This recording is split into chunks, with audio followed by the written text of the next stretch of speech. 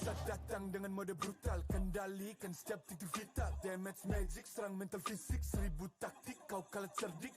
Mau coba jatuhkan sama mana bisa, siasatmu sudah saya analisa. Terdapat selak, gerak, geriku sulit tu dilabrak. Game over, hancurkan semua tawa. Kombinasi skill dan power, teleportasi ala Enoku yang LOK. Kau tahu ku tak bisa redam, pula tekadku yang takkan padam. Tu kehormatan yang tak bisa dibeli, saat saya genggam jangan harap kembali. Adu mekanik tingkat tinggi, siapa paling berani? Aku paling gigi. Pedang raja yang ku hulus, tebasannya bak angin menghembus. Long life the king, akulah raja, dentuman zira, ini mental baja. Akulah hukum dalam wujud nyata, seni tempurku sesatu kau baca.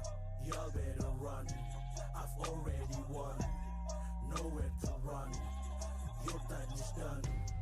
Tidak bisa kau atasi, berat untuk kau hadapi, Kalah pedangku menari, kau balik kanan dan lari,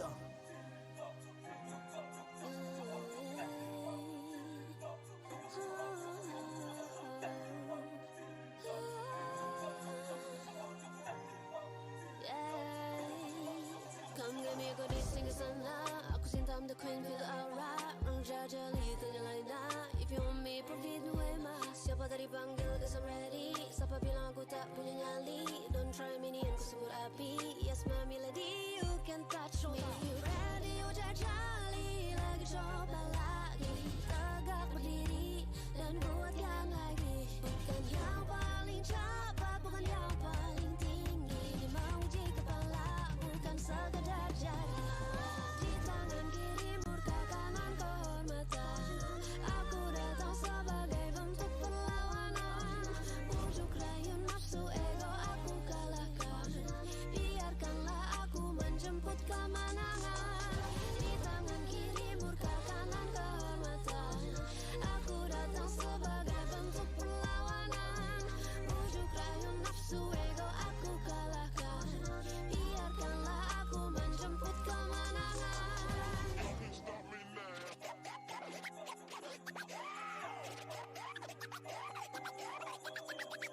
I was born with the crown.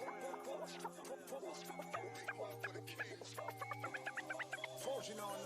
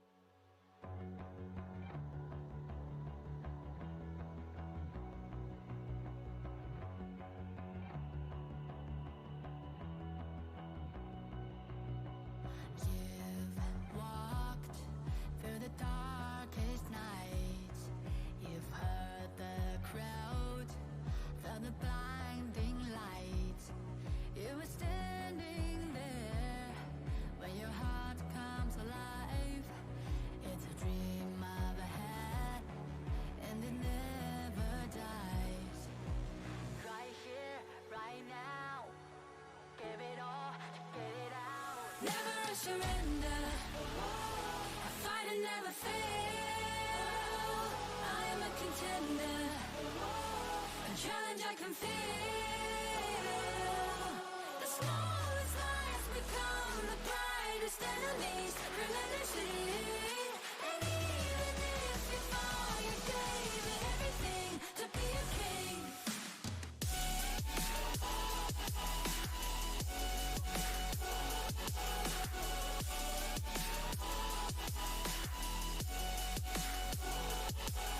The smallest lies become the brightest enemies. Relentlessly.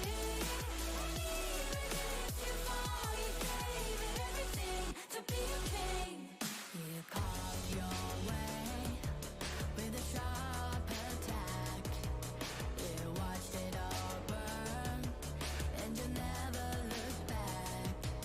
There will come a day when your fears will rise. You protect your crown, so it never dies. Never surrender. I fight and never fail. I am a contender. A challenge I can feel. The smallest lies become the brightest enemies. Relentlessly. And even if you fall, you gave it everything to be a king. On my way, on my way. Find my way, find my way.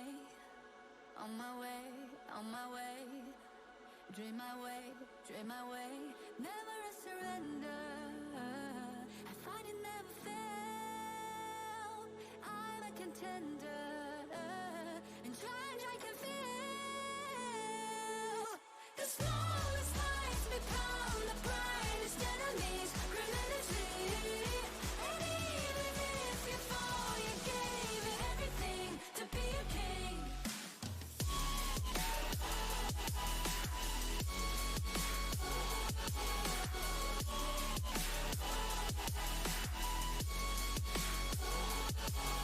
The smallest lies become the brightest enemies. Relentlessly. And even if you fall, you gave it everything to be a king.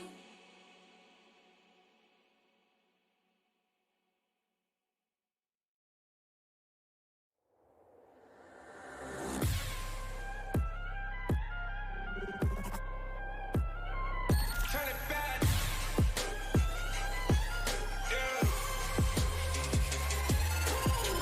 Gear out the weapon, getting ready, coming down. Pay attention to the challenge, tell me where you from. Gotta be tough, gotta be strong, gotta be savage like animal. Every time you tryna push me down. Look at me, I'll be lying down when I run around. And I make a sign, I will catch up. Watch out, it's better feel, kind of mercy. Look at me, I'll be rising. Carry the season, look out the time, gonna weapon. You never hesitate for another moment, but my bone is golden. I'm invincible, just let him know. I can show you all the glory I own. Through the jungle, find a way to the palace. I'm waiting. Go, live and can we go? It ain't a way for turning back. Storm is coming, tired of your call. It's my kingdom, fire blowing up. We the kings, it's our honor showtime.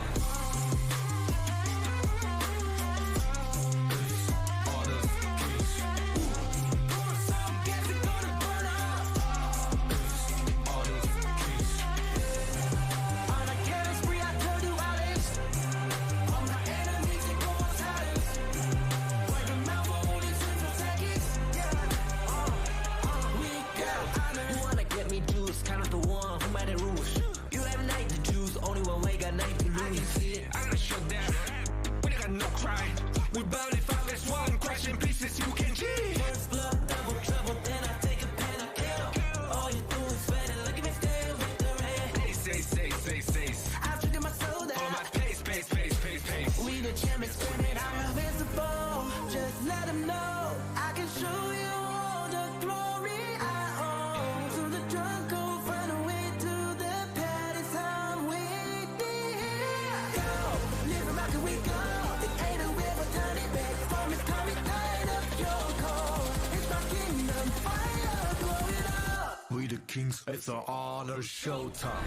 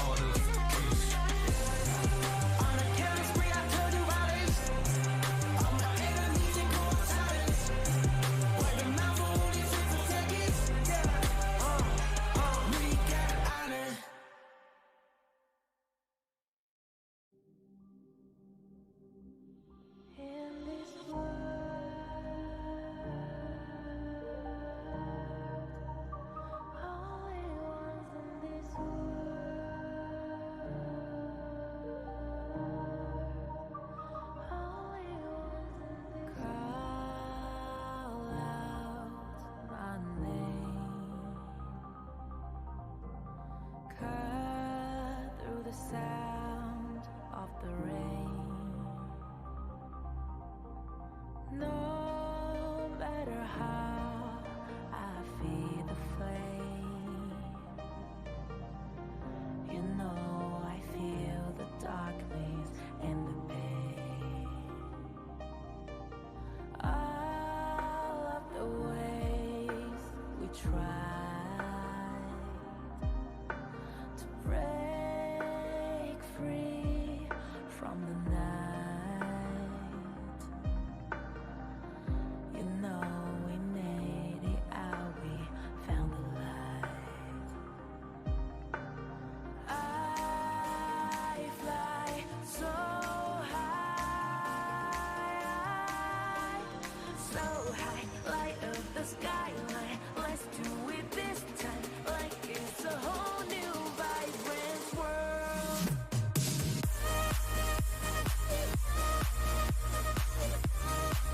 Like we're the only ones in this world. Like we're the only ones in this world. Now I see that I got everything I need. It's alright, I'm on fire, I'm alive, 'cause now I fly so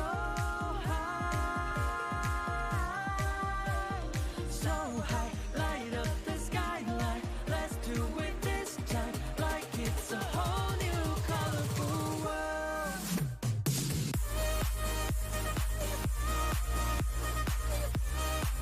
Like we're the only ones in this world. Like we're the only ones in this world. Never thought we'd get this far, burning like the stars. How we get this far, like we're the only ones in this world.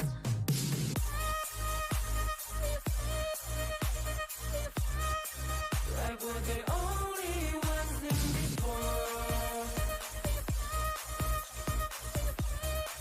Like we're the only ones in this world.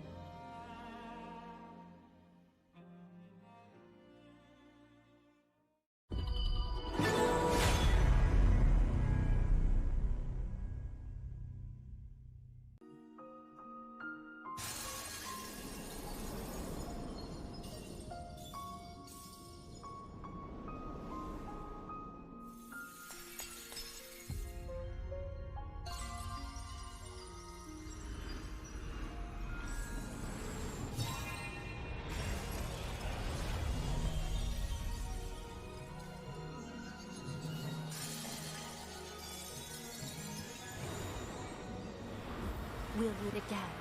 I'll make sure of it.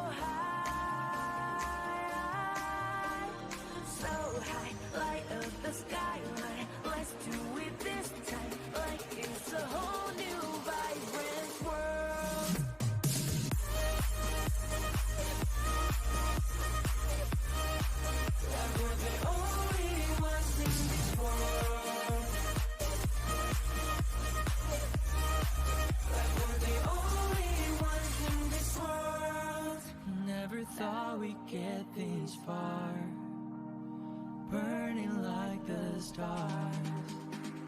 How we get this far, like we're the only ones in this world.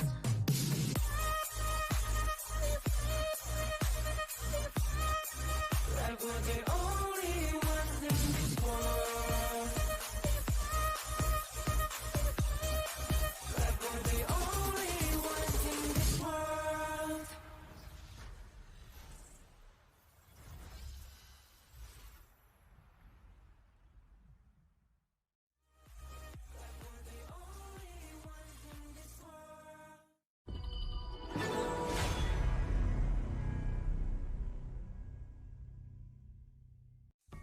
Grandpa, what happened in the monkey story? Anoman. Yes, he made a promise to bring Cinta home. Was he lucky? He got caught, and flames rose. A huge fire.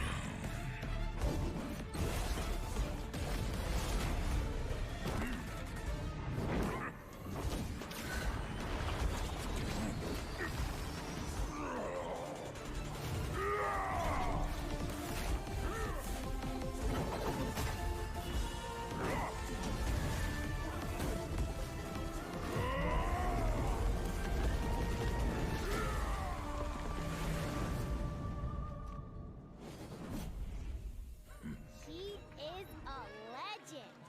Yes, a man will always admire.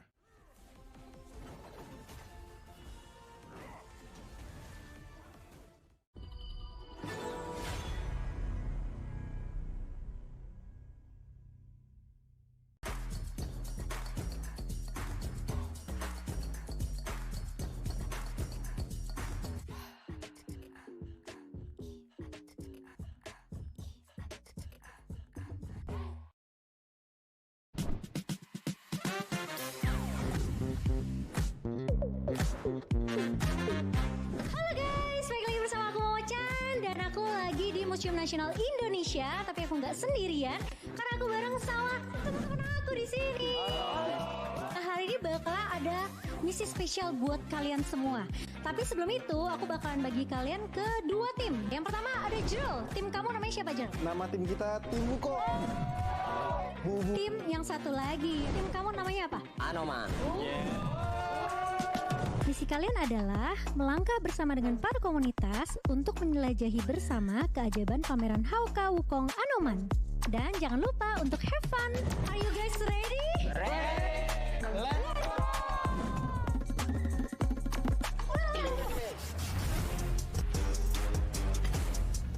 Loh, kok nggak boleh masuk?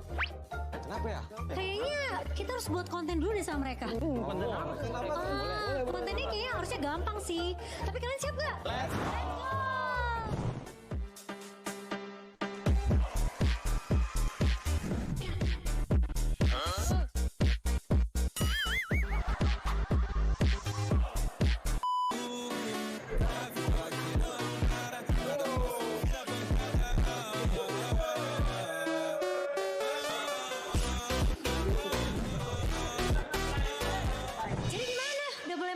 museum. Oke guys, let's go.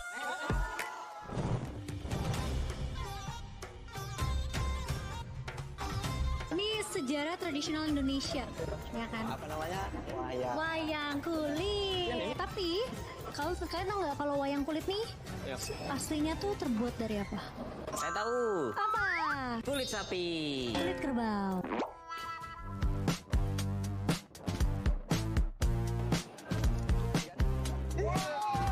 Bang toket itu.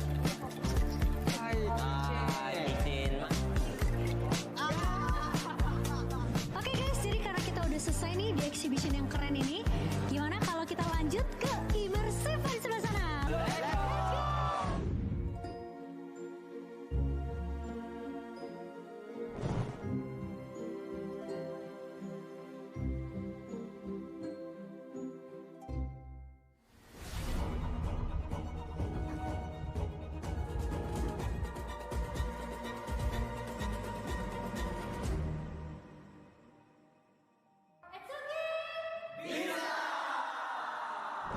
Oke guys, jadi itu dia hari ini kita udah selesai turnya untuk special HOK exhibition juga. Gimana, seru banget gak? Seru! Keren, aku mau ngucapin terima kasih buat waktunya kalian juga, terutama untuk ACE Community. Thank you so much.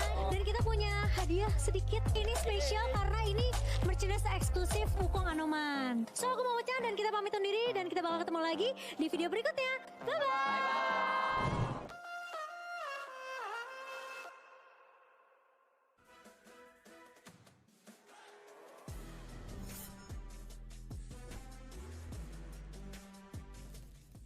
In the right way. Xuan over here taking a 1v2. Flashes in with the splash combination here. Finds the 1v2. Gets the assassination also in the 1v2 situation. Also in the backside here. Mushi flashes away from Just G.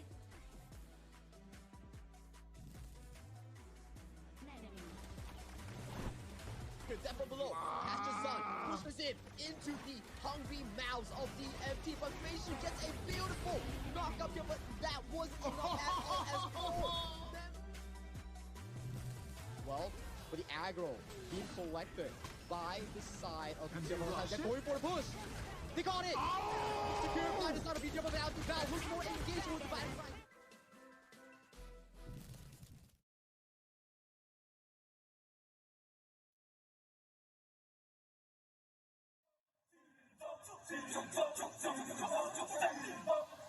Kings Invitational Series, let's go. Bertahun-tahun ku ditempa, harap yang karang murka, enemy di setiap langkah, Ganteng datang mencoba, panggil ku one man army, satu orang 1000 nyali, Del spirit dalam nadi, sini maju kuladeni. Langkah sudah jauh, mereka pikirku mau mundur dan buang sau. Kehormatan yang utama di puncakku pertama, berdiri hantam balik semua yang halangi arah. Pikir lagi kalau kau mau halangi, genderang perang sebab bunyi sini hadapi. Old school tank mentally dia takkan berhenti, bukan instan imitasi. Coba kau lihat sapu cara bermain agak lain dengan strategi yang saya desain. Aku lemah mastermind di balik kekacauan. Satu punchline sapu ku mundur semua lawan. Insting tepuku deteksi ancaman, enemiku libat seperti Anoman. Satu pukulan tangan kosong, jatuh runtuh panggil aku Wukong. Power hantam lawan yang menghadap, sapu cakar lebih tajam lebih dari kopong pedang. Yang saya incar turawana bukan tata singgah sana, maka wajar apabila dong bilang sampai bijaksana. Siapa yang berani mendekat kemari, sayang kesana atau kau yang kesini. Jutaan kalian pun saya terakan lari, seranganku cepat sulit kau hindari. Dominasi ku kendali, berotasi ke tiap sisi ku ambil alih. Saatnya kita untuk eksekusi. For my party, push, push, push, push, push, push. Everybody move, move, move, move, move, move, yeah, move, move. Saat datang dengan mode brutal, kendalikan setiap titik vital. Damage magic, serang mental fisik, 1000 taktik, kau kalah cerdik. Mau coba jatuhkan sama mana bisa, siasatmu sudah saya analisa. Terdapat selak, gerak, geriku sulit tu dilabrak. Game over, hancurkan semua tawa. Kombinasi skill dan power, teleportasi ala Enoku yang eloke. Kau tahu ku tak bisa redam, pula tekadku yang takkan padam. Tuh kehormatan yang tak bisa dibeli, saat saya genggam jangan harap kembali. Adu mekanik tingkat tinggi, siapa paling berani, aku paling gigi. Pedang raja yang kuhulus, tebasannya bak angin menghembus. Long life the king, akulah raja, dentuman zira, ini mental baja. Akulah hukum dalam wujud nyata, seni tempurku susah tukar baca. Y'all better run, I've already won. No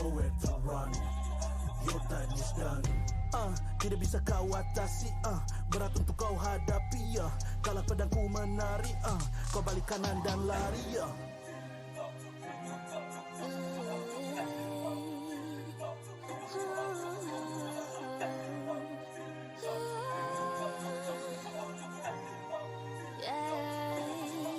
Come give me a good sing a sana. Aku cinta I'm the queen, feel the aura. Orang jajali ternyalain dah. If you want me, profit me way mas. Siapa tadi panggil, cause I'm ready. Siapa bilang aku tak punya nyali. Don't try me, ni aku sebut api. Yes my milady, you can touch me. You ready, oh jajali. Lagi coba lagi. Tegak berdiri dan buatkan lagi. Bukan yang paling cepat, bukan yang paling tinggi. Dia menguji kepala, bukan sekadar jadi. Di tangan kiri murka, kanan kehormatan. Aku datang sebagai bentuk perlawanan. Bujuk rayu nafsu ego aku kalahkan. Biarkanlah aku menjemput kemenangan. Di tangan kiri murka, kanan kehormatan. Aku datang sebagai bentuk perlawanan. Bujuk rayu nafsu ego aku kalahkan. Biarkanlah aku menjemput kemenangan.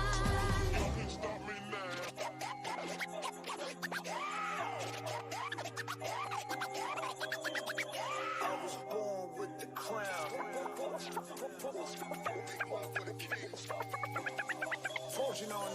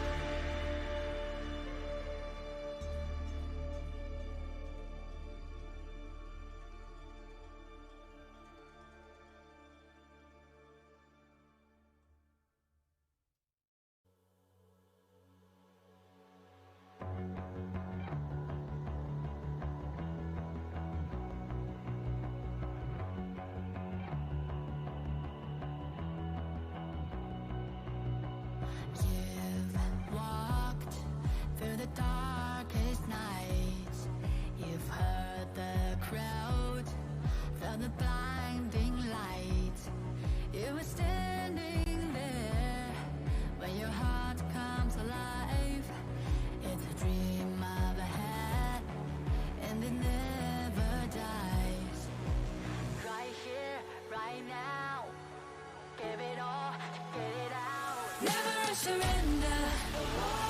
I fight and never fail. I am a contender. A challenge I can feel.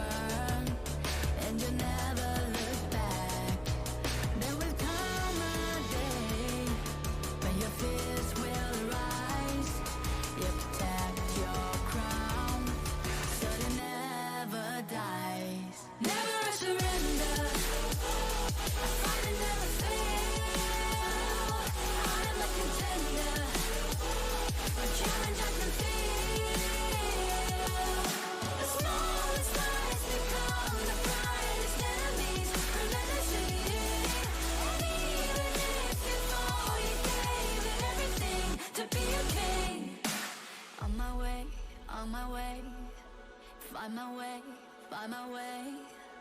On my way, on my way. Dream my way, dream my way. Never a surrender. I find it never failed. I'm a contender. And challenge I can feel. The smallest lights become the brightest enemies. Grenadity. And even if you fall, you gave it everything to be a king.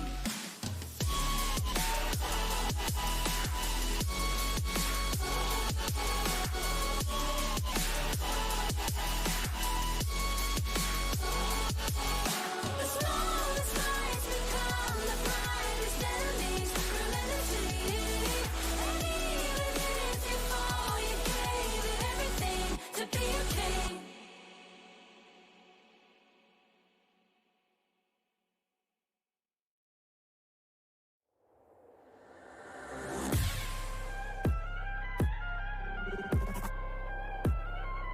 Turn it back.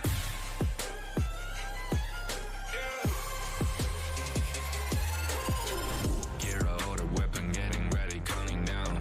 Pay attention to the challenge, tell me where you from. Gotta be tough, gotta be strong, gotta be savage animal. Every time you tryna push me down. Look at me, I'll be lying down. When I run, you don't make a sign, I will catch you. Watch out, it's better feel, got no mercy. Look at me, I'll be rising. Carry the season, you got a damn, got a weapon. You never hesitate for another moment, but my bone is golden.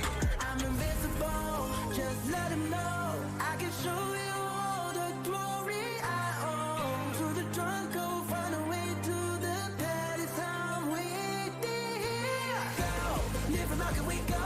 It ain't a way but turn it back. Storm is coming, light up your cold. It's my kingdom, fire blowing up. We the kings, it's our honor showtime.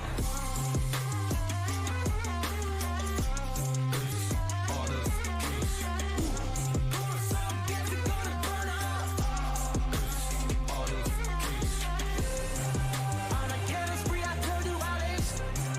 On my enemies, they go on silence. Wipe them out for only 6 seconds. We got honor. You wanna get me juice, kind of the one who made the rules. You have night to choose, only one way, got night to lose. I can see it, I'm gonna show them. We got no cry. We bout it, fuck this one. Crash in pieces, you can cheat. First blood, double trouble, then I take a pen, I kill.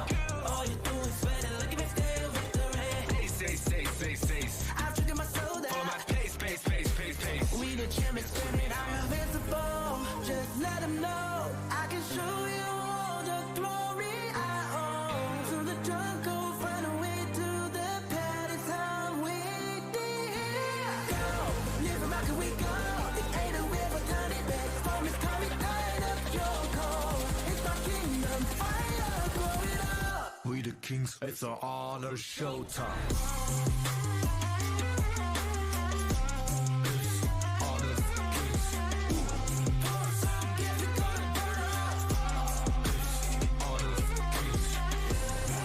On a careless spree, I told you all this. On my enemies, they go on silence. Wipe them out for only 6 seconds. We got honor.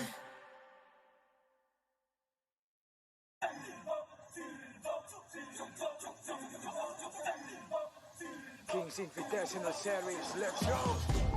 Bertahun-tahun ku ditempa, harap yang karang murka, enemy di setiap langkah, ganteng datang mencoba, panggil ku one man army, satu orang 1000 nyali, bel spirit dalam nadi, sini maju kuladeni. Langkah sudah jauh, mereka pikirku mau mundur dan buang sau. Kehormatan yang utama di puncakku pertama, berdiri hantam balik semua yang halangi arah. Pikir-pikir lagi kalau kau mau halangi, genderang perang sebab bunyi sini hadapi. Old school tank mentally dia takkan berhenti, bukan instan limitasi. Coba kau lihat sapu cara bermain agak lain dengan strategi yang saya desain. Akulah mastermind di balik kekacauan. Satu punchline sapu ku mundur semua lawan. Insting terpukul deteksi ancaman, enemiku libas seperti Anoman. Show satu pukulan tangan kosong, musuh jatuh runtuh panggil aku Wukong. Masih strong power hantam lawan yang menghadap. Sapu cakar lebih tajam lebih dari kopong pedang. Yang saya incar turawana bukan tata singgah sana. Maka wajar apabila dong bilang saya bijaksana. Siapa yang berani mendekat kemari? Saya yang kesana atau kau yang kesini? Jutaan kalian pun saya akan lari. Seranganku cepat sulit kau hindari. Dominasi, ku kendali, berotasi ke tiap sisi, ku ambil alih. Saatnya kita untuk eksekusi. Oh my party, push, push, push, push, push, push. Everybody move, move, move, move, move, move, yeah, move, move. Saat datang dengan mode brutal, kendalikan setiap titik vital. Damage magic, serang mental fisik, 1000 taktik, kau kalah cerdik. Mau coba jatuhkan sama mana bisa, siasatmu sudah saya analisa. Terdapat selak, gerak, geriku sulit tu dilabrak. Wah, game over, hancurkan semua tawa. Kombinasi skill dan power, teleportasi ala Enoku yang eloke. Kau tahu ku tak bisa redam, pula tekadku yang...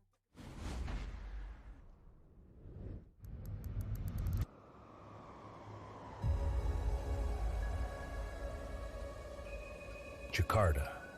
Today, the city isn't just a capital, but a home ground. To the honor of Kings Invitational Season 4, it's our game! The battle lines are drawn. The first match saw brother fight brother. Dominator took control of the gorge with impressive performances from CC and Tian X. And though Kagendra fought their hardest, here, double unending sorrow. Dominator showed that they have what it takes to represent the strength of Indonesia. And now at KIS4, we can champion at Jakarta also. We want to bring the trophy to Jakarta. In match 2, it was the clash of kings. The code breakers sought to break the code, but both Xuen and Wendy proved unbreakable. 4-2 exchange in favor of Nova Esports on towards the cross that side, making a double coming in from Nova Esports mid lane. With a 3-0 sweep, Nova showed why they are the defending champions of KIS. I think Shun's playstyle is really like disciplined and more like tactical than other Clash laners, so it's kind of hard for me to fight him like that. In the final match of the day, with exceptional performances from BTR's new roster, The Grandmaster's force, hiding already 2 members, slicing them down. Make that a tree before he falls. Now triple kill in towards the hands of BTR's. John Q was able to make incredible plays, even with a surprise lead buy pick in Game 3. They got it! It was a show of force for BTR as they protected the home ground. We have shown you BTR chemistry. Watch out for us. The missions only get harder from here as rivalries deepen. What will the Gorge reveal for us today in Day 2?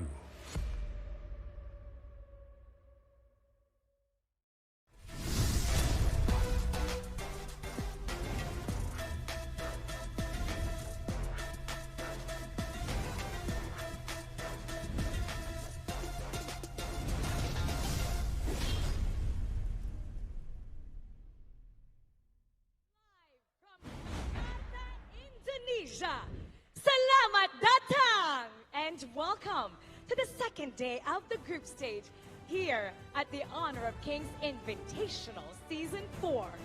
Today we'll witness the birth of a new contender, ready to introduce themselves and show their desire to become kings of the world. And it doesn't end there. The heat between the IKL and PKL continues as we'll witness 2 exciting matches that will be centered around a rivalry. I'm Mara Aquino, and this is the year that we rise for honor. Teams rally to the top, but only one can claim the throne. Tell the story of the Daycasters and lead the Gorge.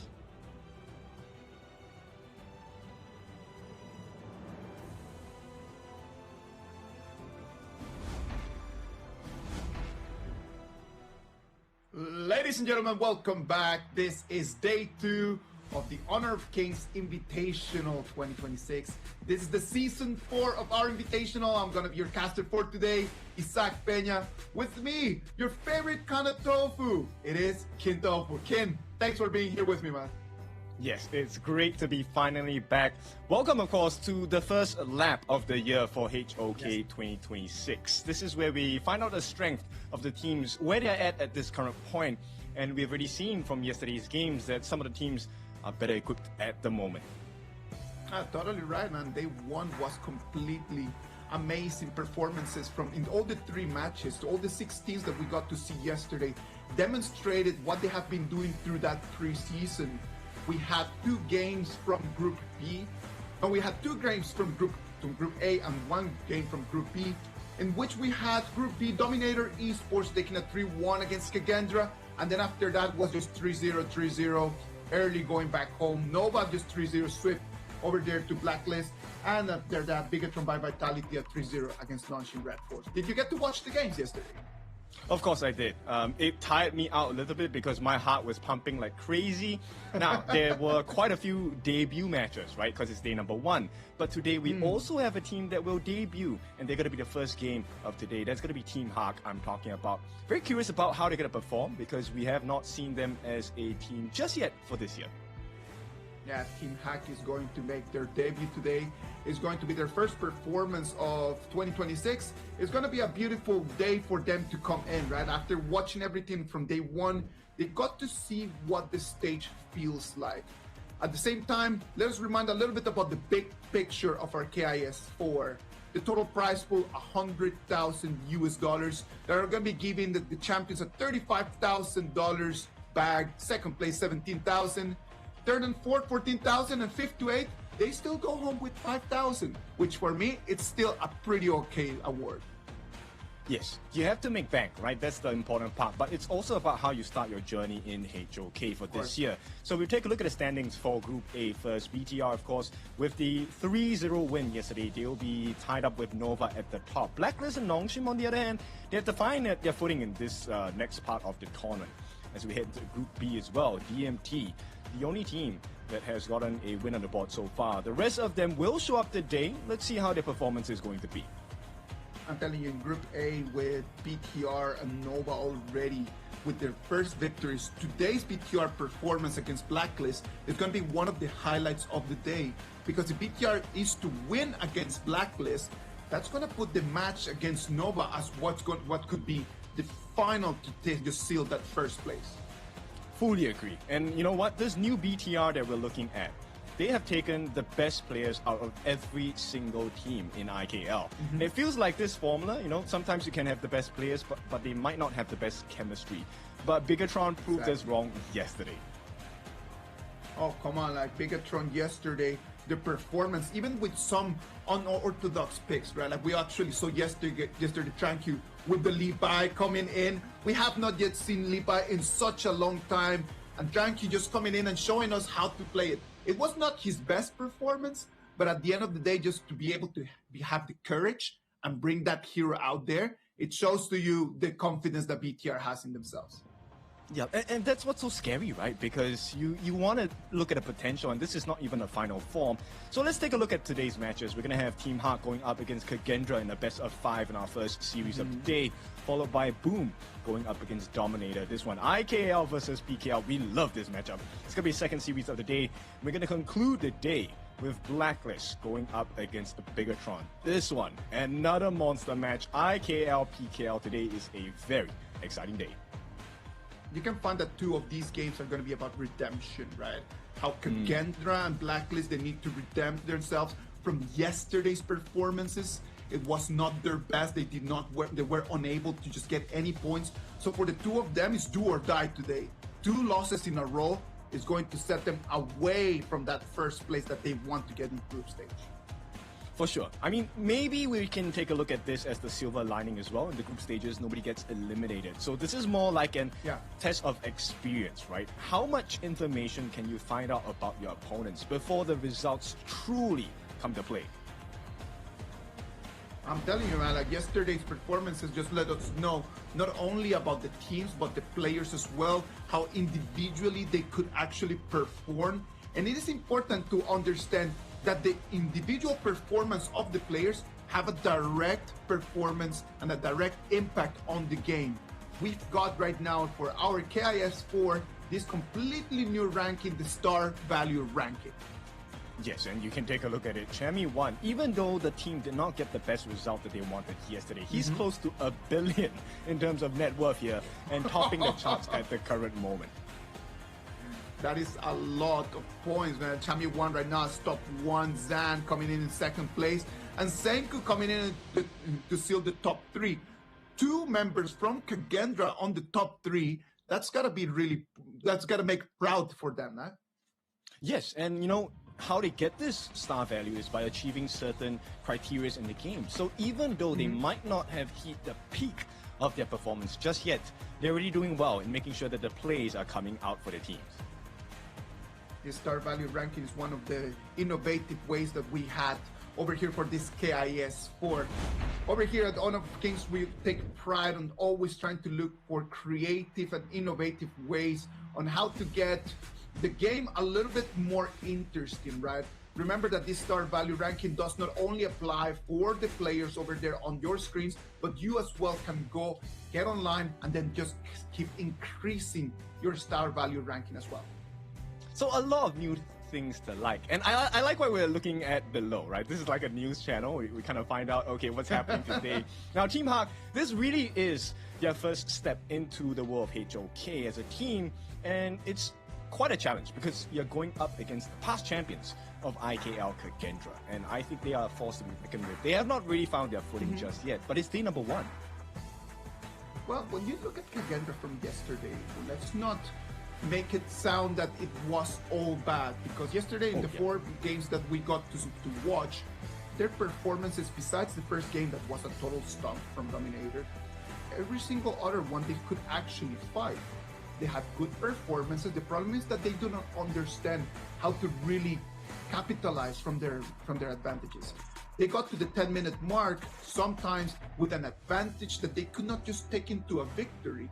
So from yesterday's performance, I'm not really worried about Kagendra as much as I am right now curious about what Team Hack could actually do.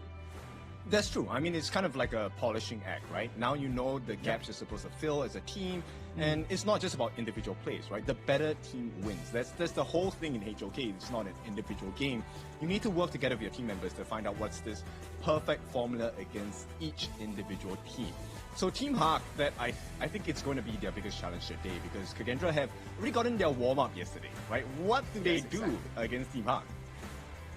Oh no, come on, like at the end of the day, Kagendra already stretched, already took the nerves out of the whole 2026 coming in from the preseason. They're already out there. They're already ready to go. Team Hack on the other side, they're gonna have to prove if all this composition around Bai, it's actually going to work, right? Like we know that Bai is going to be the main player over there for Team Hack, as he's gonna be the core jungle. Will the other players who are not actually just unfamiliar faces to us, would they be able to have the synergy to go around with Bai? Yeah, I truly feel that as well, right? Synergy is definitely something that's very important. It's really what makes or breaks a team. And so far, I think based on what we have seen yesterday, right, Kagendra have found their footing a little slower, but still, they will be able to do it. And bear in mind, they are also backed by their coach, Reflect. Reflect has been with them since day number 1. You can take a look at their fans as well. The Balagendras, as we call them. Kagendra, you can see how the fans are already. That's one of the beautiful things about having home advantage, right? If you have home advantage, your fans are going to be right over there. It doesn't matter the numbers. It just matters the energy that they can bring you in. And then on the other side, they're going to have to fight against that. Having the turf advantage for Kagendra is going to be something that Team Hack is going to have to try to break. I love this. It's called the first prowl, right? So you're kind of like a jaguar hiding in plain sight, waiting for that opportunity to really get the slice in, right? And I think Team Hawk, they have the potential to do it, but everyone has potential. It's who manages to realize it today. Potential is everywhere, man. Like we're talking about the top players and top teams in the world. So I do believe that every single one of them has earned the way to making it here. You can see the photos over there of the 2 coaches, the one coach from Kagendra and the one coach from Team Hack. These are people that they spend so much time preparing the strategies that they are going to have to put to measure over here in the next 5 minutes. Fully agree. Now, we talk about experience, and Reflect definitely has that on the side of Kagendra. But Amox, I need to give you this piece of information. Amox is entirely new into our ecosystem of Honor of Kings. So this is also his first challenge. Well, when you have your first challenge, you have some kind of energy, you have some kind of drive that a lot of people that might have a lot bit more experience in our ecosystem might have already lost, or they might just have like weakened a little bit. When you come in as a new person in an ecosystem, you want to demonstrate, right? So you're very eager. That could be going in two different ways. When you're extremely eager, you might make some little mistakes, but at the same time, when you're very eager to do well, there's an extra energy that in difficult situations might give you an edge. And this is something that I really like, right? We've already talked about this since last year. All of the HOK events. What really makes a strong team is their ability to adapt to that situation. Now this time they have a little bit more breathing space. It's a best of 5, let us remind you once again. So you have 3 tries, right? If you get a total of 3 wins in the series, you take the entire thing.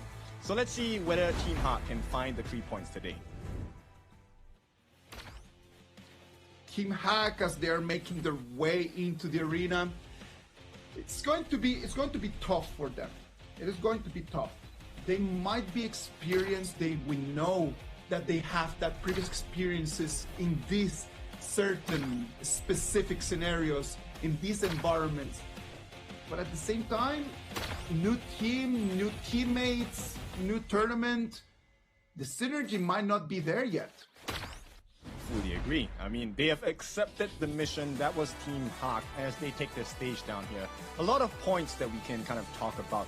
I think let's focus. I want to zone in on one of my close friends here in Team Hawk, John, in the Clash lane. John, he also has something to prove in this tournament.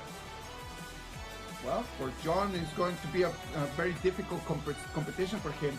We know that he is a very popular content creator. Well, he's gone and earned his spot over there where Team Hack, not based on popularity, but actually in his performances. There's always going to be a line of doubt over there where people would say he's right over there just because of the amount of people that he can pull, but actually today he has an opportunity to show to us that he is actually able to play this game.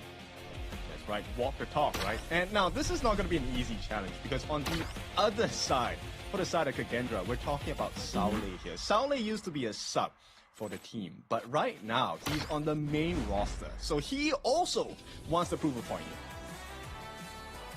Saule yesterday had some good performances. Me personally, seeing him yesterday on the Baitsi, for me it was really nice. A hero that has not been seen a lot. The way that he initiated, in my opinion, was really good. From Dominator, they said that Saule gave them the opportunities to actually be able to turn things around. But in my opinion, from my eyes, what I saw was Saule understanding completely the mechanics of the hero, jumping in. And it was not a problem with his mechanics, but it was a problem of the coordination with his teammates. Yes, I fully agree with that point as well. Now let's take a look at Team Hawk here. It's going to be represented by Bai, Lola, John, Nornor, as well as Man. So we talked about the chemistry of Team Hawk. That is their first challenge of the day. And of course, going up against Kagendra is no easy feat. To do it in your debut match in KIS4, this truly is a tall mountain to climb. It is a tall mountain to climb. Let's wait and see if they can actually be victorious by the end of the day. In front of them, they're going to have a team that is one of the strongest in IKL. It's going to be Kagendra. Same 5 members as yesterday, Saule, Feisha, Zan, Senku, and Lu. Can they change what they did yesterday? Do you think that they had enough time to actually make the changes necessary to have a different result today? I think it's really just about the mentality, right? My gut feel for Facial yesterday was kind of like, okay, it was an introduction. Has he calmed his nerves yet? Because Facial is not bad. I think it was really just the composure that got to him. And it's hard to expect more because you're playing in front of a live audience. Playing in person is definitely a very stressful scenario to be in. It's a completely different beast, right? But that's why they are the pros, man. That's why they are the pros. That's why they are there and we are here. It's just that simple. when the stakes are this high, you need this different set of skills that's going to allow you to bring the best value to the team that you are representing. Before we jump into the BP, let's talk a little bit about the heroes from yesterday. Yesterday, it was a very clear trend on the most picked heroes. Channel was in every single match it was played. There was 5 picks out of 6 possibles, and Diadia, it was the same 5 picks out of 6 possible. I like it a lot because we talk about single target burst damage. This is something that Channel definitely offers as the pack leader as well. With multiple targets you have to deal with, the wolves and as well as the traps, it's really hard to tackle that problem. And to add on to that, the Diadia with the heals is something that most teams, if you don't have the burst, they outlast, they outsustain, and then they finish the job. I remember talking to Sky last year in December when we were discussing about the heroes that we like. Sky just mentioned that Diadia is the hero that for her is the most complete out of all of the heroes in Honor of Kings. It's got initiation, it's got sustain, it can deal some sort of damage, it can be good on the ones, it can be good on the group battles. For us, Diadia is one of those heroes that it must be picked. As long as it is part of the meta, for me, Diadia should always be part of my roster. Yes, very flexible pick as well. And of course, if you want to cheer for your team, we're going to put you on screen as well. Metro, we felt your love. Rua Yudin as well. Thank you for all of the messages to your team. Team Indonesia here. They showed that they are forced to be reckoned with at KIS4, right? But that's game number 1, day number 1. They need to keep consistent. And that is the message for Kagendra today. Hopefully Kagendra today is going to be able to show us something different compared to yesterday. Well, let's wait and see. I am really looking forward to that. When you start thinking about Kagendra and doing things differently, who do you think that is going to have to improve compared to yesterday? I really think it's about the jungle this time, right? For Kagendra, if Facial does steal his nerves, get those executions and rotations a little bit quicker than what he did yesterday, I think this should be a win for them. On the flip side, we have seen the growth of Bart, right? All the way from RRQ now into the hands of Team Hawk. Has he proven that his mechanical skills have improved since then? Today we'll just have to wait and see. Today we'll have to wait and see to see if he actually is up to the task. For junglers, it's very difficult, right? Because yesterday, actually, after you analyze the meta and you actually analyze the victories from yesterday, most of the teams that won, they did it on very big core jungle assassins. So if Bai and Facer can come in here today and be able to utilize the Jinx, the Lunas, the Lambs, the Musashis, if they can utilize that kind of heroes to their advantage, we will be able to have a very beautiful game. Yes, definitely. You can see the confidence in John there. he's looking excited. He's looking ready for this first game in the best of 5 as well. But we talk about the competition quite a bit. And, I also found out that yesterday we actually had quite a lot of early game-centric heroes like the Pei, right? And teams didn't really seem to shine on that yesterday. It's difficult, man. It's very, very difficult. I do believe that coming out of the preseason and then just immediately into day 1 of the KIS4 makes it tough for a lot of them to be able to find the dexterity that they need in order to be able to perform. So if you come in and then you want to have like that, those kind of heroes that they are very tempo specific. It's very tough for them to really perform in the first day after a long time of not competing. That's true. I mean, we did see teams try that, right? Quite a few teams yesterday did try for that early level 1, level 2 invade going into the Crimson buff or the Azure buff as well. Did not really manage to find that formula yet. But once again, these are teething issues. I think today we'll see much more crisp and calculated gameplay by all the teams here for day number 2. Well, we are getting ready into moving into this first game of today. This is going to be the second game for Kagendra. It's going to be their debut for Team Hack. We're live from Jakarta. Jakarta, Indonesia, beautiful place where we're going to be able to see the performance of the first tournament of the 2026. 2026 is going to bring us a lot of different performances, a lot of very different performances that hopefully will bring us to the top level of our competition. All right, so let's get started here. Kagendra is going to be on the blue side, so they get prio pick. At the same time, Team Hawk on the red side. Now, do be reminded, we are practicing something called the global ban pick. You pick the hero once, you will not be able to use it for the rest of the series since it's a best of 5. The first round of bans and picks are coming up. The Ogren is going to be taken out of the table from Kagendra, and Tricha is going to be taken out of the table from Team Hack. Yesterday, the Tricha was so participate in the VP. It was very frequent for us to see the Tricha either being banned or being picked yesterday from day one. One of those heroes that people do not want to be facing. For good reason, right? Chicha is one of those heroes where once you run out of CC, she is practically unstoppable. And she has great sustain as well. Once she hits that final form, it's going to be a big problem. Now, Team Hawk, I like this respect going in for the side of Facer. They actually took out his Tigress Pay. But Kagendra, they start off the Mai, Fire Ninja. Come on, do your best. Very good. Just yesterday, they might have very good performances as well, right? One of those top 5 heroes that were picked yesterday. Mai just allows you to have the burst damage. And we've been seeing that since yesterday's performances, having the Mai allows you for mobility. And that mobility has been key in our tournament right now. Yes, and with the ability to steal camps really early on, that power spike in the early game is something that Kagendra wants to rely on. But one of the solutions that Team Hawk can really take a look at is Mega Tanks, right? Kagendra, they're gonna look in for the Featherfoot here, the Fade.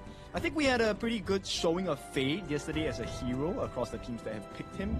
Let's see if this trend continues today. Yesterday we saw that Fade coming in that first game. And I remember that for Kagendra, yesterday when they were actually playing against Dominator, they wanted to really focus a lot on what Facer could do. And Fade could be actually one of those options that could allow them just to put the spotlight on him. Yeah, for sure. I mean, the ability to JD fire any member within range and get the insta-kill, that is a very useful tool. And like we talked about before, Team Hawk here, looking for that Flowborn tank, Peaceful Face here, going to be a great answer, right? Because you can't really burn him down too fast. Flowborn tank yesterday had a lot of very good performances as well.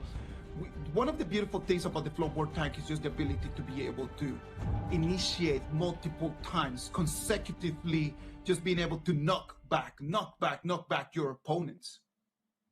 Yes, and it's a very useful tool, right? We have seen teams use the diversity of it, right? In terms of the roam, we have like the Da Chao Lantern Light, where you get the TP back home, the second skill. But Team Hawk wants to go for a more aggressive approach here. With the Bond Weaver, the idea is going to be able to provide the heals.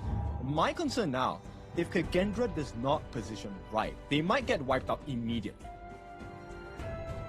The positioning right now that Team Hack knows that right now they need to target on that channel. That's why Tramfe and Lapu Lapu just completely banned out. It's going to force that channel just to get a roamer or a support that might not provide that much vision. And we know that the channel needs time to actually get his damage online. For sure. And my concern now is Kagendra, where is the sustain? Where is the tank, right? Because they have damage on hand, but then this also means if they get caught out by Team Hawk, now there is a board master, the Yixing, one of my personal favorites. Once the board gets laid down, they're caught inside. I think it's done deal. I think that every single time that we have played together, Ken, I think that you have been playing that Yixing every single time. It is literally your favorite. It is. It truly is. Because I know what it's like to catch people on the board. You get that very nice combination of your first and second skills. And you know what? It would have been great if the Dharma was in the hands of Team Hawk. But Kagendra knows better. Coach Reflect knows better. They pick it for themselves along with the Immortals Peacekeeper. Now that puts Team Hack in a very big trouble, right? Because right now, in terms of Clash Lane, right now there's nothing that could be a really good option in there. Guan Yu, it is meta right now, but the problem is that you've got the Kachusens coming in from the mid, you have the Cannon Blast coming in from the mods, and so there's a lot of options that could slow down that Guan Yu, and we know that Guan Yu does not want to be slowed down. For sure. And Kagendra, like for Kagendra, the fight starts even before Team Hawk enters within range, right? There's so much poke. They have the Lupine Traps by the pack leader, they have the Cannon Blast by the Peacekeeper, and like you said, the Kachosens coming in from the Fire Ninja. These are all big poke abilities, and Team Hawk, even before the fight starts, they might be low already. Well, this table has been set. We have already locked in what the heroes are going to be for this first game of our match number 4 of the tournament. Remember that this is going to be best of 5, right? You do not have a lot of pressure over here in this first game, but at the same time, losing here might put you on your back heel for the rest of the series. Agree, because we have some pretty big picks here, right? The War Saint, Guan Yu here already picked up. The Parasolar, one of the stock standard picks we've seen from across the board for all teams, because she's so mobile, she has a lot of burst potential in the late parts of the game. This is something that is going to cost Team Hawk if they do not take this game. From what I saw yesterday, the Arlie had a very good time yesterday in her matchups against the channel. So what different can Team Hack do right now to continue doing that? Because I know that the channel has been extremely favorable pick, and the fact that for Arlie she needs to really just be dealing damage into one single objective. In terms of the laning stage, it might give the advantage to channel. What do you think? Definitely will, right? Up until the point where the farm laner on the side of Team Hawk, Lola here, gets that first lightning charge, right? Once he gets the massive magic damage coming in, multi-target attacks, that is where Team Hawk can really shine. I can see right now the mid laners in here just having a very important role to play. We know that mid lane might not be the most important lane right now at this moment of the game because of the damage they can deal, but the rotations are going to be critical. Well, this is going to be our first game of the day. We're going to have Kagendra on the blue side, and we're going to have Team Hack on the red side. All right, so we start off with the usual here once again. If you have not attended the event, Jakarta Assemble, in the game as well, you can actually vote for your teams and get some amazing rewards by making sure that you add on, support your team in the game as well. All you have to do is to claim those event points. It will be popped up on the right-hand side of the screen. Kagendra with a very clear opening right over here as they can take the fire hopping right now. The initiation over here, like the 3-man rotation, and they will be able to just cut in that one more resource. Yep. So it actually slows down the farm of Lola. Nuonor was the one that actually got that camp. Now Zan is going to make sure that he gets his own. So this is going to be a slight advantage going to the side of Kagendra. A nice start for now. No big action, no rush.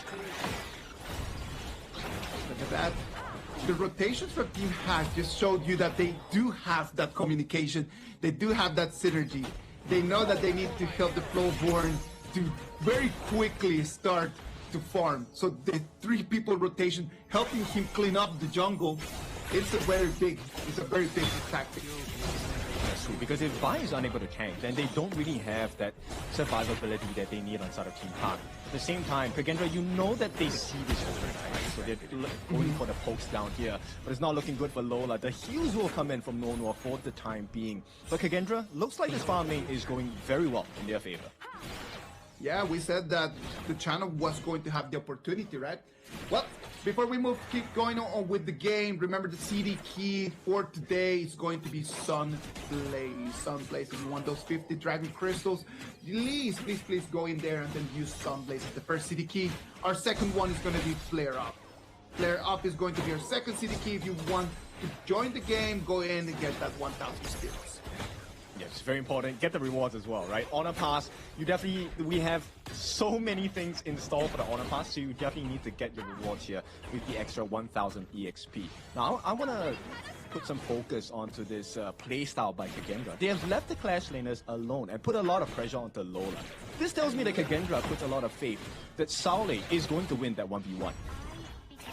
Well, Saule can win. If he cannot win it, he can still stall, right? And that's going to be still a win for them. He does not even need to win that matchup. He just needs to keep Guan Yu over there. As long as Saule with the Dharma can keep Guan Yu there and do 4v4, it is a lot better for Kagendra than it could be for Team Hack. I like this time here. 3 minutes in. This is the time you want to force the flashes or the common spells out of your opponent. So Team Hack here, Lola needs to know that something is going on because there's no one else showing on the side of Kagendra. Exactly. If you paid attention to Senku with that Mashi Nui, was just waiting for the right angle, but the opportunity just completely disappeared. Now it's going to be a 4 against 2 right over here, Ken.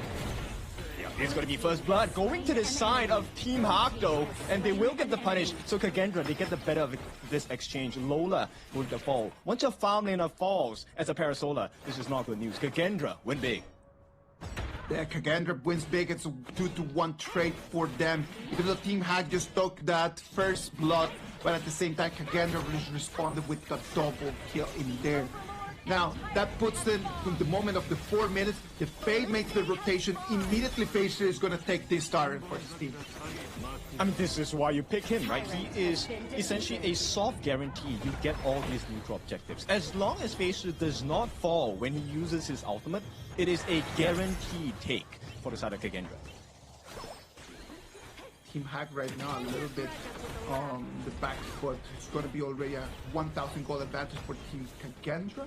So Team Hack, on the other hand, they need to start thinking about just starting to make some moves. Look at how the Guan Yu has already been released from the Clash lane.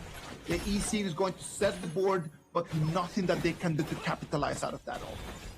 I think Kagendra definitely have learned from yesterday, right? They make this very conscious choice, allowing Zan as well as Lu to take a little bit of risk. But in exchange, they take the T1 at the top, and right now they secure themselves over 1,000 worth of gold. Right now, we can see that Kagendra has control over the waves, and they start just putting pressure over here to mid lane. It's taking almost 50%. Look at that, kid. Yeah, but it's not going to look good. At this point, they will try for the run and buy. The tank for the team will take a fall. T1 as well. Kagendra looks so strong. 5 minutes losing your mid lane turret. That is bad news for Team Hack. That is not a trade that they wanted to do. They were extremely focused over there on the bottom lane, but then after that, losing their mid lane turret, that is going to be bad news for them. It is definitely not good news at all. And bear in mind that the anti-heal properties have already started set in for both sides. Kagendra Senko already has the Venomous Staff. This is going to aid in that dwindling of healing from the side of Mono on this idea. We're moving into 6 minutes of the game right now. Kagendra's just showing that they have a better preparation. We were wondering if Team Hack was ready for this contest. And in these first 6 minutes, we have not yet been able to see them just actually taking control of the game. Do you think that it's the nerves that are kicking in, or what is going on right now? I think it's really just the nerves at this point, right? But now with the gold advantage going very strongly to the side of Kagendra, we were asking before, right? As the team composition on Kagendra, do they have enough tankiness? Looks like this hybrid build by the side of Facial with the Frostguard Embrace is going to provide a lot of value. Not only does he get that insane amount of defense, he also has extra frost damage coming in every time he uses a skill. Extra frost damage and the slowdown that's going to deal. It's going to look really good for Facial as the time and the clock just keeps passing. Look at the rotations here coming in from Kagendra. They have vision and they have information on the whole location of all the Team Hack members. Senku waiting in there in the brush. He's setting up for the Kashuzi. Yep, nice knockup with the passive activated as well. Can they get the finish on the job here? Killing spree for the side of Facial. They're looking for more. The T2 is up, but they don't care. Kagendra, here comes the save though from the side of John. He could change the entire game here with that catch itself. For now, nobody falls on the side of Kagendra, and it's looking like IKL will dominate 6-1. T2 as the next reward for Kagendra. Kagendra coming in, dealing damage, and they mean business. They thought that they could have the movement around. Team Hack did not know that Senku was waiting in the brush just to initiate this horrendous battle for them. Totally caught off guard, right? So, Isaac, let's break down this past fight. Look at that, just the Kachusen comes in and then Shiranui in the exact perfect moment. Man's box comes in a little bit too late. It's not going to be enough. The Guan Yu comes in to try to help out, but it was Facer just dealing damage. Nothing that anyone could have done against that.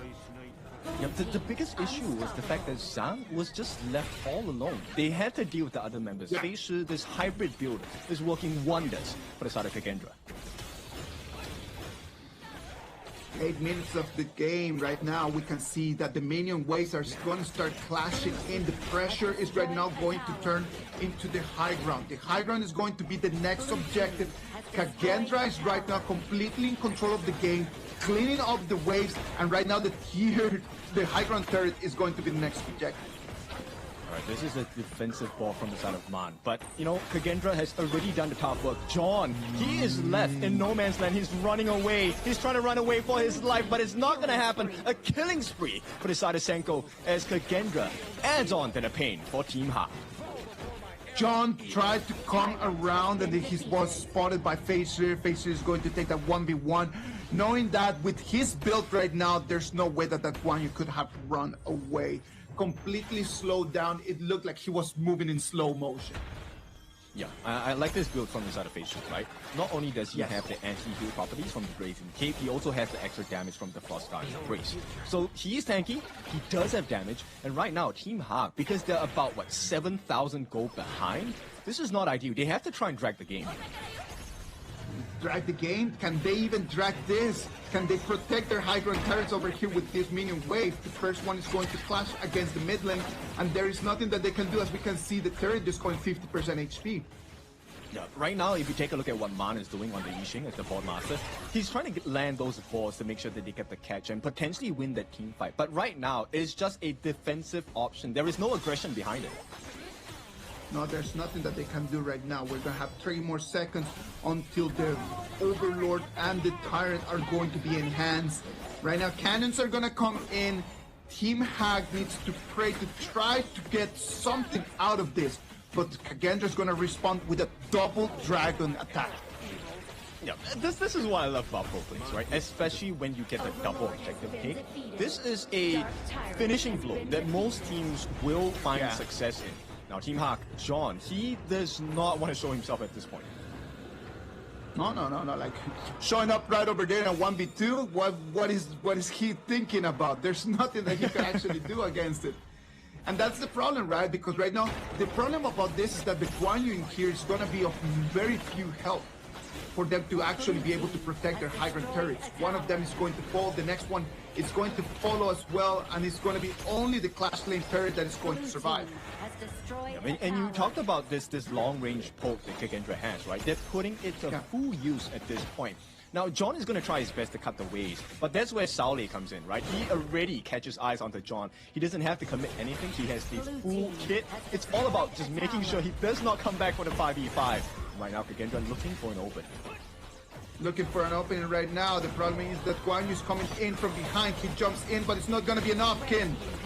Yeah, it's not going to be enough. They do get 1 kill, but Man falls in return as well. Zan, there is not enough damage for the time being, but Kagendra, if they get a nice setup from the side of the team, it's going to be success. Game number 1 could go into the hands, but the pushback from Team Hawk is going to be successful for the time being. Kagendra needs a little bit more time.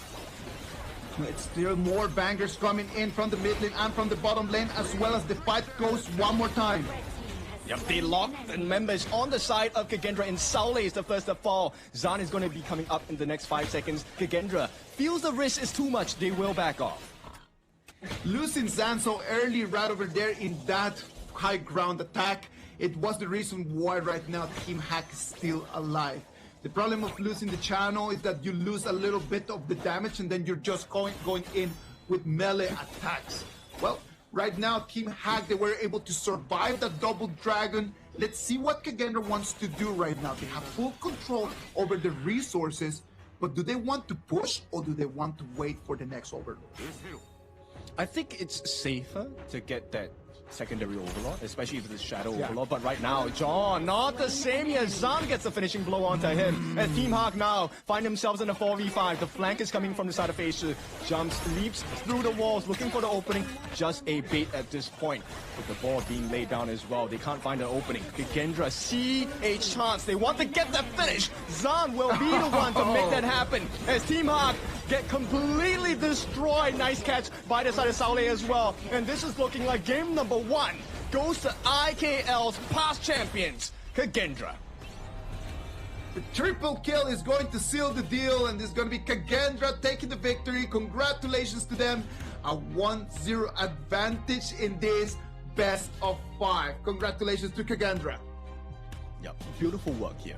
And we talked about the synergy, right, earlier today, right as the broadcast started. Yeah. Have they found their footing? Have they found that chemistry? I think the answer is yes. Yeah, of course. Like, I do believe that right now, this performance, I wouldn't even dare to say that it's better than yesterday. Because yesterday, they did not play badly. They did not play that bad. They did actually play really okay. The problem was that they were unable to just seal the deal. This time around, it's completely different. They're actually being able to seal the deal. They come in, they execute properly, and they were able just to finish with the last punch. So Kagendra today just fixing the little mistakes that they had yesterday. It really is Kagendra's game, right? At this point, Team Hawk, I think the draft was okay, but there was quite a bit of damage lacking, right? Simply because Lola had no space. There were no options to explore. Man, as the Yixing on that board master, couldn't find any boards at all. One of the issues in here as well comes down to the VP, right? Like the way that they are forced into playing that Guan Yu in a composition where Kagendra had already had all of the poke abilities that they needed. That's why the Guan Yu is unable to initiate anything in any moment. In the moment that Guan Yu wants to really start the fight, when it wants to really start to speed up, it's being slowed down by the poking ability coming in from Kagendra.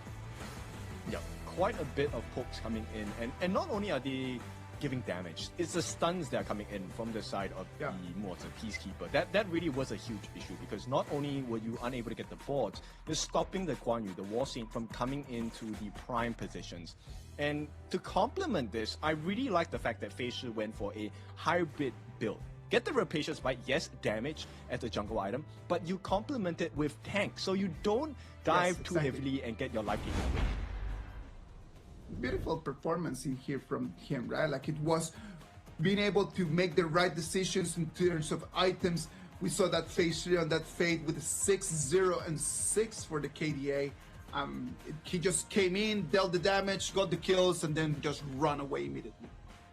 Yeah, I like the answer on the itemization, right? The Demon's Bane, beautiful work to make sure that he is able to handle the damage coming from both Nono as well as Man.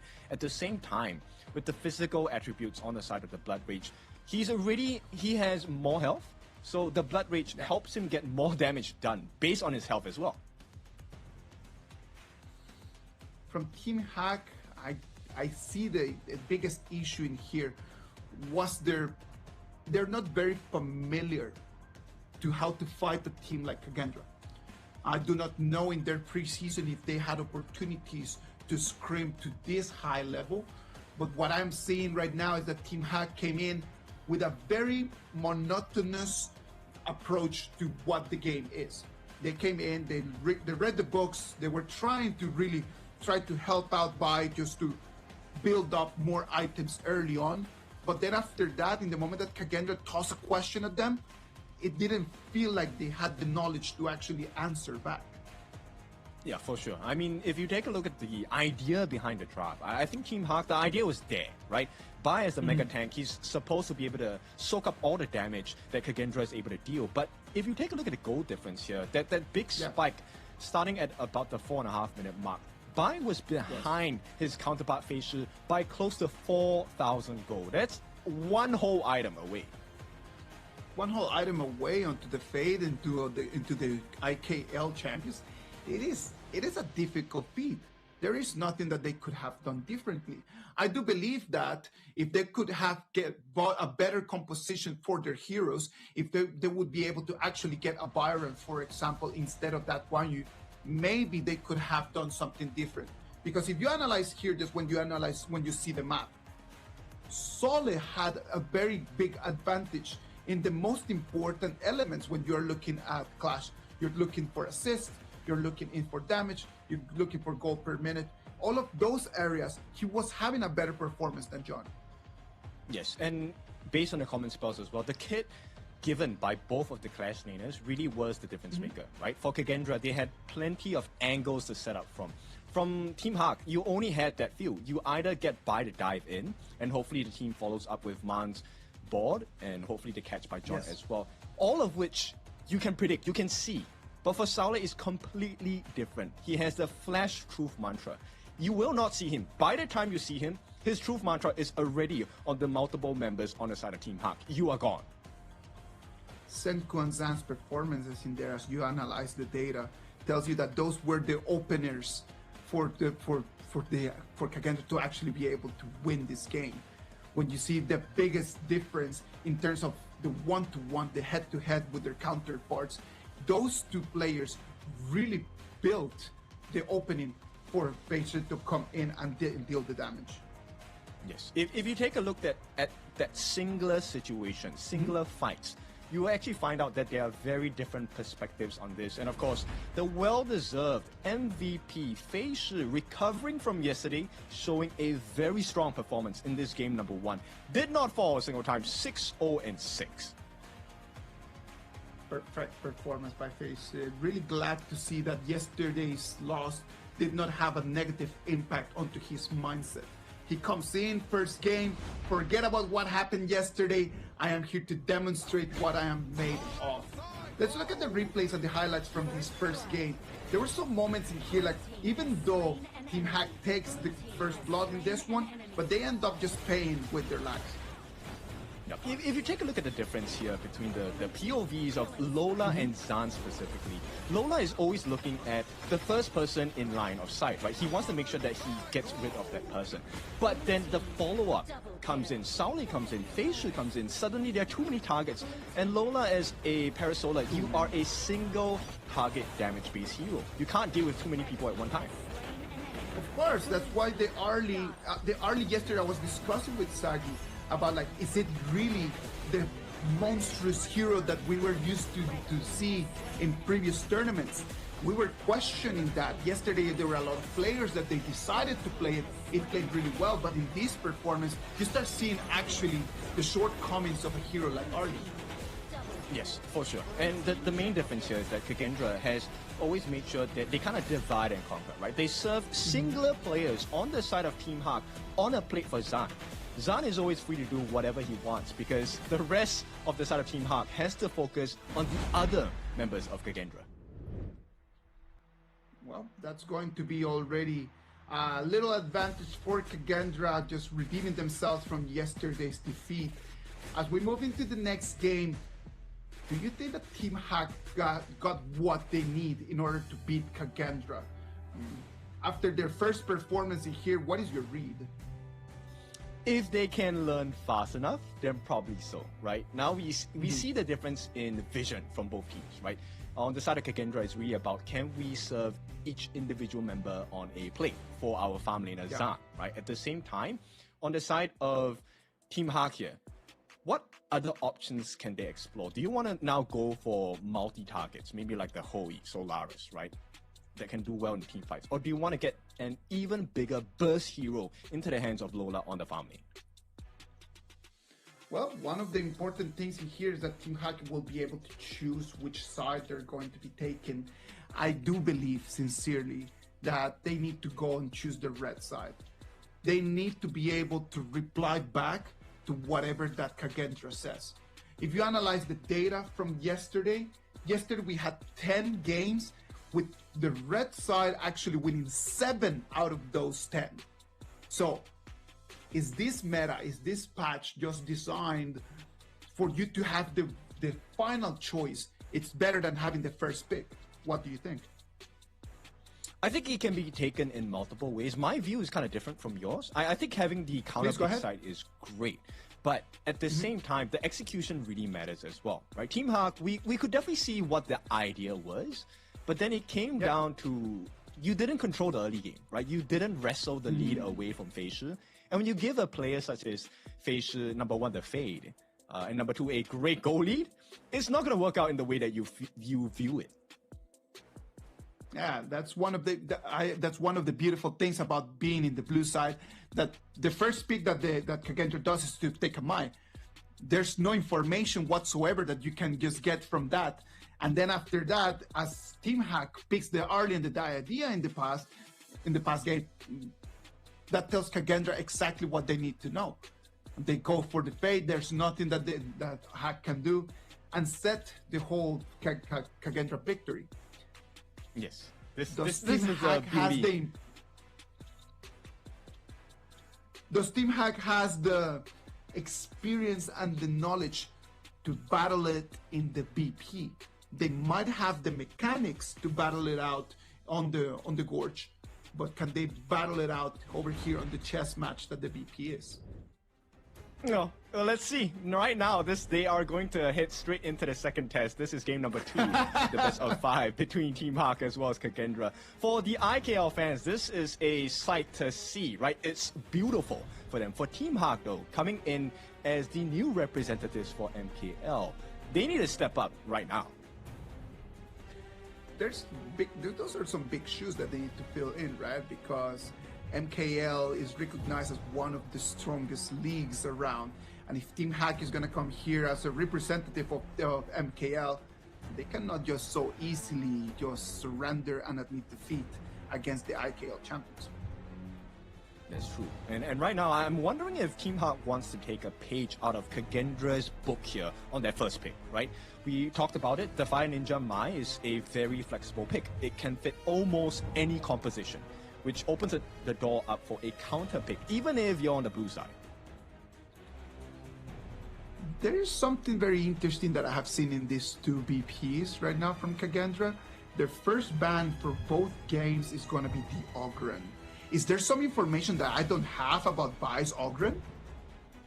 I think Bai's Ogren is pretty strong, right? We've seen it last year. So Bai has a couple of spectacular picks, one of them being Tigress. So I'm actually curious, does Team Hawk want to give the pay? But for now, I think this Forge Maiden here, Chicha, is definitely a great pick. This is a flexible pick, which is right up the alley of what we're talking about. Opens up the potential counter picks against Kendra's next 2 picks, which at this point, I think is going to be difficult. This is a very early game structure. Byron and Pei. Well, the Pei is going to be a hero that allows you to control the game early on, but at the same time, there's very few error space in here. Like, you cannot make no mistakes. So it's going to depend a lot about the first 2, 3, 4 minutes of the game and your pacing in there. We know that Fei Shi is having a great moment right now. Right now, if with this Pei choice, they're putting the whole spotlight on him to carry Kagendra in this victory. Yes, we've already seen his highlights on the Pei yesterday, right? He is able to keep that farm going. That's the number one thing I have heard from the pros, right? As a Pei, you must constantly be farming. It doesn't matter where you're farming. It can be at the opponent's jungle as well. You just need to keep ramping up your gold. Now, with that being said, Team Hawk, they've completed the first half of their bans and picks. This is now where they have to try and make sure that this composition by Kagendra does not get into the full potential here. Kagendra cannot get into a full potential, or else Team Hack is going to be already on a 2-0. They understand the importance of that idea, so they're going to ban it out. I can imagine that they're going to ban one more support because they do not want to let the composition for Kagendra just to scale up too quickly. Okay, so there's a couple of options for Team Hawk to kind of explore in the bench. Now, I know this is a completely... Okay, yep, they did ban out the Changfei. The other option I feel Kagendra can really pick up is actually the Sun Bit, right? With his second skill, the Time Flux, they're able to out-sustain the poke damage coming from Team Hawk and get the silence in as well. But Kagendra going for a slightly different feel here. They're going to go with a flex pick. If one can go into the mid, it can go into the roam as well.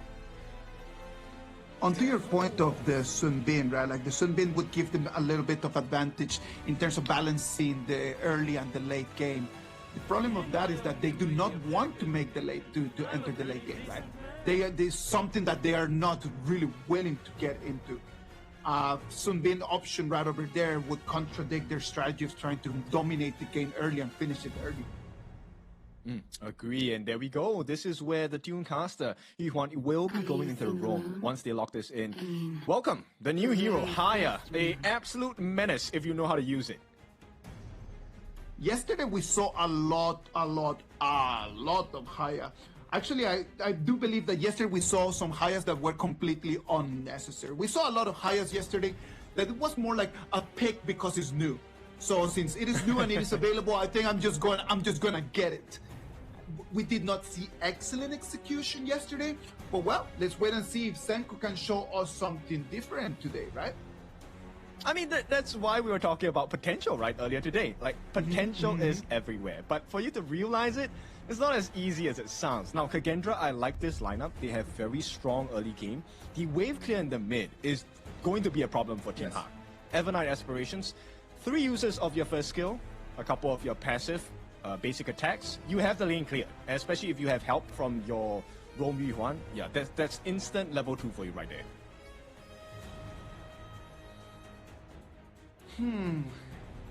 I like right now to see that Chicha in jungle. All the Chicha that we saw yesterday was mostly in the class lane. So seeing it right now in jungle is gonna be actually really interesting for us to see. Let's see what Vi can do in terms of that one. On the other side, Kagendra is all about the money. It's all about the money. It's all about the gold. It's all about initiating the fights early on and trying to just seal this deal in 10 to 12 minutes. Yes, and we've already seen Kagendra do that in game number 1, right? So now the question for them is, can you repeat it? And I like the fact that, you know, Team Hak has gotten this Chicha in the jungle. One of the benefits of putting any hero into the jungle is the fact that you will have a level and EXP and hopefully gold advantage against the other members on the other side. So if you can get that first blood onto the Zan, if you're by, that's going to be great news for you, because not only do you shut down the farm lane, you also get the EXP advantage against Fei Shi.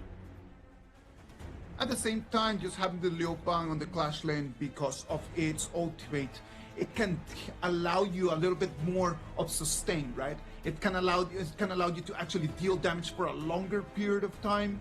So it's important just to understand how to coordinate at that initiation over there with the Liu Bang, how he can actually come into the fight in the right moment. Not too late, not too early.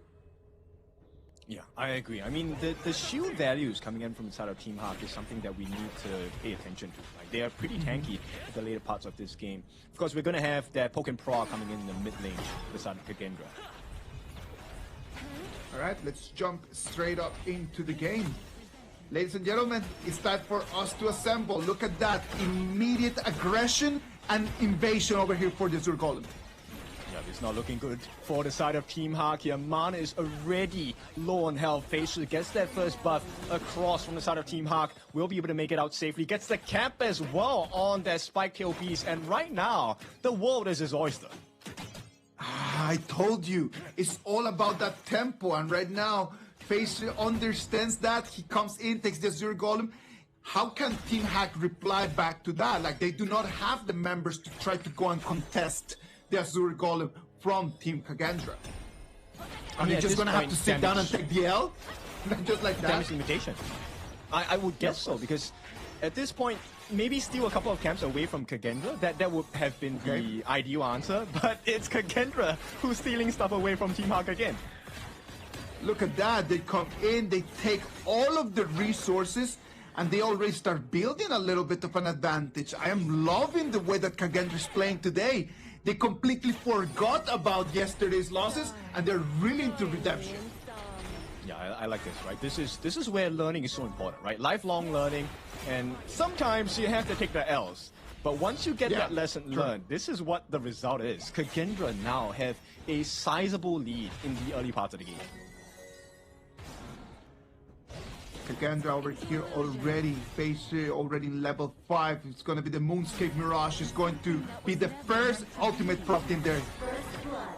Oh, what a beautiful job here. First blood. This is where that level advantage really makes sense, right? Kagendra, Senko was already 4.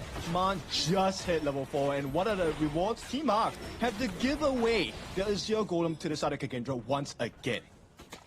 If we said that it was going to be a matter of just trying to finish this early, the way that Kagendra is just really capitalizing on the little mistakes from Team Hack, it is a master class. Real masterclass right now coming in from the team in the red side. And I really like the confidence on the side of Kagendra, right? They over time and time again, they keep putting Sauli in a pure 1v1. Everyone on the side of Team Hawk, though, they want to find an opening on the bottom side of the map. Zan is falling a little bit low. Can they get the finish? No, the lifesteal will be enough. And Kagendra survived that first aggression from Team Hawk. Team Hag right now with that first aggression is going to show a little bit of the desperation. They need to start trying to make something to turn the tides around. The problem in here is that they do not have that lethal damage at the moment. So what can they do right now more than just kind of like go around trying to start any fight that they can? I don't think that's ideal, right? Because at this point, if you're going to commit to the fight, Kagendra has that level of advantage. If they get the stun on Lu here, it's going to be huge for the side of Kagendra. But for now, I think they want to play it safe, just take a couple more camps. Because in about 20 seconds more, the first neutral objectives will start to show. The first neutral objectives are going to come in. What's going to happen before that is going to be the Azure Golem is going to spawn for Team Hack. And we know that Kagendra has a timer on that. Lapu Lapu already just set up in position, trying to send that information. And I think that Phase 3 is going to allow Bai to take that first Azure Golem. We'll see what that price is going to be. It's going to be the live Alola here for the side of Kagendra. Beautiful work. And with the timing as well, 4 minutes, no more defense for the T1 at the bottom side. It's going to be taken down in quick succession here. Kagendra open up the doors to the jungle on the side of Team Hawk as well. Lola falls, and it's going to be Kagendra, the one that's going to try to go for the Tyrant one more time. It's going to be Leopold, the one that's going to take on that pay. Phase 3 overstepping, and he is going to fall. Yep. It looks good for the side of Team Hawk, but only for a moment, because Kagendra still got that neutral objective. They got the Tyrant in the first Tyrant of the game here. And with a 2-1 scoreline, it is still a 2,000 gold advantage going to the side of Kagendra, unless they can get Lu here with no options left. Bai finds that recovery. Okay, now you see this exactly what I'm talking about from the things that we could not start allowing Kagendra. You have an advantage. There's no reason why you need to actually start making these little mistakes. That cannot happen no more. Yesterday, it was the exact same scenario. They've got the advantage, but then those little rotation mistakes were the reason why Dominator yesterday beat them. Don't let that happen again. Team Hack right now putting a little bit of pressure on the whole thing. Yeah, but Bai is the first one to fall in this exchange. John is going to be the next one as well. Fei Shi getting a double kill for the side of Kagendra. So they want to turn the tides here. Nice amount of poke from the side of Lu. He can afford to do so. He does have his ultimate.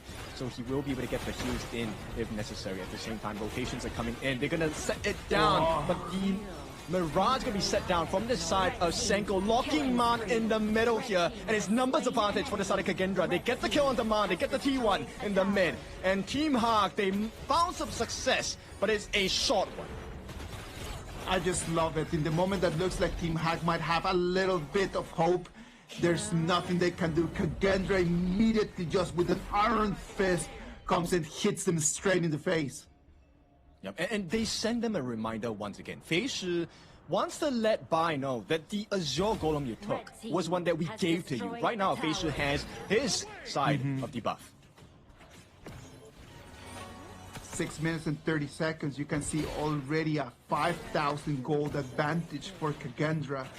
It is not something that we see a lot happen in rallies. This is not a frequent view that we have to see over here in international tournaments. Kagendra, right now, they have everything under control. Let's wait and see what they want to do. Going for the Overlord, going for the Tyrant might be the next task. But look at that. It's going to be Bai the next target. Okay, They did burn the flash on the side of Lu here. They are unable to find the kill, but it does not matter because Kagendra's goal here is to get the split push going in. You can take a look at what Phase Shu is doing. Cutting the waves here is going to open up the map for the side of Kagendra. And all they have to do on the other side of the map for the 4 remaining Kagendra members is to slow the movement down. But Team Hawk, they will not be looking for that kind of mistake. They're looking for a catch here, but it is going to be Team Hawk that is opened up for the taking here. Kagendra, they wrap them around. The T3 and T2 on the top side here. Lu getting the damage in. He does have his ultimate to try and get the heals if things go Ori. Senko gets that first catch here onto Mana, I believe, into the side of the Mirage here. Mana's going to be taken down. The T2 take quick succession as well. Kagendra find an opening, a rampage for the players as they want to lay down Zan with the finishing blow. And with that T3 taking off the ball for the side of Team Hawk, this fight could very well be over. Phase Shu will have to pay with his life. Maybe not. Oh no, he actually makes it out. Unstoppable. And Kagendra. The IKL champions come in, take game number 2. It was such a beautiful and long fight. They started it right over there on the tier 2 turret and then immediately just start taking kills, start taking bodies, start taking resources, and they took the crystal to finalize this advantage. I mean, the way that Phase Shu knows about the advantage that he has and pushes his hero to the absolute limits, it's insane. I agree with you. Completely insane the way that they were able just to use their mechanics and they just be able to just to close in the game. It was such a beautiful performance. There were some moments where I was actually wondering if Kagendra was able to just finish this because it looked like, oh, the old mistakes started coming again, and they just closed the door immediately, went in, and then they just completely destroyed Team Hack. Yes, it's a very scary notion, right? Because for a moment, you could see that Team Hawk was like, hey, you know what? Phase Shu's alone. 5 of us versus one of him, we definitely can get the job done. But because Pei is such a mobile hero, he's a tiger, right? He's going to be very quick on his feet. And that's where the opening came out for the side of Kagendra. Yeah, exactly. So once they cornered them at the bottom, at the top side of the map, T2 taken down. Now you have no more defense. No, exactly. I completely agree with you in terms of that, right? Like you cannot just go and try to hunt a tiger. Trying to hunt a tiger in that way is not the smart choice in this moment. Well, Team Hack right now is going to collect 2 defeats at the moment. I'm a little bit concerned about how their mindset is gonna be right now. It's very difficult to come in for your debut and then just losing 2 games straight in this fashion. It's not only losing, but the way that they lost these 2 games.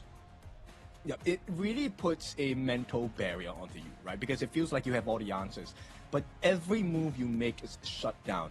Let's take a look at the kill score. Phase Shu, once again, beautiful game by him, 5-1 and 2. This time going for damage, another hybrid build, right? Frostguard Embrace with the Axe of Torment for the Armor Pierce, as well as the Frost damage and slow. Well, you can already start seeing a trend, right? Like you can already start seeing the Phase Shu when he's, in terms of his itemization, he is trying to make hybrids all the time in order just to have that level of error, that error room in case that something goes wrong. Yeah, and I like the fact that Senko recognized the fact that, hey, we have a lead, right? I already have the level advantage against Man in the mid, and he actually went for the Twilight Stream as the first core item on this higher pick. And that means you get additional Magic Pierce and quite a lot of damage, close to 30,000 worth from Senko alone. Only 8 minutes of the game. We did not even make it to the 10-minute mark in this one. This was really a sprint. It was very, very quick. Yeah, it definitely was. And now, you know, we were talking about, hey, Lola did not find options for the team fight. He was completely out of this game. Everyone on the side of Team Hawk was a target for Kagendra. It's going to be such a tough day for Lola. Like, can you imagine just coming in, just trying to make your debut as a farm laner, and then in this match, there's no damage for you to deal. There's no gold, there's no items. Can you imagine just coming to your debut in your first 2 games and then not being able to be part of the game at all? That's gotta be tough. I mean, it came down to that first initiation from Kagendra, right? That level 1 invade. Not a lot of teams have done that. Even last year for 2025 of HOK, very few teams tried it. Very few teams even found success in it. But Kagendra has been one of the first teams this year to make it work. I'm really happy to see Kagendra just turning things around. This is really good. I know that all of the fans, all of the Kagendra fans over there in Jakarta are feeling elated with the performance of their team today. Just showing us a new face compared to if yesterday was the first day of the tournament. Let's just leave that yesterday in the past, the same as 2025. This is the Kagendra we want to see the whole 2026. Yep, actually, this is what I expected out of Fei Shi, right? The aggression coming in. This guy is an academy player, meaning he still has a lot of years in his bag. He still has a lot of fight in him. And to start the year off at this kind of standard, I feel like Kagendra is set for success. Well, when you're an academy player, it might be a new face for a lot of the people over there at home, right? Like a lot of us might be completely new to him, but it does not mean that he's inexperienced. It is just the fact that he's new to our ecosystem. It does not mean that he's new to the game. So Fei Shi right now, just coming into Kagendra, just probably might be the solution that the old Kagendra needed to the old problems. Okay, before this scene changes, right, the kill participation rate is 100% for the side of Man on that Mai, right? And that tells a very big story of how Kagendra won this game. When they were making the choices, Kagendra was able to farm. But in every aspect of the game number 2, Team Hawk had no space to find farm. They were constantly trying to fight against the members of Kagendra. And of course, Haya being a big pick for the side of Kagendra. Props to this man, MVP Senko bringing in the win here, 2-0-1. Senko yesterday was the first Haya of the KIS4. Today brings the Haya back and is going to take the victory. Not only the victory, but it's going to take the MVP for the Evernight aspiration. Haya. I like it a lot, right? And this is where you truly get to see this is not a individual game. This is where the team composition matters. How you complement each other's weaknesses is going to be how you get the wins as well. Lu, I want to give a silent shout out to him in this entire match. Yes, he got taken down at this particular point, but if you take a look at the rest of the game, he was constantly in the faces because he could afford to do so. His ultimate, used to perfection. At the end of the day, Lu's performance in here as a roamer, his job is just to provide vision, to provide sustain, and to use his ulti just to be able to nullify the front versus attacks. Yeah, and take a look at this guy. We talked about him since yesterday. Saule has really impressed me so far. This game, he was just all over the place, and it's a good thing, right? Normally when we say all over the place, it might not be the best situation. But he was playing to the nines today. Wow. 8 minutes, come in, Kagendra takes the victory. They put one more in their bag. We're gonna come in and move into game number 3. When we go here into our game number 3, it's gonna be very difficult for us to say that Team Hack or to try to sell the idea that Team Hack can turn things around. What about if we just try to sell a different narrative? What can Team Hack learn from these 2 games and try to apply into the next one? Study your opponents. I think this is a very clear sign that not only has Kagendra studied Team Hawk, maybe not as a team, but the individual players themselves, because we have seen them in our ecosystem, right? Their favorite picks, the rotations they make and stuff like that. So Kagendra now, I think it really shows you that doing your homework is really important. Even if it's a new team, there is information online.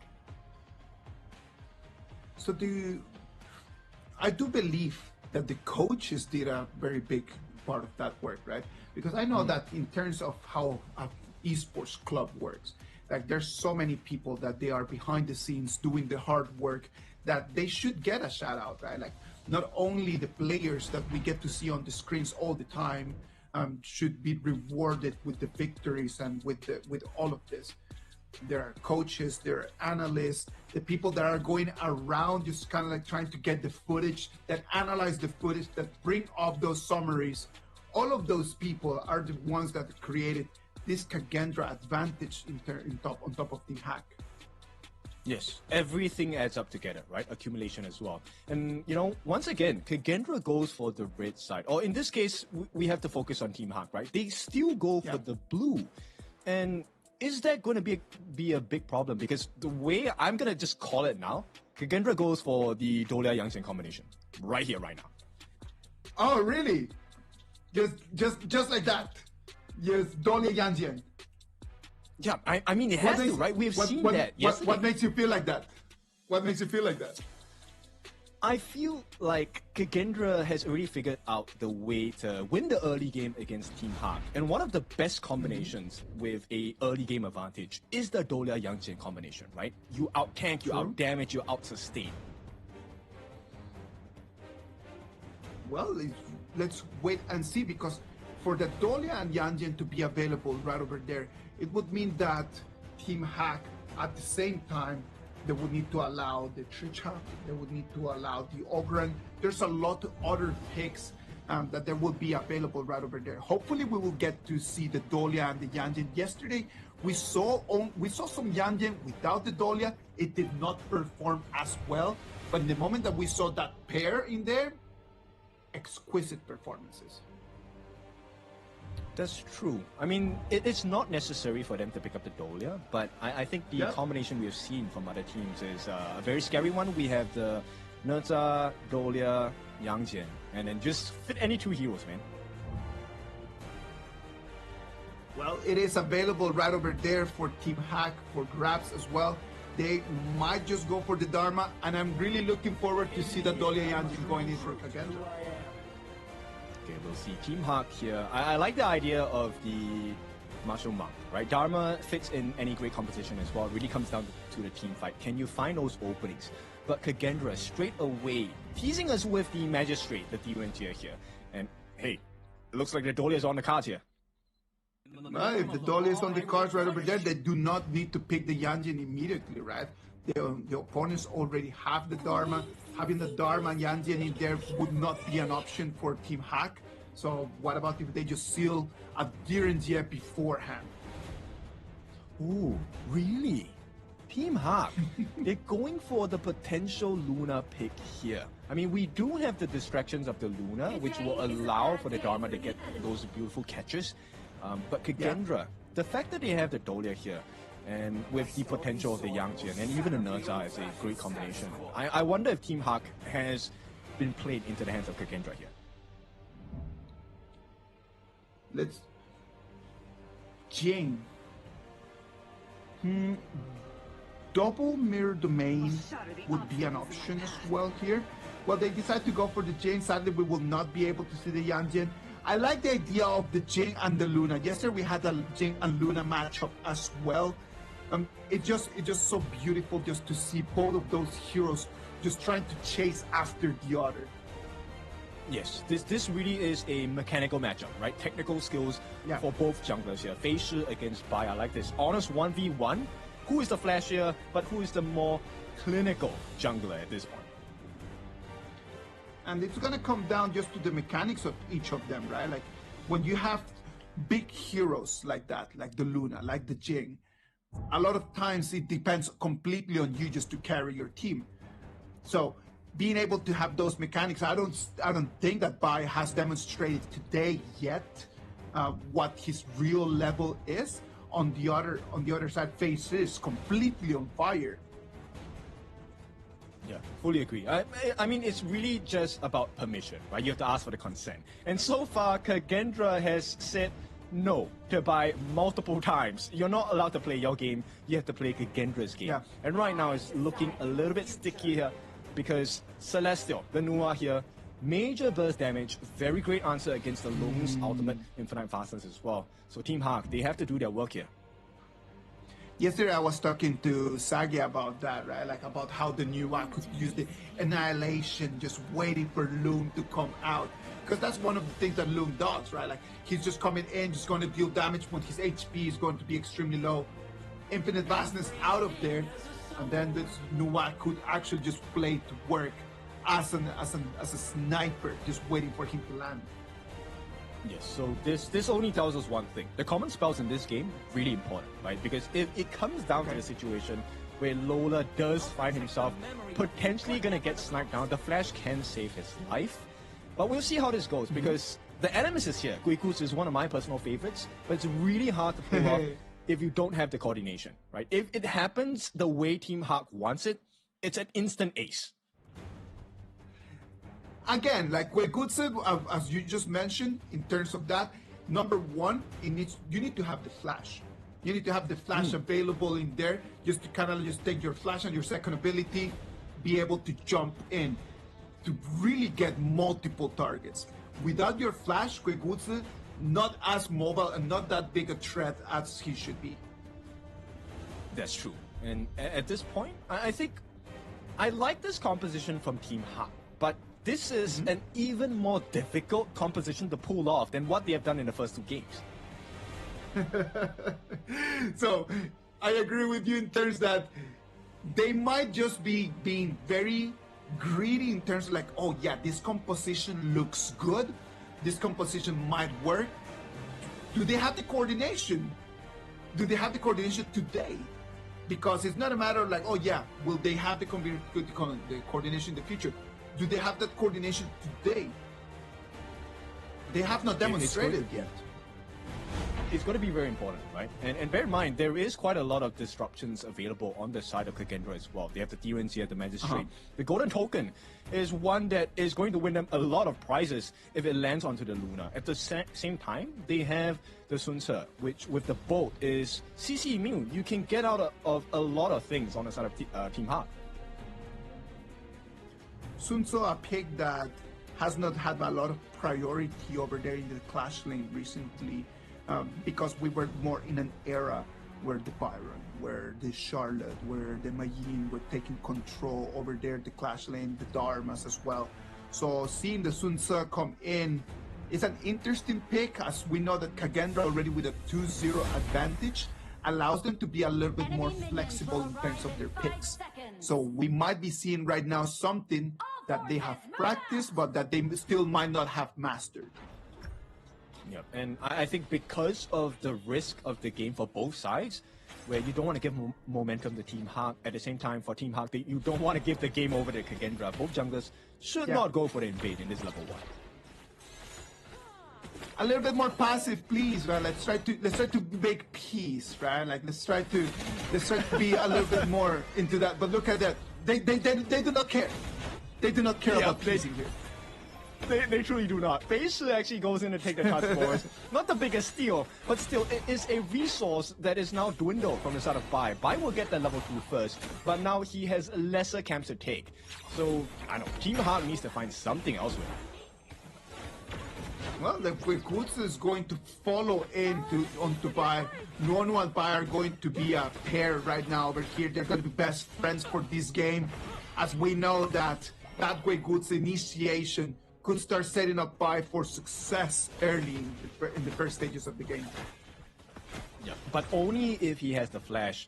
And in the situation that maybe the other members of Kagendra unfortunately grouped up together, which I don't think we'll get to see just yet. But Team Hawk, I like this rotation coming in. They secure that first space bite of the game. This is going to aid the rotation of Bai. They come in, look at that, Facial is going to come and is going to check on what's happening. If it's 2 against 3, do they want to take this in? Oh, they do get the catch, some potential first blood, but with the bolt, it actually turned it around. Saule, he's still going in, but with that turnaround by John, just as he hits 4, that's going to be first blood going to the side of Team Hawk here. The response has been great from Kagendra. They get a secondary kill. Bai will be taken out as well. And this is not looking good for the side of Team Hawk. Once again, Kagendra have control of the early game. Losing Bai right over there in that first fight, 2 minutes in the game when you are a Luna, you cannot allow that to happen. That Luna in there, they're just gonna need so much more time right now just to climb up that gigantic wall. Look at that, right now it's gonna be Kagendra trying to come in for the golem. Yep, they can't do it. He does not have smite, and with that annihilation taken down by as well. Everything going to the favor of Kagendra. Refresh comes in from the side of Lu as well. So Feishu does have the mirror domain available. So everything going haywire for the side of Team Hawk here. Look at that. Like I was literally just talking about how difficult a time he was going to have, and then immediately he just gets invaded and then just gets sent back to the fountain. An immediate invasion coming from Feishu as well, looking for that steal, will be able to get it by once again, does not have the Azure buff. They have to run here. Feishu jumps in, looking for that finish onto Norno. Might not have to overcommit, take a couple of shots from the tower, but John comes in, unable to find any value, drops his ultimate, and still Kagendra make it out safe, and what a snipe from Senko! Look at that, he's a sniper right now! Senko is on fire!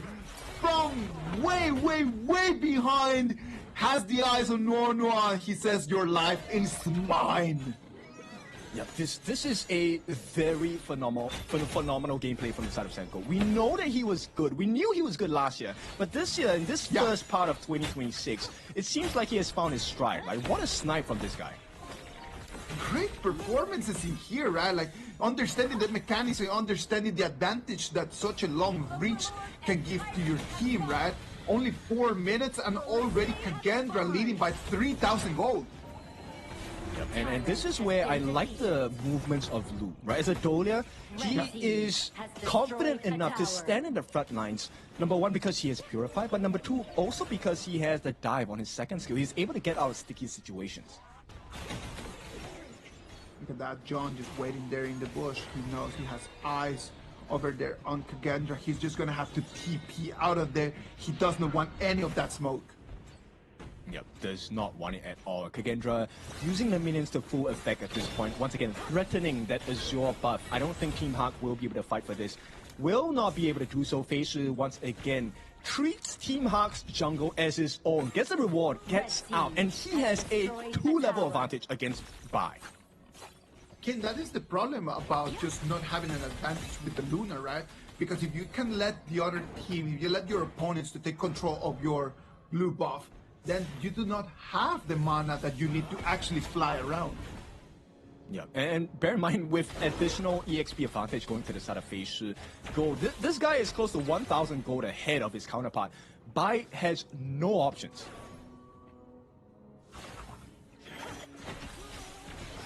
Five minutes and 30 seconds of the game. This is just looking exactly the same as game number 2. Now it's going to be a 4-man rotation here to the mid lane. A 5-man rotation. They know Team Hack, they know that they need to start walking around together. They cannot just be taken down anymore. Yeah, but what choice do you have, right? They don't have the ultimate of Mono. They know that the members of Kagendra are here, but they don't know exactly where they are at. And if you blindly step into the pressures, you are going to be taken out. Kagendra now, once again, asserting their dominance, takes away the Crimson buff from the side of Team Hawk. And you can see, they're trying to find an opening, but there's none. Oh, this might be the first one. Look at that. Lu is going to be targeted out. Oh, 3-man knockup from this side of Sauli as well. He sets the team up for success. Kagendra finished the job here by the next one to fall. 3 members down for the side of Team Hawk as Kagendra, they are ending this game with dominance. Look at the way that they're going. Luke jumps into the brush. He's initiated, but then after that, Sauli comes in with both the initiation, allowing Kagendra to take a 3-0 trade in this mid lane fight. It's crazy. Who are you supposed to look at, right? Now you see that the boat is coming. And Sauli with the boat, a 3-man knockup. What options does that open? It opens up for Feishu to get that mirror domain down. It also opens up Zan to just be free because no one is looking at it. When you look at the gold right now, look at the new WoW already with 4,500 gold, a 2,000 gold advantage compared to the Princess Frost right now. At the same time, the Dirin already with 5,700 gold, already 2 items in, building over there for the 3rd one. Oh, beautiful emergence from the side of Senko. He is so smart. He knows where to look across the map. Now, Team Hawk, they have to mount the defense for the T2. Not going to happen, though. Immediately taken out. Like Kagendra looking for an open. Look at that in the mini-map. You can see the pressure that Facer was putting over there on the bottom lane. Right now, the top lane turret for the high ground might fall. And look at the DRNG. He does not need no minions, and he's just dealing damage to the turret. Yep, every fourth hit from this side of Zen will be able to get free damage onto the T3s here. And right now, Team Hawk, this probably could be the last stand. Sauli with the boat as well, as Facer looks for an opening in the bottom side of the map. Might have to give his life and will be taken down. But at this point, it is all about Kagendra. They take up the T3s in the mid, but John, he's looking for an opening, gets the catch with the Winter is here as well. Could this be the turnaround that they're looking for? No, it is not. Team Hawk, they got the initiation, but Kagendra just too strong to handle right now. Facer overstepping right over there. He did not have to take that 1v1 over there at the bottom lane. It's only 8 minutes and 30 seconds. There was no rush at all. And then just falling in there, even though he's got an advantage, it might just start giving the opportunity for Team Hack to believe that they can turn things around. I would agree with you, but Bai just lost his Azure Golem to Zan. With a smite as well. He smited that, but Zan still got that Azure buff. So right now, it is once again Bai on the back foot. The little details, no? The little details, like just losing your Azure Golem right over there with the smite. There's going to be DRG, it's going to be ganked, it's going to be 3v1. There's nothing that he can do out of that, and he's going to fall.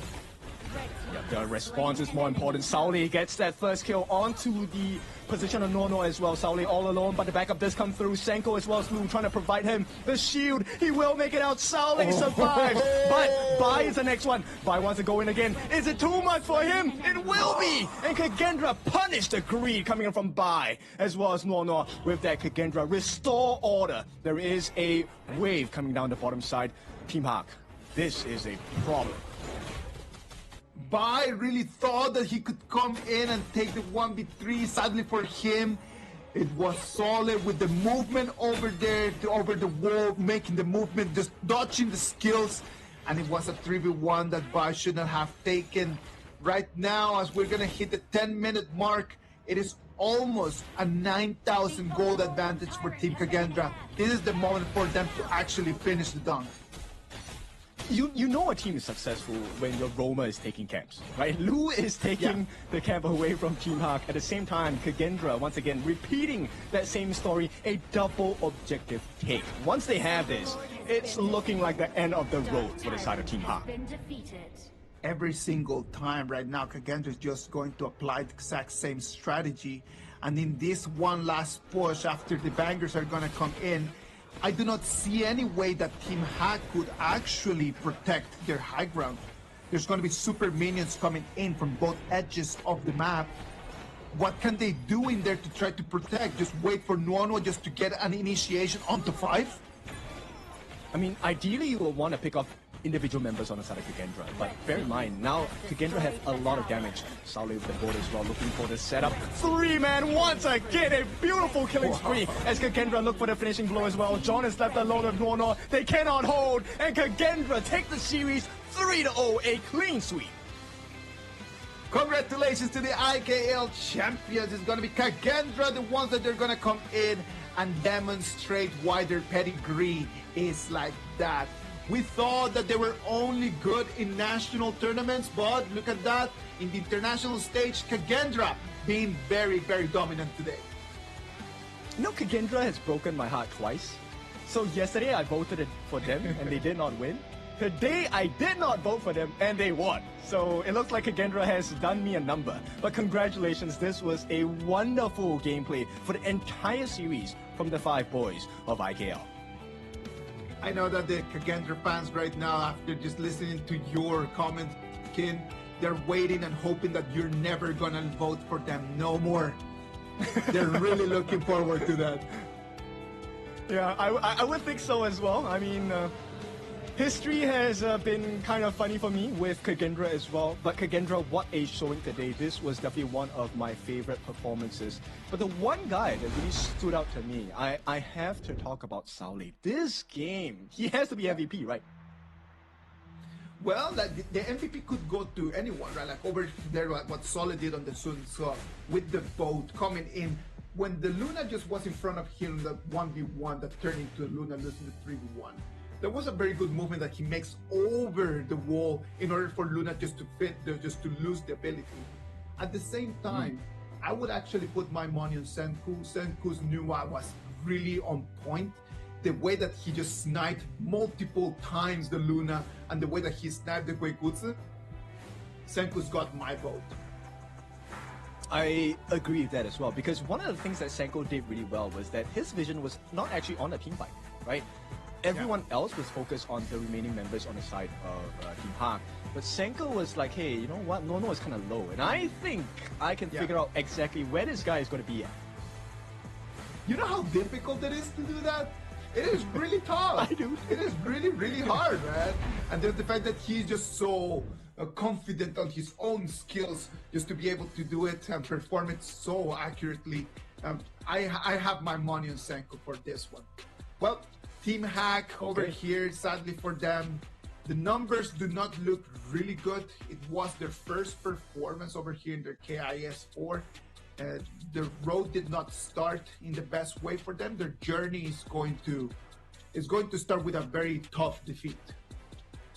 I think it's fine, right? End of the day, when you have a debut match, of course, everyone, the dream is let's start off with a clean sweep. We want to show everyone that we're strong. But then lessons have to be learned. And I think at this part of the year, we're in the first lap of HOK for 2026. I would rather you learn your lessons now than in the middle of the year or maybe even at the end of the year. If you're going to commit mistakes, commit them right now. It is fine to commit those mistakes. At the end of the day, it's just all part of the learning journey. Team Hack, we're pretty blessed of just getting a spot on the 8 teams invited rather here for Honor of Kings Invitational. So we're very happy to have them in here. Hopefully they did take some notes and hopefully they can go back and just work on those little details. I know that the fans really want to see their first victory. I am really looking forward for Team Hack just taking that first out. Oh, I fully agree as well. But at the same time, the same could be said of Kagendra, right? They did so well today. Look at that goalie. And this is based off the Kagendra aggression that I really like they showed today, right? Level 1 invades, stealing away the camps, and knowing what the actual pain point of the composition or even the specific hero picks. A 1,000 gold advantage per minute over here as we hit the 11-minute mark with an 11,000 gold advantage. That is crazy. That is a trend that we saw from Kagendra yesterday as well, right? Like they're really good, at least in these 2 days, they're pretty good at just getting the gold advantage. Today, they were very good at solidifying that and just getting the opportunities to take the victory out of it. I hope that in their third match, as it's going to come in the next few days, they will be able just to continue with the same trend.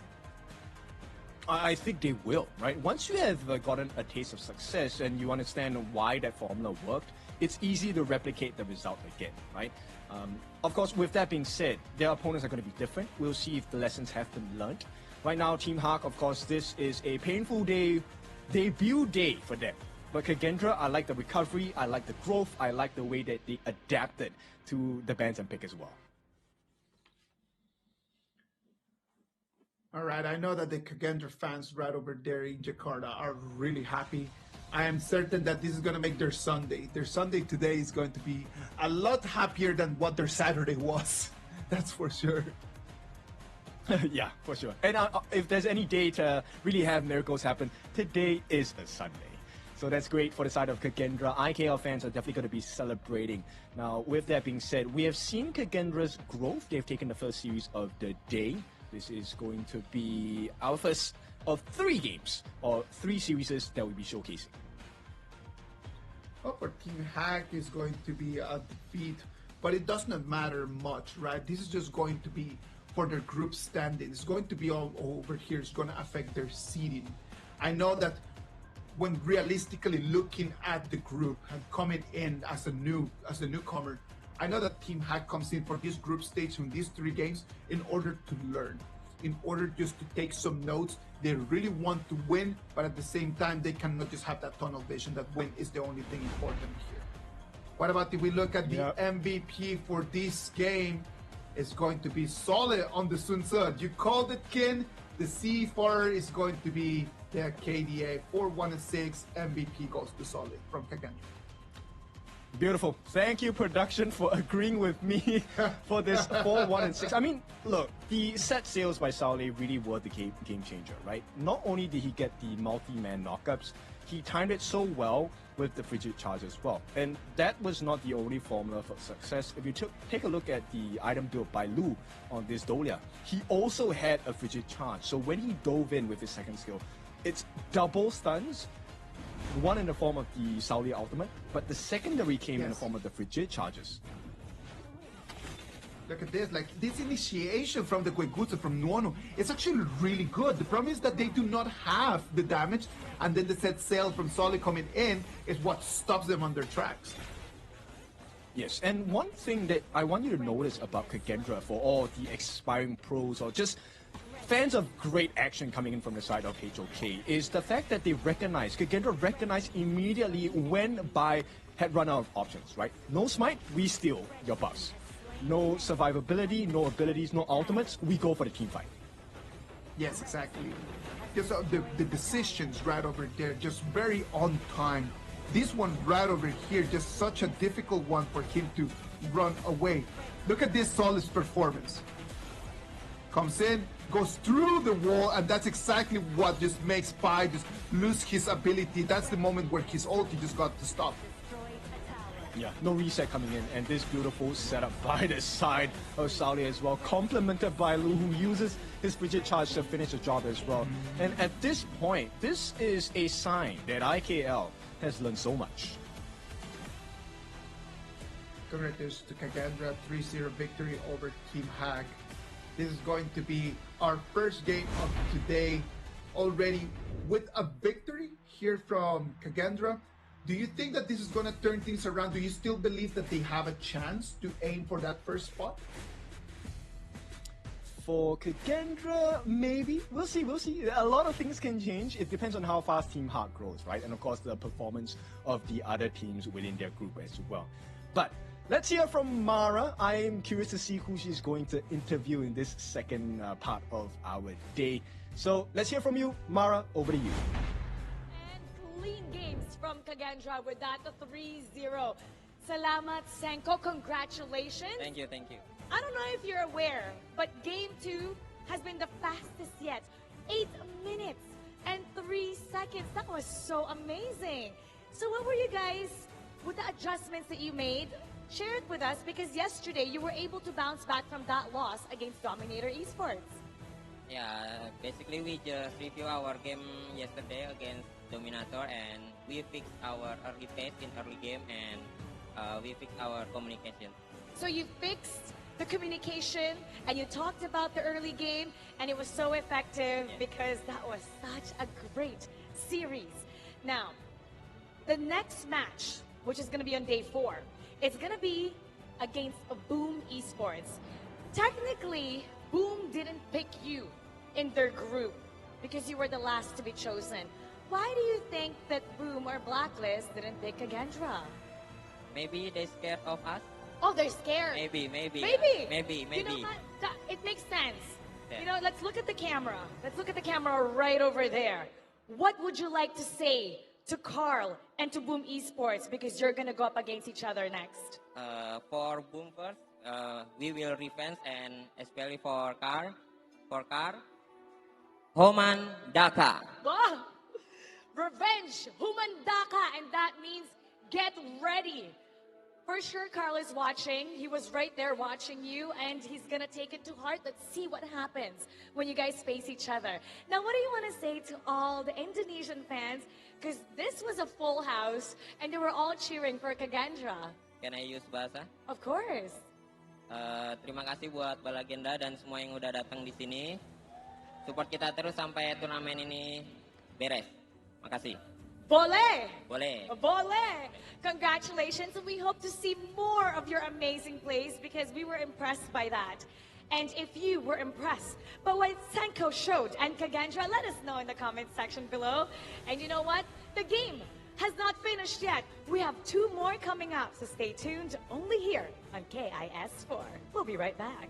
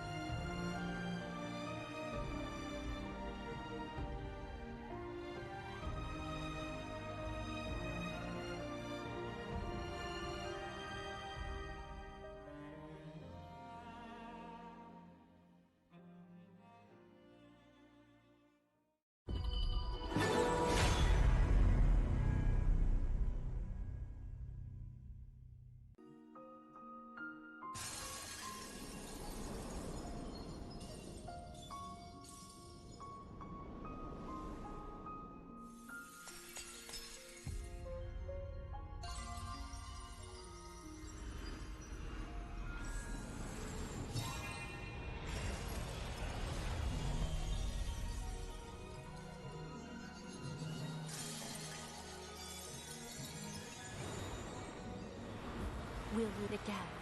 I'll make sure of it.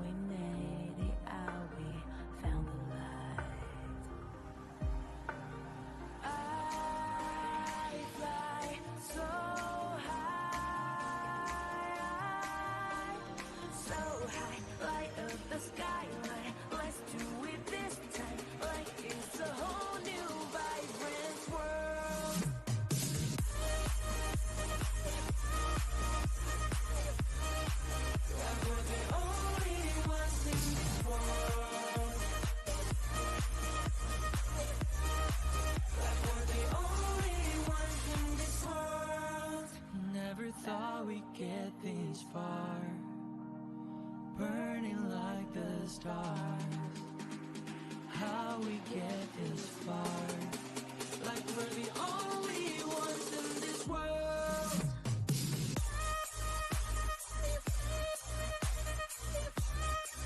Like we're the only ones in this world. Like we're the only ones in this world.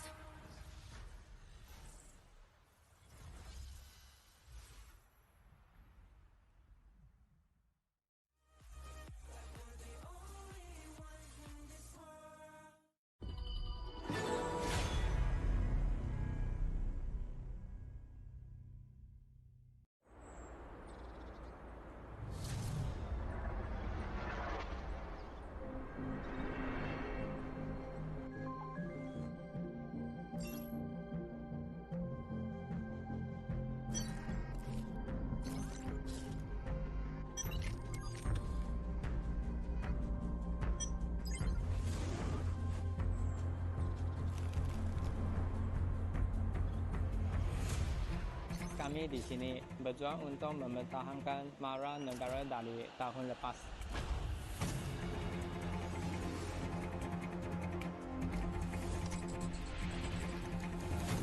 우리의 목표는 간단해. 쟤들을 끌어내리고 그 자리에 우리가 앉는 거야.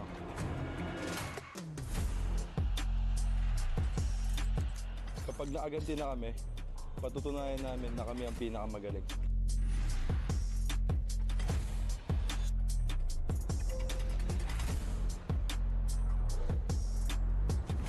Tapos na kaming manood lang sa gilid.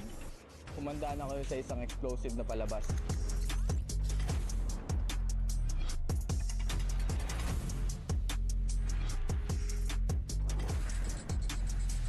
Inilah peluang pertama untuk kita, peluang untuk pertunjukan kepada dunia kemampuan Malaysia.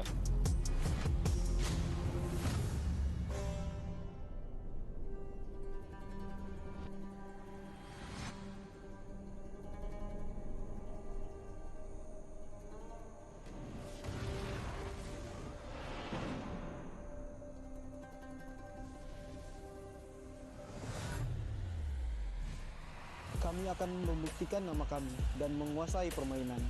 Kebanggaan nasional kami dipertaruhkan.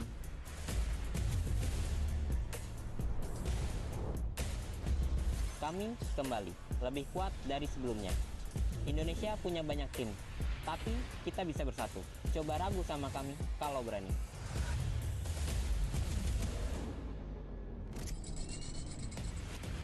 Tim kami telah kembali pula. Kandang ini milik kita. Bhinneka Tunggal Ika, kami akan menunjukkan kemampuan terbaik yang dimiliki Indonesia.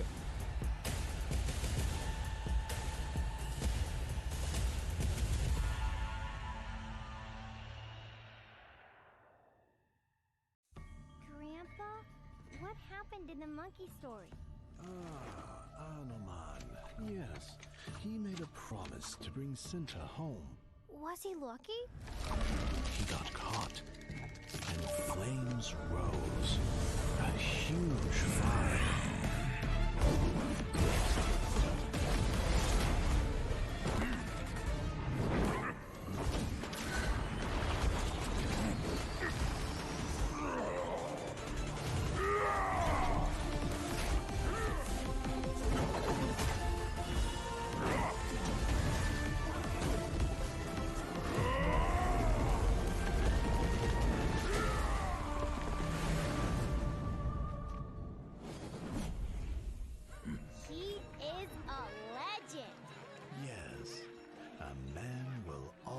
Admire.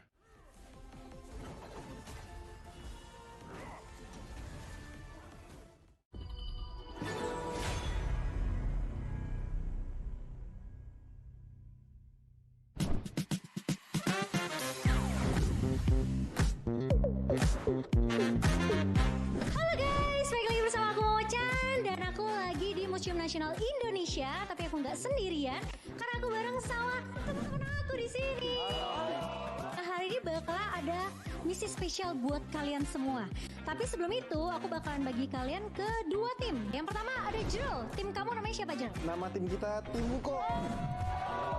Tim yang satu lagi, tim kamu namanya apa? Anoman. Misi kalian adalah melangkah bersama dengan para komunitas untuk menjelajahi bersama keajaiban pameran Hauka Wukong Anoman.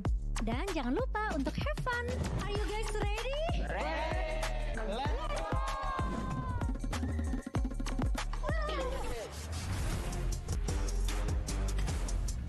Loh, kok nggak boleh masuk? Kenapa ya? Kayaknya kita harus buat konten dulu deh sama mereka. Kontennya kayaknya harusnya gampang sih. Tapi kalian siap gak? Let's go!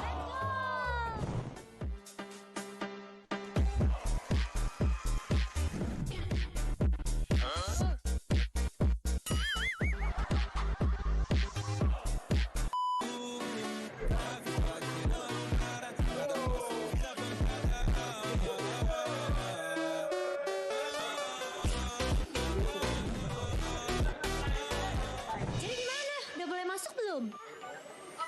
Oke guys, let's go!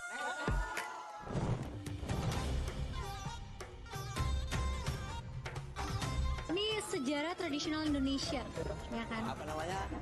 Wayang kulit. Tapi kalian tahu nggak kalau wayang kulit nih aslinya tuh terbuat dari apa? Saya tahu. Apa? Kulit sapi. Kulit kerbau.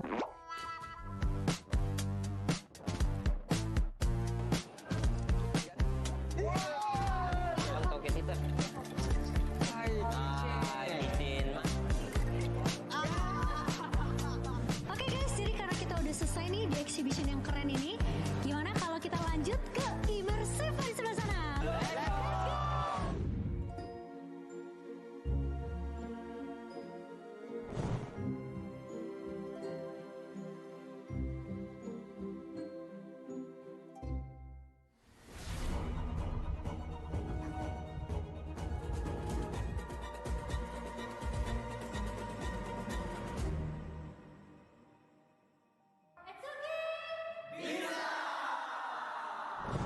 Oke guys, jadi itu dia hari ini kita udah selesai turnya untuk special HOK exhibition juga. Gimana, seru banget gak? Seru! Keren, aku mau ngucapin terima kasih buat waktunya kalian juga, terutama untuk Ace Community. Thank you so much. Dan kita punya hadiah sedikit. Ini spesial karena ini merchandise eksklusif Wukong Anoman. So aku mau ucapkan dan kita pamit undur diri dan kita bakal ketemu lagi di video berikutnya. Bye-bye!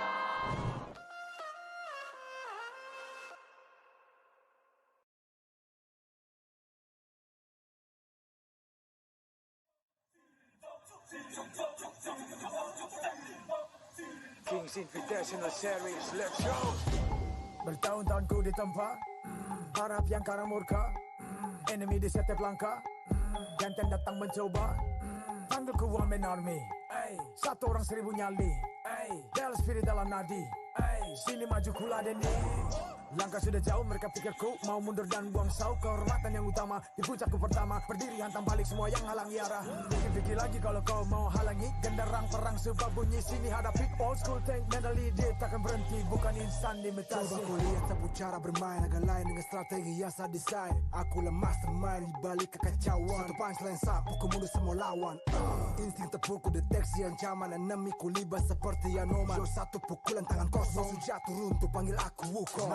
Power hantam lawan yang menghadap, sapu cakar lebih tajam lebih dari kopong pedang. Yang saya incar turawana bukan tata singgah sana, maka wajar apabila dong bilang sampai di sana. Siapa yang berani?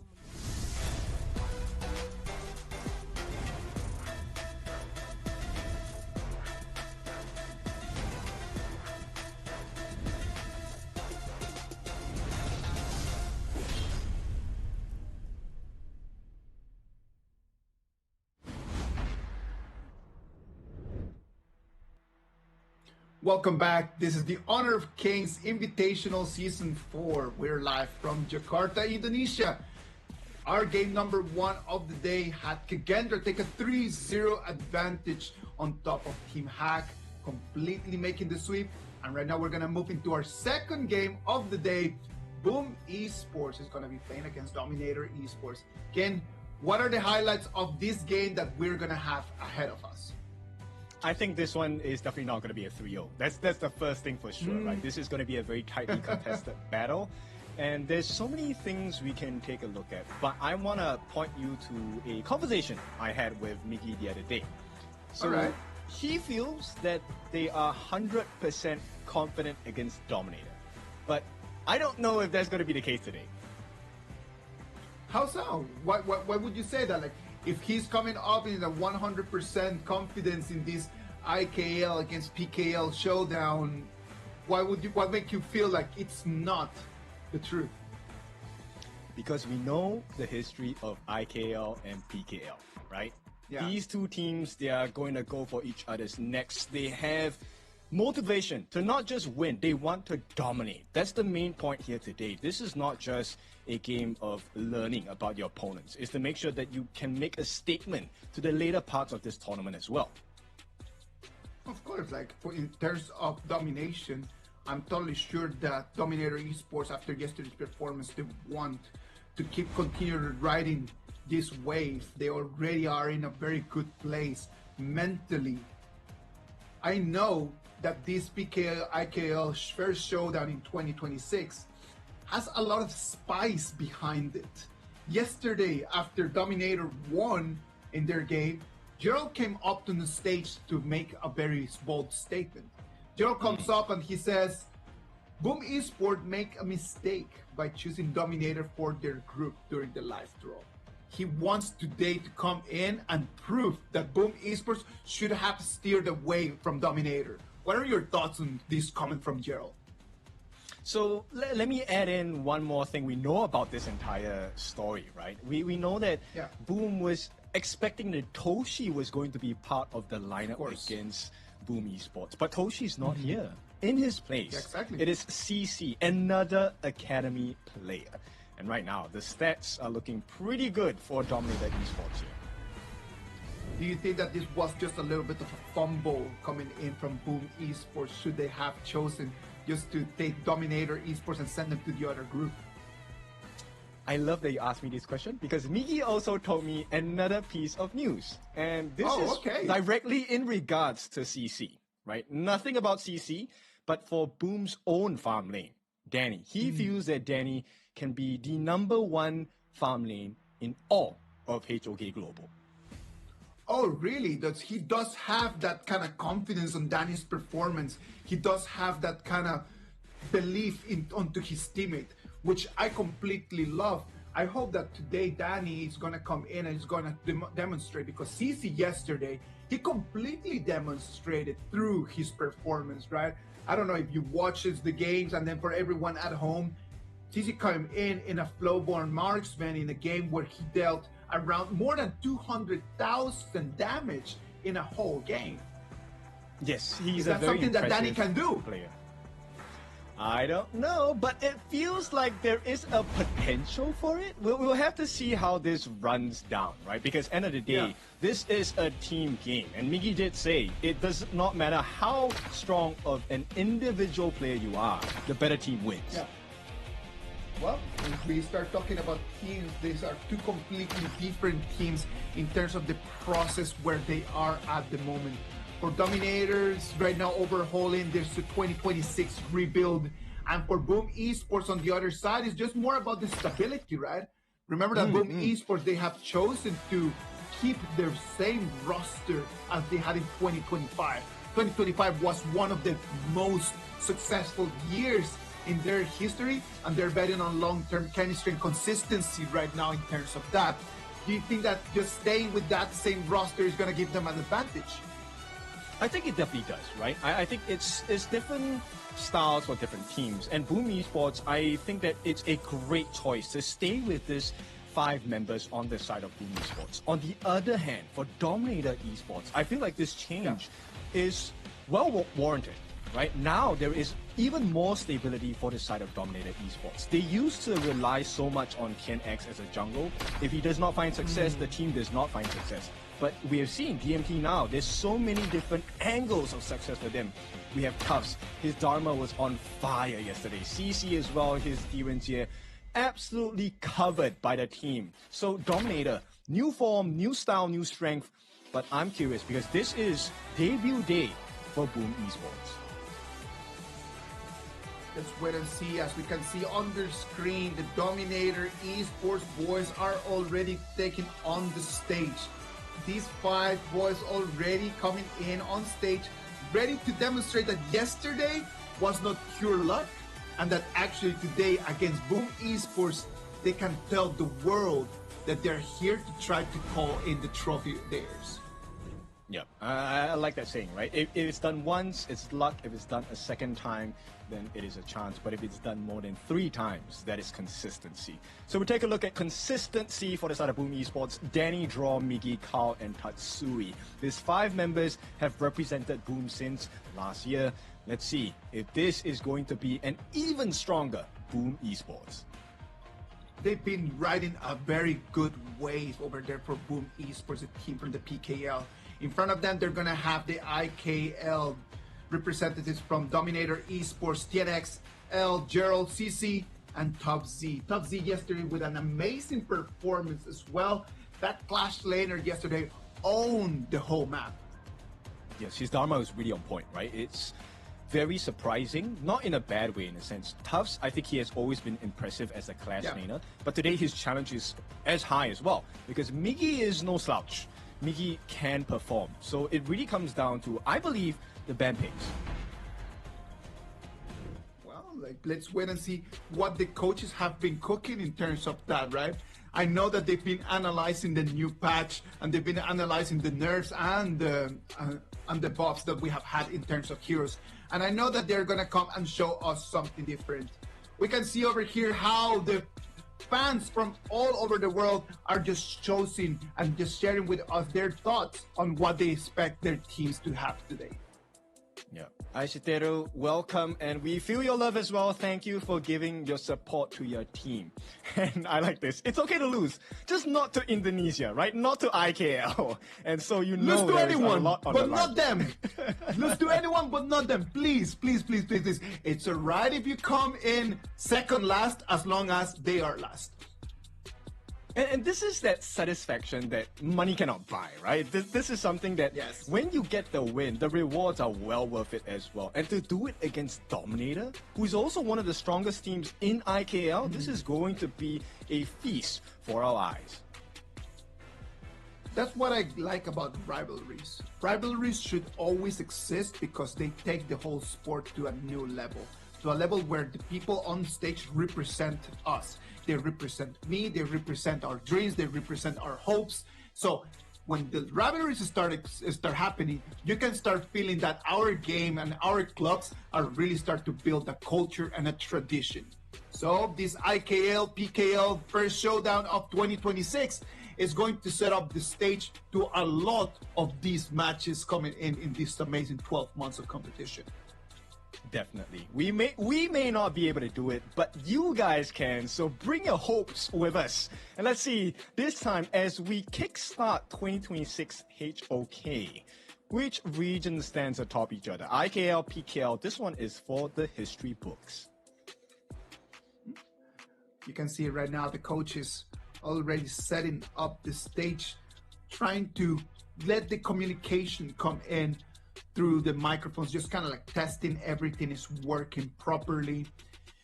If you were to be the coach right now for Dominator Esports or for Boom Esports, right over here in this stage, in the minutes before the match is going to start, what do you think you would be doing in order to calm everyone's nerves down?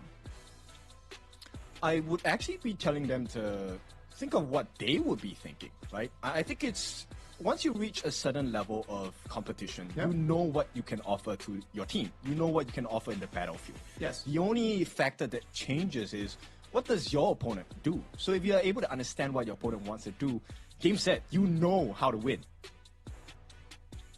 Yeah, no, I completely understand. I completely understand what you mean right over there, no?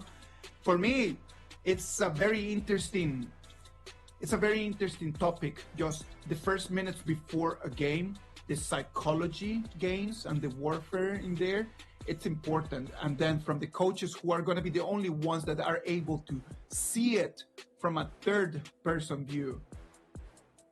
having a conversation with the players, trying to just talk about something else that is not the game, for me is critical in order to calm their nerves down.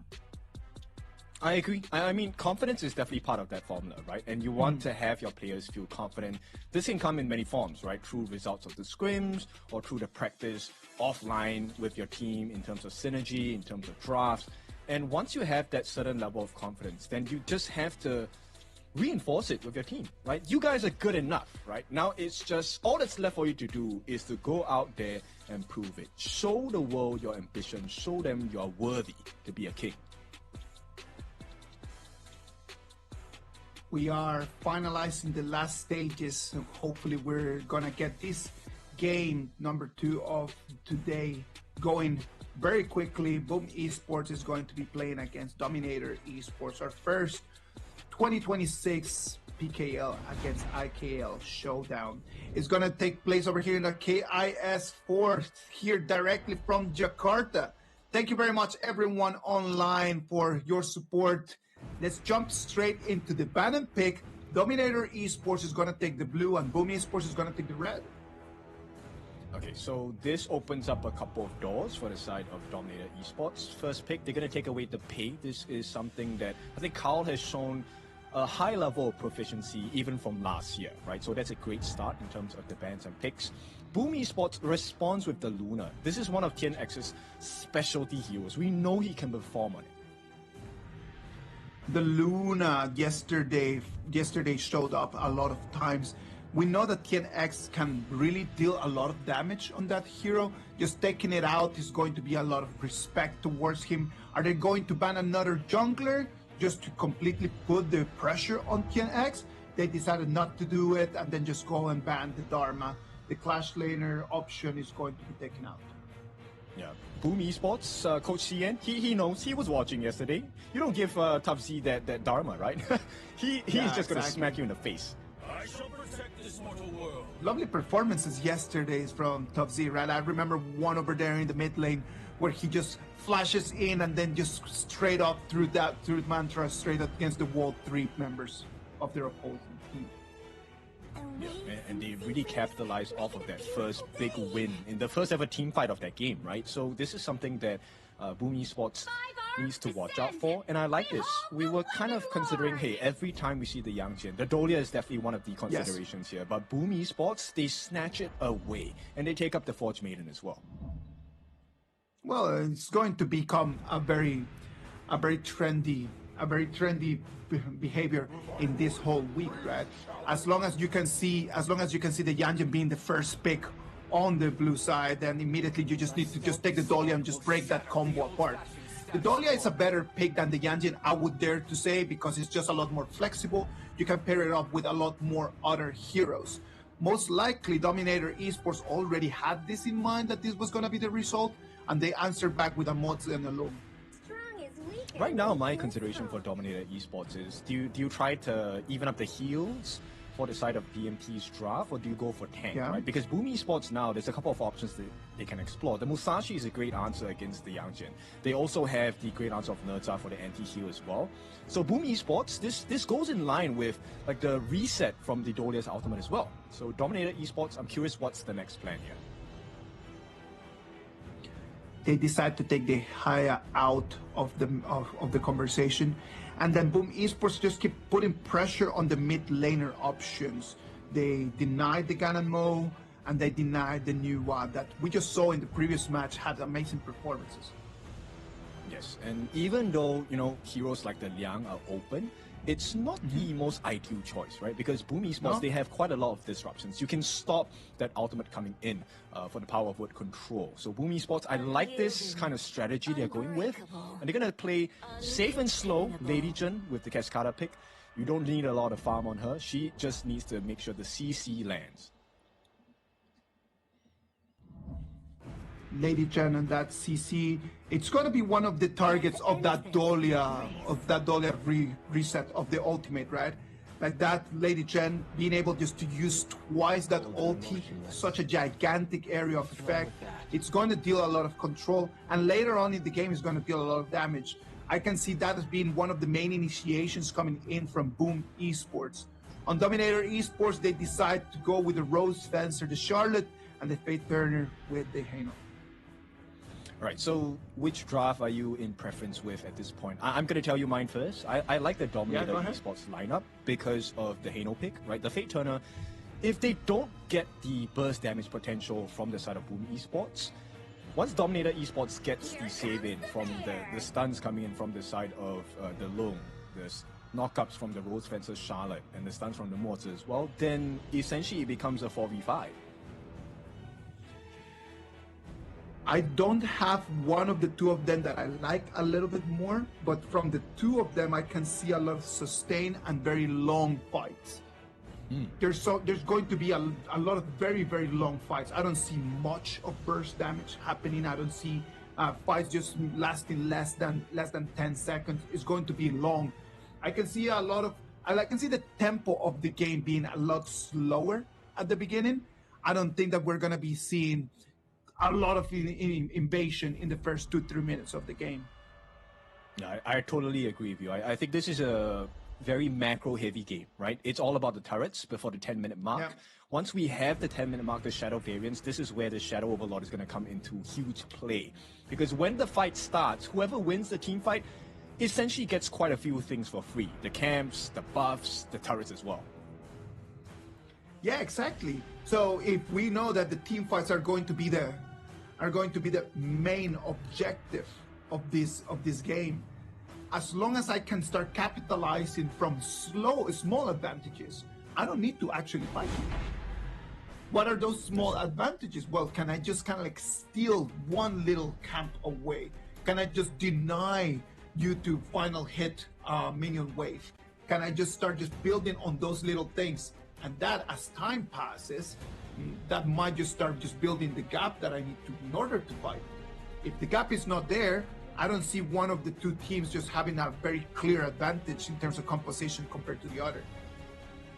Yeah, I agree as well. I think at this point, let's talk about the junglers a little bit, because TNX's jungling speed is definitely not going to be as fast as Carl, right? Carl has the release on the Agudo, which means that he actually gets one camp for free really quickly. And then we'll take a look at the rotations, right? I don't think they want to be aggressive and go for the steals, because both compositions don't really have like a early game advantage in terms of team fight. Yeah. There's not a clear early game priority coming in from any of these two. This is going to be Dominator Esports against Boom Esports. Dominator is going to go from left to right on your screens, and then Boom Esports is going to go from right to left. Ladies and gentlemen, let the first IKL against PKL showdown of 2026 start right now. Okay, we are wrong. Carl is going straight for the steal, gets it first. And right across the map, I like what Migi is doing. He's actually stopping the attempt from the side of DMT on the top side of the map. And this is success for Boom Esports. Great start. This is why Honor of Kings is such a lovely game. The unpredictability in here. We know that this is based on the composition, what they're supposed to do. It's not what they are completely going to do. And look at that, TNX wants to answer back, just coming in, but he does not have the speed, kid. Okay, he will get it, but right now it's about the first blood. Here comes Carl as well, looking for the opening as well. Dive by draw, they're looking for an opening. Katsuri uses the flash, catches all three, but there is no follow-up. And Boom will be able to escape for the time being. TNX is low, the flash comes and blood going to the side of Boom Esports. A great start. PKL starts strong. TNX comes in, he sees that he loses his red buff as he tries to stop the bleeding. Jumps in, but then bites a little bit too much. Takes the steal, but he's unable to run away with the bag. No, this is a double whammy, right? Because right now there is no buffs for the side of TNX. And now Migi gets both buffs from the side of DMT. Carl is able to set up once again. The ultimate is going to be used for the side of Jill, but he's falling quite a bit low. Boom knows not to overextend. They will make it out. Just a poke. Well, remember, look at the screen. We're going to have the CD keys right over there, just showing to everyone. The first one, Sunblaze, the CD key, and the second CD key is going to be Flare Up. Remember to go online, get on the game, use the CD keys to get all these freebies that we are trying to bring you in this KIS4. Okay, I have a big concern, Isaac, and it looks like Joe is not able to tank, right? So if Boom is able to stretch this goal lead, then Joe effectively becomes useless in the team fights. He's going to be cannon fodder. No, exactly what we talked about in the beginning, right? Like, Gerald right over there, you see how he had to proc his ulti just to run away. That comes in on a cooldown, and at the same time, it puts him in a position where it sends a message to Boom Esports. It sends a message that he is vulnerable, and that they might want to just try to put pressure straight into him. Yep, and this is a pattern that's going to emerge, right? Then this is one thing that will give Boom the confidence. We're going to force out your Fate Rewind right before big objectives, and suddenly the power spike in terms of damage is not going to be there from Joe. Only time will tell right now. We're going to come into 30 seconds for the first big fights. It's going to be the objectives. Right now, after Dominator not having an advantage and losing some of the resources, going in for that first Tyrant is going to be critical for them to kind of like balance the game one more time. Yeah, they definitely need to find a balance now. 15 more seconds, we're going to have the first neutral objectives come out. The rotations coming in, Miggy as well as Kyle, they're going to try and put a little bit more pressure on the top lane, which means that Space Sprite teleportation will be used, and Boom should get priority over this first Tyrant of the game. Look at that, it's going to be a 2 against 1. Kind of try to put pressure on the turret. They do not want to engage as Gerald is going to come in and join the party. This does not seem like the right choice here. DMT going to benefit off of that decision by the side of Boom Esports. Gets the first Tyrant of the game. And CC now putting a little bit of damage on the draw. Will be a standoff at this point. Boom needs to find something across the map. And that's exactly what Carl is doing. Gets the release on the Azure Golem. What more value can he find? Well, the Azure Golem is going to just be a consolation prize for them, as they could have actually take control of the Tyrant. They did have a little bit of an advantage, but he decides to do that. And Dominator Esports just completely replies back by stealing his, so there is no actual winning here for Boom. Yeah, and I like this composure from the side of DMT, right? Tough Smash actually manages to secure his own camp, so this is going to dwindle the growth that Boom are looking for. At the same time, if you take a look at what's happening, DMT actually have a 1,000 goal lead going on right now. Yeah, just out of nothing, out of thin air, out of just that little decision in there, like immediately just bank in 1,000 gold advantage, and that's going to be critical for them right now. Boom Esports had the advantage on just taking the first blood on TNX, and then they did not capitalize on top of that. And this is why I like the new Dominator, right? Look, they're funneling the farm, not the TNX at this point. They're putting it to CC. He has one of the highest gold on the roster here. And Boom right now getting chunked down bit by bit from the side of DMT. Not even 6 minutes in the game, and that mid lane turret is going to fall. Dominator turning tables around. Carl is going to be put some pressure, because Top C, look at him, he does not know that there's anyone in the brush. He needs to run away. And it's a Charlotte, right? Even if a Charlotte gets caught, you know that Charlotte will be able to slip and slide out of dangerous situations. And the way that DMT is controlling the map, absolute beauty here. CC gets another T1 for free. I wonder in which moment of this match happened that Boom Esports kind of just lost control of it. Because it just looked like Boom Esports was doing such a good job, but then on paper only, because look at that. You know, it really came down to that first exchange, right? That neutral objective going to the side of DMT and having no return value from the side of Boom. That was the pain and critical point, turning point for the side of DMT. You can see they're playing with fire here. L is extremely low, but he does have the flash. The jump in from the side of Tufts. This is a repeat of yesterday. A solo kill onto the jungler. Kyle's the first one to take a fall. More to come. Miggy as well, the next one for the side of Boom Esports, as DMT just assume control of the gorge. DMT showing us that yesterday was not only luck. Right now, with this very good performance, the way that they came in all together, they find Carl right over there, sent him back, and then Miggy had to join him. An amazing 2-0 trade for DMT. And this is where it gets a little bit more difficult for Boom, right? Because yes, I love the Chisha to bits, but you need to get some stacks with her basic attack before you really unleash that magical beast form for Danny. And when you're behind on farm, you're not allowed to touch the minions. You don't get the free stacks. You cannot go into your ultimate form. Look at right now, Danny on only 4,300 gold, being very behind in terms of that. Okay, attempt by the side of Boom, just a poke and prod for now. Members are falling low on the side of DMT, but they will not be able to find any more room. Boom Esports unable to force DMT into an awkward position, and right now it's just status quo. Now the problem right now is going to be Carl. He does not have any resources, as right now DMT is just cleaning the whole jungle so quickly.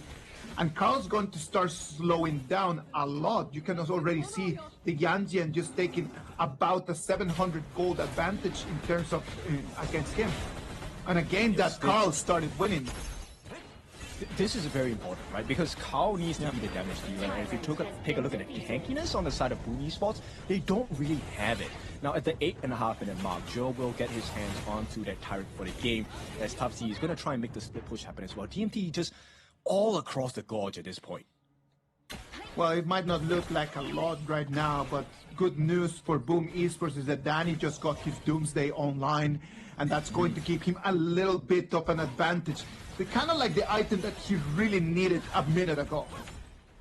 So that's like the first part of the formula. He needs time, right? And right now, CC is going to be going on a 1v1, but here comes the backup as well. L looking for the finishing blow. Can they escape? Miggy, you are caught! And with that, DMT get another one for the books. 2-1, 3-1 at this point as they maintain a 5,000 gold. Big problems in here is that CC is the one going to be claiming that kill as well, and that is going to keep just building wider and wider the gap in between marksmen. Right now, CC on that loom, I'm waiting for the item board just to show up because I can imagine that he's at least 2 to 3 items gone. Yeah, it is a difficult situation for them. And bear in mind, CC is able to really get a lot of free damage in. Anytime he has his ultimate, he can be super greedy. Well, he needs to be a greedy player right now, right? Look at that, the items are just starting to show. The Axe of Torment is already online at 2-0-1 right now for that loom. Yeah, he's at 7,000 gold. He's close to over 1,000 in front of Danny on this Chicha here. And he's very close towards the Overlord's Might. This is the most damage in a physical item in the physical attack category. Dark Tyrant has been 10 minutes of the game, the Dark Tyrant is going to go for DMT. It is looking very, very grim right now for Boom Esports. Right now, DMT knows that they have an advantage and they want to try to come in and put some pressure. There's no minion wave from the Clash lane, but let's turn our eyes to the mid lane. Yeah, they influence them and they escort them to the back of the base. Here comes Boom. They're going to make an attempt here. Ultimate drop by the side of Carl. Unable to find too much damage onto the side of DMT. And right now, the pressure has swung in favor of DMT, looking for some free damage. They do force out the Infinite Vastness. Great job and defense from the side of Boom Esports, but they need to do much more. They do have a good composition in terms of trying to defend their high ground right now, Boom Esports, right? Like they can still use Tatsuri's Lady Trend, they can use Carl's Agudot in order to defend that. But for how long time can they do that? It's going to be one wave after the other. Yep, 6,000 in terms of advantage it's a whole item for the side of DMT, right? And of course, this advantage now is scarily big because CC, he's already at 8,000. Just 4 more thousand, this guy is going to be 6 slaughtered, and he's going to be a big problem. Siege Breaker, Frostark's Embrace, and Axe of Torment right now for CC. You do not want to be in a 1v1 against the man. DMT turned their eyes over here for the Overlord into what they would want to be just the goal, the resource that they need in order to take the high ground. And you take a look at what TNX is doing. This is a very different TNX from last year, right? The new TNX, he is so calculated, he is so disciplined. TNX used to dive like crazy. Right now, this is a team play. DMT is looking like a much stronger team. You make a very interesting point right over there, right? Because right now TNX is got to become the leader of the team. And as the leader of the team, you cannot be having those little mistakes, just diving in too early or diving in too much. You cannot die when you're the leader. This is what I like about the new team, right? They're so focused on sharing the advantage that they have across all the different players. Tufts is a problem, CC is a problem, and now you have too many targets to look at, and TNX and CC will benefit from that advantage that's given. The three waves of Vanguards are going to come in, are going to clash in at the same time. Pressure is going to come mostly from the farm lane. The turret is going to fall. Right now, it's going to be one more Vanguard in the mid lane. Look at that. All right, they're going to try to tumble. Carl will make it out safely, but the towers are not. And with that, here comes the Fate Rewind. The slender stacks of passive onto the different members of Boom. This might not be the end, but it is a painful experience for the side of Boom Esports. DMT, they got what they came for. 2 T3s in quick succession. They move out. It is tough. They want to come in and try to clean the Vanguards, but it's impossible because L using the Cannon Blast is keeping them at bay.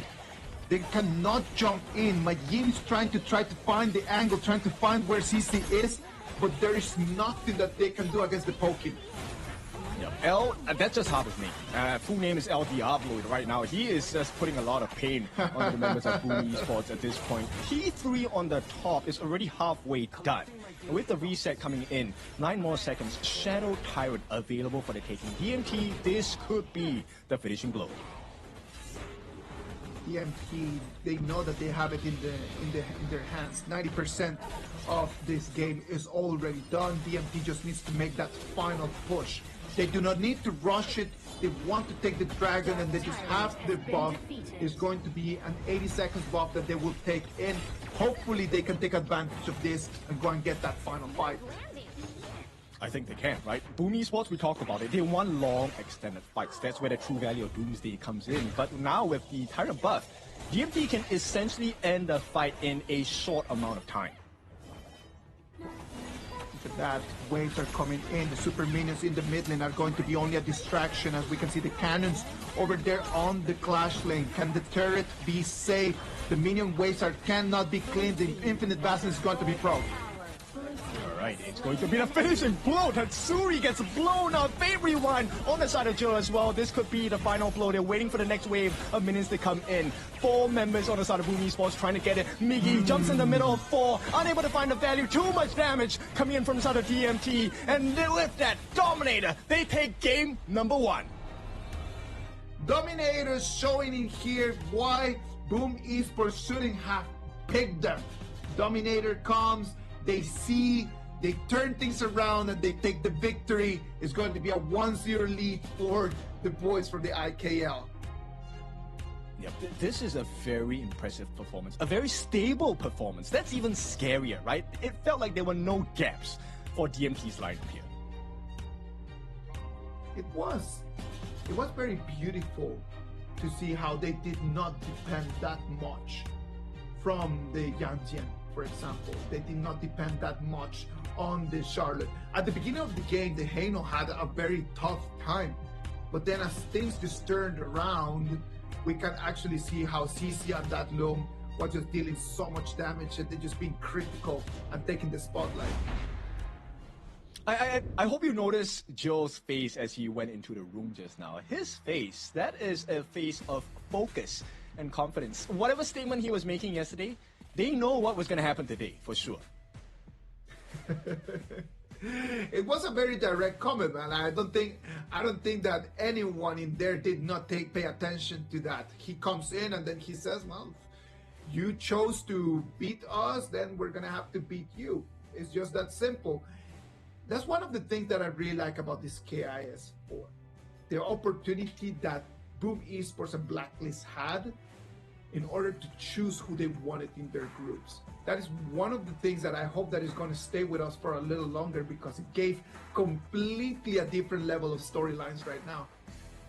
Yes, for sure. And this is something that's very important, because it's not just individual players with their titles online. This is also about a regional advantage. You want the IKL, for IKL fans, of course, to be over on top of PKL. But here's the scary thing about Dominator's game just now. I can't tell who's going to be MVP.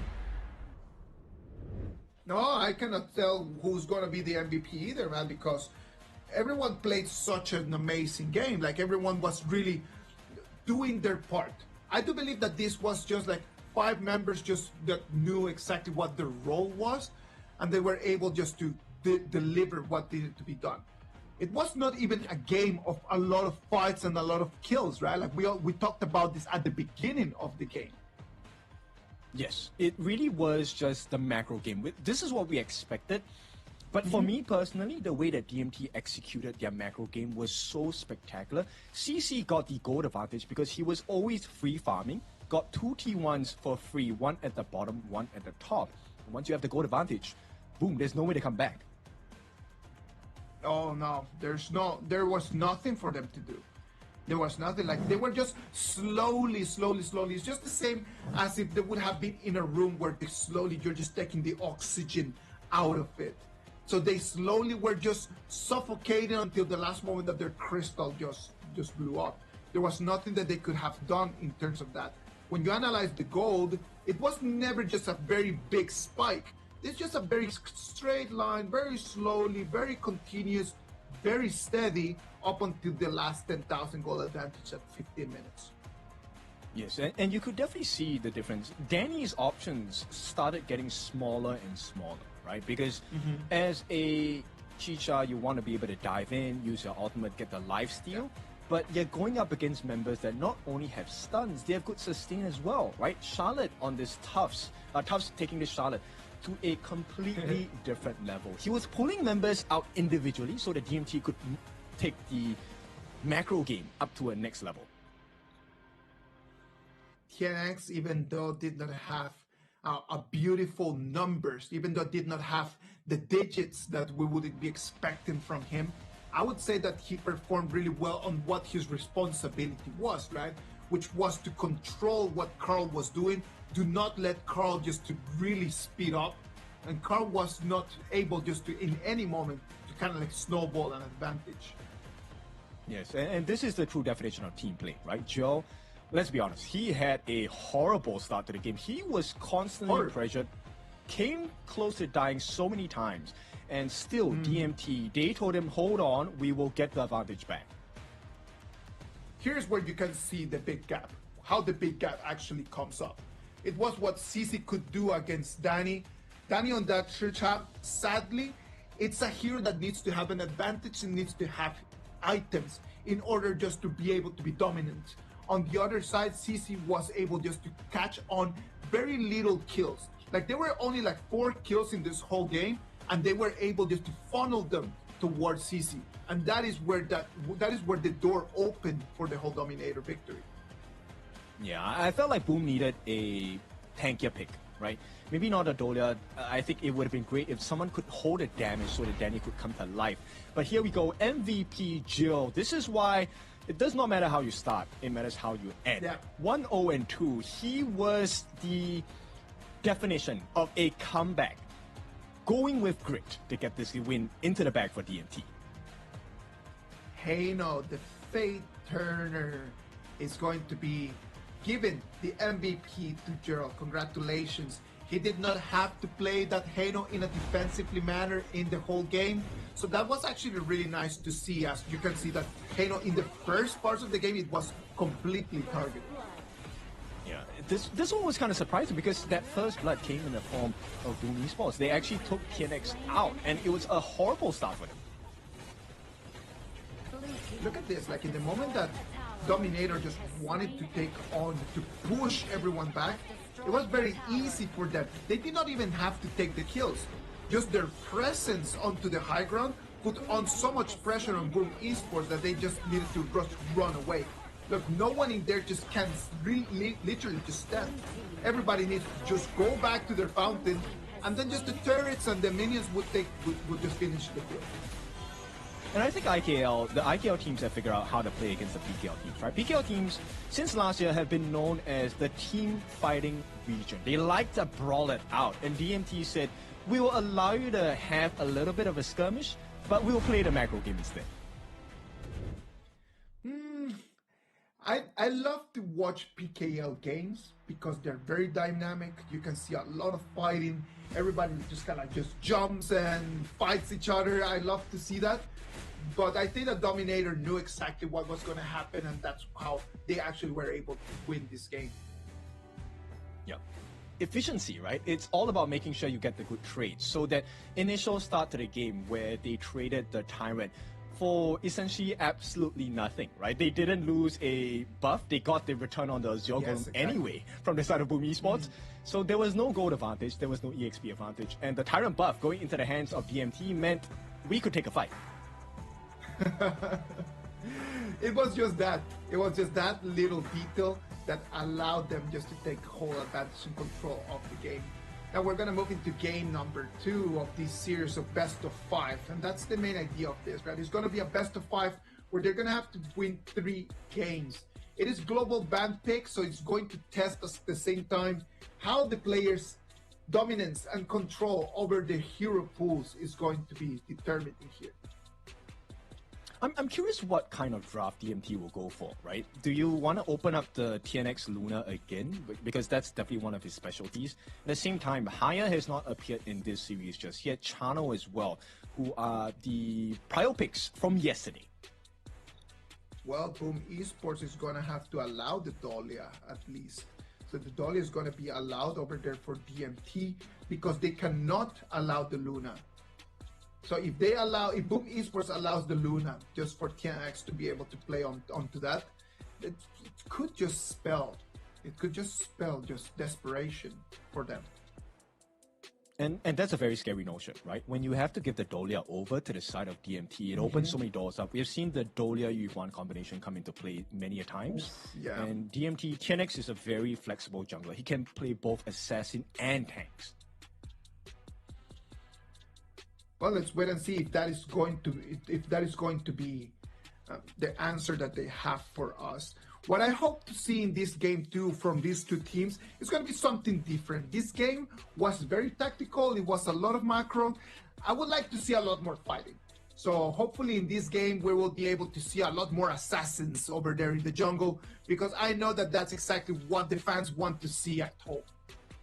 Yeah, for sure. I mean, we love a good fight, right? Yes. We love a good exchange in terms of the battle itself. But let's take a look at the bans and picks here. Of course, this is going to be interesting. Dominator, once again, gets blue side. They get prio pick. They will be the first ones making the decisions. Taking that prior pick over here from Dominator Esports. Let's wait and see if they can get something.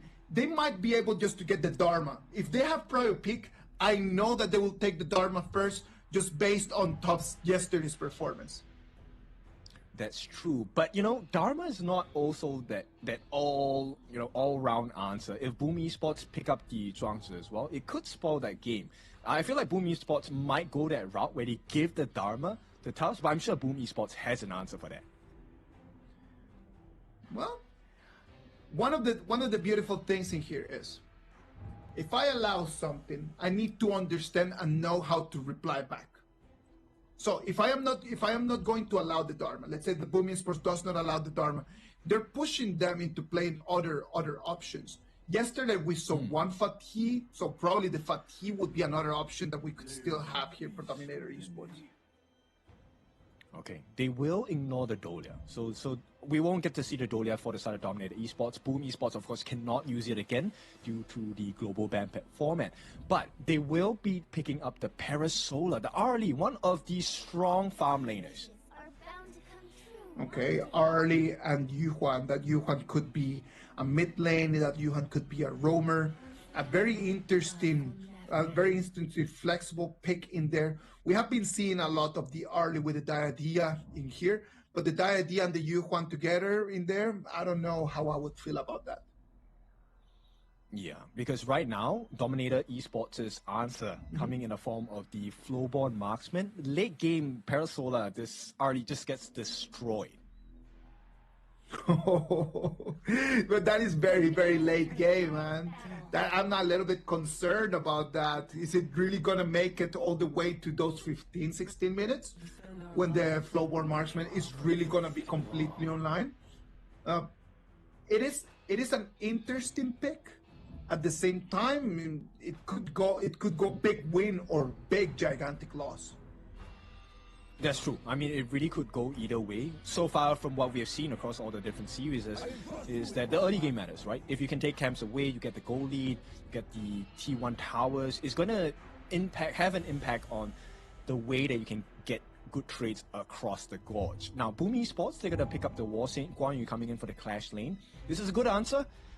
It does spoil the setup from the side of the Yixing and the Zhang Fei pick, but it could go either way as well. I like to see the Guan Yu coming in right now that they have not yet chosen a jungler option right now.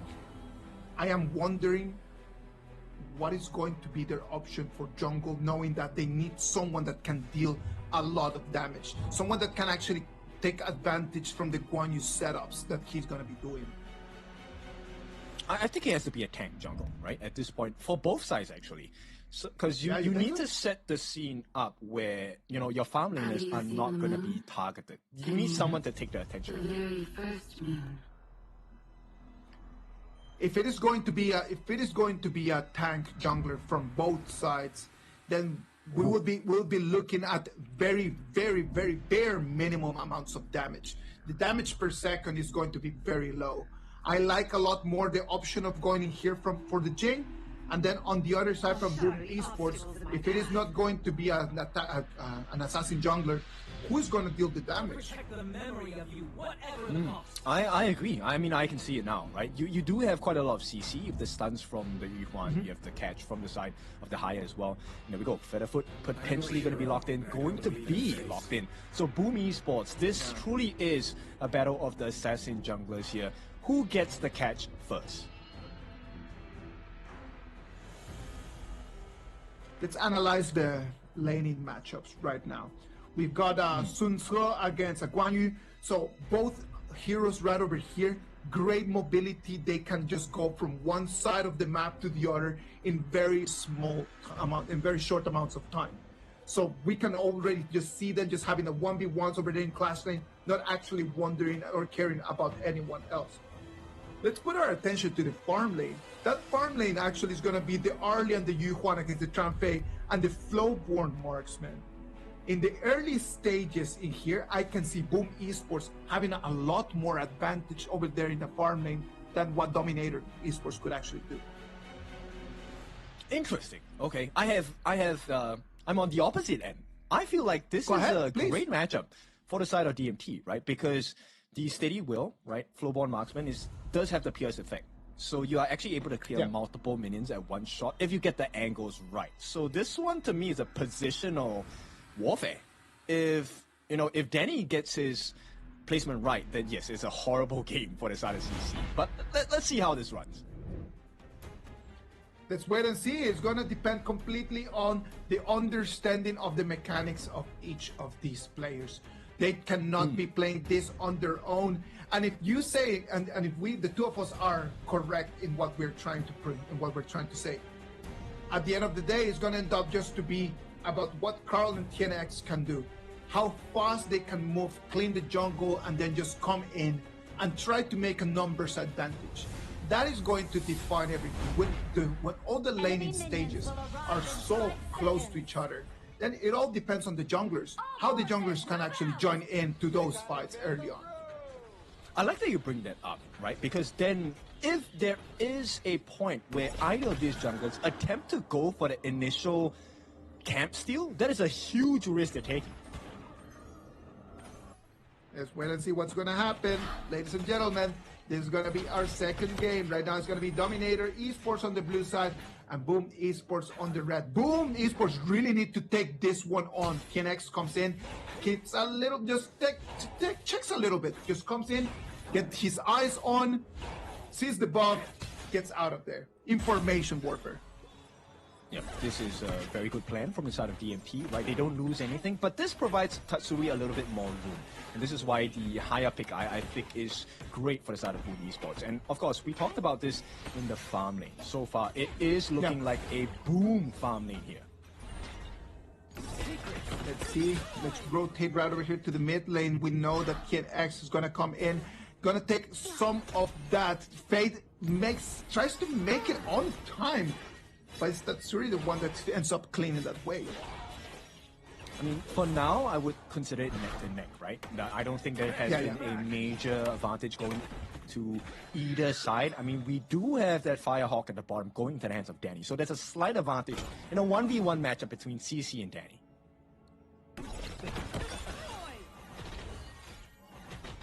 All right.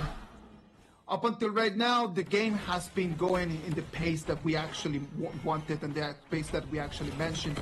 Danny comes in, it's going to jump in extremely deep. He thought that he could actually take the 1v1. He didn't know that the reinforcements were underway. You know CC was calling for the team there. The moment Danny popped his common spell, CC was telling the team, I'm going to bait, you're going to finish the job for me. Just like that, and CC knew that he could actually take on that damage. Very well done. That's the difference with the pros, right? Like, they know exactly at which exact moment of the game they can take how much damage in there.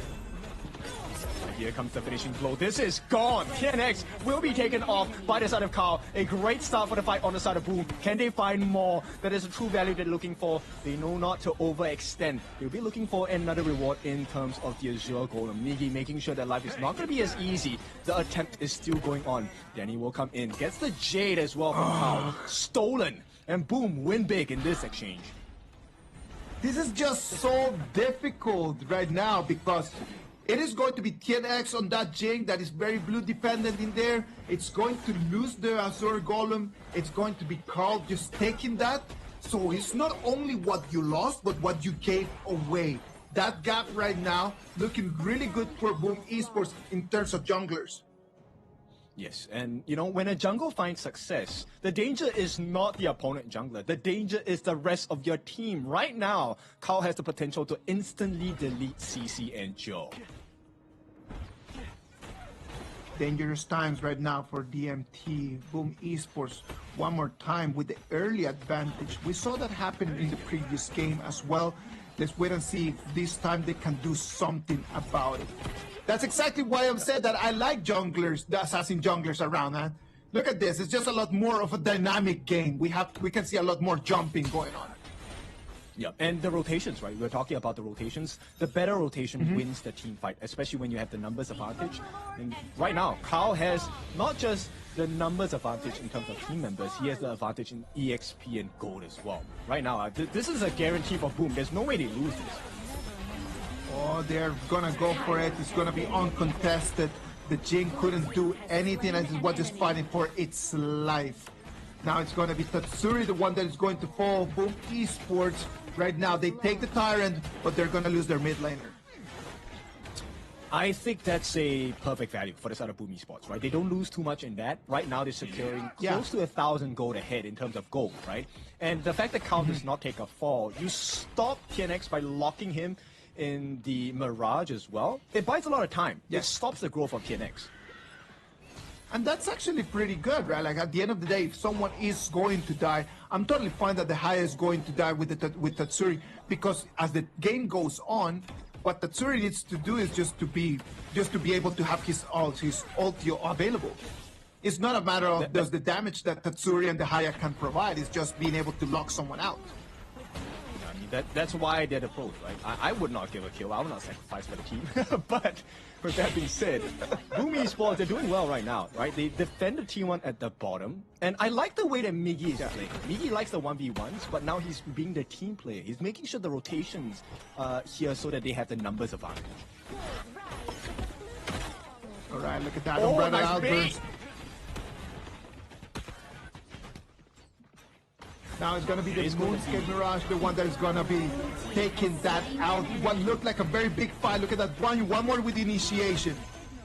Yep. They are looking for Draw here. Draw might have to fall. A double kill for the side of Tufts, and DMT recover for a little bit, but they need more. Kao now stuck in a 1v1, looking for the finishing blow. TNX a little too far. He is going to be taken down, and Kao comes back. They recover a couple of kills for the side of Boom Esports, but right now DMT, they do have the numbers advantage. T1 open for the taking. They cannot miss this chance. Blue team has destroyed Mid lane a turret is tower. going to fall right over there. TNX wanted to take the 1v1 against Carl. Problem is that as he was coming out of his mirror domain, hits the wall, nowhere for him to go except Carl's pocket in.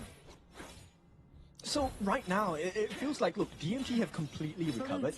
Tufts, I don't know if he wants to go here. The timing is nice. He does get the knockup. Can they finish Carl off? He needs to be saved right now. Will not happen. A rampage for Tufts. One more time, Tufts comes in, and then he's taking the spotlight of the team. DMT, when TNX cannot deliver, it's going to be Tufts the one that is going to stand on business. This is why they're so much stronger now, right? And with this, Boom Esports have to defend this Azure buff against the likes of TNX, but he is here now. Smite is available for the taking as well. They will secure it. Here comes the cavalry in the form of a boat here, just as a deterrence as Tufts. He's the man of the game right now. Right now, he is completely online, free to charge an Axe of Torment, the two items right now that Tufts has online. The problem with that is that if he gets to hit you, there is no way that you're gonna move away. He hitting you right now is going to slow you down so much. Has destroyed a Yes, tower. definitely. And right now, Danny is trying to make amends for whatever gap. Miggy looking for the flank as well. All he needs to do is to get the catch, get stopped, stunned, locked into place, and Joe finishes the job. Yes, Kao jumps in, but it's a 1v5 and he can't do it. Tufts again, unstoppable. DMT, they found a formula against Boom Esports. Kim, look at that. They've got the minion wave. It's going to be a 5 against 3. They're going to take the high ground, that's for sure. Do they want to make the final push in here? I mean, they can. Tatsuri has used his ultimate as well to catch CC in the middle of it, but it's not going to be happening too much. They get the life of Tufts at this point, but Boom, that is traded off for a T3 is not a good trade at all. Well, losing your high ground turret at only 8 minutes of the game puts so much pressure as the super minions are going to start coming in from the farm lane. That is bad news for Boom Esports. What happened right over there with Miggy trying to come in with the Razor Cavalry and then just being stunned in place? It was a good idea. I like it. That's what you're supposed to do, but there's no follow-up, right? Who else is able to get the setup for the team? You need Draw to use his second skill to get the setup, but you can see him from a mile away. Look at that right now as we are going to hit the 9 minutes mark. It is looking very, very, very grim for Boom Esports. Super minions are going to be coming in from the bottom side of our screens. And then it's going to be good for DMT that right now, with the full control over the farm lane, they can just focus on trying to get the Overlord on their own. Yeah, it's really about pulling attention now, right? DMT, they don't even have to take a fight. They just poise to fight, and Boom have to respond, which means now the bottom lane will be pushing in. This is going to be a pain point for Boom Esports. Yeah, and just because of their positioning, then it means that they're going to have lane priority every single time. Look at that, Guan Yu waiting over there in the brush. Can he do something in there? He's going to jump in.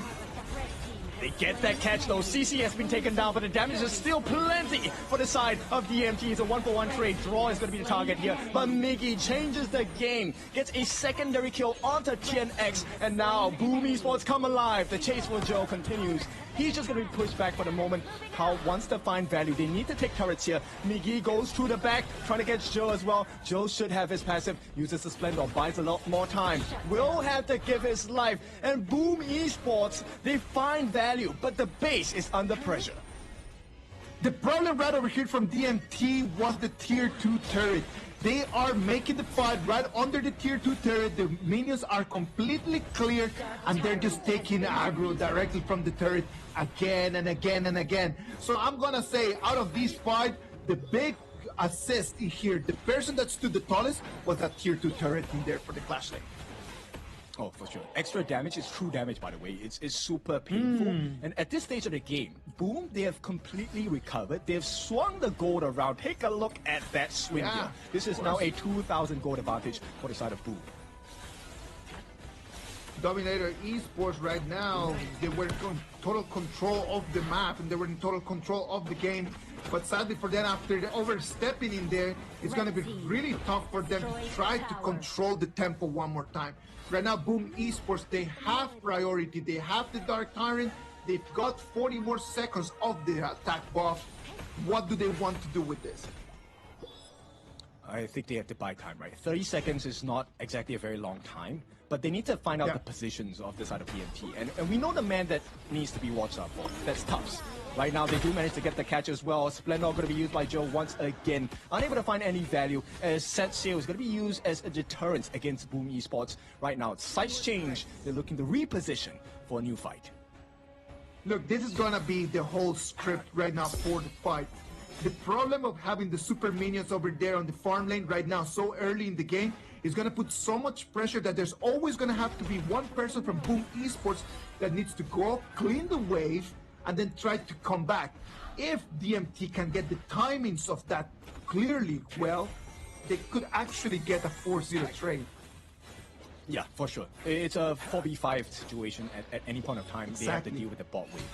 So Boom Esports, they need to plan and bid their time really carefully at this point. Red team has destroyed a tower. Now the problem right now is the difference in gold coming in from the Fade and the Jing.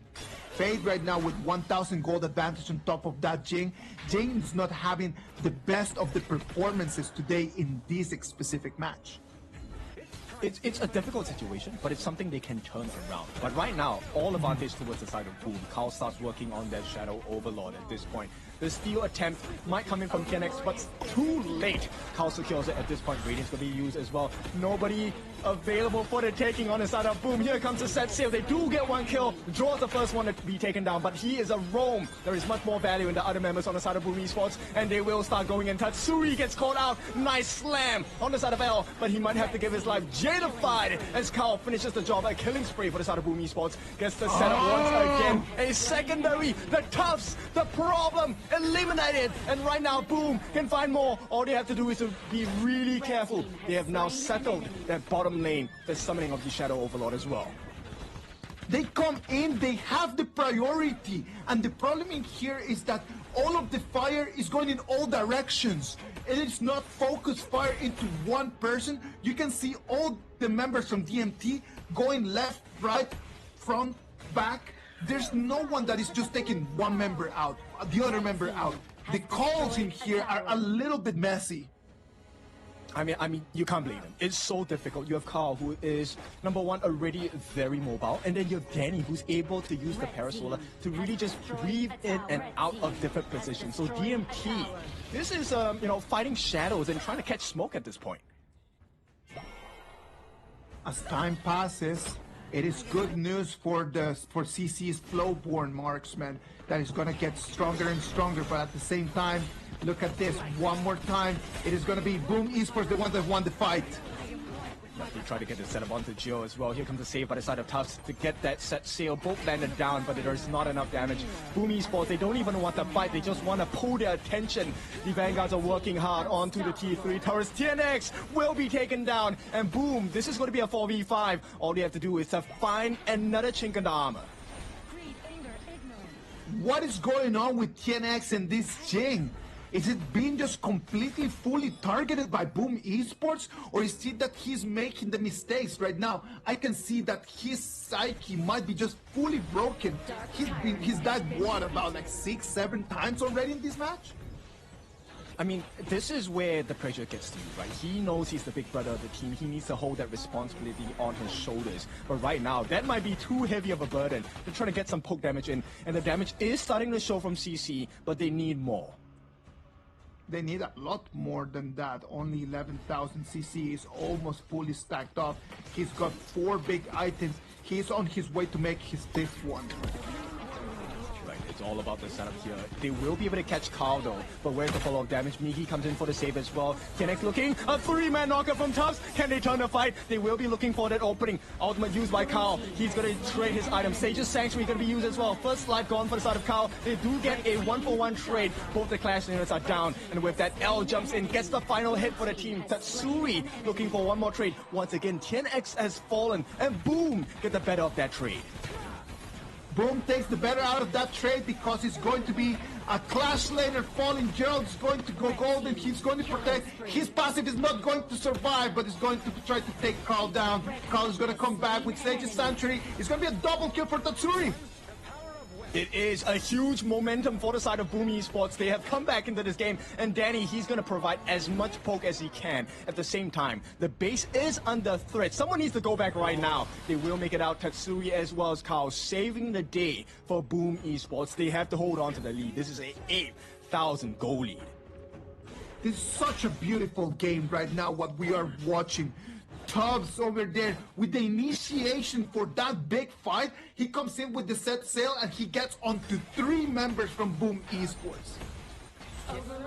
Yeah, it was a nice catch, but then look, the item switching by Carl changed that whole fight, right? The Sage's Sanctuary giving him another life. He does have lifesteal as well, so Boom Esports, they really stretch the limits that they have as a team, and they won big in that fight. The reward is great. They have a Shadow Overlord in their hands now. It's 3 minutes before Tempest. It's a long time for DMT. CC decides to go with Pure Sky as his last option of item in there. We're gonna have the Overlord. The Vanguards are gonna be coming in on all directions. Boom Esports might have the opportunity here to balance the tables and take us to a 1-1 draw. Yeah, I think a lot of pressure now is just focus on Tatsuri, right? Who does he catch? If he catches an L or Tubbs, I think the fight is over for DMT. Well, Tatsuri is going to be critical in here, right? How he's going to use that Moonscape Mirage. Look at that, no problem in here. They're going to be able to lose 1 turret, but they are able to clean the Vanguards right now. This is just a bit for time. And DMT, if they can survive this, that would be great. Nice catch from the side of Tatsuri. Who did he actually catch? Looks like it's going to be the Bronya. It's going to be L. So with that, this is not going to be enough tankiness on the side of DMT for the moment, but they do find an opening. Ultimate going to be used by the side of Draw. Gets the save in, but here comes the damage from the side of DMT. They get the setup as well. Knock up onto the backline. Tubbs is trying to buy time for the team, but unable to find the kill. Nobody dies just yet, but the T3 has fallen. Boom Esports once again. What a play. It is just so difficult, else Brattle Albers is going to be wide. He does not get onto anyone, and that is the problem in there. For such a critical initiation ability, just to be wide puts DMT on their back heel. They pay a high price for this, as their Midland high ground turret is going to fall. What looked like an advantage in terms of super minions right now has turned around, and it's Boom the ones that they have the whole game for them to lose. And they don't get this. I don't think TNX will be able to get this away from the side of Boom Esports. Right now, they know that they're here. The flank from the side of Migi going to be spotted out by Tubbs at this point. But take a look at where Carl is. He's hiding at the sidelines, waiting for the reset and looking for a potential victory. TNX cannot fight that. It's going to be Carl because of his mechanics due to the design of the hero. Is going to jade that Tyrant away. There was nothing he could have done. The Moonscape Mirage one more time. Yep, TNX has been caught. Where's the follow-up damage? Carl looking for the flank against 4 members. Migi as well will come from the back. TNX is down. This is a 4v5. Migi threatening and poised to make the catch like a fisherman for the side of Boom Esports. And Boom Esports, they don't care. They can take it slow. They can take this slow. 10 seconds flow for the Tempest Dragon. We can see their next target is going to be the high ground turret. Do they want to just do the one final push right over here, kid? I think they can. 20 seconds is a long time. The TNX is not here. L's going to drop his ultimate down with Unbridled Alphas. They need to get the stuns. They need the setup, but they need the follow-up as well. Migi on the backlines. 1 against 4. Frigid Charge as well. Manages to hold them in place. This is going to be a successful defense for now for DMT. But Boom Esports, they're knocking on the doors. They can't clear the waves. They have to back up for the time being. So Boom Esports, they're going to wait for the next wave. That's going to be approaching right now. DMT. This could be the last stand. Flash by the side of draw. Can he get the stuns? Once again, Taos on the backline. Then he jumps in, and the game is over. No fight, just a base. Boom Esports is going to take the victory. The PKL takes one game and then makes it a draw. A 1-1 right now. Dominator had it in the pocket, and then Boom Esports stole it from them. Yeah, we talked about this. This is exactly what we expected. A close series, a tight series, 1-1 now. As, you know what, this game, TNX, I think he kind of fumbled a little bit. A little bit? Would you really say a little bit? I'm really sorry. I need to say the things the way they are. Like, if you're going to take the Jing, you need to carry, man. Like, you cannot just be falling that many times. I understand that it's a difficult match, but you made the decision of going on with that hero. So I expect that TNX can go, he can clean up, he can actually drink some water, and then just come back with a better performance to what we just saw right now, because the numbers are very ugly. I mean, the numbers are ugly, that's for sure, and we kind of saw his difficulty, right? They're going up against a Fade, a fellow assassin hero, so there's a lot of burst potential. But at the same time, this Smite wall is unfair because of the Jadify, right? Completely Once you have the unfair. harder Jade Seal, it's gone. And that's it. Like, if you know that you cannot fight this, is it really necessary to go and try to contest it? Is there any other tactical movement that you can do in that specific moment? If there is an Overlord that is available, can you actually go and try to trade dragons? Can you try to get a distraction and try, if you know that you cannot win it, just try to do something else.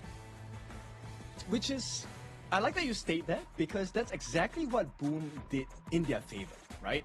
So at any point of time, there is only one neutral objective to fight over. So it's naturally in Boom Esports' favor.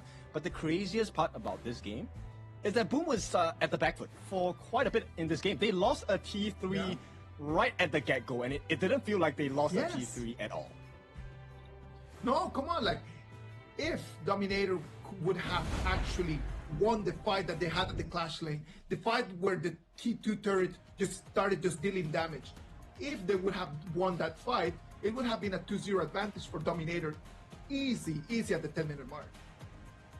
Yeah, fully agree. And this game shows you why the better team wins. Boom Esports here, Tatsuri taking 5-1 and 8. Very long, sustained build for the higher. At the same time, Carl as well, probably MVP, 8-2 and 6, going for a hybrid build of tank as well as damage. So Danny kind of became like a support. He's 1-2 and 10. Yeah, no, at the end of the day, when you have this game like this, Carl did what he needed to do, which was to come in and then just to finalize just those last hits and come in and just deal some damage. I love the way that Tatsuri played. So that Haya for me has got to be the MVP. I do believe that they followed the strategy. The strategy was that Tatsuri is going to pull one person out, and then after that we're going to, all of us, just go and take the 4v4 and win the 4v4. The strategy worked, and then I believe that he deserves the MVP because of that. I fully agree with you. Tatsuri was kind of doing like limit testing as well, right? There were certain moments in the game where he used his Moonscape Mirage, his ultimate, to catch Tufts out. Didn't really find too much value on that, so he changed his target to L. And once the Beast was out of the picture, it felt like Boom had full control because Danny just walked all over CC's face. Look at that. Just right over there at the 8-minute mark. In the moment that they lose that big fight, it was all for Boom Esports then. Completely full control from the PKL team. That is a problem that DMT cannot let happen. And it's actually it's a pity for them, right? Because they had such a big loot in just taking that high ground turret so early in the game. And then after that, they just squandered their advantage. They squandered such a great performance with Tubbs. Tubbs, even though they lost, he had an amazing performance in that Sun Tzu. You know, I feel like 2026 is a year of Clash laners. That's definitely one thing we need to take a look at. Taos, this guy, his Dharma was scary yesterday. His Sun Tzu was pretty effective today. But once again, it's a team game. And Boom is definitely the better team in game number 2. Look at the map. Look at the data right over there. You can see here, like, look at how Tatsuri dealt more damage, had more assists. Goal to damage efficiency was higher. The only thing that Gerald was better than him was in the first 10 minutes participation. After that, it was all Tatsuri. Yeah, also because I feel like Joe didn't manage to find the appropriate boards, right? He couldn't get the setup that he wanted as an Yixing. And then we talk about this matchup. CC against Danny.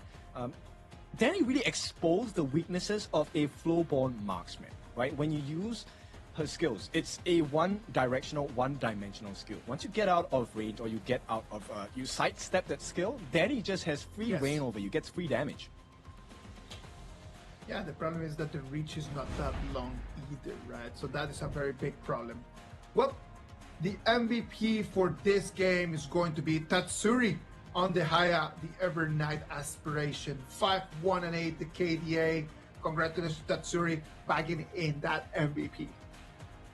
Right, we need to pay special attention to Tatsuri later on during the highlights. I want to see his positioning here because he managed to get the insane catches. Catching Tufts, I think, okay, pretty straightforward because Tufts was diving in. But catching L, that was a completely different challenge. No, I agree with you. Look at this. If you analyze the highlights of the game, everything just started really, really well for the blue team. Like, the blue team had such an amazing start. And then right over here into this one, look, they jump in and then they're just taking turret damage again and again and again. Yeah, huge greed coming in, but you can't blame them. And Jill, I think he really tried his best to outplay using a passive, using a Splendor. But at this point, too much life on the hands of Boom Esports, also too much damage and control.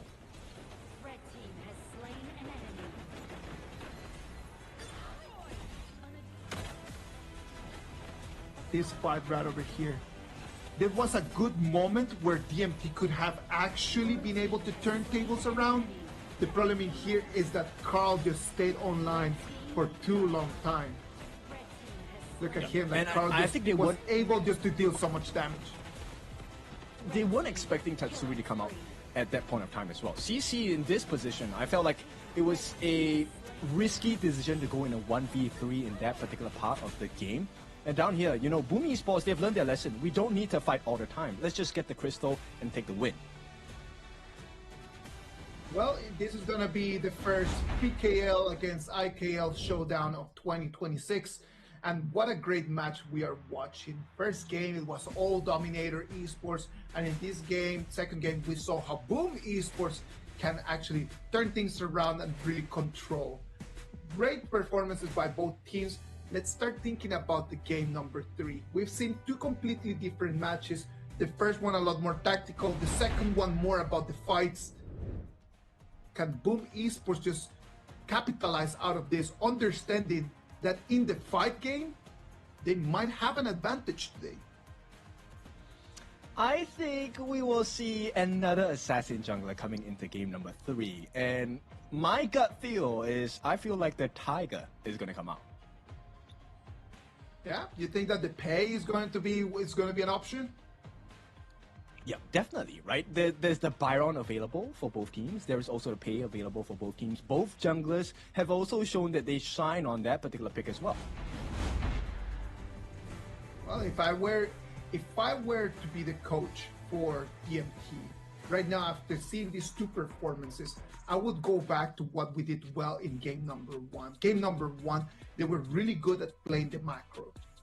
So if today, for some reason, you come into this game number 2, and then the skills and the fight is not working, just go back to what it works. There is no shame in just going back to what works. A lot of people say that, oh, if you want to be a jungler, you need to be able to fight and you need to be able to win fights.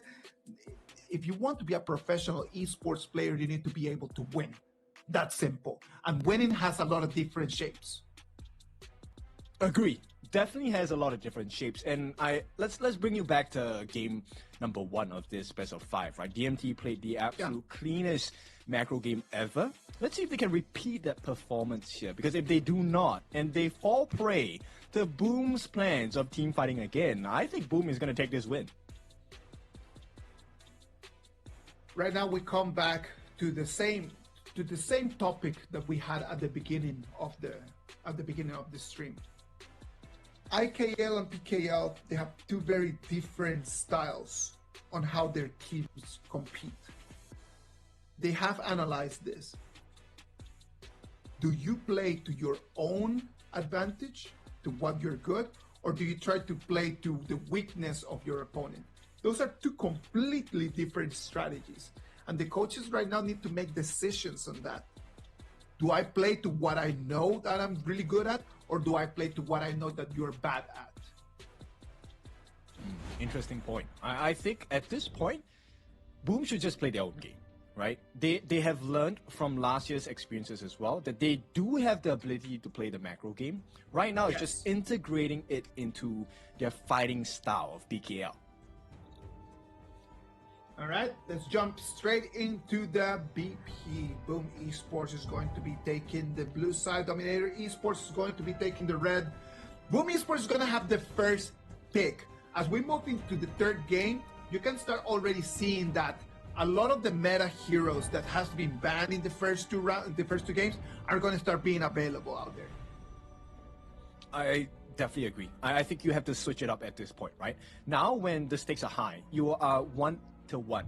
Next game or next win sets you up at series point. You really want to make sure that you destroy not just the base of your opponent, but destroy the confidence. Arlie and Luna are going to be the first two bans from Boom Esports. Even though TNX is not having the best time of his life right now, Boom Esports still does not want to allow him to recover his confidence. They will not give him the Luna. And on the other side, I know that you wanted to see the Tiger coming out, but Lung and Hay are going to be banned by Dominator Esports. Well, there's plenty of other options as well. Now, Boom Esports, they're going to pick up their own national hero here. That's going to be the Lapu Lapu, also known as the Reef Heart Datu. DMT, though, they now have access into the Tufts special. That's going to be Dharma. And potentially the Mai as the Fire Ninja in the mid. Dharma and Mai Tubbs. I'm going to tell you the truth. If it was coming down to those two first bans, and you know that you cannot give any of those three heroes, I would have allowed the Luna instead of allowing the Dharma. That's just my preference based on this specific game. Yeah, I like the mobility of the Luna as well. But, you know, when Tufts gets the Dharma, I'm pretty sure Boom Esports have already researched his gameplay. They know about his tendencies. So Boom Esports, they are looking for the two win conditions here. One is the ability to remove CC, of which Magistrate has, and the other is to set the catch with the Silk and Print for Shi. So this is a great idea from Boom. Can they execute it well though? Well, Tatsuri is having such a great game right now that most likely giving him that Shi is going to be trouble for Dominator Esports. He's right now so locked in that I can see that Silk Imprint landing multiple times. Dominator Esports decides to go with Erin for the matchup against that Direntie. That laning stage between the Erin and the Direntie, who do you see having a little bit of an advantage? I think it's dependent on the first skill for CC, right? If you use the first skill of CC well on the Erin, I think it puts you in a much better position against the Magistrate Direntie pick. Right? At the same time, the support picks do matter. You will get a lot of free poke damage coming in from the side of draw on this Lapu Lapu. But you do have sustain on the Earthshake as well. So we'll see. Skill matchup. Lian Po is going to be the option for Roamer for Dominator Esports. It is an interesting pick to have that Lian Po. It's not really that mobile. It is very tanky. It provides initiation. It provides vision. But it's kind of slow. So in terms of the rotations around for Dominator Esports, it just seems a little bit clumsy and a little bit slow right now. I think that definitely is one angle to see. I think, you know what, Boom Esports, I feel like their draft this game is a lot better. I think it's more robust. They have the tank from the dominant ruler, the Liu Bang, and look, they have so many options to dive in. That combination of ultimates between Stealth Fin, the Lam, and Liu Bang is going to be scarily powerful from the side of Boom Esports. Boom Esports takes the Lamb, and then with the Liupang, it's going to be able to give us what we saw yesterday. Yesterday we had a lot of Liupang just matched up with other here. We saw the Liupang and the Musashi. We saw the Liupang. I think we saw the Liupang and the Lamb as well. It just has become part of that meta. We love to see that pair of Liupang and Assassin because it allows you so much more mobility. It allows you a little bit more of the timing of jumping into the fights. So it is a good matchup. I like a lot more Boom Esports in this moment. I'm on your train for this one as well. I think this is a much easier composition to coordinate that Boom Esports have crafted for themselves. But this also is a weakness, right? The same strength can be a weakness. So if Dominator Esports manages to burn the battlefield command from the Liupang early or before critical moments in the game, that could be that tipping point for DMT to win the entire fight here. Well, ladies and gentlemen, this is going to be the tiebreaker. After this game, one of these two teams is going to be at match point. Boom Esports is going to be on the blue. Dominator Esports is going to be on the red. After what we saw in game number 2, Dominator Esports better just wake up right now. 10x, that performance, we're just going to forget about it. Get on the Yukio Tachibana and just dominate the early game right now. That Yukio Tachibana, is he going to be able to jump in and try to take some of the camps out of the Lamb? Let's wait and see.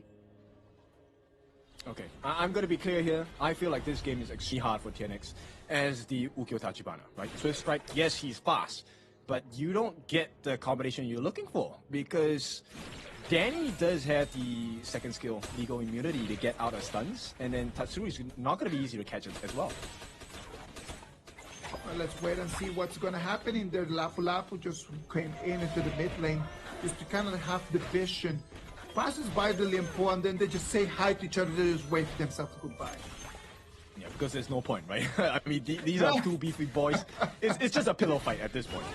But, oh, here we go. TNX looking for the initial steal. It will be stolen away. No, it will be secured by Miggy. But this is a buff that is not in the hands of Carl. Exactly. Even though TNX was unable to steal that, but Miggy taking that instead. No! Yep. That's a big first blood there. Going into the hands of Carl, by the way. Okay, it doesn't matter if I don't get the Zero Golem, I take your life. And now TNX is buffless. What is going on today? Look at that. The Lamb comes in and he's able to bag in one kill. It was a good way just to stop that, right? Like he lost the Zero Golem, but you know what? Is it really nice that he can actually take the gold from the kill?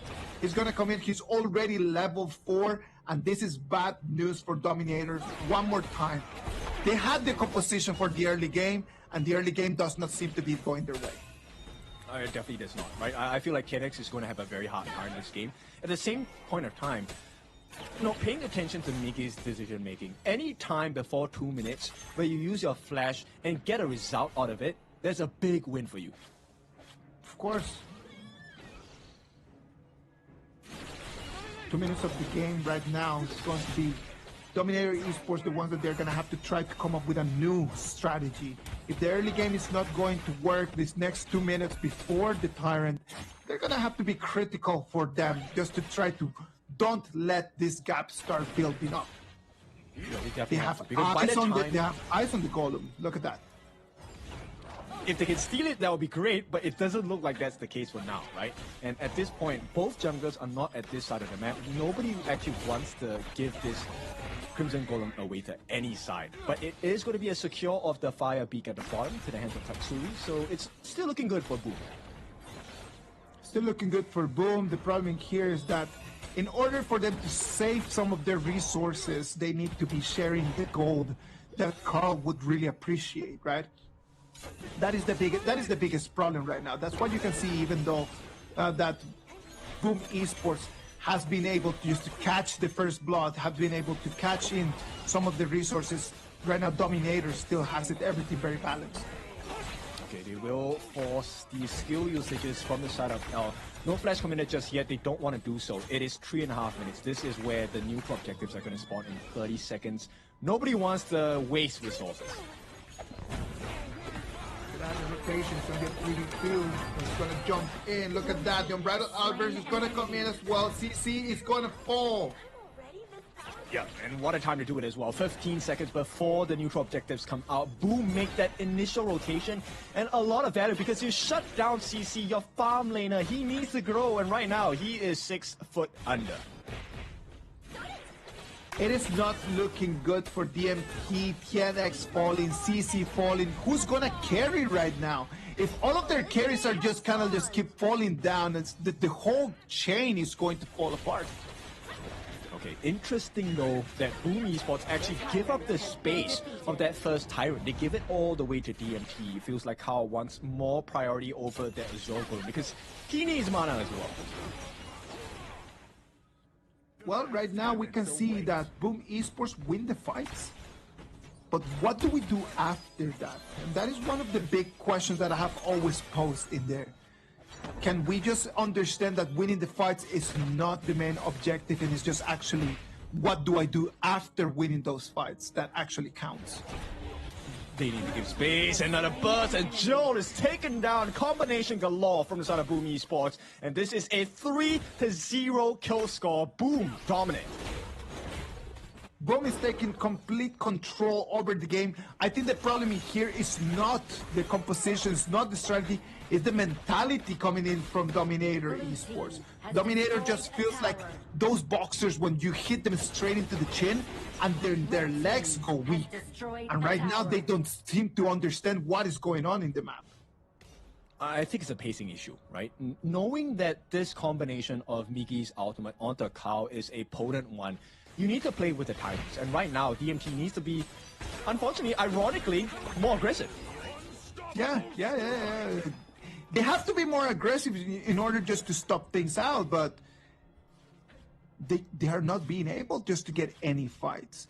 If you analyze just the kills that Boom Esports is getting, they're all coming from ganking. It's not actually big fights. It's just coming in a 3v1 and the 1v1s. Yep, and they're tanky on the side of Boom Esports. That's the whole problem. But potential kill, no, there's no way. This is not something that TNX wants to do. He will go into the middle of 3 here. The backup does come in from the rest of DMT, but not going to be enough at this point. And they have to run with their tail in between their legs at this point. Boom Esports, here comes a flank from Kao. Can he find more value? No ultimate commitment by Migi, and this is going to be a stalemate. But this shows you that DMT, they have no options. Such a beautiful flank in from Carl, right? As he jumps into the water, he realizes that it's a 1 against 4, understanding that this is not that moment of the game yet. That he is a lamb, he is an assassin, but he's not mental to take that fight. Yeah, there was definitely no need for that to take the risk, right? At the same point of time, we're talking about CC. The fact that he fell once, this is going to affect his gold accumulation, right? And the one that will be able to melt the tanks on the side of Boom is CC, but he's so far away from that, and you know what? Let's put a pause on that timer because CC is down for another 20 seconds. CC is down for another 20 seconds. He won't be able to keep collecting any of the gold that he so desperately needs right now. Going back to the fountain is going to put a lot of pressure on DMT right now. Look at that. Right now, Carl does not need to even show up. The only thing that he needs to do is just to keep farming and collecting gold. This is just such a difficult game for DMT right now. I feel like this is just showing the powers of Boom, right? They know exactly what the win conditions of DMT are. Look, the teammates on the side of Boom, nobody's standing together, right? You have no value. L's ultimate, Tuff's ultimate, there is no value in it. You're going to catch a singular member, and the rest of Boom is going to wrap you up in a piece of paper. Even though we can see right now that Boom Esports it's taking control over the game, there's not that big a gold advantage in between them, right? Only 1,000 gold. The advantage right now for the PKL representatives.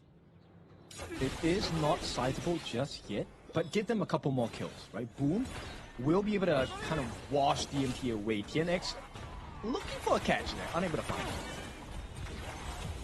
Look at that. The Lamb comes in, takes the Azure Golem.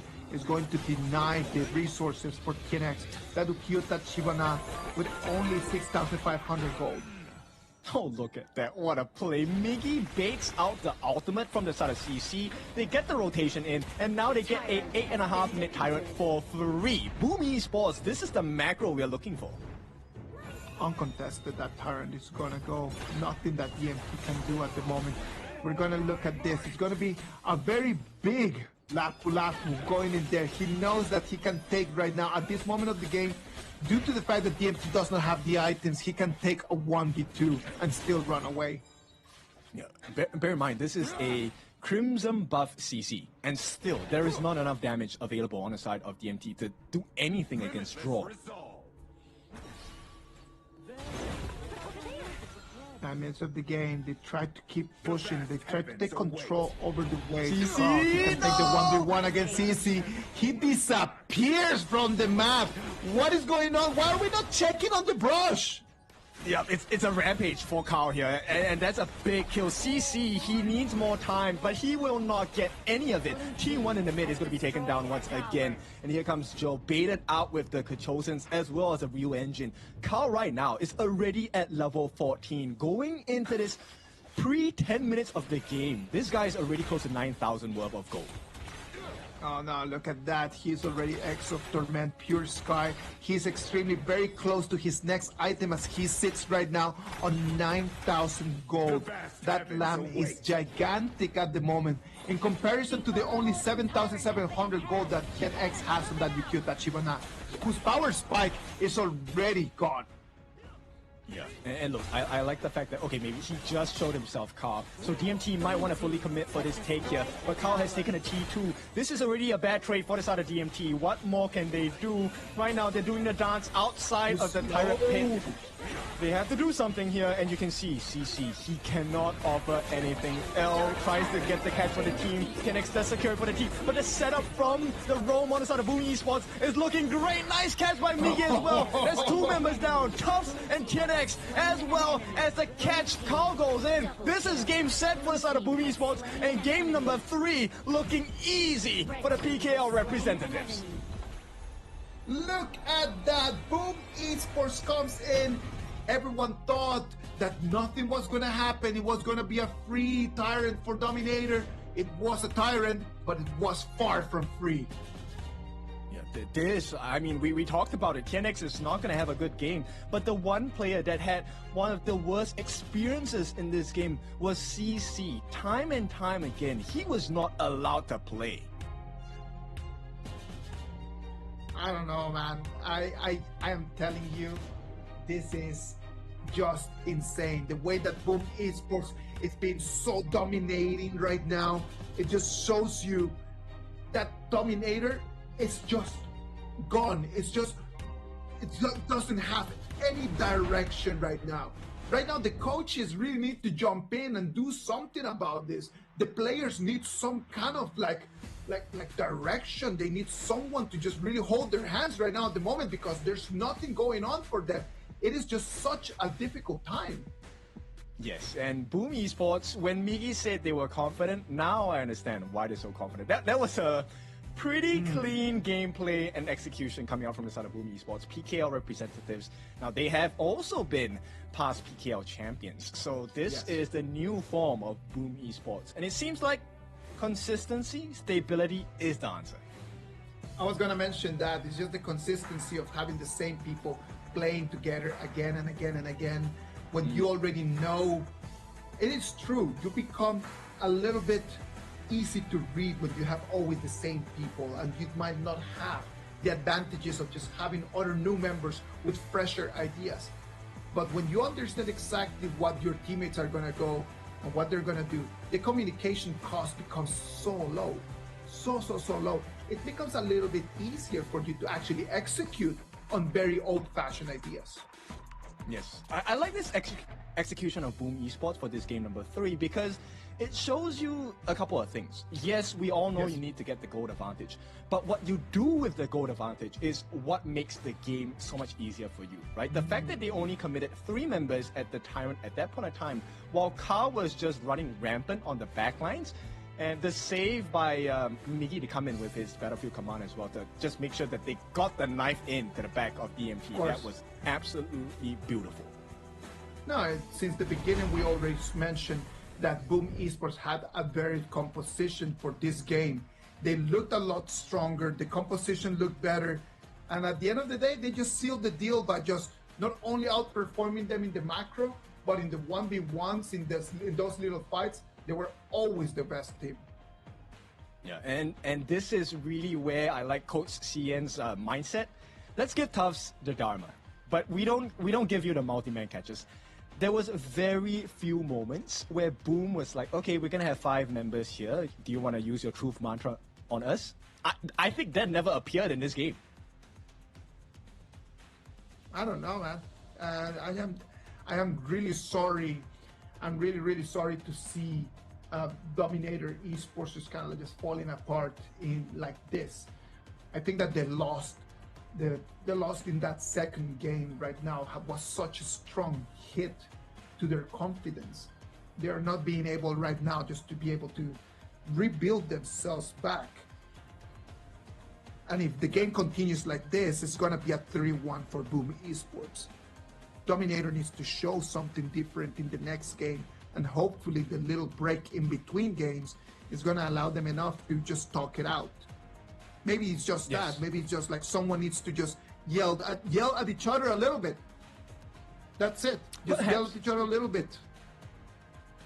Okay. I mean, we have seen that, I would say, performance between team members, right? Make sure you iron out all the issues before you go for that potential series point game here, because once again, Boom, this is 2-1. The next win nets them the entire series. DMT have some serious work to get in here right before game number 4. Look at Carl's data over there, man. Like, it was just playing that Lamb to the perfection. Lamb is a hero that you do not need to participate in all of the fights. You need to be always just scaling up in gold, scaling up in items, scaling up in gold, scaling up in items, jumping to the fights in the last minute of them, right? So that's why it's very important just to understand the timing of them. And the way that Carl played it, he played it to perfection.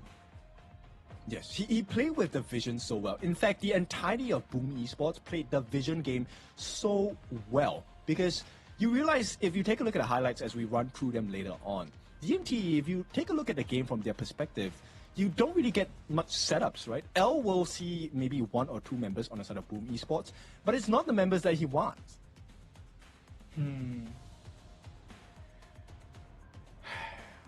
I am just going to move forward and just really look for the MVP of this game.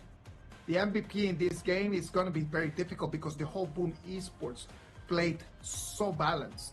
All of them had a very specific role to play. He is going to take it not only because of his performance, but because his team set him up for success. This is going to be Carl on that Lamb, the Stealth Fin, the 401 KDA. Congratulations to Carl, bagging in the MVP of this match.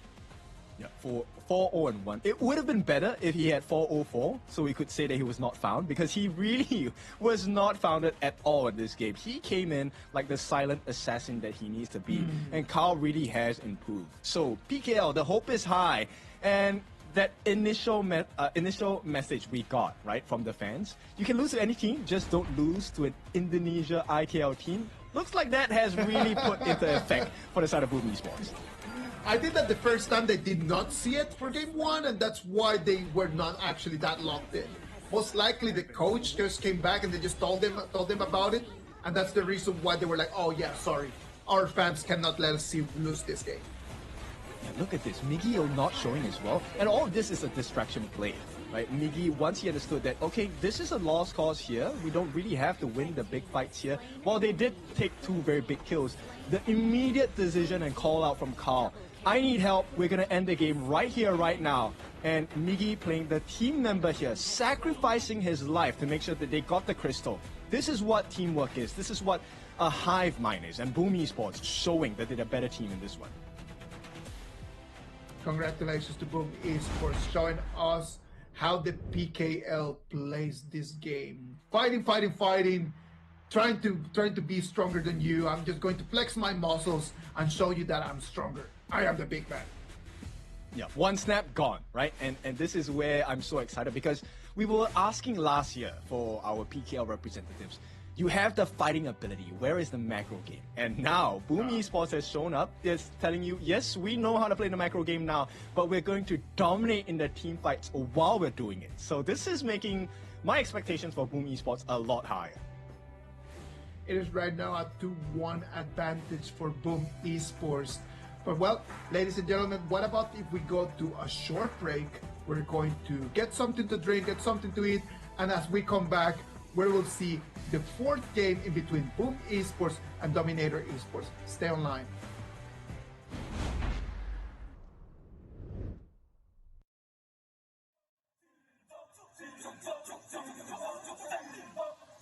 Kings Invitational Series, let's go! Bertahun-tahun ku ditempa, harap yang karang murka, enemy di setiap langkah, jantan datang mencoba, panggil ku one man army, satu orang 1000 nyali, Bel spirit dalam nadi, sini maju ku ladeni. Langkah sudah jauh, mereka pikirku mau mundur dan buang sau. Kehormatan yang utama, di puncakku pertama, berdiri hantam balik semua yang halangi arah. Pikir-pikir lagi kalau kau mau halangi, genderang perang sebab bunyi sini hadapi. Old school tank mentally dia takkan berhenti, bukan instan imitasi. Coba ku lihat sapu cara bermain agak lain dengan strategi yang saya desain. Akulah mastermind di balik kekacauan. Satu punchline sapu ku mundur semua lawan. Insting tepukku deteksi ancaman, enemy ku libat seperti Anoman. Yo satu pukulan tangan kosong, jatuh runtuh panggil aku Wukong. Power hantam lawan yang menghadap. Sapu cakar lebih tajam lebih dari kopong pedang. Yang saya incar turawana bukan tata singgah sana. Maka wajar apabila dong bilang saya bijaksana.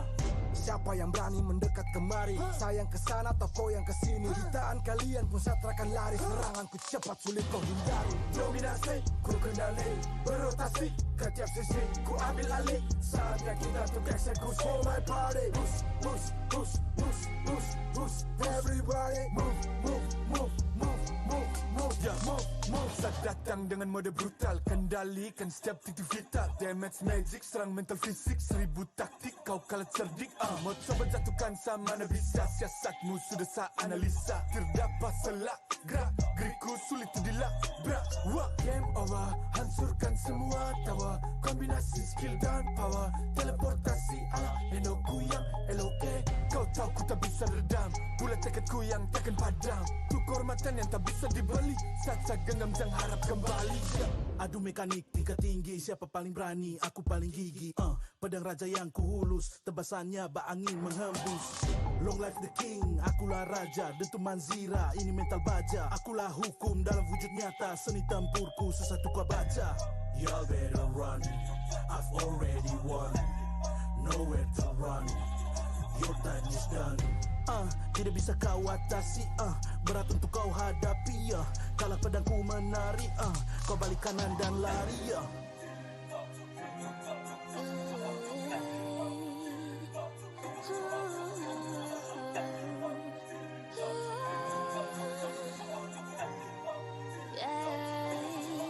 Come get me, go this single sana. Aku cinta I'm the queen, feel the aura. Orang jajali terjalan dah. If you want me, profit me way mas. Siapa tadi panggil, cause I'm ready. Siapa bilang aku tak punya nyali? Don't try me, ni aku sebut api. Yes, my melody, you can touch me. You ready, you jajali. Lagi coba lagi.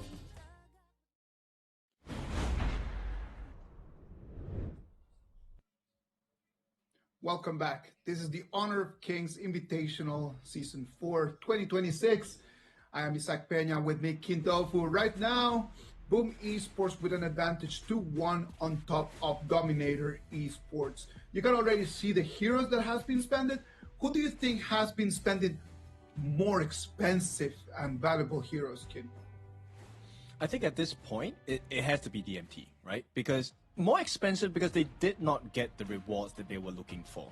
They wanted the super plays from Tufts on the Dharma. They wanted the insane burst damage potential and meltdown from CC, which did not come. And right now, if you take a look at the bans and picks for the side of DMT, the only mega tank left in the roam position is the Lapu Lapu. Exactly. That is the only one in there available that could actually be able to just tank in some damage. Besides that, everything else is just very utility, and that is a difficult thing to play with. So, with that being said, does Boom just ban out the Lapu Lapu at this point? No, why not? What about if you just ban the Lapu Lapu, you already force them into a utility roamer, you know that you're going to have the tankiness. You can set your whole strategy around that, isn't it? Yeah, you can see the confidence in the Boom Esports players already. I feel like they have a game plan. This is all according to what they're looking for, right? DMT, on the other hand, we were asking, where is this recovery going to come from? And that is a question they need to desperately answer right now. Because if they lose, this series goes straight into the hands of Boom Esports. Boom Esports has been preparing a lot for this game. 2025 was an amazing year for them. They were actually really happy with their performances for 2025. They had a lot of ups, very few downs and a lot of ups. And I would dare to say that they're expecting just to keep riding that same wave for 2026, right? Same people, same mechanics, same strategies. Hopefully this year they can even become even stronger. Yes, and I want to focus on a player that we didn't really talk about today on the side of Boom Esports, and that is Draw. So let me bring you back to a moment last year in 2025. Draw actually was put in a very peculiar position because there were 3 or 4 bans all on the roam position heroes, and Draw still made it work. And it looks like Boom might go down that route today. Boom might want just to really put in some pressure, right? I really hope right now that we can get to see some other new strategies. There's a lot of different hero compositions that we would like to see. We have not yet seen the channel coming in this specific matchup, which is one of the heroes that we have been seeing in all of the games previously. Yes, Channel is definitely a great pick, but of course there are answers towards that Channel pick as well, right? Things like the Tsuya. I think we have not seen a Tsuya yet this tournament, but it's a great answer against the Wolves, the Souls of the Wolves that Channel summons. At the same time, the knockup and defensive reduction is going to be something that you have to consider because that pick is open for both teams. All right, Ken, before going into the BP, without looking at the heroes, without looking at the bans and the picks, who do you think has a better opportunity to win this next match? I think it has to be Boom Esports at this point, right? Dominator Esports, I feel like they've been shaken up. Not only did they lose, right now it's a potential conflict. If I would need to just expect someone, I would expect right now Boom Esports just to keep doing exactly what they were doing. We talked about the Lapu Lapu, as you mentioned, and he's going to be banned out. The Lapu Lapu and the Loon are going to be the bans coming in from Boom Esports. On the other side, the same bans as we have been seeing is going to be the Pei and the Loon. There we go. We were talking about it. The channel does appear. Once again, 100% appearance today as well. And this is going to be in the hands of Danny. And this is one of Danny's favorite heroes. Now, Dominator Esports, they will go for the 50-50 matchup, the Arlie Parasola. Now, this is a great combination with the idea as well. Arlie and the idea was yesterday's one of the most common pair ups that we saw in the matches from yesterday's games. We see it one more time in here. It's going to allow you to have a very good initiation. It's going to allow you to have a very strong pair over there in the farming. Yeah, and Boom Esports, they already have the answers, right? This is Breeze Heart, the Xiao Xiao is one of the best answers against the Arlie, right? Instant burst damage. The moment you get all the skills on the side of Breeze Heart, Parasola is gone. Arlie will be taken down. Right now, Boom Esports, I think the next answer is a tank. And on top of that, you add the mods, right? So imagine that. Imagine if the mods can actually just get the cannon blast into the Arlie, being able just to lock her in there, and then just immediately the Xiao Xiao burst damage, gone immediately. Guan Yu on the other side for Dominator Esports is going to be the hero they're going to lock in for tops. Interesting. I thought Boom would want to go for the Musashi themselves. I feel like the Swordmaster is a great answer against the Arlie. Yeah, no, I agree. Now, the problem in here is that they'd rather just taking that out, forcing TNX into something else that he's not going to be comfortable. They might have understood that this might be the option. That might be the opening point to try to break Dominator Esports apart. Just put TNX right now in something that he's not going to be comfortable about. Yeah, fully agree. I think, oh, here we go. This is why Boom Esports don't mind taking out the Musashi. Menki is going to be a huge problem. He's a mega tank. And now they're going double down on the health bars here. With the Night Plume, this is a big problem. Dominator Esports needs more damage. Where's the damage going to come from? What other option do they have right over there in the jungle that could do that damage? The Fade, yeah, the Fade is a very good chance. If you have the mechanics just nailed right now. Is TNX having that kind of day? I don't so. Know. Yeah, I don't think so as well. I mean, if you take a look at it, the idea of the Fade coming in, yes, if it's low on health, you get the instant execute, that's great. But you're now dealing against a, number one, Carl has a stun, Tatsuri has a stun, Draw has a stun, and Danny has a knockback. Everything goes against the idea of a Fade Guan Yu, as well as a Princess Frost. It's just the understanding of the heroes. Besides the Fade, there were not many options in there that they could have taken. So I understand why they would go with the Fade. But that just tells you that Boom Esports just laid the whole BP in there just for Dominator Esports just to kind of just fall in there and then just being pulled into it by Boom Esports. Okay, this task is not impossible for the side of Dominator Esports, but it would take close to a miracle to pull this game. And the miracle can start if they have a great, and I don't mean good, I mean great early game. Great early game is going to depend a lot on what Tufts can do over there in the Clash lane. If Tufts on that Guan Yu can just liberate himself, clean the wave, and then just make the rotations early on, then they might have a chance. They might have an opportunity. The problem in there is going to be the Umbrosa, right? The Umbrosa over there is going to be very difficult for Guan Yu to try to just get out of there quickly because Umbrosa can clean wave actually pretty fast. This first 3 levels, I think is going to be very critical for the side of Boom Esports as well as DMT, right? Whoever gets that space right at the top and potential first blood in the Clash lane, I feel like that swings the advantage in great favor to whichever team that does that.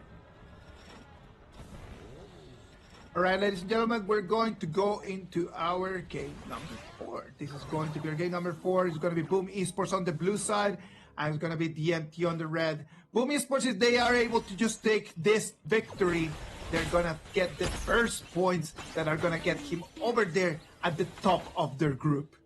Dominator Esports, it's your call. What do you want to do? Well, I like this decision making, so they actually make that lane swap here, but the support immediately comes in. This is going to be quite a bit of poke damage as well. Very good rotations by Boom Esports to try and stifle the growth of DMT here. Slow them down a little bit, right? If you cannot actually beat them, if you cannot win against them, at least slow them down. That is just the main goal right now. Look at this, 3v3. Give it a start. Aldo looking for the opportunity for Jill to get that Frigid Prison. Not going to be presented well at this point. DMT unable to find an opening. And it's just poke after poke coming in from the side of Boom Esports. Sprightling going to be used by the side of Draw just to give them some space. And once again, look, the poke damage is just insane. And look, Boom Esports is able to just take control of the resources. That's going to be good news for them. Look at that, Carl already on level 4. Look at what the Fate can do. How can TNX answer back? Does he want to make the jump right over here? I think he might want to, but after the usage of the ultimate, I don't think this is going to be something that is possible. DMT here just wants to make pressure and secure this Firehawk for themselves. Taking it slow a little bit, trying to slow down a little bit the pace. They do not want to take it to being risky. Now the Monkey is going to be able to make the rotation to mid lane first, so he's going to have the priority over there for the gold. I like this positioning by the side of Joe, right? If he doesn't walk there. If he does, okay, the stun comes in, they will get it, and the knockup, oh no, it's not enough! One more time! Goes to the side of Katsuri as well, and Boom Esports, they start off on the right foot. DMT, that miracle has disappeared. It's just the one only place that they should not have jumped into, and TNX and his fate decide just to put both boots in. He goes 2 feet in, jumps in there, and then just burst out of humanity. Break the pattern or your lesson will be repeated. And it looks like DMT unable to learn from that experience. And this is going to be a costly first blood because it's 10x who is taken down, meaning this guy has no buffs at this point. He is not going to be able to match up in levels and EXP against Carl. I don't want to be a hater, man, because I really hate that, but I need to analyze things from a very close, from a very cold-minded point of view. The problem here right now with Dominator is just individual. It's individual mistakes that are building up into the team not being able to work together. That is the big problem today with Dominator. I mean, the stress gets to you, for sure, right? You know how important this series is, right? There's so much riding on the line, not just as a team, but as a region as well. This is, you know, the faded IKL, PKL rematch everyone has been looking for, and this is the first lap of 2026. So you want to have a good showing, but right now, DMT, it's hard. It's everything but a good one right now. It's going to be the Umbrosa that's going to have to proc the OT in order to run a way out of that. This is not ideal, and here comes potential turnaround from the side of Boom Esports. Kao is already at level 8. He's one level ahead. The knockup comes in, lay it like a cake, and he's lucky. Shenix does make it out, and CC does come in for a little bit of damage as well. But unfortunately, this is not where they want to be. Boom Esports have priority over this first tyrant of the game. They should be able to get it unless TNX is around. They know not to. The trade does come in the form of nothing for the side of DMT. Well, Boom Esports right now just playing their game, just taking advantage of those little rotations. They know that they have more damage at this moment of the game. So in the moment that they see a 2v2, a 3v3, they do not hesitate and just start throwing hands. Yeah, it's a great idea, right? Because right now, if you take a look at the options that DMT have to explore, in terms of like making sure you have a win condition, one of the win conditions is let's shut Miggy down before he even gets online, right? Now that door is closed. Yes. Miggy is level 7. He's a level ahead of Tufts. And then the second one is, can we shut down Danny? Danny is so hard to catch. He's playing so safe. And that door is closed as well. And Carl, he's ahead in EXP and gold as well. Not a lot, but he's ahead. You mentioned something very interesting about the way that Danny is playing, right? Like Danny is just playing one of those games where you're just waiting under the turret. You're just waiting for the wave to come in, and then you're just going to collect gold. Your job is not to try to put pressure on the marksman. Your job is just to try to stay alive and try to farm a little bit. Oh, this one is not looking good. L is the first one to fall. CC should be able to survive this, but here comes the backup from TNX. They need a result so much at this point, but a stun comes in from the side of Draw, and this is going to be the end of aggression coming out from DMT. And like you said, he's playing safe, and this is the rewards of playing patient. And Danny gets a T1 at the bottom for free. Easy right over there for Danny. He saw the moment. He knew that it was the moment to push. Comes in, backs in that turret, and right now he's going to be free, right? Like his responsibilities are going to shift a lot, but look at Guanyu one more time. Oh, Danny gets taken out instantly. This is one of the answers they need from the side of DMT. They did have to commit quite a lot, and right now it is going to be a consolation prize. They're still trailing from the side of Boom here, close to about 1,000, but DMT, that's a great start. In the moment that Danny just got his freedom out of that farm lane, he moves into the mid lane just for him to die. That was actually just his first step into the wilderness, and then he sadly just misstepped a little bit too much. Yeah, this is your box. You stay inside. That's the message that DMT has sent. And right now, they have successfully defended the T1 at the top. But the real issue here for DMT is I don't think they have the macro advantage at all. No, they don't. They do not have the macro advantage. In terms of composition, in this moment, they do not have momentum to try to do anything. Look at right now the decisions coming in from Boom Esports. Umbrosa already making the push over there in the farm lane, trying to take on to that. She knows that he can run away. Yep, and this will not be a guaranteed T2 because TNX is around here, but it's all about, hey, what else can we do on the other part of the map? There is going to be a setup, but here comes the ultimate here. Think inside the box, going to be used by Draw. He's going to have to drop and give his life. Miggy does not have the ultimate to expand, so he needs to play really carefully. DMT, they're showing signs, right? They know about the gaps here. Can they find more?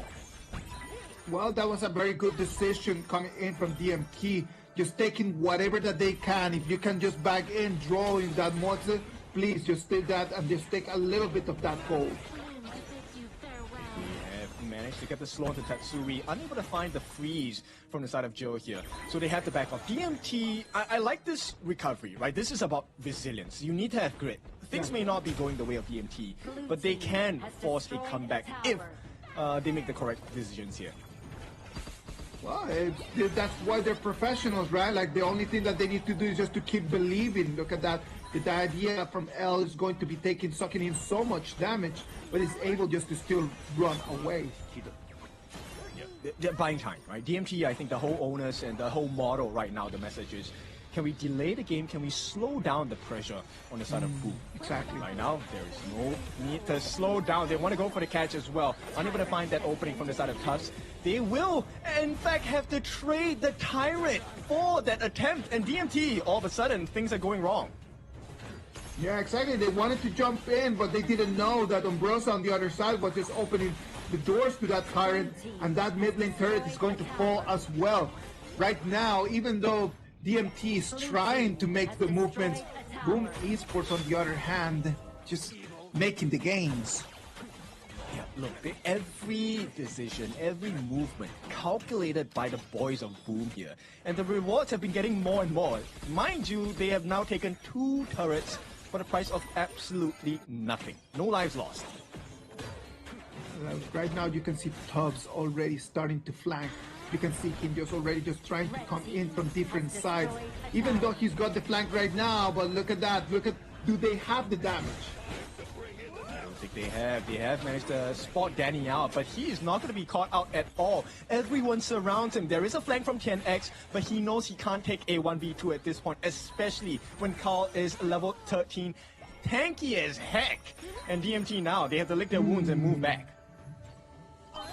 They have the right movements, right? Like, they have the right movement. Like, the idea is correct. Tubbs comes in from the flank, and then after that is going to be TNX trying to come in after to deal some damage. But the timings of it are a little bit off. They could not help themselves for too long time over there in the red buff area. They need to set things up for Jill, right? Jill is definitely one of the big win conditions here. If he gets the Frigid Prison, that's going to be huge. But right now, no setup available. The Frigid Prison has not been extremely accurate at the moment, since there is no other initiation more than just what the idea can do with the pushback. It is a great start for the side of DMT. They do get that Tef here. They just have to survive the fight, but it's not looking good. Nice stun from the side of Draw as well. 2 members, though, have been taken down by the side of Boom Esports. Tatsuri and Migi are falling, and at this point, DMT, this is the time they're waiting for. The feat's coming at a double kill for CC. This is DMT recovering. I love that. Look at that. DMT showing us that this game is not done until they say it's done. It is amazing just to see DMT in this one fight coming in and taking a 3-0 trade. It is lovely moments for DMT, as you can see that they start bagging an almost 4,000 goal advantage. It's a pretty big guarantee. We will take a look at the replay of that later on. My biggest question was, how did Migi fall so fast, right? Because when Migi was out of the fight, Carl was left to tank alone, and even though he's at level 14, he is under level. Look at that. Migi has his ulti available. That's the issue that I see right over here, right? Like, the problem is that as he jumps in, he just takes in so much burst damage coming immediately. That is the problem. Okay. it was also L, right? L's ultimate, that was so big of a game changer for the side of DMT because they were able to sustain the damage, but also deal damage with the ultimate from the idea. Now, this is going to be a great start of a comeback for the side of DMT. And you know what? If we've ever seen HOK, we know comebacks are definitely the best possible side for DMT. We have seen it happen in the past, and we can see it happening one more time in here. 6,000 gold advantage right now for DMT. This is the moment for them to really step on the gas, because this could be their last opportunity to keep their hopes alive in order to take the 3 points today. And now they have a decent approach. They have swung the gold in their favor massively. This is a 6,000 gold lead. The next thing they need to do is, if Jill gets that frigid prison, it's over. It's going to depend a lot on Gerald. The bangers are going to come in, and there's going to be pressure onto the high ground. Look at that one more time. It's going to be the turret at the bottom lane is going to fall, and the bangers are going to do their goal. Yep, you only have one chance, and DMT has made the most out of it. This is a deep cut into the base of Boom Esports here. TNX wants to go in with the threat. They want to preserve this Shadow Overlord for as long as possible, because that opens up the door to the T3 in the mid. One more wave of bangers is going to come in. Pressure in the mid lane, so already down to 50%. It's going to be vanished. And right now, only one last high ground turret is standing over there in the clash lane.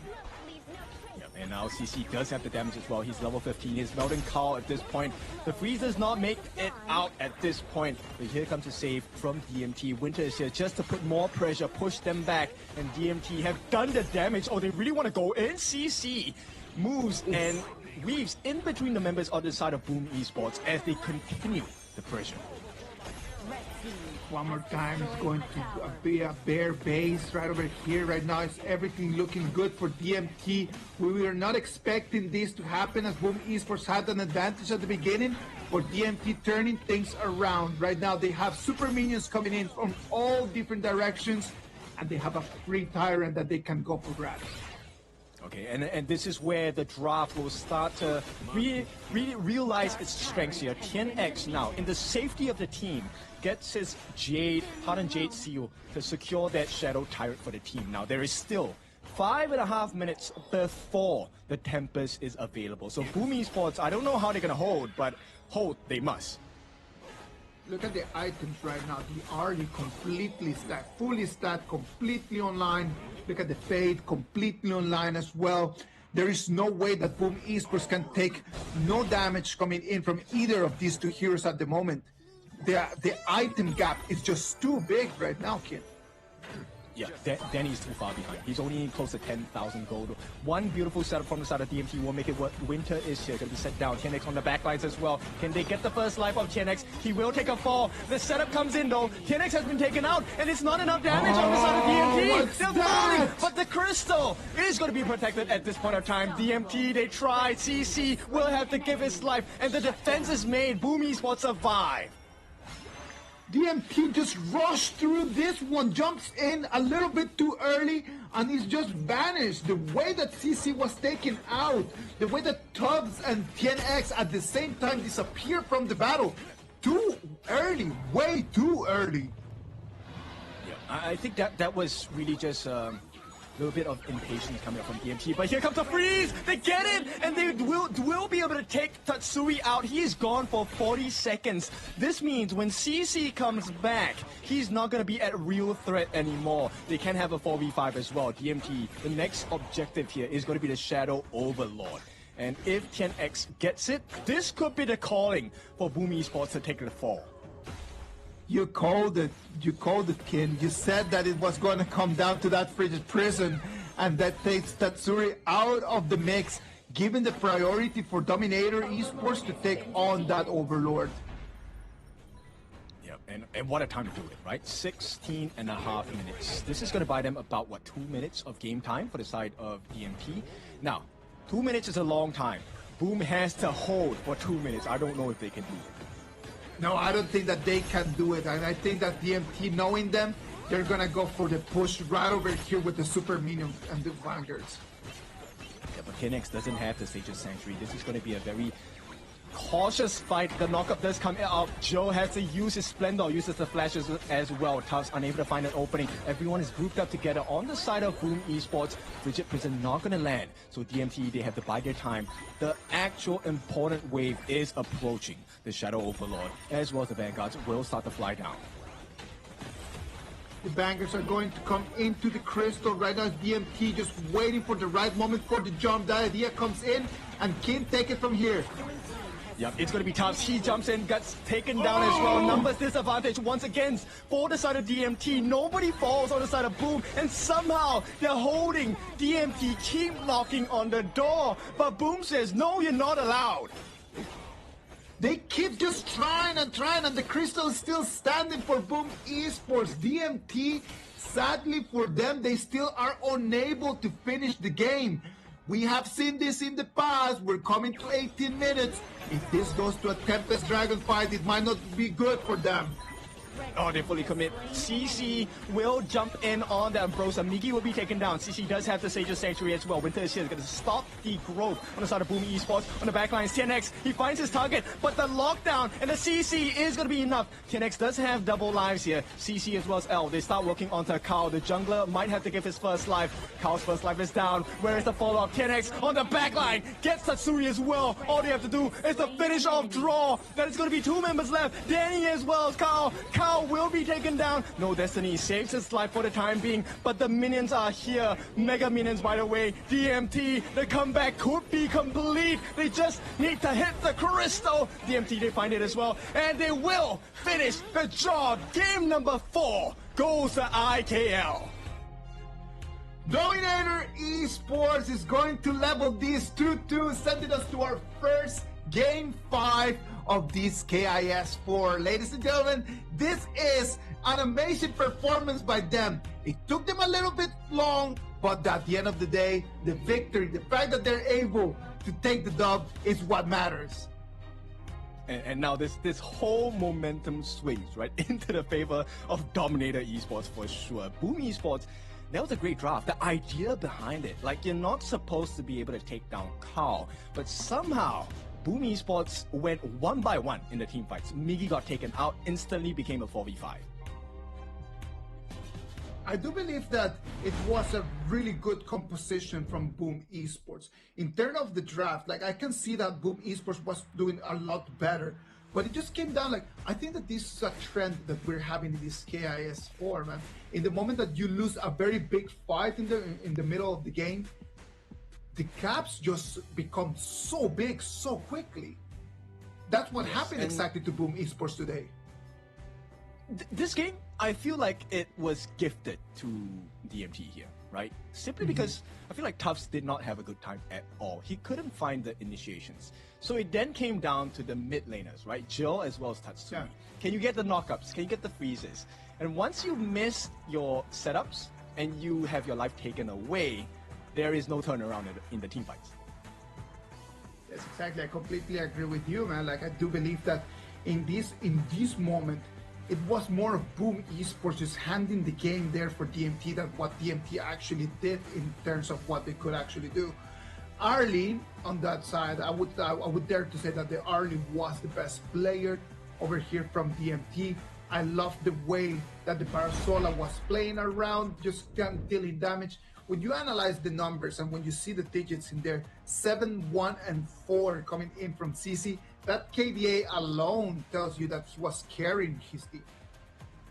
Yes, and you know, using up 15,000 worth of gold to make sure that the team finds success. This was a great performance by CC. Now we know him as a very consistent player, and consistency and stability has been the forefront of his performance in this game number 4.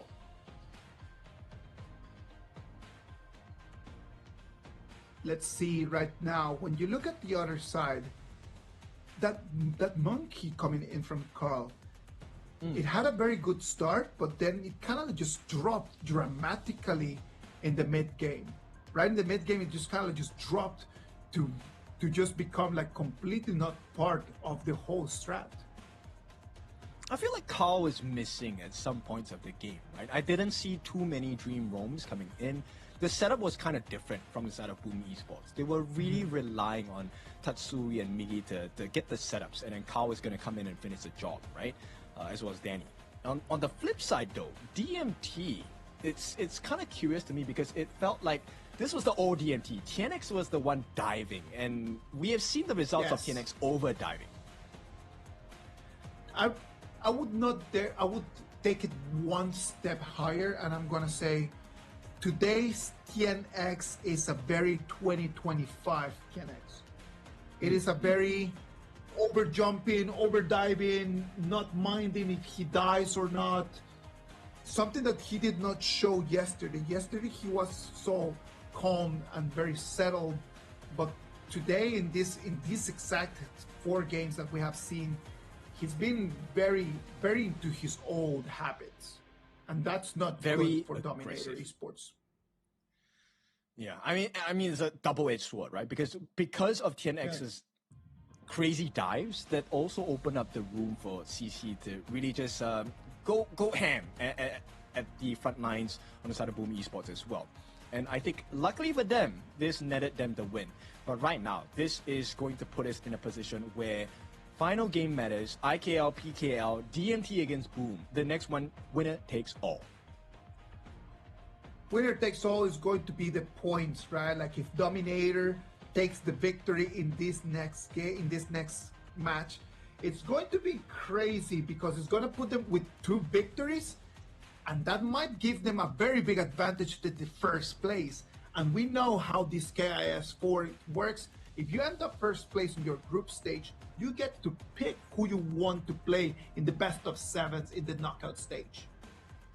And that's a very huge advantage, right? Because when you pick a team, you are going to be able to research them and really just get yourself in the best possible position to last longer in this competition. And here we go, CC, as we already mentioned, this guy's already was on a tear. 7-1-4. What a KDA to have, and dealing over 200,000 worth of damage in this game alone. Arlie the Parasola, such an amazing hero and such an amazing player. CC just showing to us that he's been through things, he's seen things, he's played against gigantic players, and taking all of his experience coming in here and they're just demonstrating to us that there are levels to this. Yeah. That was the moment it kind of changed the game, right? The moment Danny got caught, he essentially disappeared from the game after that moment. It felt like DMT suddenly got a bout of confidence, and you know, with the kill deaths on the neutral objectives, the setup by the team on the side of DMT to kick Migi out of the fights multiple times, that was really a big moment for them. This fight right over here was just the turning point for everything, right? A 4-0 trading in here, and then just DMT had full control of the game after that. In this one, the problem is that Tubbs and TNX die so quickly. They want to finish the game really fast, right? And the problem is that the minion wave does not enter into the crystal quick enough, and then they just start taking focus damage on them. Yeah, I would even go as far as to say I felt at that particular moment TNX and Tubbs kind of baited the whole team to group up together, and that's where they found maximum value for Draw's ultimate as well as Kao, right? But then, of course, you can only defend for so long. So DMT take this game number 4. They bring us to our first ever game number 5 of a best of 5.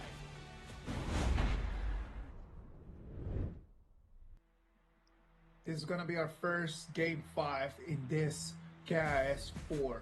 Let's wait and see what's going to happen in here. From what I have seen today, Boom Esports doing so much better on the assassin junglers, and as I can see, Dominator Esports way better on the tank junglers. So if I were to play everything into what's going to happen right now, I would dare to say Boom Esports need to go for that, and then Dominator, just understand that your main guy is not having the best day. Put the focus on CC, try to get something around CC and Tubbs, and then just have KenX just play something a little bit more of a support role kind of jungler. Yeah, utility based, right? And we'll take a look at how that is going to be like.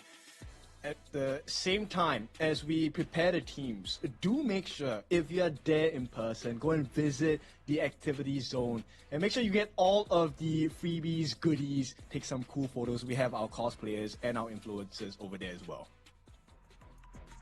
Lovely. I would love to be there, right over there, right now in Jakarta, because it's just lovely. It's a very interesting part about the esports scene, right? Just being able to go watch the games live, and there's always interesting people. There's always interesting games. We come home always with bags of freebies, which I love to have in here. Like, I love just coming back full hands, all with cool free stuff. Yeah, free merch, nice photos as well. That's definitely an experience you do not want to miss. I believe I will be going down as well. Ooh, nice. That is really, really nice. Well, if you have a chance, please drop by, come and say hi. We'll love to see you in here. Ladies and gentlemen, what about if we move into Game 5? This is a global band pick, so we know that this Game 5 already is going to be pretty complicated for the coaches to try to find some really good compositions. Most of their meta heroes have been already picked in these first 4 games. Game 5, this is going to be hard, man. You need to go all in with whatever that you still have in there. Yeah, you definitely need to dig deep here. Now, the pay is still available for both teams to pick up, and I feel like that's going to be a great answer. At the same time, the Luna is available for DMT, and we haven't seen, Ogren, Musashi, these older jungle picks come out yet. The Ogre would be a very good pick for DMT, I would dare to say. Just being able just to play the Ogre in there would be really good for them. It would allow them just to put a little bit more focus on CC. But that's just my personal opinion. Maybe in this moment, Boom Esports needs to start thinking about what they want to allow and what they won't take. If Boom Esports is going to be taken on the blue and they get the first pick, do they have anything that could be just such a gigantic meta pick in there? Have you ever seen Boom Esports being able just to take one hero and then just revolve around that hero? What would be that hero if it even exists? I think, like you mentioned before, I like Carl's Ogren. And the one thing that will give it away that they're looking for the Ogren is if they ban a Musashi, right? Because Ogren can deal with the pay. I think they might allow it into the hands of TNX if they get the Ogren. Would you think that Carl would be able to play the pay instead? I like it, but I have my reservations about his pay. Not to say that his pay is not good, but in this pressurizing moments, I think you want to go with what's a safe and comfort pick. Right, the Ogren offers you insane lifesteal, you're able to tank for the team. And it opens up the doors for the rest of your members to have less stress, focus on getting those proper, perfect setups. Well, the Ogren might be one of the picks that both teams might want to take on for themselves. On the other hand, in terms of DMT, they still have plenty of options for the marksman, which we know that is going to be an important role for them. DMT today, they've already played the Arlie, they've already played the Airing, the Loom, they've already played the Flowborn marksman. They still have the channel available for them. Yeah, that is actually a very big point, right? I'm curious to see what kind of farm lane the DMT will put in their hands for this time. Boom Esports, you know what they're going for.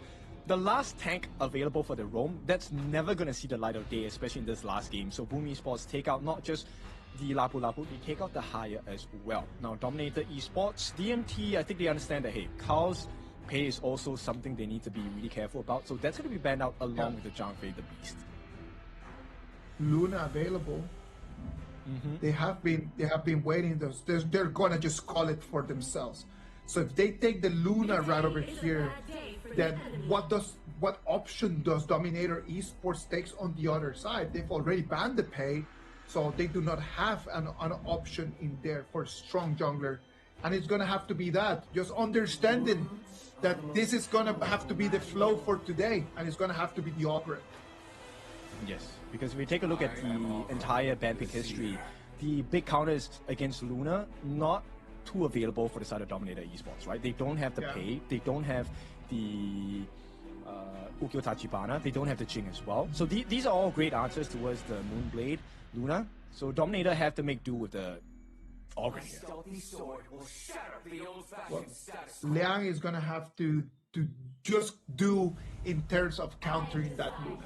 Just trying to use his ultimate just to hold it in there, trying to find the Luna. The problem is that having the Lung in there, having the Nuwa late game, that's gonna be a lot of damage that Dominator Esports is gonna have to tank with just a support roamer like this, like a utility roamer like the Liang is. Yes, and one of the things is, you know, even as they hit level 4, even if Tatsui doesn't have the damage, it's going to be a big problem for the Liang, because that first skill by Celestial the Nuwa will be able to stop the ultimate from the Liang pick. Lung also, with the Ride the Wind, able to get the pushback, cancels ultimates as well. So DMT, this roam position for L for the Liang is going to be in a tight spot here. A very difficult one. Because he's going to need a lot of the reinforcements coming in from his teammates. It's not going to be that easy for everyone just to count on just L just being there to save the day. So everyone's going to have to shoulder a little bit of that pressure. Second round of bans is going to be locked in right now. The Darman, the Liempo from Dominator Esports, the Lady Sun, and the Mayin from Boom Esports. We have not even seen the Lady Sun being on the bans or picked in Bliss Delays. First time that we see the Lady Sun. Yes, and it's a great answer, right? Because you don't want to deal against a Lady Sun who has a lot of damage. Lung can be 3-shotted by a fully farmed Lady Sun, and we get the special picks coming out. Do we really get the Zhonghui here, the Void Caller? This is one of my personal favorites as well. They do lock it in. And with that, the Lupu comes in. So you can tank, but how long and how much can you tank when there's a Lupu on hand? Lupu and Quay. Now we're talking about Boom Esports is going to be pushing for the late game. They do not have an advantage for the early game right now. We don't see right now how Boom Esports can shoulder the damage in there in the first 6 minutes of the game, we could say. On the other side, Dominator Esports answered back with the Byron and the Fan. I sincerely believe that as the time passes in this game, Boom Esports is going to start growing more and more and more and more. Yes, and look, late game Lupu, late game Nuwa, late game Long, I don't think you have a lot of fun with them. Dominator Esports needs to win this game within the first 15 minutes or this game is over. There's no answer after the 15-minute mark. After the 15-minute mark, there is no answer coming in from them. The only hero that could actually shoulder in some damage is going to be the Byron. But when you have the Lupu, when you have the Long coming in and dealing so much damage in that moment, one Byron might not be the answer. That's true. I mean, at this point, I'm curious whether they will go for the damage-based Ogren or are they going for the tank Ogren? Because I feel like they might not have enough tankiness on the side of Dominator, but at the same time, if the Fang is taken out of the fights early, you have no damage. Yeah, exactly. No, the problem is this, right? Like, if you have the Fang against the Lung, it's not a fair trade in there. It's not gonna be an easy laning stage for Fang. It's gonna be really hard right now for CC to be able to take an advantage with Danny, and at the same time, having the Quay always around there is going to slow down CC a lot. It's not gonna be an easy game for him. The moment you get hooked, yeah, you have to use a flash. You have to use your flash, or you have to use your wheel away as a private ear Fang, and that is going to be very costly. So one of the difficult situations that can present itself is, you know what? How accurate is Draw's hook here? that is the one question that never changes, and is as old as time. Any time that we see a Quay player, the first question we ask is like, how accurate can he be? Quay is a very interesting hero, but can he actually get the job done? invasion coming in from Dominator. Nice pushback. This is going to save the members on the side of Boom Esports from giving their life away.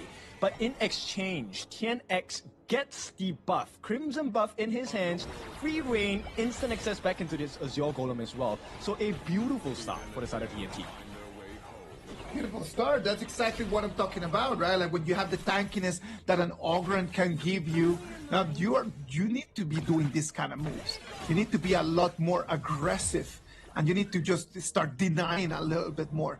Carl right now, without that Crimson buff, it's not going to be very painful for him, but the problem is that the gold that he's going to be missing, he's going to need it very soon. Yeah, it's going to be a big difference maker, right? And the fact that, look, Joe is actually in a position to make sure that he holds the wave so that TNX can get the gold sharing and EXP sharing as well. So beautiful teamwork from the side of DMT to make sure they get maximum value out of every single wave. Look at this. One more time, we can move over our eyes to see CC just being targeted one more time by Danny. That matchup in there is extremely unfair for CC. Sadly for him, he's been having such a great day. I don't know how he's going to turn things around in here if he does not have any support coming in. I mean, this really puts a lot of pressure on the supports for both teams, right? If Draw gets a hook, then essentially that's going to be a great opening for the farm laner for the side of Danny here. But that's not going to be the case for the time being, because Boom's message now is they want to get more pressure on the jungle instead. Hook not going to land on the side of Draw, and this is going to be potential freebie Crimson buff for the side of TNX. Oh, I don't think about that. Look at that. There's a lot of members from the blue team, Boom Esports, still here. And it's going to be stolen by TNX finally. Just the smite, very on time. Yeah, very clear understanding of what they need to do. DMT, this is a very dominant performance. And right now, they have good control. They have about 1,000 gold in advantage. And here's the beautiful part. DMT, right now, Tufts is actually holding the Crimson buff for his jungle. That is actually a very good. A very good advantage for them, right? Because if CC can just kind of like try to share some resources, we know that CC is going to have to carry later on. So if CC can start just getting some resources from TNX, that's actually going to be beneficial for them. They do not want to gank up over here on Danny. They decide to make the rotation to the mid lane better. Okay, they do get the hook. Can they get the true damage? The denial by TNX here and the potential turnaround here with the ultimate Tremble Mortal. This DMT will be pushed to the brink of death. El will survive for the time being, but it's going to be first blood. Tatsuri, the savior for the side of Boom Esports, and they have completely turned this around. DMT falter and Boom stay ahead. El just comes in with the ultimate very early, and into whom? Into a Lupu, and that Lupu answered back with his ulti, and it was a done deal after that. A 3-1 trade for Boom Esports, and that mid lane turret is going to fall. Boom Esports takes control of what Dominator looked like. A pretty balanced game. Dude, this one, when it rains, it calls truly. Boom Esports, they get the kills, they get the T1 turrets. And this is now a big swing. This is not 1,000 gold lead for Boom. They took 2,000 gold in advantage to swing this back. Oh man, I'm telling you. In the moment that I was actually thinking that Dominator Esports was actually having a very good opening of the game, these little mistakes just turn things around for Boom one more time. The PKL representatives, they see the opening, they see the opportunity, and they say, thank you. If you want to give me something for free, I'll take it for sure. And now you get to see the power spike of Kao. He's level 9 against the level 7s, level 6s.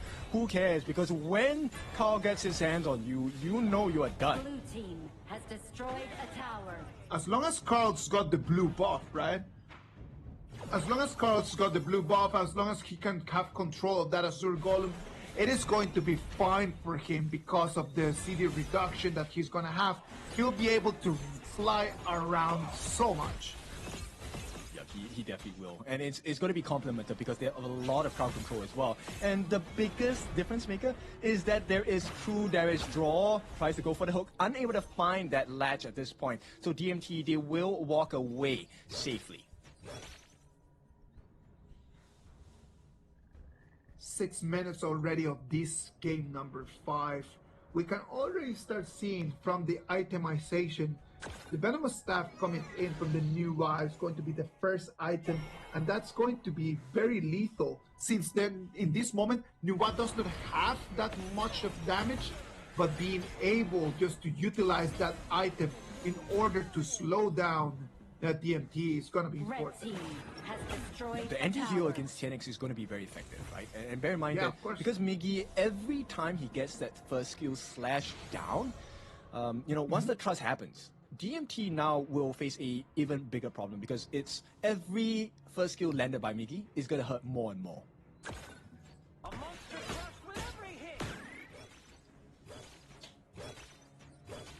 I am really wondering right now, have we seen Draw actually land the hook? He did.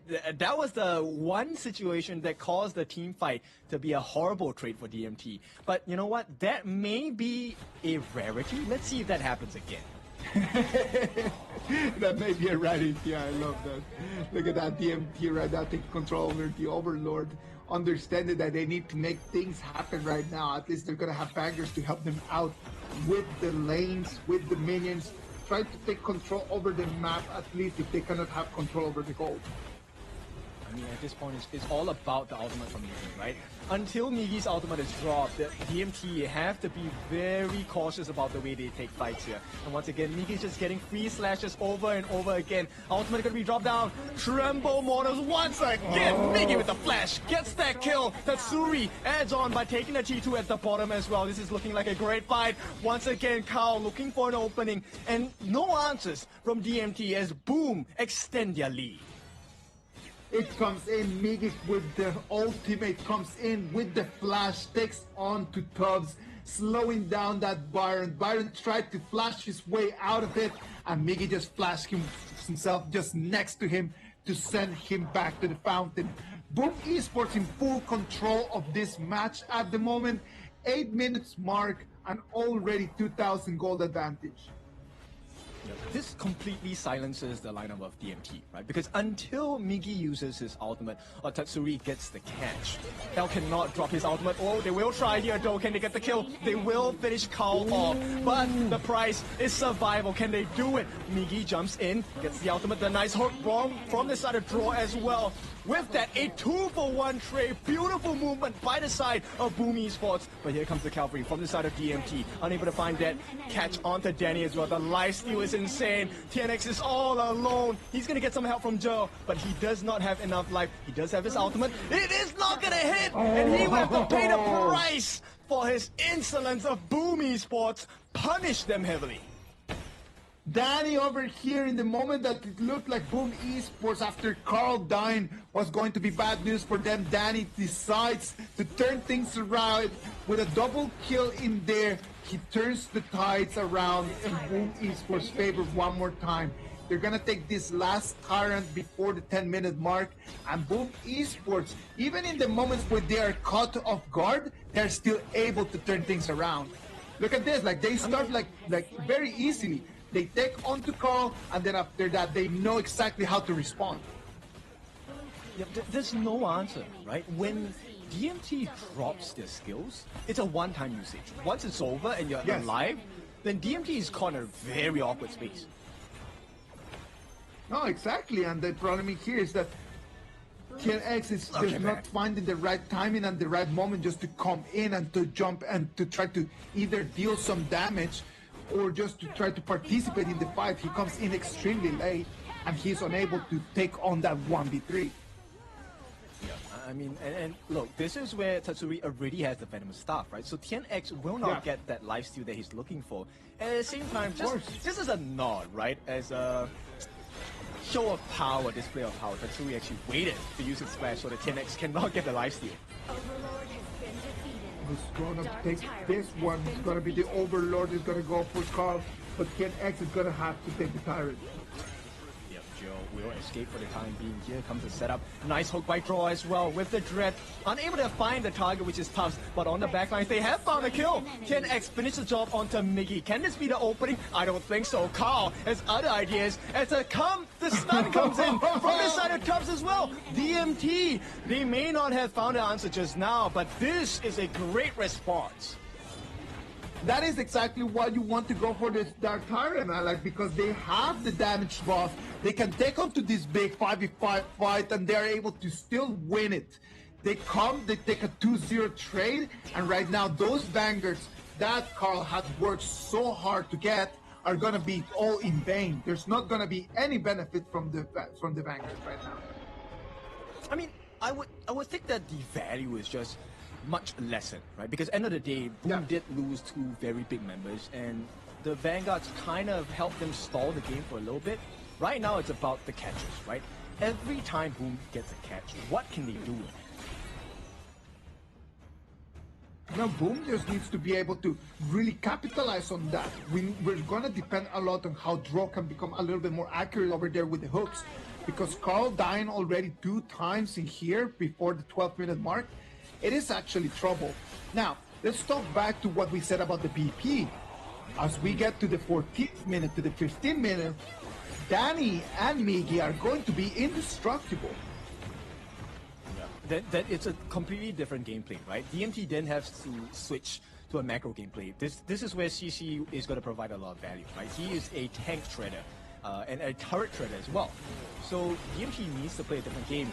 Here, Tremble Moore is going to be knocked down as well. Can they get the finishing blow? Not enough life on TNX for the time being. He is sustaining. Draw will be taken out, and TNX is still alive for some reason here. And on the backlines, Tubbs might have to give his life for the cause here. It's going to be a 1-for-1. Tubbs for the life of Draw. But at this point, TNX will be the next to fall. They don't want this fight to end. Boom, they're looking for the opening as well. L goes for the catch, but here comes a damage. Danny with a rampage as well, and DMT are suffering.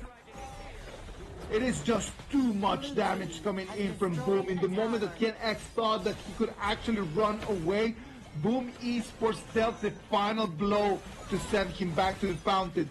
Now, this is going to be the turret that is going to be the next target, and that turret is going to fall as well. Openings right now to see the crystal. I like this aggression from Boom Esports, right? Now they have successfully pushed back the members of DMT. They've taken a T3 as well. And this timing, for the next 40 seconds, this is going to be a very critical point for the choice of Boom.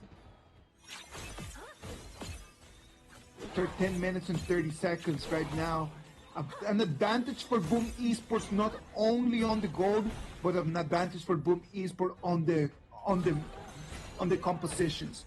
The compositions right now, even though the Luna might start just falling off a little bit right now, but it's the moment for Tatsuri, it's the moment for Danny, it's the moment for Miggy, for all of their damages to be completely online.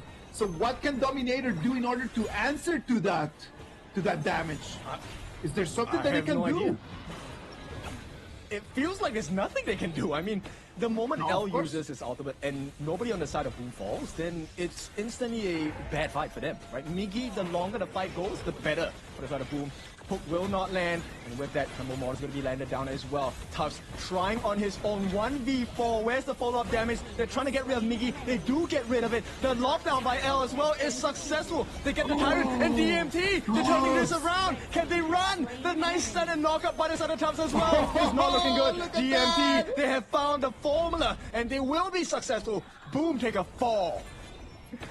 KIS4 with a triple kill. Congratulations to him. It is crazy. In the moment that we were just doubting if DMT had any answers or any opportunities to actually win this game, it is KIS4 that stands up with the Ogre and the triple kill. I like this. This is so back and forth, right? Every single win condition can be turned around. If L drops his ultimate early, it can be cancelled. If Miggy drops his ultimate early, this gives L so much room to make trouble for the side of Boom Esports as well. Now, they're going to try and take this Shadow Overlord. There is a Primal Bond coming in from DMT, so there is 50% less damage dealt to it. Can there be a steal? Not going to happen. No, there cannot be a steal. You gotta remember that they've got in here, not only they have TNX, but they have Fang as well, right? So it means that just taking onto the jungle, taking onto the dragons is gonna be so much faster for DMT at the moment. Right, so we have seen this situation. Boom have played as though they did not lose a T3 in game 1. DMT now, they can do the same. It's just like the story just keeps repeating itself. But what happens is that everyone starts playing completely different roles in this whole script. The script is the same. What happens is that they just take different roles in every time that we keep enacting it. Same scenario, different realities for both teams here. All they need to do, it's very simple. DMT, they're looking for the turrets. Every single target sighted. Skill 1 by CC almost guarantees a turret takedown. DMT, they need to capitalize on that. Let's see, having the Fang right now is going to be such good news over here for DMT because Fang takes turrets down so quickly. Really is. Now D3 under pressure. Joe's gonna drop his ultimate just as a deterrent. Now, the calling here. Let's talk about Boom. If Draw gets a perfect hook, I think that sets the fight for Boom Esports. Of course, yes. Like as long as Draw can just get onto someone, if he can get into let's say CC, if he can get into Gerald, immediately that opens the complete chain of control that Boom can put in there. You've got such a lethal damage that you have here, but you need to have the initiation, and that is the one thing that right now Boom is missing. Just someone to initiate onto them so they can actually drop in all of that damage. I agree. Every initiation from the side of Boom Esports is actually a very high risk one, right? Unless you're talking about Carl. Carl can maybe get out of sticky situations if he's able to reset his ultimate, but everyone else, it's a one-way trip, potentially.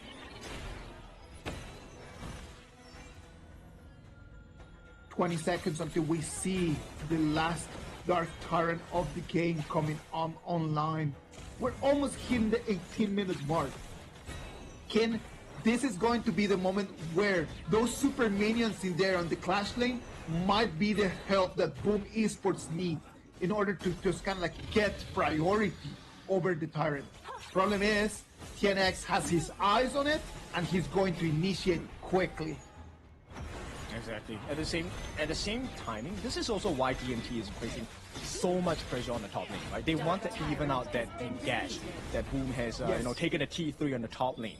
So with that, now Shadow Tyrant in the hands of DMT. This is probably the second last neutral objective before we get the Tempest. Shadow Overlord will spawn in 30 seconds.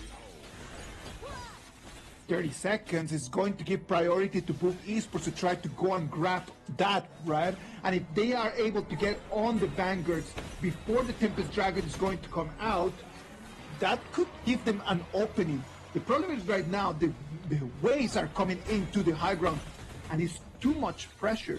Luna needs to really get out of here, and the red team is not going to allow them to get even eyes on that Overlord. Yeah, this is going to be a timing issue here. Boom Esports unable to find that position they're looking for. L will be caught by the Tremble Mortals. Here comes TNX in the middle of 5 members on the side of Boom Esports. The Annihilation is going to be dropped down as well. Can they find the damage? TNX unable to sustain for too long at this point. Dread going to be dropped down, but Draw falls first. Not enough damage from the side of Boom as they're looking for the finishing blow. TNX will give his first life, but CC gets rid of Miggy. There is a whole lot of 2 damage gone. Now, if you take a look at the base as well, they do get the shutdown, but there is a minion wave on the top side for the side of Boom. But DMT, they've gotten an ace, and this will be IKL's story to tell as they finish the game in style. Who cares about the minions? We got your crystal. Look at that. If one Canyon comes in, and it's going to be Dominator Esports, the one that they're going to drop that crystal, take the victory, and a 3-2 fashion. Victory goes to Dominator Esports. That was super intense. I felt like Boom Esports had it in the bag. They were able to sustain, but then Miggy fell. That was the main difference maker. If Miggy stayed alive in that fight, got the true damage, there was no way DMT would have won that fight. Oh, I'm telling you, just the way that TNX just turned things around for CC to just finish the dunk, right? Like, just imagine that. It's just TNX with the setup, and CC elevates himself, puts the ball through the rim. Lovely coordination here from Dominator Esports in a composition where we actually thought that as the late game was going to come, Boom Esports was going to have it in the pocket. Dominator Esports already with 2 victories. They are really starting 2026 in an amazing fashion. Yes, this is something that will give you an inkling into many different situations as 2026 goes by. Number 1, we have the IKL battle. Number 2, we have the IKL versus PKL battle. And then now we have the growth of, is it worth it to reorganize the chemistry of your team? And it seems like DMT's answer is yes. Chemistry can be reforged. You can have a stronger team. I do believe that it was not that big of a statement from Dominator Esports to say like, yes, we are doing so great, or like just to say like, oh, Boom Esports is having trouble. I think that it was extremely balanced game, where there were very clear mistakes from both teams in specific moments of the games that allowed the opposition to take the victory. So it was more of teams giving mistakes and opening options for their opponents to take the victory, more than the creation and the control of the game since minute 1. I do believe that there was a lot of swings in terms of like the gold advantage going into just losing the game. So this is actually 5 very interesting games that people need to go back and really watch so they can analyze it. Because at this moment, after I have finished watching this game number 5, I wouldn't dare to say that Dominator was better than Boom Esports, and I would not dare to say that Boom Esports deserved to take the victory either. It was just different moments, right? It's the moments that define the legacy of teams, and in that moment, I felt like it was just a miscommunication of timing, right? So if Boom Esports had Tatsui set up his matrix right as the Tremble Models ultimate by Mickey was dropped down, that fight could have gone a lot more different to the side of Boom Esports. Yes, exactly. But the fact that Miggy had to commit his full ultimate and only landed on L as a Liang, that already spoiled that team fight. Yes, exactly. And that is the problem, right? I do believe that when we were looking at the Boom Esports composition, I personally was like very carried away by the late game damage, by how they were like so balanced. And I actually did not pay much attention at the fact that they were lacking a lot of initiation. Like they were lacking strong initiation that probably in a different hero that might not have been the Quay.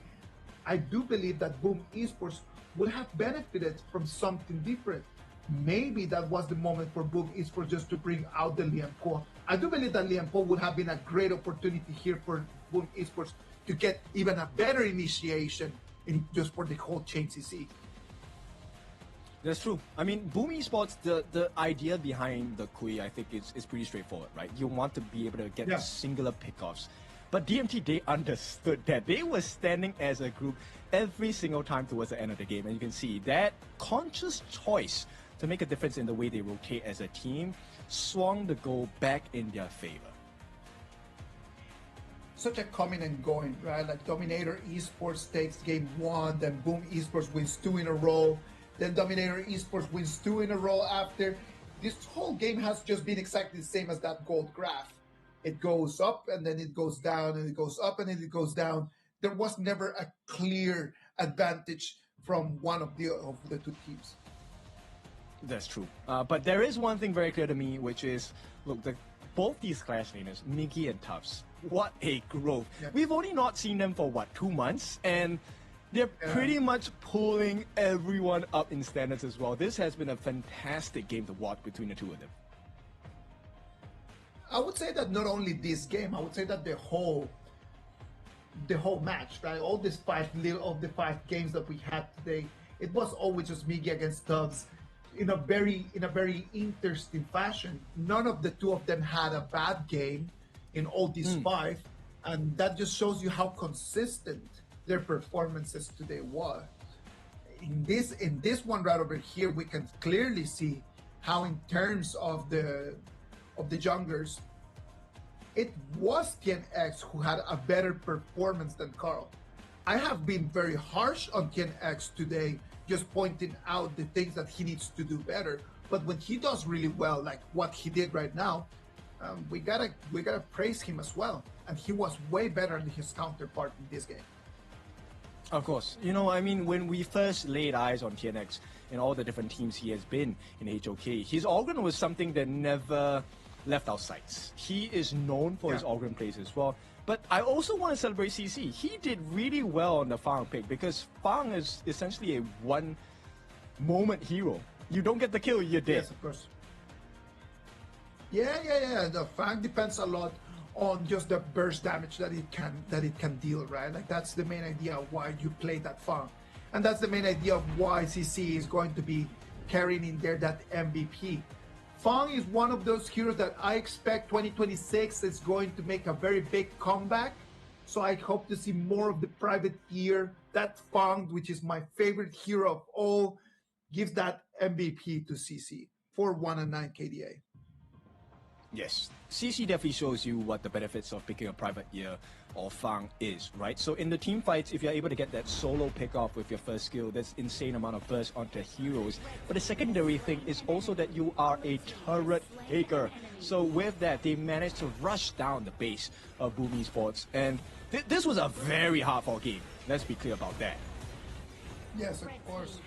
It is just it's one of those difficult ones, man. Like because in this moment, like you see how Boom Esports is having such an advantage, but they're unable just to really just give that final punch.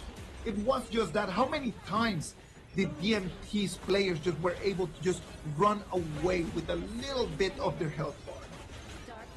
Yeah, the conscious decision here to chase Migi down instead, really identifying that he was the main problem because his true damage and his stacked damage was the reason why DMT couldn't find success in the fights, was a really smart choice. This last fight right over here, just lovely. Look at that. CC full HP. He knows when to jump in. He knows when to push back. Second ability, jumps in, takes one person out, and then after that he has his eyes on the new one. The new one just goes and dies over there in a brush. Yeah, we were kind of concerned about the Liang in the early parts of the game. Like, how much value can he actually put? Because there's a lot of disruptions coming in. But when you win the team fights, when there are lesser members on the side of Boom Esports, yep, the Liang will shine. Beautiful performance. Now look at that. Let's look at the Group B right now. After this, we've already seen 2 games from Kagendra. We've seen 2 games from Dominator. Dominator Esports right now at the top. Kagendra still has 1 more game against Boom. And not even like that, they could actually take on to Dominator. Yeah, this is looking like DMT is primed for first place in this group stage for KIS4. Now, with that being said, let's talk about Group A as well, because we have something also maybe even more exciting, because we're going to have Blacklist International go up against Bigatron by Vitality. That one, I think, is going to be another banger, because once again, it's a repeat of IKL versus PKL. That is going to be an amazing game that we're going to have in minutes. I know that the players right now are just like really setting up, already starting to stretch, starting to warm up, because that is going to be such a difficult game. It's going to be really tough. But what about if we first go to stage to go and check on Mara, what is going to happen over there with the players? I want to know what is going through their mind right now. Mara, what about if you take it from here? Another win by Dominator Esports. Congratulations, TNX, Jerl. But you know what, TNX, I just want you to show everybody again, because you were doing something when you won, when you were celebrating. You turned to Boom and you showed them, what is it? Can you show us again? Yes! There you go. 3-2, which actually, Jerl, you predicted that earlier. Now, TNX, let's go back to game number 4, where you got that crucial Tyrant steal. What was going through your mind in order to get it? For my actually in the game 5, we already lose like 2k goal. So I really thinking so more how to win like this. So but finally we win because enemy mistake also very more. So I will say Bomisword, tell me now who are the king is in the group B. Tell me now who's the king in Group B. And you guys were really great at capitalizing on your opponent's mistake. Now let's talk about your new teammates, CC and Tufts. What do you feel that they bring to your team to make you guys this strong? For CC, I will say now for me he are very important now. When we lose in the game, he will give very more success for us. How to win again in the game. How to win back. Yeah, like this lah. So for Tough, I would say he are the very strong people because he always can 1v5. Always can 1v5. Yeah, for me lah. Did you always have this good chemistry, the synergy, or did it take a while to build? With your two new teammates, how long did it take to build this chemistry? How long did it take for you guys to gel together, to be like one? Was it right away? I think 1 month. Yeah. 1 month? No full. I think just half month. Yeah. Half month to build that chemistry. Now, for Gerald, you said yesterday to Carl and to Boom, humanda ka. And now you have proven that they made a mistake in choosing you in their group. Who's the next on your target list for KIS4? Our target, we wanna beat Nova Esport because if we beat them, I think we can be champion at this tournament. Oh yeah, everybody wants to beat Nova. Nova right now, all eyes on you, Nova. And what would you like to say to all the fans that kept on cheering for you throughout this series? Buat Domination yang udah datang tadi, ramai banget. Udah sampai teriak-teriak, thank you yang udah datang. Tetap dukung kita terus sampai turnamennya kelar. Would you like to translate in English? Thanks for your guys' support. I love you guys. And they love you once again. Congratulations to Dominator Esports. Let us know how you like their performance. Leave it in the comment section below. We have one more match coming up, so don't go anywhere. Keep it here on KIS4. We'll be right back.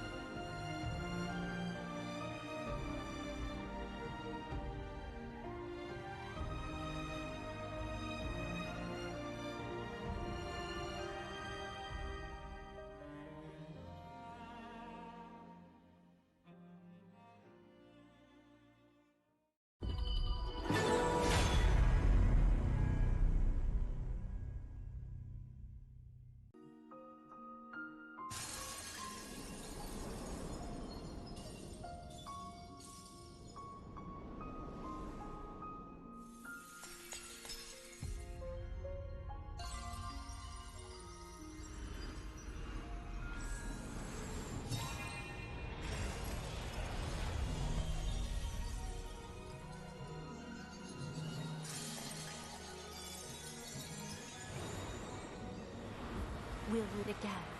I'll make sure of it.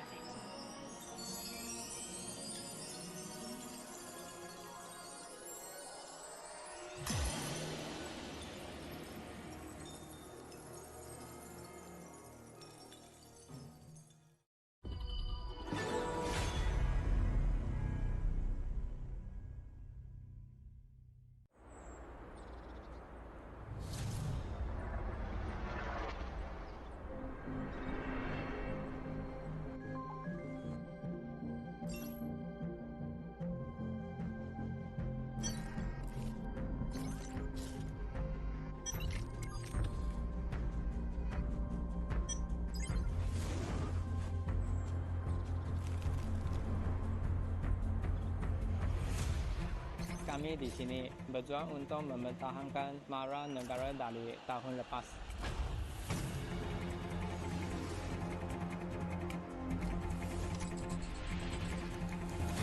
우리의 목표는 간단해. 쟤들을 끌어내리고 그 자리에 우리가 앉는 거야.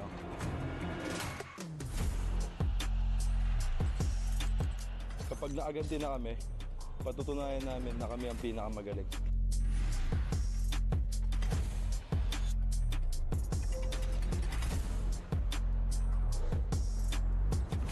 Tapos na kaming manood lang sa gilid. Kumandaan ako sa isang explosive na palabas.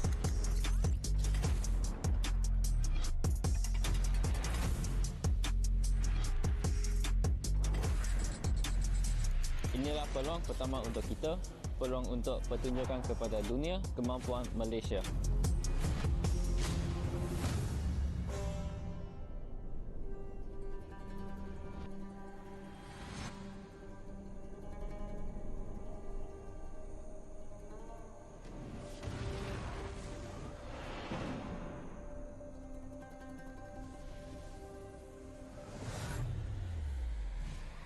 Kami akan membuktikan nama kami dan menguasai permainan. Kebanggaan nasional kami dipertaruhkan.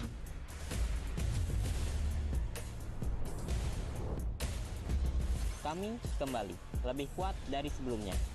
Indonesia punya banyak tim, tapi kita bisa bersatu. Coba ragu sama kami kalau berani.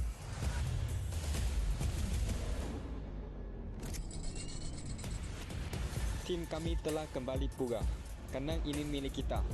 Bhinneka Tunggal Ika, kami akan menunjukkan kemampuan terbaik yang dimiliki Indonesia.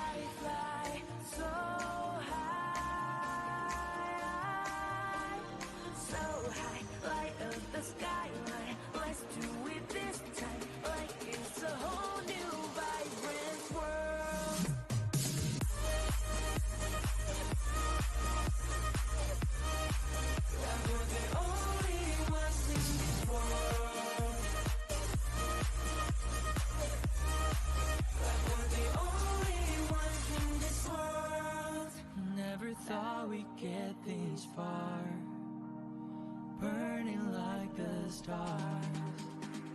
How we get this far, like we're the only ones in this world.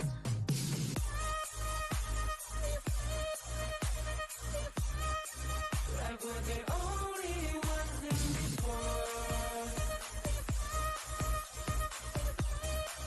Like we're the only ones in this world.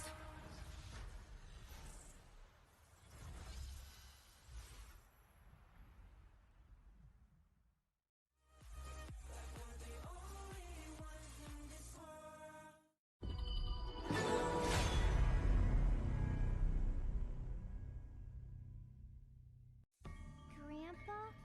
What happened in the monkey story? Anoman. Yes, he made a promise to bring Cinta home. Was he lucky? He got caught, and flames rose. A huge fire.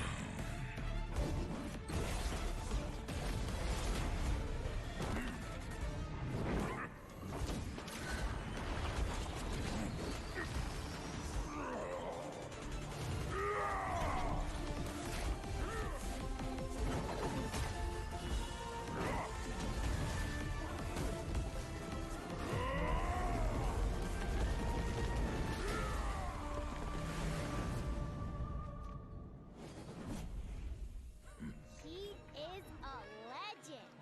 Yes, a man will always admire.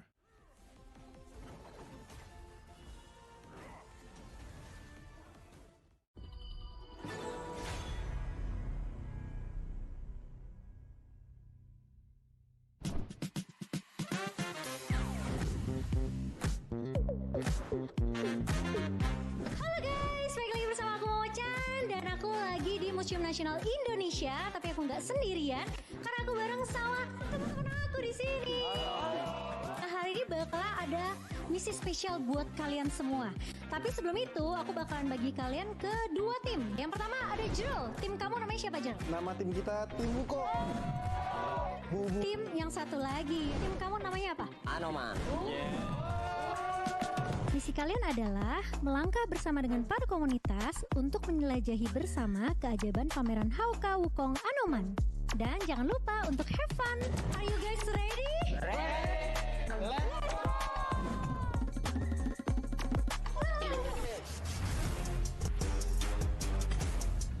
Loh, kok nggak boleh masuk? Kenapa ya? Kayaknya kita harus buat konten dulu deh sama mereka. Kontennya kayaknya harusnya gampang sih. Tapi kalian siap gak? Let's go!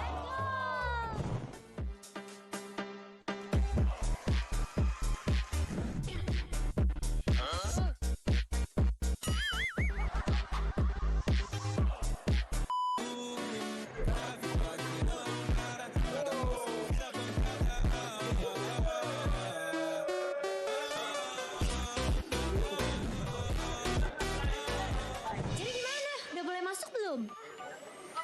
Oke guys, let's go!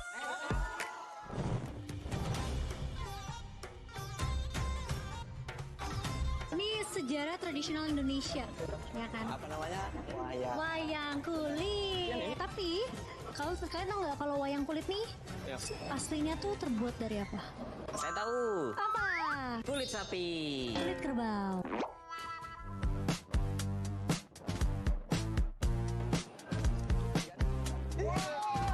Yang token itu. Bikin.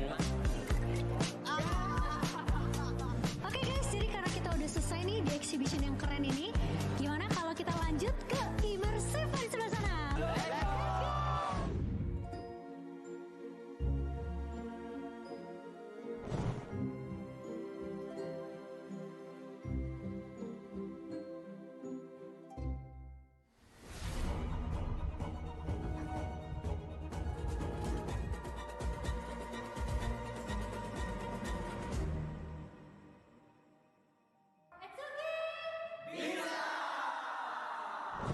Oke guys, jadi itu dia hari ini kita udah selesai turnya untuk special HOK exhibition juga. Gimana, seru banget gak? Seru! Keren, aku mau ngucapin terima kasih buat waktunya kalian juga, terutama untuk Ace Community. Thank you so much. Dan kita punya hadiah sedikit. Ini spesial karena ini merchandise eksklusif Wukong Anoman. So aku mau ucapkan dan kita pamit undur diri dan kita bakal ketemu lagi di video berikutnya. Bye-bye!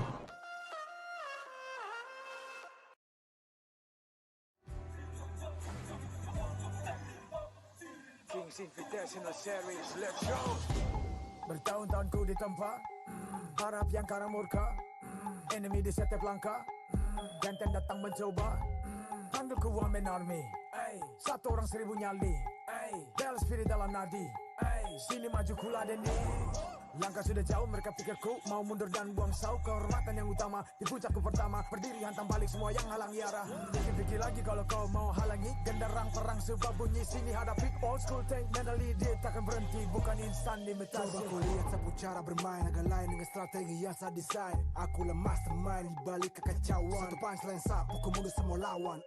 Insting terpukul deteksi ancaman. Enemiku libas seperti anoman. Yo satu pukulan tangan kosong. Jatuh runtuh panggil aku Wukong. Masih strong power hantam lawan yang menghadap. Sapu cakar lebih tajam lebih dari kopong pedang. Yang saya incar turawana bukan tata singgah sana. Maka wajar apabila dong bilang saya bijaksana. Siapa yang berani mendekat kemari? Saya yang kesana atau kau yang kesini? Jutaan kalian pun saya terakan lari. Seranganku cepat sulit kau hindari. Dominasi ku kendali, berotasi ke tiap sisi ku ambil alih. Saatnya kita untuk eksekusi. For my party, push, push, push, push, push, push. Everybody move, move, move, move, move, move, yeah, move, move. Saat datang dengan mode brutal, kendalikan setiap titik vital. Damage magic, serang mental fisik, 1000 taktik kau kalah cerdik.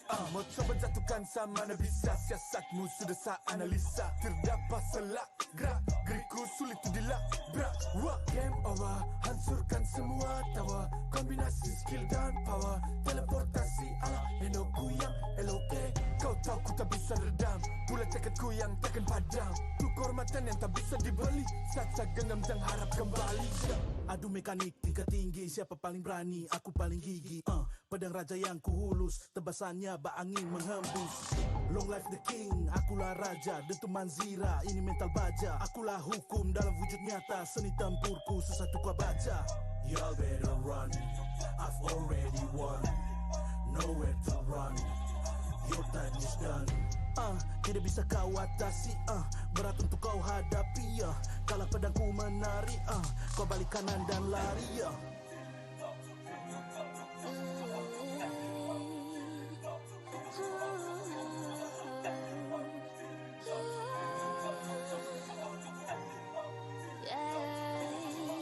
Come get me go di singgah sana.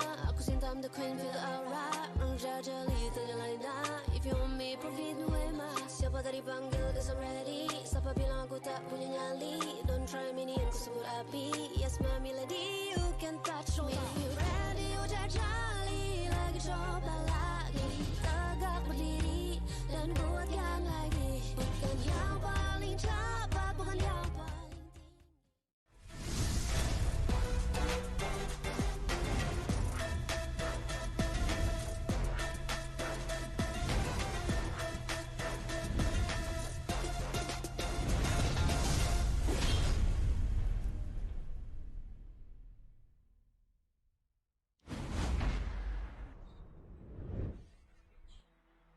Ladies and gentlemen, welcome back. This is the Honor of Kings Invitational Season 4.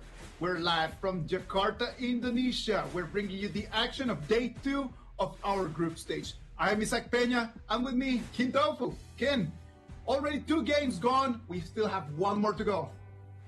Yeah, and this one is going to be the biggest one out of them all because these are the champion representatives, right? PKL champion, Blacklist, IKL champion, Bigatron by Vitality. Now, they have been in a different state of position, right? Blacklist, still the same 5 guys, but Bigatron by Vitality, a super rework. How's this going to work out?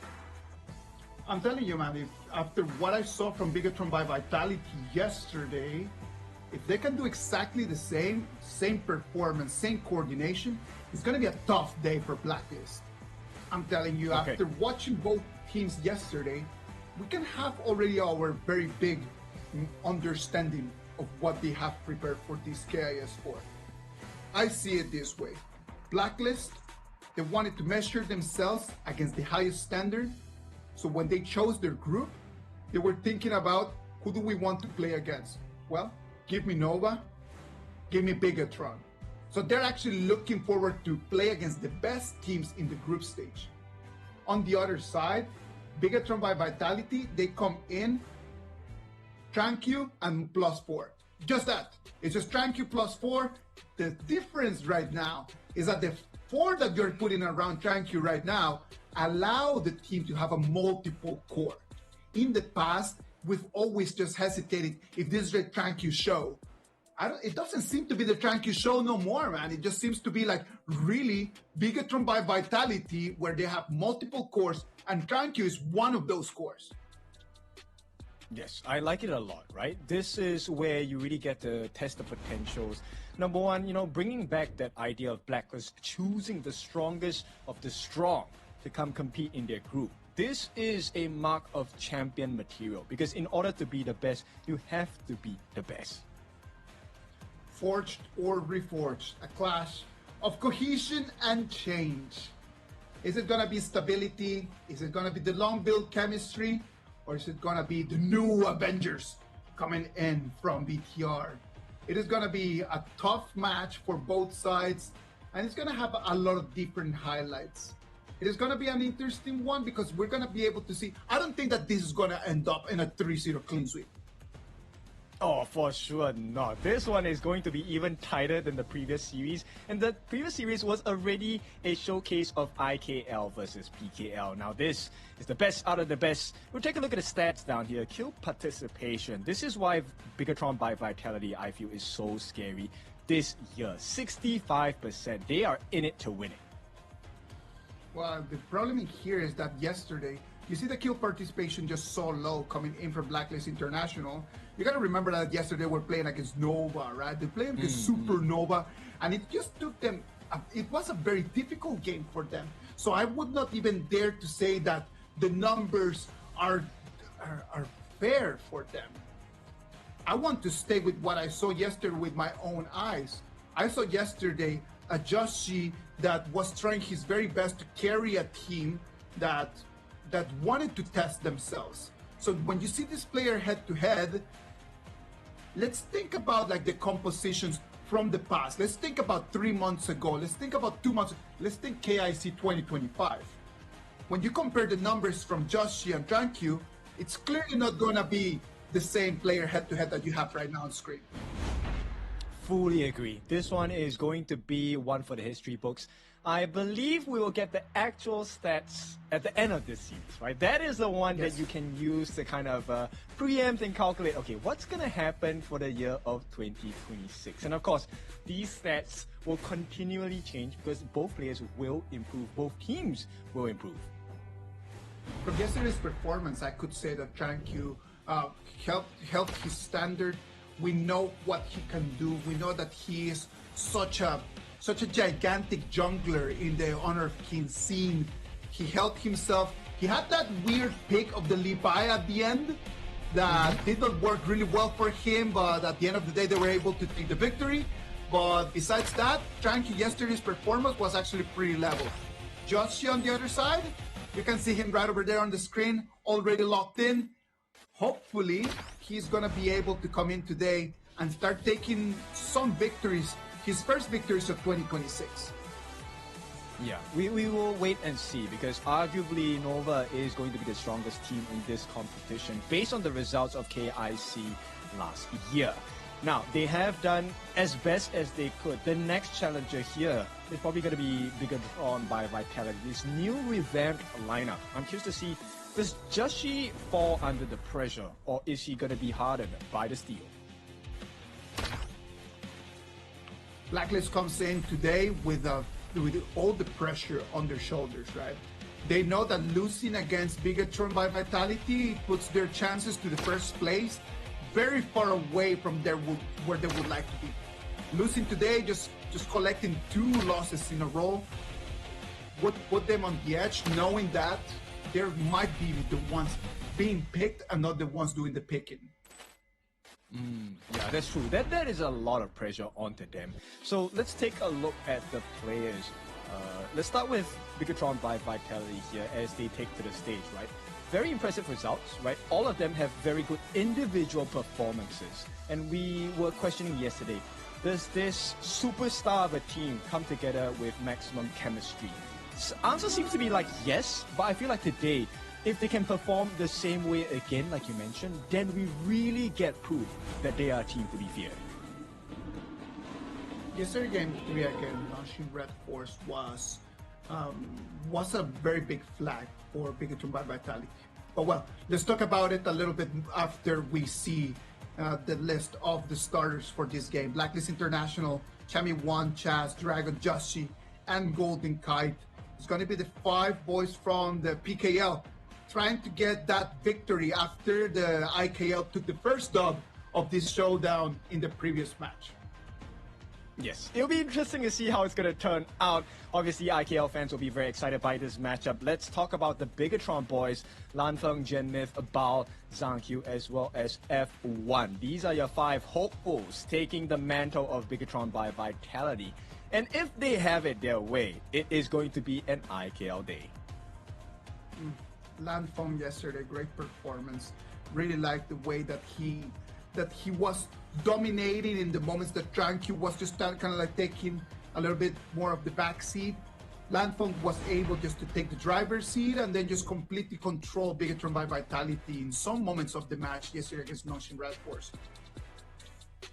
Yeah, I'm curious to see how this difference in terms of skill level is going to be. Nongshim, obviously, they were also a very newly composed team, so there were some gaps to fill on that side. Right now, this I think is the best type of challenge for Bigatron, right? Where they face off against a team that has played together for years. And at this point, probably going to start hitting their peak in HOK 2026. Blacklist International is going to be taking on the blue side, and Bigatron by Vitality is going to be taking the red side. When you start thinking, let's play coaches for a bit, Ken. I love playing coach, man. Me too. Let's imagine that you're Blacklist International's coach, and then you start thinking, what is going to be the strat?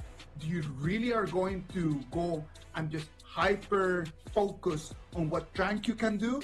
Or would you start just thinking about like, okay, the synergy of this new Bigatron by Vitality might be a problem? What would be your edge in here?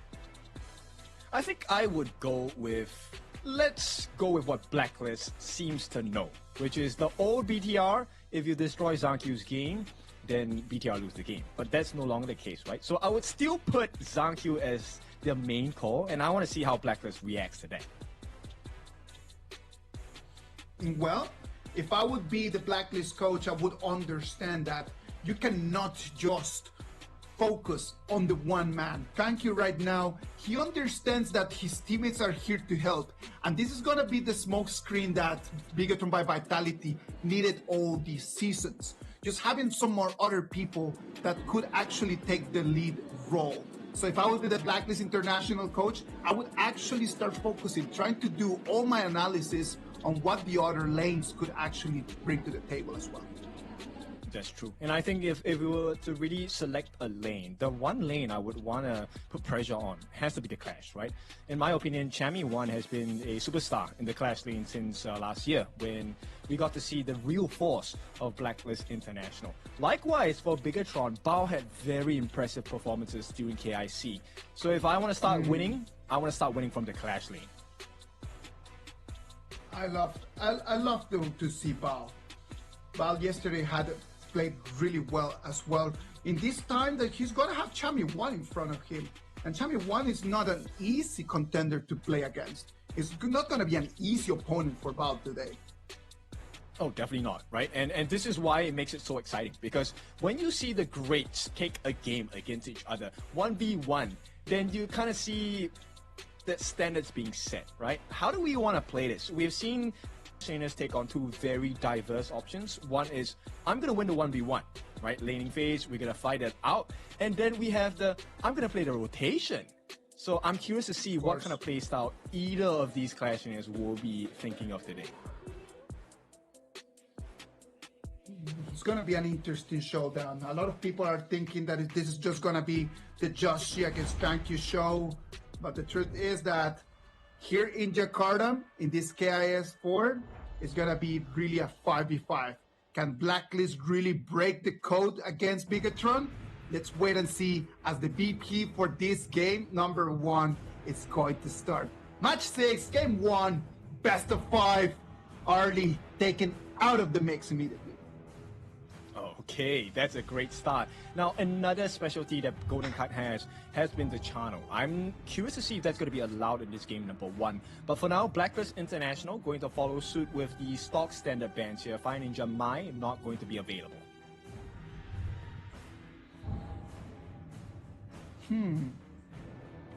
I think one of the interesting things in here is Blacklist might not ban any of the junglers from TranQ, and then Bigatron by Vitality, will they just immediately just pick a jungler just like that? If everything is available, do I just take priority and then just go back to my 2025 ways?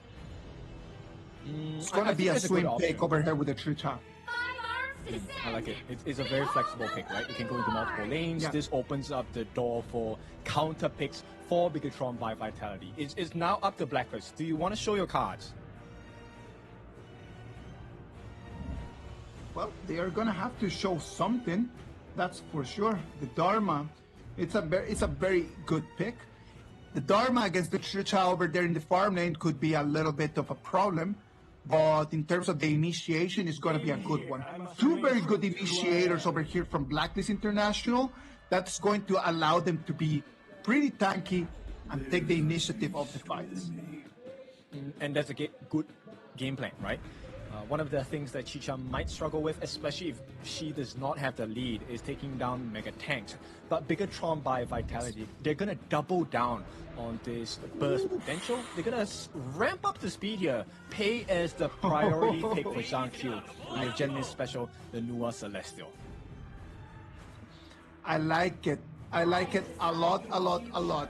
Look at that, the paid just for the early game, and then after that the Tricha and the Nua for the mid and late game.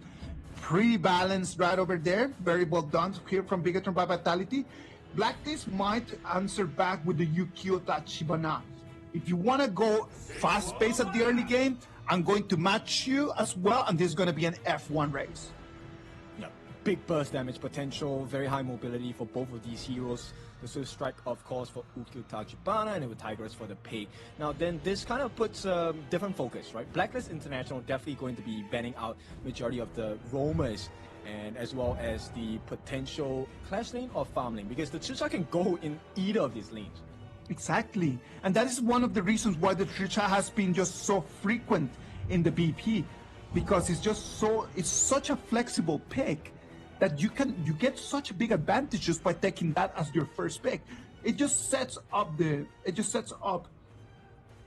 stage for you to be able to really just hide something at the same time that puts your opponents to try to guess what your movements are going to be. Great mind pick. I feel this is going to be a big change. This Chicha is probably going to the farm lane. Right? A clash lane, sorry, because they've taken out the Xiao Xiao. So this is going to be interesting, right? And I like the fact that both teams, they know the strength of the composition, right? Oh no, they actually put the Chicha in the farm lane. Farm lane Chicha against the Erin. Well, this is going to be the first farm lane Chicha that we have seen, right? Like, we've seen it in the jungle, we've seen it in the clash lane, but this is going to be the first time that we actually see it in farm lane. For giving me a chance. In the pro scene, at least, I mean, there are varying results. We've seen one earlier today, I think. Danny did play it. But, of course, that was a pretty tough game for them to pull off. Now, let's talk about that ban. The Zhuangzi ban coming in. That's a great answer towards the Dharma. They didn't want to allow that. So Bigatron will have to make do with the Lapu Lapu here. I don't know if this is enough, though. Well, analyze the composition here from Blacklist International, right? They want to fight. Initiation from Dharma, initiations from the Sura, initiation from the Tramfei. It's gonna depend a lot on what Golden Kite can do on that Erin in terms of just dealing the damage. At the same time, can Joshi really slow down Tranquil on the other side?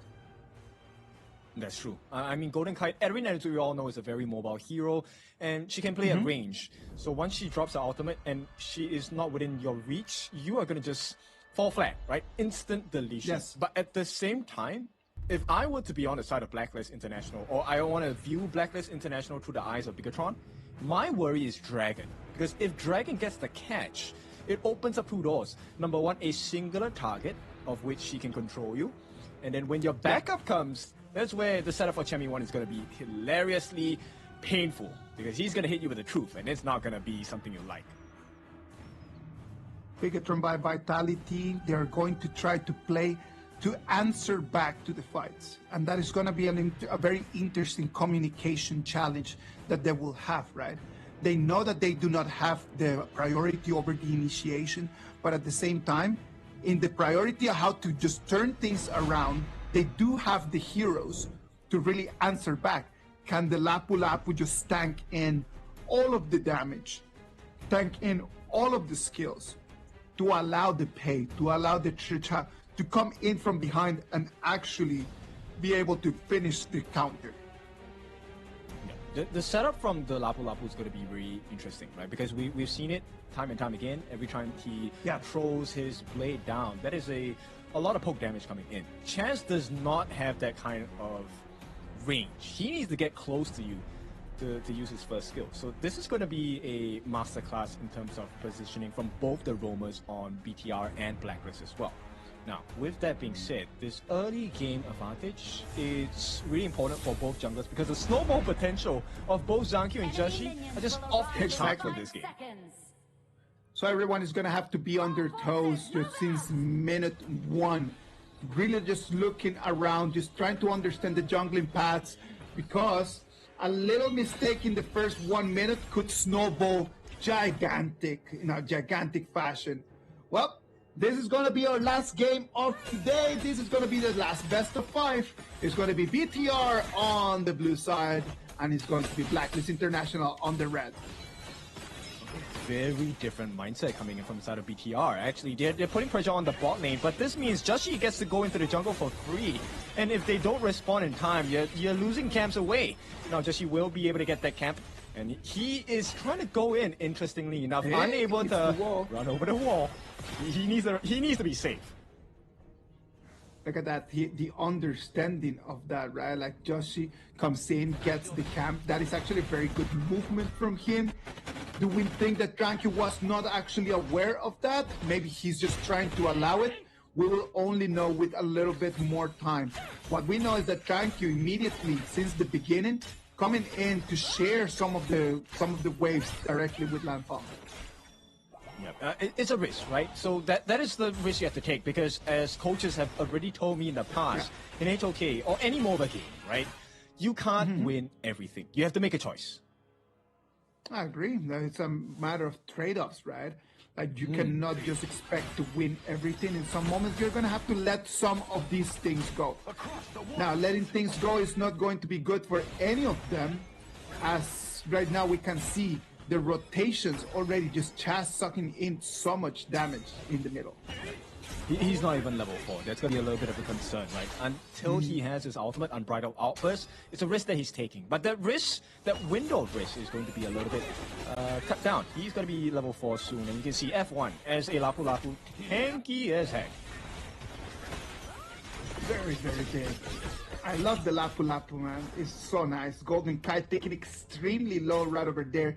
The reinforcements are going to come back. Ooh. Annihilation coming in. He knew. He was waiting for that. Yeah, this is the mark of like strong players, right? They know exactly what their opponents are thinking of, and that was a nice juke by the side of Golden Kite as well. Probably has the help of his teammate to let him know that, hey, there is a potential the Genmith Nuwa is going to try and come for your life. Play safe. Yeah. Communication is going to be key in order to find success in this game. We can see in terms of the jungling, Joshi being a lot faster than Tranquil on that side, right? You can see that he's got a faster control over the resources. So you can see him being a lot more mobile. Yeah, and this level advantage is scary not just for Zhang Q, but more importantly is members like Gen Myth as well as Lanfeng. These are the two primary targets that if Joshi gets his hands on, it's almost a soft guarantee they will be taken down. Very balanced in terms of gold. And okay. BTR, but look at a Golden Kite. Nice save coming in from this side. Annihilation will not hit the mark as well. Golden Kite knows exactly what they're trying to do. And with that Unbridled Elbow, it's going to be landed down onto F1. But this guy is a tank. He should be able to escape. Lan Feng maybe not as lucky at this point. Joshi unable to find that marker, that timing as well. But look at who's hiding in the corner. Chami Wan, known for flanking and getting the responses that he needs to. Chami Wan, he's going to start walking towards the sidelines. Comes in with the flash. Finish the job as well. It's going to be 2 kills for the price of none. Look at that, great coming in. You called it, Ken. Chami Wan just waiting for the moment for King to jump in. And it's going to be a 2-0 trade for Blacklist. BTR, they've been trying to gank onto Golden Kite, and there's going to be the answer coming in for Blacklist, taking 2. Not only the first blood, but it's going to take 1 more kill into their bag. And this is a beautiful movement from the side of Blacklist, right? So not only do they get the rotation by Chami Wan, look at the comms from the team. I know you can't hear it, but the fact that Golden Kite is already in the clash lane, making sure they don't lose out on the waves, Blacklist has a rotational plan in mind, and they're doing it. Now that they have the opportunity, it's time for them to start just snowballing with disadvantages. They decide to come in. The Blacklist got the turret, and look at that one more time. It's going to be a 4v1 over there in the mid lane. Nothing that F1 could have done in their kin. Yeah, he was tanky, but that is no longer the case. Blacklist now has a 3-kill advantage. They may not have the biggest gold advantage, but the burst potential, like we mentioned before, these are heroes that have huge burst potential, especially Joshi. Venomous Staff already done by Dragon. He's sure he's going to have that item available. This is important for us to see. Like, Venomous Staff has become such a popular item for the mid laners in this KIS. Yeah, it definitely is, because it provides a lot of magical damage as well as anti-heal, and right now that's a prior item, because items like the Scepter of Reverberation has been nerfed, and this is a new meta item you need in the mid lane as well.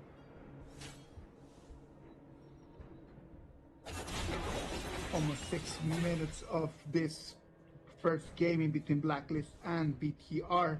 We can see already 1,000 gold advantage here for Blacklist. Slowly just taking control of the map and taking control of the objectives. What does Frankie needs to do right now in order to turn things around? The only thing that we have been seeing him is leaping from left to right, trying to clean the jungle, but he has not been able to do any moves.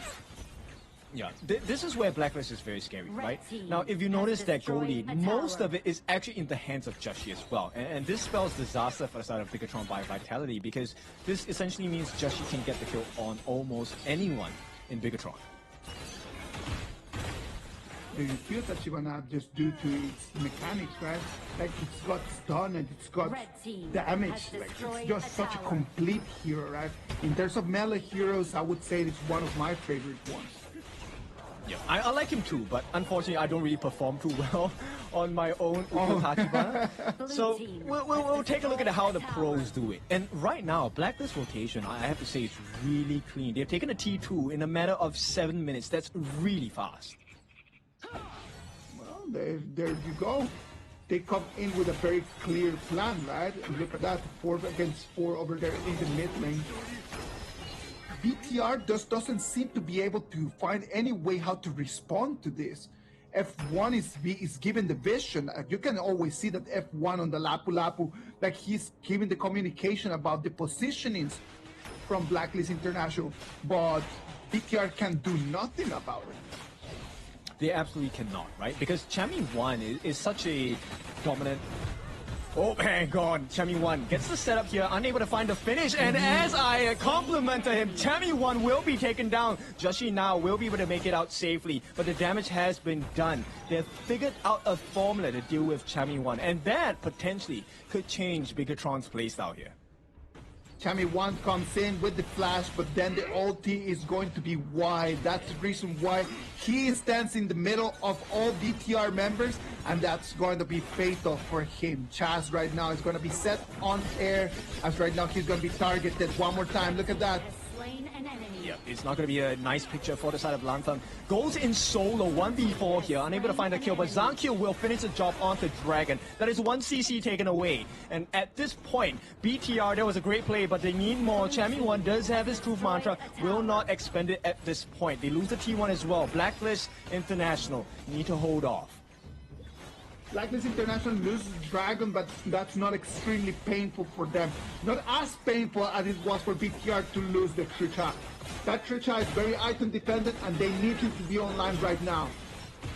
They need to get that steal. The setup by Bao as well. No follow-up from the side of Bigatron. It does not matter at this point, right? Blacklist and Bigatron both understand there is no need to overextend. Right now, it's about control of the Gorge. And ZanQ has secured the Tyrant. And this may be in trade for Yuzhou Golem. No, it's not even there.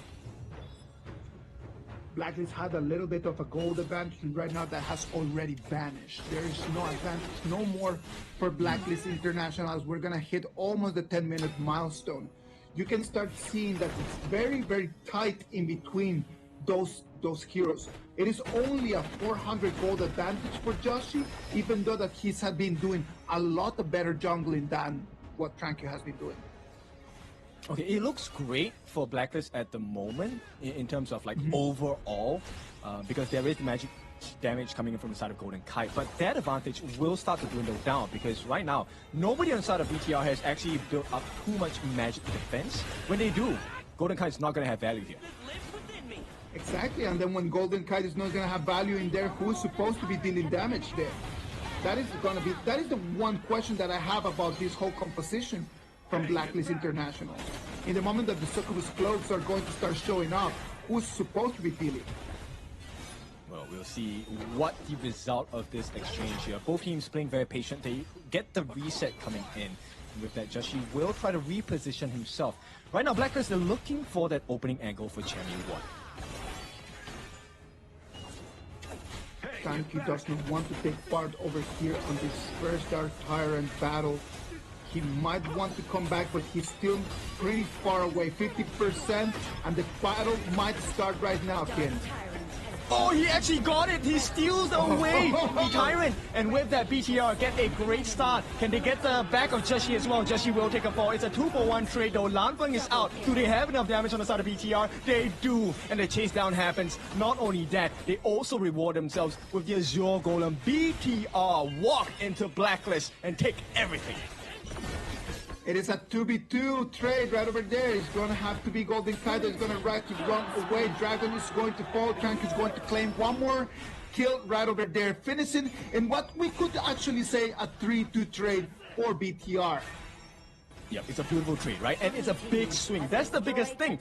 BTR, it looked like the game was pretty much on standstill for them for the past 2 to 3 minutes. And in a blink of an eye, they have taken 2 T2s, one in the mid, one in the top, and Blacklist find themselves behind by 3,000 gold.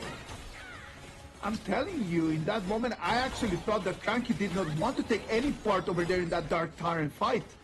If Joshi and the whole Blacklist International would have just rushed into it, I don't think that Tranky would have had enough time to make it all the way from where he was to come in and smite out that dragon.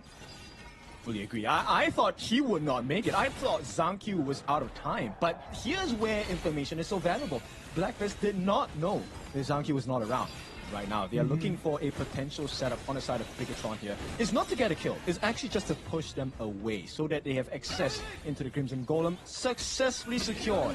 F1 here, maybe taking a step too far, quite a bit of burst damage coming in. They're laying down the ultimates from the side of Dragon, as well as Golden Kite. They do get that neutral objective on the side of BTR, and the big fight ensues. They will be able to finish Chammy1 off. There is no return here, and with that, Shaz is going to be taken down. Bigatron, they find so much, but it's going to be a decent trade as well. Blacklist, they will not back up too easily at this point. Chammy1 for the life of ZanQ as well as F1. Can they get the snipe? Not going to happen. Annihilation does not hit the mark, but T3s are open for the taking. They do get the pull onto Bao. Does he have to sustain? He does not, and Blacklist survive, but this pressure is going to be cut off soon. Bigatron cannot push any further. Bao jumping in a little bit too deep. Right over there, taking in the tower damage. He thought that he could actually take the kill onto Golden Kite, and he just was unable to do that. They lose Bao right over there, and they won't be able to put any more pressure onto the high ground turrets. Look at that. Joshi comes in, gets the steal. Can he run away, though? Oh, he cannot, and that is an instant deletion. Joshi just wanted to take a little bit of an advantage, but instead has given a huge advantage to the side of Bigatron. Bigatron by Vitality right now, after those two scrimmages in there, you can see they've already cemented that 2,000 gold that they had before. Right now, the 14 minutes mark, we can see how Bao already with the Succubus Cloak, we're going to be able to withstand a little bit more of the damage coming in from Golden Kite.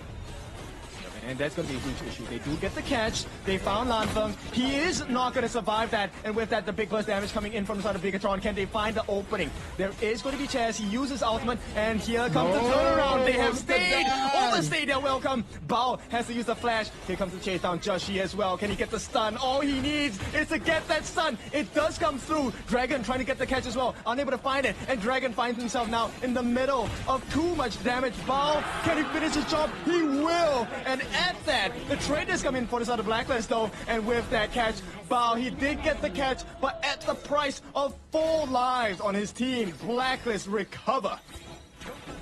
Blacklist right now just turning things around. BTR taking 2 rush decisions over there. Instead of trying to slowly taking in the high ground turret, they tried to go in for the kills, and in 2 different attempts, 2 different losses. And right now it's going to be Blacklist, the ones that they're going to level the gold, and they have control of the game.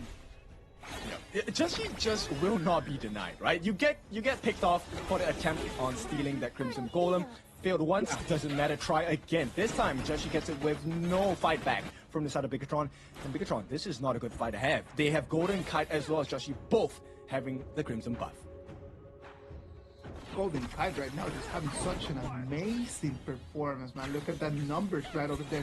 He's already fully stacked, almost 14,000 gold. His counterpart on the other side, Lanfeng, just being the opening that Blacklist is finding every single time. His positioning has not been on point. I think he's hoping that the team is able to cover him. But at this point, it feels like Lanfeng is just moving a bit too fast for the team to catch up. So if they can fix that timing issue, Blacklist might not have the best time. But right now, Blacklist, they feel strong. They want to push and put pressure on the T3 at the bottom. A huge amount of structural damage coming in from the side of Joshi. Annihilation not going to hit the mark at all. So Blacklist get a healthy amount of damage to get out. But this comes with the trade as Zhang Q has snuck away the Overlord, Shadow Overlord, mind you. Shadow Overlord at the 16-minute mark is going to be a good news for Tranquil and the boys from BTR. This might be the push that they need, the element that they need in order to actually get the super minions. Not getting the super minions early on in this fight actually has slowed down BTR a lot. If they would have been able just to get on to the high ground earlier on, they would have some advantage right now. For sure. I mean, right now, it's the same story on both sides, right? T3 on the top is looking dangerously low for the side of Blacklist. Bigatron, though, their T3 at the bottom is looking a little bit scarce in health. Now, Joshi will secure his Azure Golem for himself. This is going to give him massive CDR. He does have his second life as well, Sage's Sanctuary. I want to see, how does this next team fight go? Bangers are gonna come in already. Annihilation trying to find onto Joshi. Joshi being taken to half of his HP. They need to control the minion waves. The one on the farm lane is going to be difficult to manage. I don't think that BTR will be able to get the push onto the high ground with these bangers. I don't think so, right? Right now, they're just trying to pull attention away. So what Bigatron is hoping for is that they will forget to defend this bottom side of the map as Lanfeng approaches that T3 at the bottom side. That's going to be a 2-on-1. F1 is going to join him in that attempt as well. Quite a bit of damage laid down onto the T3 at the bottom. Can they find the one at the top? No, they cannot. So Bigatron, efforts have been used, but it's not going to net any results. Amazing defense coming in from Blacklist, right? Blacklist International, they're not rushing in. They understand that this is going to come down to one mistake. Whoever that makes the mistake right over here is going to give the game away. And thank you. Let's see if he can find that mistake over here. Golden Kite is going to be a 1v1. Oh, he can't, and it's going to be legendary coming in from side of Golden Kite. Absolute kite guard here from the side of Blacklist International. This is going to put them in a 4v5 position, and what a timing to get it as well. Blacklist, they could potentially go for the Shadow Tyrant and turn this whole game on his head against Bigatron. Thank you. He thought that he could actually take on to Golden Kite, giving him his first L of the game, and Golden Kite says, no, sir. I am going to take one more kill onto my bag, actually. Look at this. Right now it's going to be Blacklist. We talked about the one mistake, and that mistake triggered that right now it's going to be Blacklist International taking that last Dark Tyrant, 80 seconds off the buff, and we are 60 seconds away from the Tempest Dragon. This is perfect for the side of Blacklist International. They just have to play the cards right. As long as Chaz gets that perfect initiation with his ultimate, that unbridled outburst, this should be a guarantee here. They will be able to push away the minions for the time being, but Golden Kite is just too strong. He gets the T3 at the bottom. Blacklist, they find a gap in the defense on the side of Bigatron. Ultimate used by the side of Lanfeng as well. Will just push Blacklist back. Blacklist, they don't care, because at this point, 30 seconds away from the Tempest Dragon, it could be their game to win. I don't know if it was just an illusion, but I just saw Lanfeng just dealing damage and then HP bars not even moving. It's it that he does not have the items. What is going on right now with that Tricha? Okay, they did miss the ultimate onto the side of Chaz here. This could be a big win for the side of Bigatron. They just have to finish the job. But Blacklist, they know what to do. They're going to start backing off. How it's going to be used. Zhang does have his double life here with the Sage's Sanctuary. The chase down does come in. Where is the support from Bigatron? They need to protect the jungler. 2v1. He will make it out. Zhang safe for the time being. Safe for the time being, but look at that, at what cost, because right now it is going to be Blacklist International. They have control over the waves. Zhang is going to have to spawn over there at the bottom lane, and in the moment that he does that, Joshi and the boys from PKL, they know that it's going to have to be Tempest Dragon time. Yep, they will start to position themselves around the Tempest pit. So Blacklist International, they understand what's at stake. They don't have to rush this. They already have an open wound on the Bigatron base at the bottom. Right now, it's just making sure the waves are in their favor. 20 minutes and 50 seconds of the game. Chami won against Chunky over here, taking on the 1v1. They know that they cannot take this. The only objective is going to be to clean the wave. Clean the wave and then just go and regroup with your teammates. The super minions at the bottom lane are going to be an advantage for Blacklist. Lanfeng at the backline though, he has found Dragon as well as Golden Kite. He tries to go in for more damage. Annihilation going to be used as well. First life gone for Golden Kite. Can he finish the job? Splendor going to be used by Golden Kite as well. Can they get the follow-up damage? Genlith tries to set it up. They do get the finish. Zhang as well. First life gone. No problem. It's going to be a 1-for-1 trade at this point of time. Zhang, he's doing his best against Chami 1, but the Spritlings have been used to give additional shields. Nice attempt by the catch from Dragon. Wants to push them back. Zhang will not be able to finish the job. Joshi on the backline is chasing Genlith as well. He will get the first life on the side of Genlith. They should finish this. Blacklist should win this fight. And it will be just F1 left with Bao. And it looks like Blacklist have all the advantage in the world. 40 long seconds that Bigatron do not have their damage dealers. Look at this. It's going to be very difficult. It's going to be a 4 against 2 defense. Can BTR do this? The crystal is falling apart. It is going to be the minions coming in. It's going to be a 3 against 2. Can they actually claim this skin? They should be able to. Bao does have quite a bit of lifesteal, but here comes Dragon. If he just buy time, get the control in, they should be able to do it. Lanfeng, you can't dive like that. He will give his life a rampage for the side of Joshi, and still Bao is alive. He's a one-man army standing between the hopes of Blacklist and Bigatron. It will not be that effort though. F1 falling low. Bao, somehow this man is still alive. What a splendor from both Golden Kite and Dragon. They saved, they bid their time, and Bao once again, this man is just made of another material. He's still alive, still life stealing, and this is not even his first life gone. They have found that damage onto Joshi. First life gone for him as well. Zhang left all alone. He will take a fall. Where is the follow-up damage? Stun comes in. That's going to be the end of Zhang. He's out for 45 seconds. Blacklist, nice catch by Chami 1, who slammed them against the wall, but it's not going to be enough. Right now, BTR, they have to be really calculative about this. fight. It is not worth to go any further. Blacklist feel the same as well. They will reset and start to prime and poise for the Tempest Dragon. What a roller coaster of a game are we watching? 23 minutes right now, and it's going to be Blacklist International, the ones that have the priority over this Storm Dragon. Look at that, the Tempest Dragon is going to be available, but Baal is going to lose one life in there.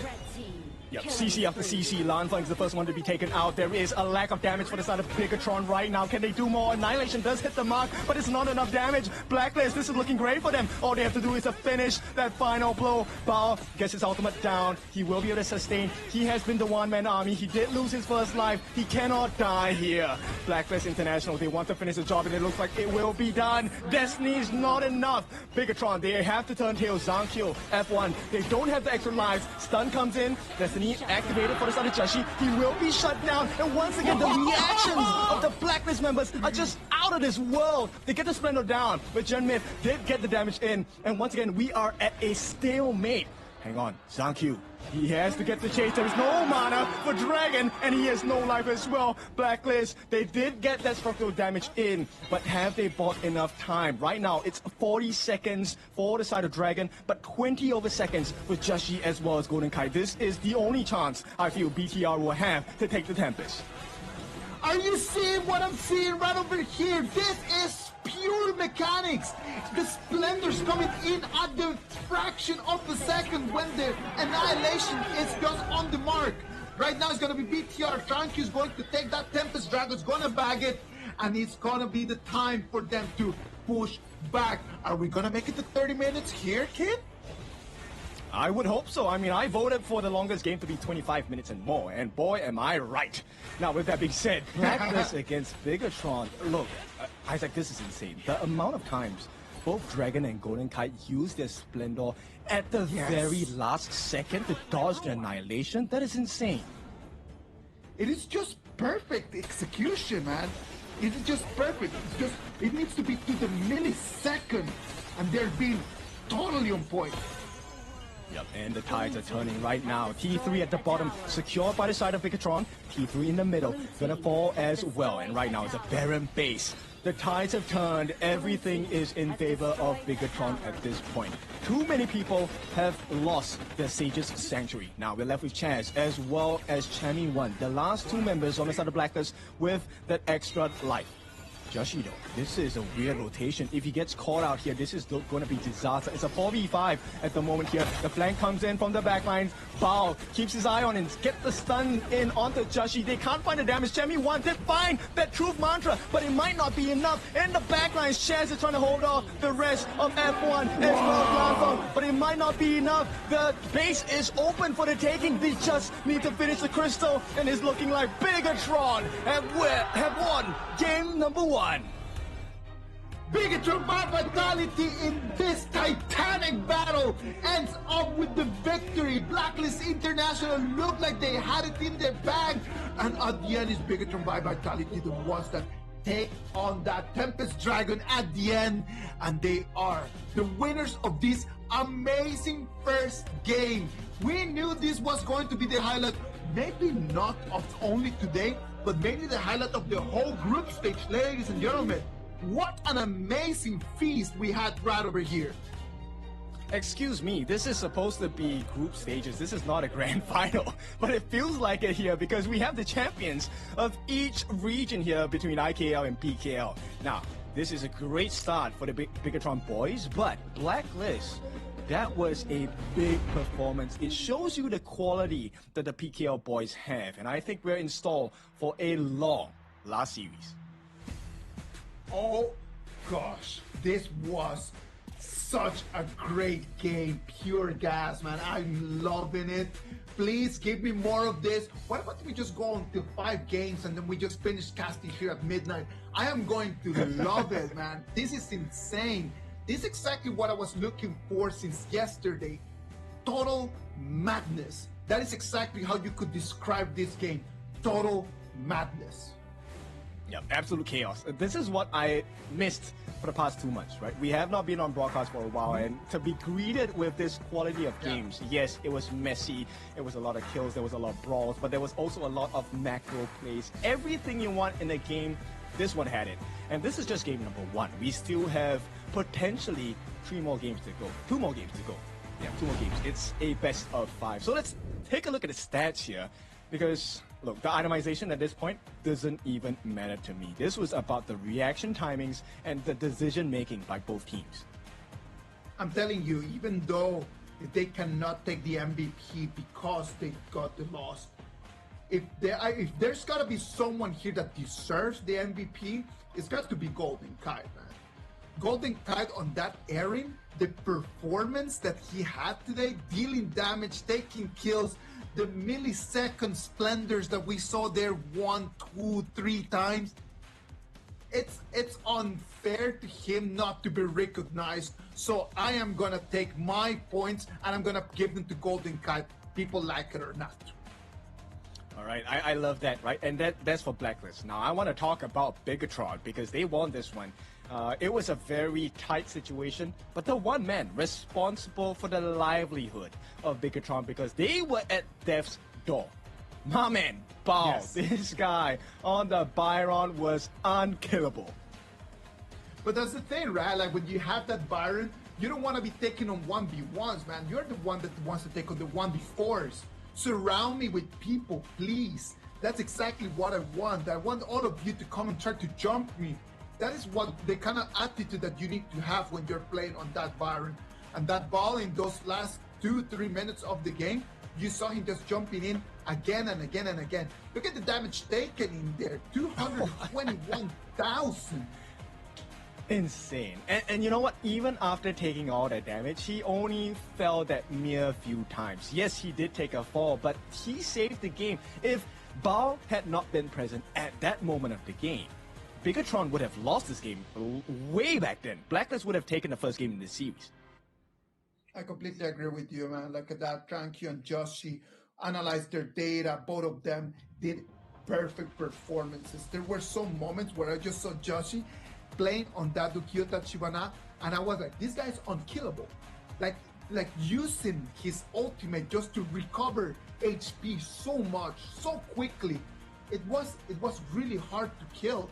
They needed to have multiple heroes from Bigatron just coming in order to actually focus fire to get him dead.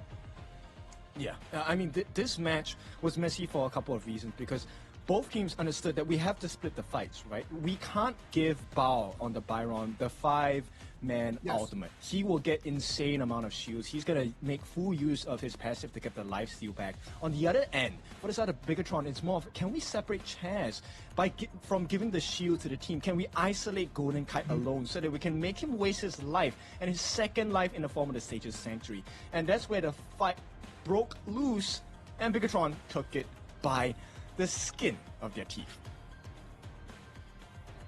Look at that. You called it. That's got to be the MVP for this game. It's gonna go to Bigatron's Bao on that Byron Spark base. Crazy game by this guy. I mean, okay, damage taken, great. Damage dealt, great as well. There needs to be a new counter. How much life they recovered, right? We know we have that stat. Yes, and true. if you can show that stat, I think Bao he's going to show you insane amounts of numbers here. But, you know, this highlight reel is going to be insane. Look at that. Everything started just in here, like the 10 minutes fight right in here for the Tyrant. It was such a great victory in here for them. You saw that BTR took the Tyrant there, but to what cost? Like, they were having so many kills. Yeah, exactly. And this is where, you know, the team is so impressive. Why is Bao the MVP? Because Bao is making space for the team. And many a times, if Bao is not there, look, he held this, I would guess, probably for a minute at least, right? Bao was just the thorn in their side. They couldn't get the push in. Did you see that double splatter right over there? Look at it. Look at it. Oh, exquisite, man. It's just exquisite. such a lovely game for us to watch.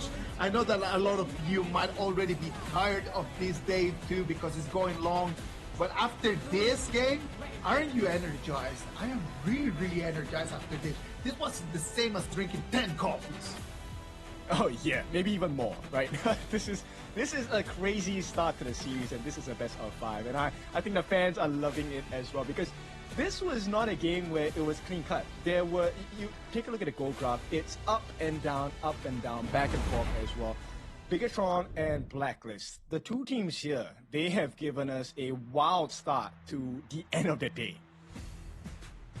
A wild start right now is going to be Bigatron that has a little bit of an advantage. It might not mean a lot since we saw Blacklist being such a really good team. It's always a back and forth in between the two of them, right? Like that's why they are the champions of their respective leagues. So seeing the best of the PKL against the best of the IKL, what else can we expect? What else can we look forward to in the next games? I am expecting more chaos. I'm expecting longer games as well. Now, bear in mind, this is a lineup with double assassins, right? So technically, based on theory, there's supposed to be a lot of burst damage, right? So when they start playing tank jungles, can you imagine how long the game is going to be? Maybe 40 minutes, right? I mean, I'm joking. I don't think it's going to be 40 minutes, but it's going to be interesting for sure. That would be lovely. I would not mind for a 40-minute game, but I know that there's a lot of you that need to go to school tomorrow. So what about you just don't? Ladies and gentlemen, thank you very much for being with us right over here. If you missed it, right now we just had cinema in between Bigatron via Vitality and Blacklist International. Right now, Bigatron has a 1-0 advantage. Let's wait and see what's going to happen in this next game. When we look at the heroes that were already spent in this first game, we don't see a lot of very heavy picks, right? Like there's still a lot out there from the heroes. Well, the coaches still have a lot of options in order to bring to us even better games in these next games. This is why I'm so happy that we're starting the year of 2026 with best of 5s. It gives us a lot of time, a lot of picks open up. Now let's take a look at the love that we have been sent. Keep fighting Bigatron by Vitality. Hopefully you can keep the KIS4 trophy right here in Indonesia. All right, we're seeing the different regions, right? The previous message was you can lose to any team, you just don't lose it to an IKL team. Right now, it's going to be different. Messed the opponents up, Puso Pinas. Let's see how that works out for the side of PKL fans. Puso Pinas. Let's go. All right, we have the fans coming in from the Indonesian region and from the Philippines region. I'm loving this. I love that the fans are so invested in this, right? Like we already talked about these rivalries that they're existing in here. I am loving the fact that the fans are so invested. I know that right now there in Jakarta, we had the fans from Dominator before, and we had the fans from Kagendra, and right now we have the fans from Bigatron in there. I can imagine that the energy in there, it's got to be at the top right now, isn't it, Kim? Yes, very intense for sure. Now with another year of IKL versus PKL being set into history, this is brought over into 2026. So this is not just a battle of victories, this is a battle of pride as well, ambition for the year of 2026. Now Blacklist, having lost game number 1, they get to pick the sides, and they have picked up the blue side, Prio Pick. Prior pick is going to be for Blacklist International. They might want to just really just prioritize onto some of their heroes. If Golden Kite is just having such a great performance, let's prioritize around him, right? Like if the Arlie is available, can we get Golden Kite on that Arlie? Do you think it's going to be available? I think they might, but at the same time, this will definitely mean that the channel is going to be open, right? You don't ban out a channel first pick. Now, Blacklist International, I know that they have considered Bao's performance, and with an MVP performance like that, you don't give him what he wants. So no Dharma for Bao. No Dharma. I don't think that we're going to be able to see the Dharma. They might want to put him on the Guan Yu. We've seen a lot of Guan Yu right now. I don't think that they want to put him into a warrior that can take control of the tempo, right? So that's going to be tough. They decide not to take the early for themselves, and they decide to ban it as well. So most likely they're gonna have to go for the channel pit. I'm curious whether, farm lane is what they're considering. I was thinking the Haya, but Haya has been banned immediately by Bigatron, because that's a great starting pick for Blacklist, because the Haya fits into almost any composition here. Yes, it is, and it is very new, right? So not all the teams might have that ability to counter it. The Yan Jian is going to be the pick from Blacklist. Let's see if Bigatron by Vitality is going to allow the Dolia, or if they're going to pick it for themselves. I think the best choice of action here is to take the Dolia away, right? Blacklist International, Jashi, if they put this Twilight in the hands of Jashi, it is going to be a significant strength for the side of Blacklist International. And Bigatron say, you know what? We don't mind playing with fire. We have won game number 1. And they will be hovering over the Tunecaster. Yu Huan will be locked in. Well, Yu Huan, since it's got so much support, right? It has the abilities of this hero just allow so much support. It has so much utility. It can just suck in so much damage, and it can nullify the attacks from the opponents. So maybe they want just to really tease Blacklist into attacking, and knowing that the Yu Huan can really get them out of trouble. That is if it's a big team fight. But if you're being poked down from afar, do you really want to use the Yu Huan's ultimate? That's going to be a big question mark here. Because Blacklist are playing the Poke and Prod game, Majestic Guardian, the Garuda. This is one of the most painful picks available in the global server if you're playing that long-range poke game. I love Garuda, man. I love Garuda because of the angles. Because of the ability that it has just to play into very interesting angles. So geographically speaking, depending where you are in the map, the Garuda can just deal can put you in such an interesting and weird positions. It can come in at 90 at a 45-degree angle, and it forces you to really push back, because as the game gets into the later stages, it becomes really, really painful. Exactly, and not only that, right? There is an option to release all of your feathers at one shot as well, as a second form of your ultimate for the Majestic Guardian Garuda, of which when you hit, it gives you dread. And I think this is something that Luna will suffer with. So it's going to be tough for Trankyu on that Luna, just to try to find the right positions, try to find the right angles. We can see that right now, Blacklist International is going to lock in their last pick. Is going to be the channel and the Fatih. I love this pick. Now, Mighty Conqueror Fatih, as you all know, when he activates his ultimate, he's able to debuff, cleanse the debuffs that he has on himself, which means he gets to go into a brand new angle, use his multiple slashes to get rid of heroes such as the Lung, force the ultimate as well. And over time, he will be a big menace. Blacklist International, this composition, I really love it, because if Bigatron messes up, if Zhang Qiu misses as a Luna, he's gone. There's no way you make out of that situation alive. I am liking Blacklist International's composition a lot more. Bigatron's composition depends a lot on individuals. It depends a lot on what Trankyu can do. It depends a lot on what Landfong can do. On the other side, Blacklist International, it has multiple cores. Every single one of their members can carry the team in specific moments. So for Blacklist, a lot more complete. For Bigatron, it needs a lot more of a hero to wear the cape and to stand up. Well, I mean, if you take a look at Bigatron, it's essentially 5 superstars and 5 heroes on this IKL squad. Meanwhile, on the other side, PKL, they are heroes, but they are a team of heroes. So let's see. Does the 5 individual playmakers win against the hive mind of PKL? This is the KIS4, the first tournament of the 2026. This is going to set up the stage to see what the year is going to bring us. And if the year is going to bring us everything that we just saw in that previous game that we just watched, please give me more of this 2026. Please, please, please, please, please. Let's hope that we're gonna have the same action as we move into this next game. The Fatih, the Yandin, the Garuda, the Chanon, the Dolia. That is a very expensive, very scary composition. Yes, this is a tier 0 pick team, right? All of these heroes are meta heroes. And if played to perfection, it's really hard to get in the gaps of the team. Because Joshi can jump your backlines instantly once he gets the Hound on.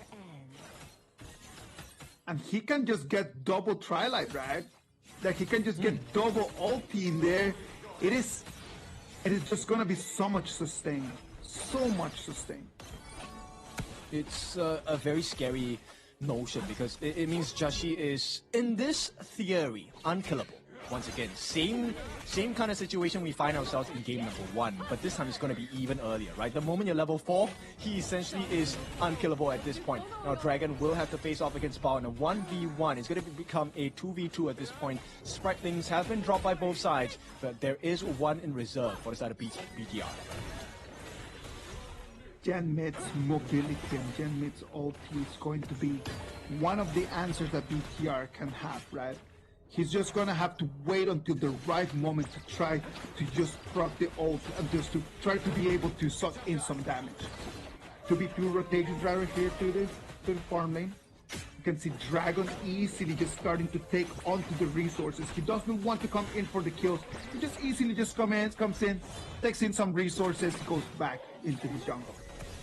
Yeah, this is one of the benefits of picking up the Garuda, right? So Garuda is actually able to pierce through with his auto attacks as well, which makes his lane clear extremely fast. So this is a very fast-paced gameplay from the side of Blacklist, right?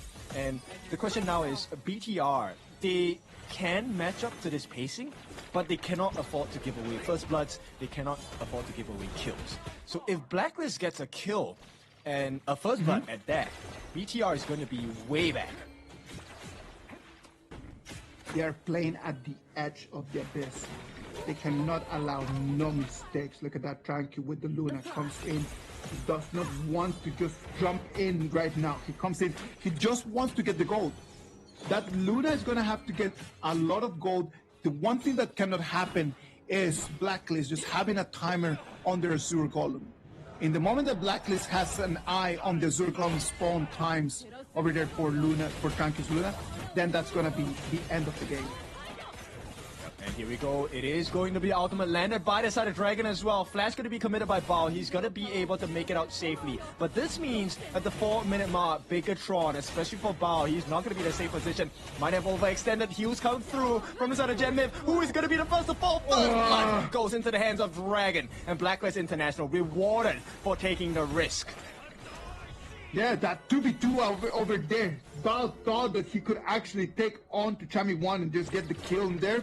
But the problem is that he did not have enough damage.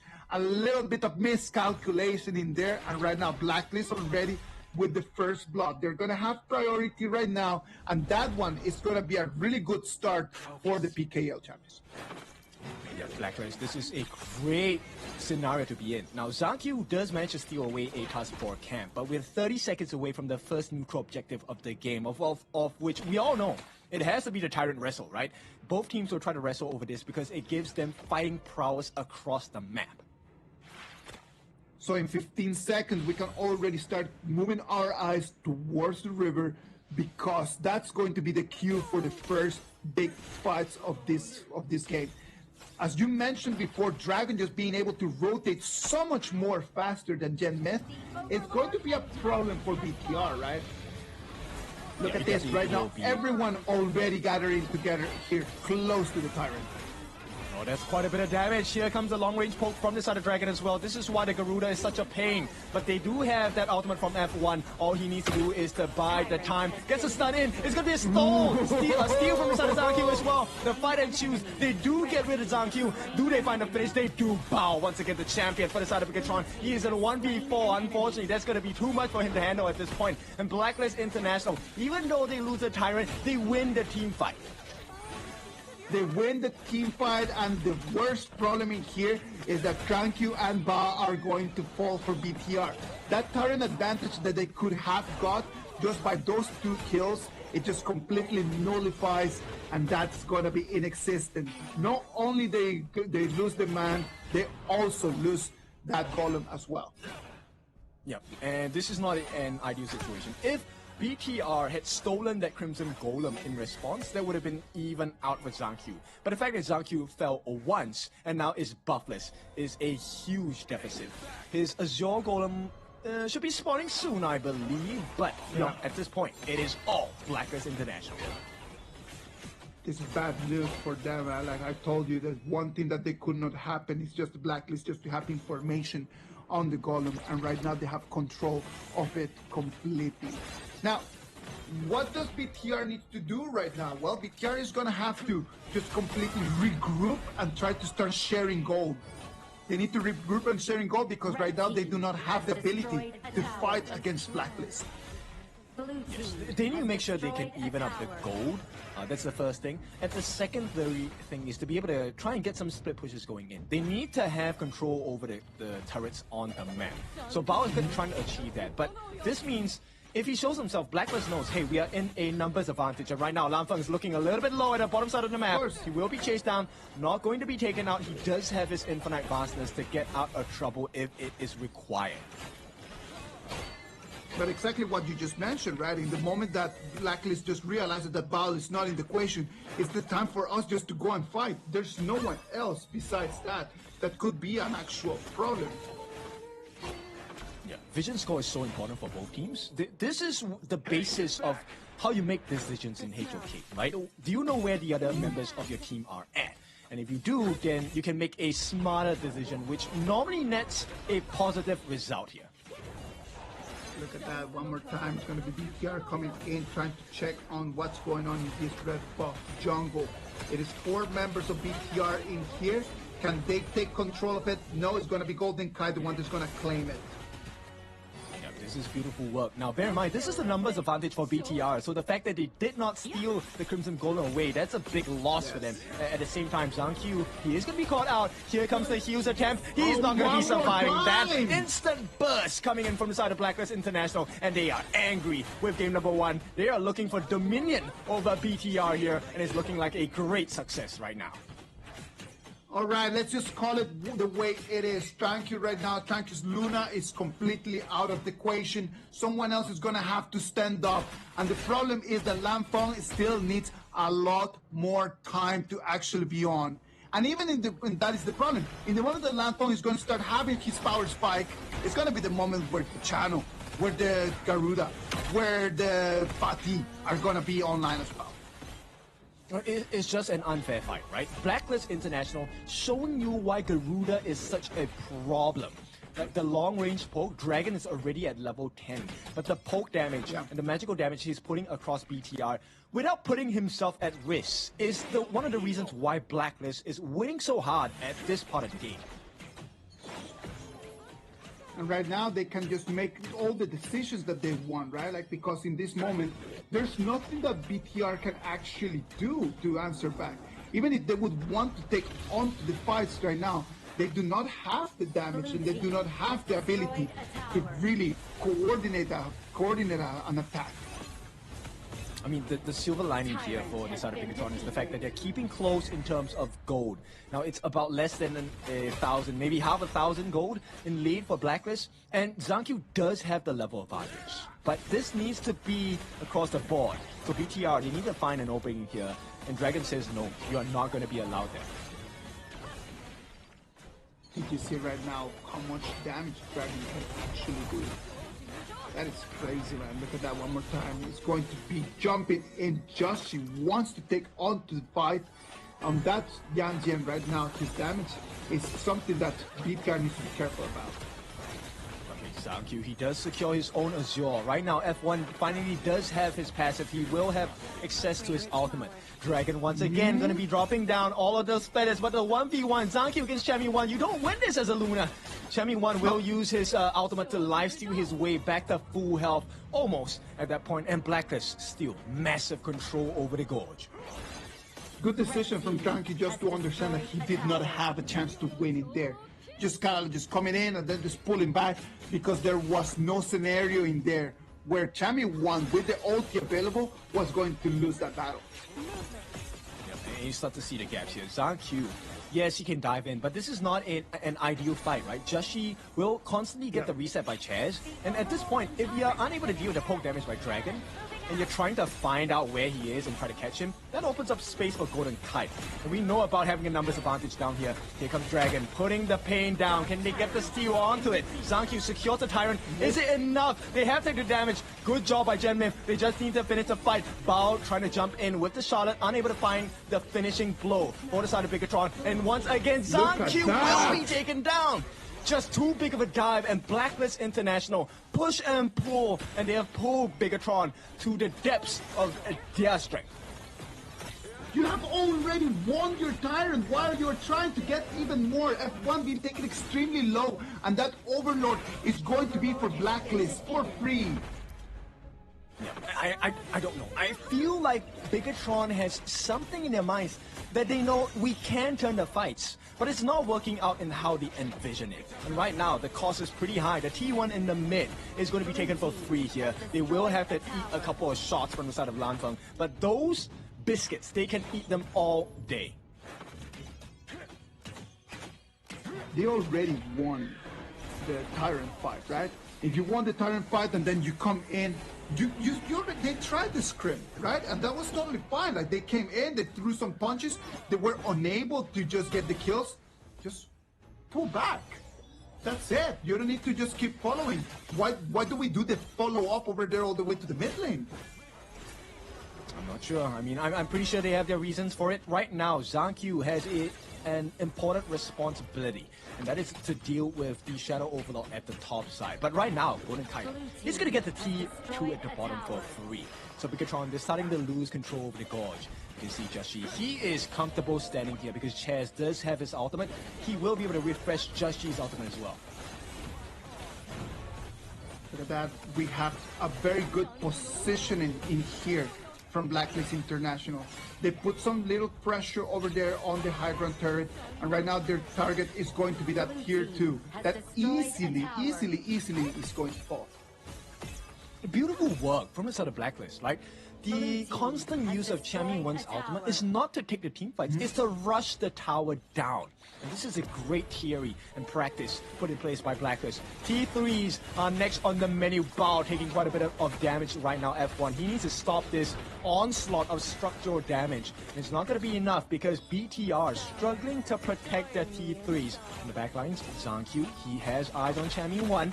There is going to be a nice ultimate drop by F1. Can they find the finish? Not able to, because the positioning of Blacklist is just so clean. They force out the ultimate from the side of Genmith, and here comes the jump. Joshi! He's going to finish the job. Probably no. And right now, Bao, he's going to put it on himself. 1v5. He will have to take a fall. No. The entirety of Bigatron is so low. They need to start running. And Blacklist International, they are happy to do this all day because they are not even tickled at this point.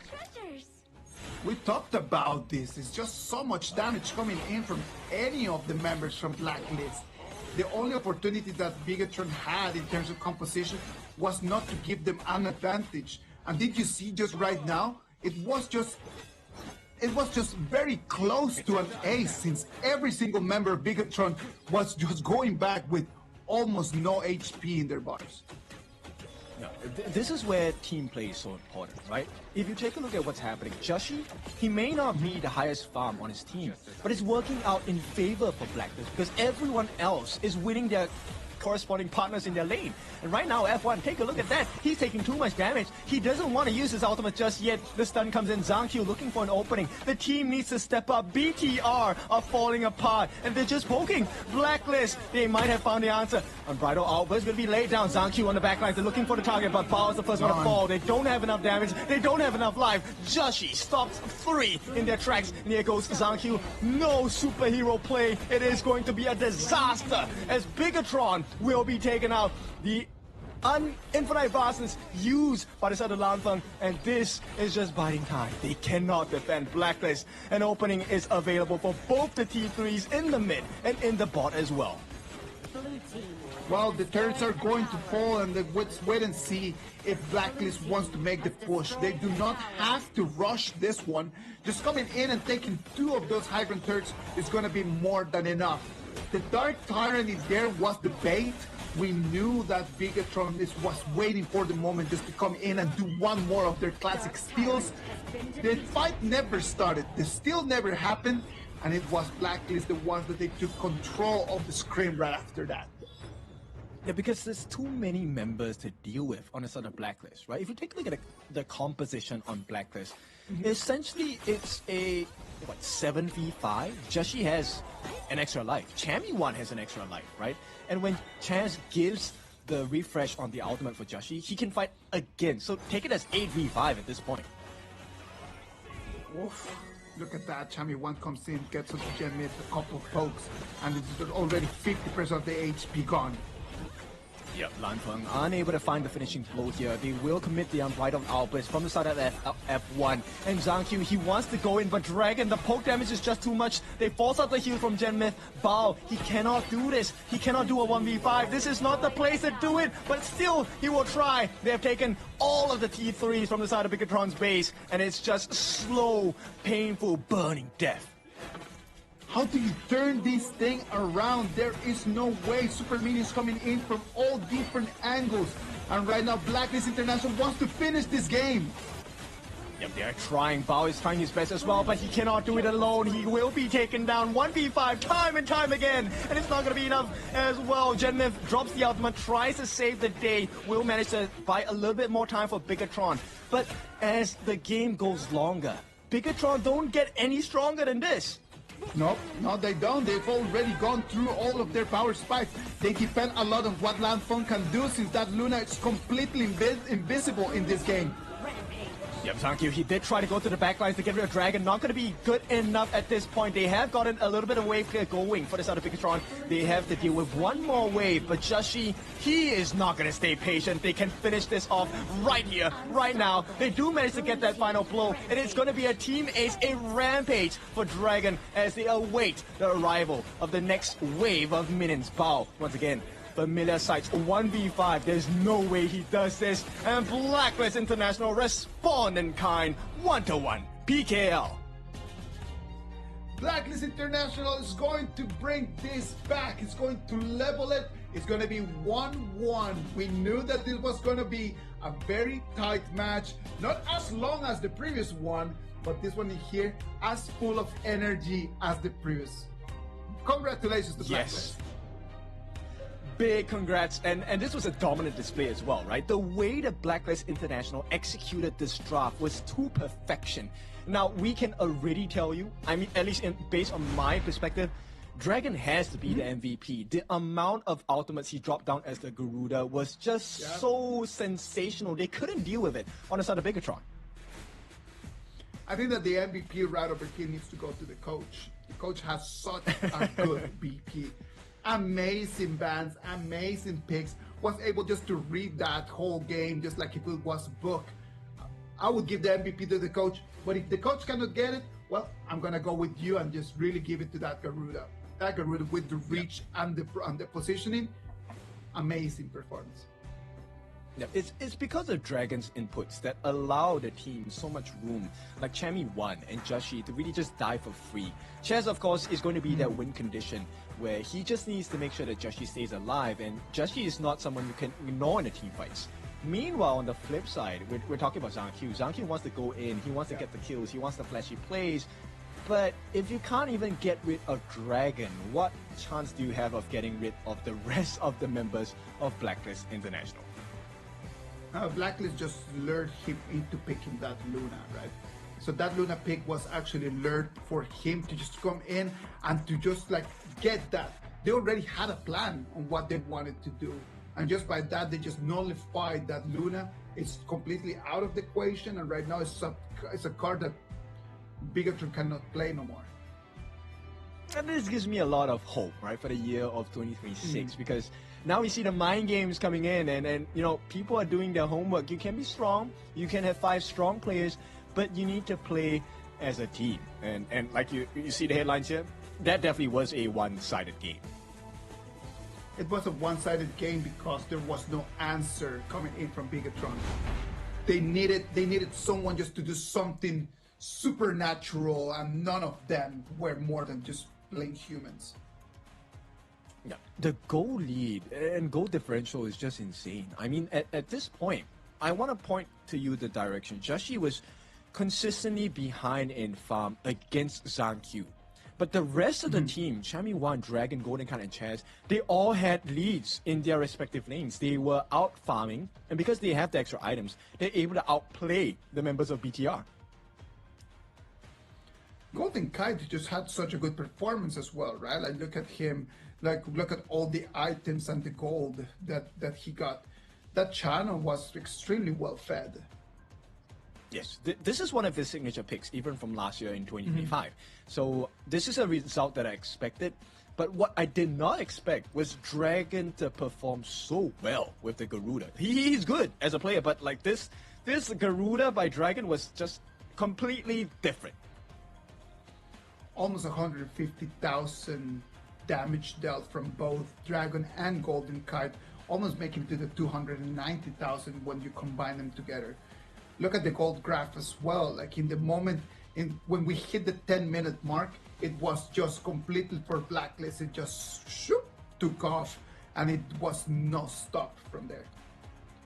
Yeah, it showed you the strength and potentials that you can kind of explore with the draft, right? Chami Wan on that Fatih, the master turret taker as well. Him as well as, the channel by the side of Golden Kite. And of course, we have the insane amount of Pierce from Dragon in that Garuda pick. He was able to poke towers from afar as well.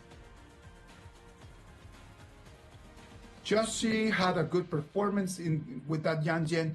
He did exactly what he needed to do, right? Like he just needed to come in, just use his hound, come in, use his double ultimate, sustain, and just allow Channel, allow the Garuda just to deal the damage. At the end of the day, Joshi played in a very tactical way for his team. Yes, I like it. This is a definition of team play, right? And the success of that was that he forced out so many ultimates from the side of Bigatron when it wasn't ideal. He got, F1 to use his unbridled outburst at very awkward timings. He got Gen Myth to use his unending sorrow at very awkward moments as well. And all of this circumvented, complemented by Chaz, because just all Chaz needed to do was to get the Celestial Melody, refresh his ultimate, and Joshi was in fighting form once again. Lovely performance. That was actually really nice to see. Everyone in Blacklist played really well. At the end of the day, there's always going to be someone that is going to take the MVP, and it's going to be the pack leader Channel and Golden Kite. 505 on the KDA, MVP for Blacklist. Golden Kite in this game number 2. All right, so the other of the twins. With that being said, Golden Kite, I think he has been really consistent throughout his performances. And with the games from yesterday, you could see that he is definitely much more disciplined, and he's able to find those gaps in between the lineup for Bigatron here. Look at the highlights one more time. Just every single fight, the Luna just dying first. How do you want to sustain these long fights when your carry, when your main jungler is just dying the first? And I think the biggest thing is that there were multiple sources of damage coming in from the side of Blacklist International. It was never just Golden Kite on the channel, right? There's multiple sources, one in the form of Joshi, one in the form of Chami Wan as well, and of course Dragon just constantly poking them down.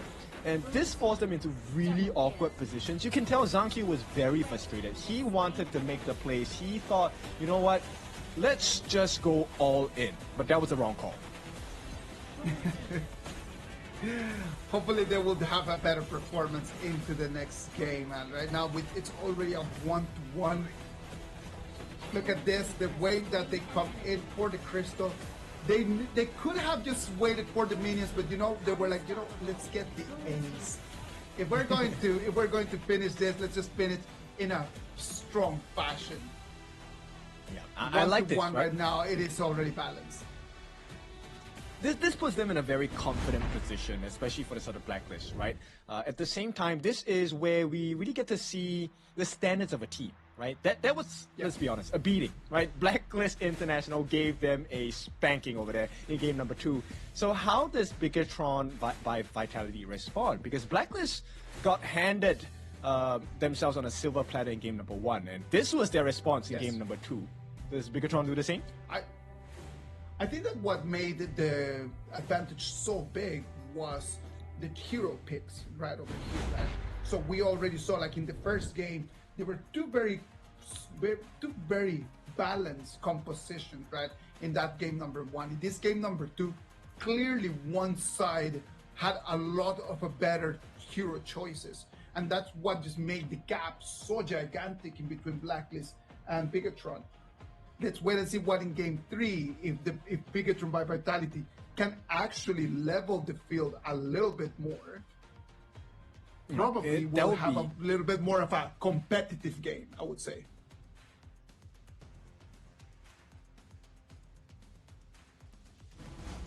These heroes don't do well from behind, right? The Lung with no damage, there's no way he comes back into the game. Luna with no items, doesn't tank through, doesn't get the shield value that you're looking for, and can't take long drawn fights that the Luna is known for. So with that being said, Bigatron, they will revert and go to the blue side this time. Well, blue side is going to be for BTR and Blacklist is going to be on the red. Blacklist, just taking their priority pick, did really, really well in the past BP. Let's wait and see if they can do something similar, if they can lure BTR one more time just to commit the same mistakes. Yep. I like this a lot because, you know, the conversation from last year with regards to PKL was how long does it take for both PKL and IKL teams to learn, right? How fast and how fast can they grow? And so far, whatever we've seen in this particular series, the first 2 games, growth indeed. No, the comparison, if you look at 12 months ago, where these two teams were, right? Even though BTR just had a completely different roster 12 months ago, the two clubs have grown so much. Blacklist International in this last KIC 2025, as we saw a couple months ago, making it all the way into the top 4. Bigatron by Vitality in these 2 days has shown a completely new face. So the growth is there, the speed of learning is there. I wouldn't dare to say that one of the 2 leagues is growing faster. I wouldn't dare to say that one of the 2 leagues is learning faster. I could just say that the 2 of them, in their own very specific way, are just embracing their styles and they're just really polishing the little details. Yeah, that's what I like. The polishing is definitely, it has been great by both regions, right? And this matchup really shows us that, hey, this is just the start of the year. Can you imagine as we head into the middle of the year, end of the year, what PKL and IKL are going to look like? There's going to be a huge growth and surprise as well. Now, let's head into the bans and picks. The highest still going to be locked out of gameplay by Bigatron, so no teams will be able to have access. Blacklist, though, afraid of their own strategy, Trilite and Dolia. Yes.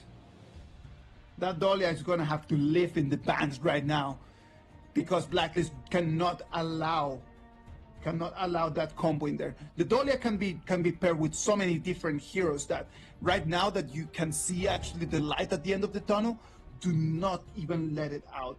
Look at the respect that they have over here for Bao, that the Dharma is going to be banned one more time. Okay, that is massive respect. I think Bao has been impressive, right? I mean, even just now when things were not looking too great, Bao did manage to find himself in the middle of 5 members as a Charlotte. So, similar situation, you don't want the Dharma instead to be in the middle of 5, because that's a free truth mantra. So, Blacklist International, I like this first half of the bans. Well, the Mai and the Mods, they already had a very good result with the poking coming in from the Garuda in the past game.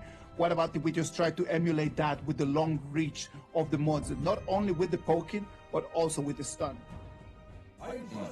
And this specifically for Blacklist International is a very scary potential, because Chaz's #1 hero is the Mods. And Dragon has shown us since last year that his Mai is something you need to be very careful of as well. So it's just gonna just come into the stun direct into the burst.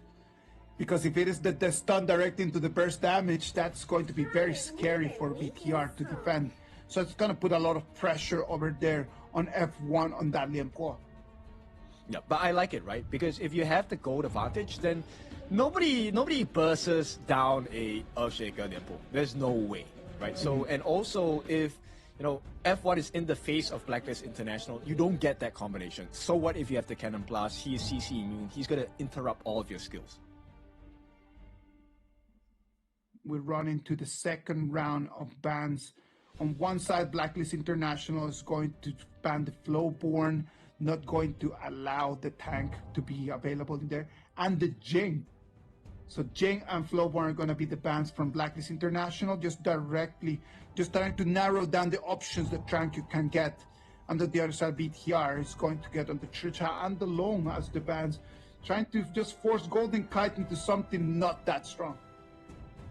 I mean, this situation for the side of Golden Kite is not going to be ideal for sure, right? He's left with what? Magistrate Demons here. There is the Garo, there is Aaron already used. So yeah, limited options here. And I mean, end of the day, you could go for a Gudo farm lane, but I wouldn't try that at this point. No, please don't. It is such an important game right now, and just going for a Gudo farm lane right now, I don't think that would be beneficial for anyone. The Heino and the Yanjian might be the options here for Bigatron, so that means that it's going to be that Yanjian's jungler in here. Yeah, it has to be, right? So Heino is going to go into the mid. We have Earthshaker, the Liam Po in the roam, and then, Guan Yu is going to be in the Clash lane. Very interesting setup. I wonder how much value this Heino is going to bring to the side of Bigatron here.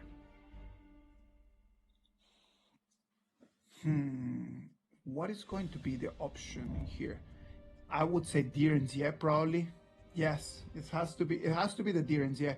It's the last of the options that could actually work in some sort of way. Now it's not the best one, but at least the Deer and Zia in there is going to give you, if you make it to the late game, it's going to give you a little bit of an advantage. The problem here is going to be the laning stages.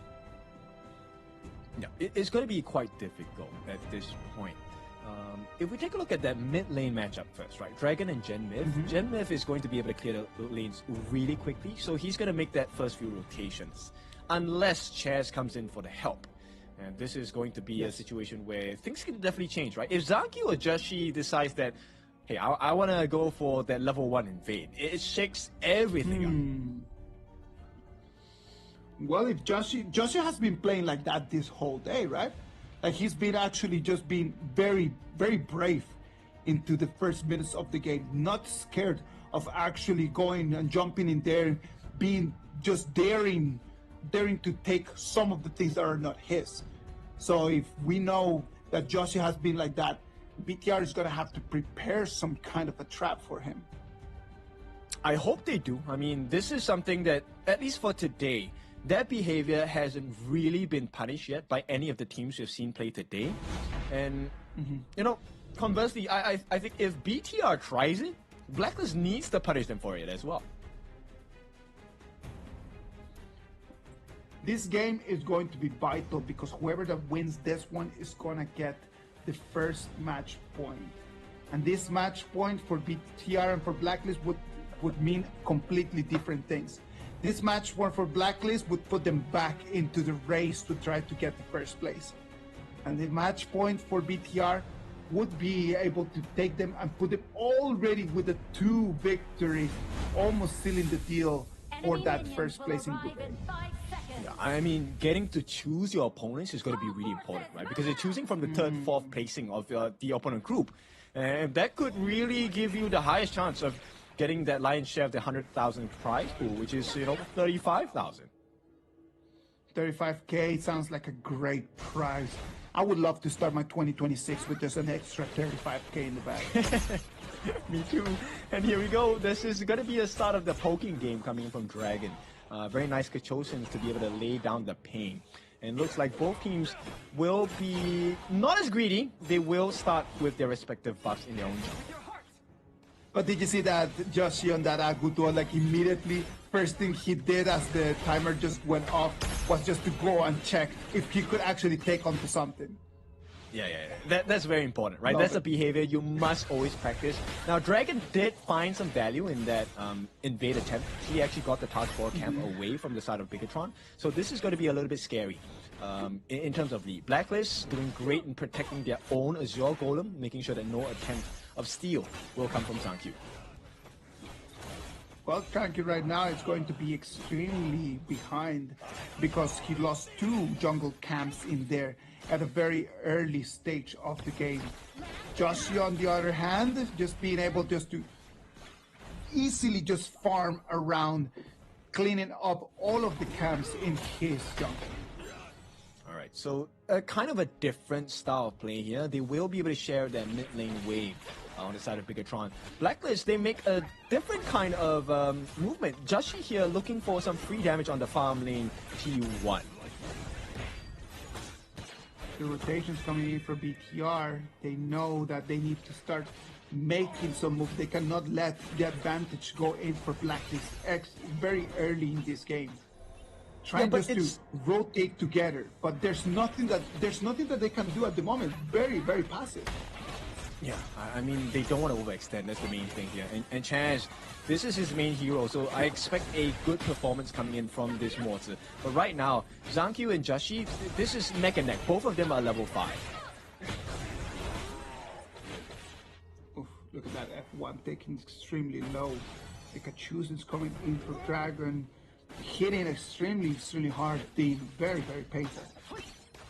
I like this adjustment from the side of Bigatron, right? So knowing that Blacklist is known to put a lot of pressure on the farm laner, they have actually rotated Lanfeng to be more of a rotating farm laner. So he's getting farm from the mid lane, sharing gold in the jungle as well. And this is going to help him balance out his farm because people don't like this, but the Hano can play in the farm lane sometimes. It is one of those things that comes from design. The way that the hero has been designed, because it can be melee, it can actually have some reach. So it just gives you that flexibility to use it in different ways, right? So it allows BTR to be able to make decisions during the game, just to play it by ear. On the fly, they can actually bring something to the table that Blacklist might not be waiting for. That's true. I think the most important point here is that, oh, hang on, there is going to be a setup on the top lane. Boom! We'll have to give first blood to the side of Blacklist International. And the rewards are going to be very nice here because there's going to be quite a bit of damage on the T1 on the clash lane for the top. Zankyu does step in as a Yangjin. Don't think he gets a free kill here onto Chami1. Chami1 will be able to walk away. No, he will not! What was that? Why? The timing of the Hound, I think that it was just exactly that, man. Like, he comes in, jumps in with the Hound at the beginning, and then they just stand it for such a long time. The Chami1 didn't expect that the cooldown for that ability was going to be online again so early.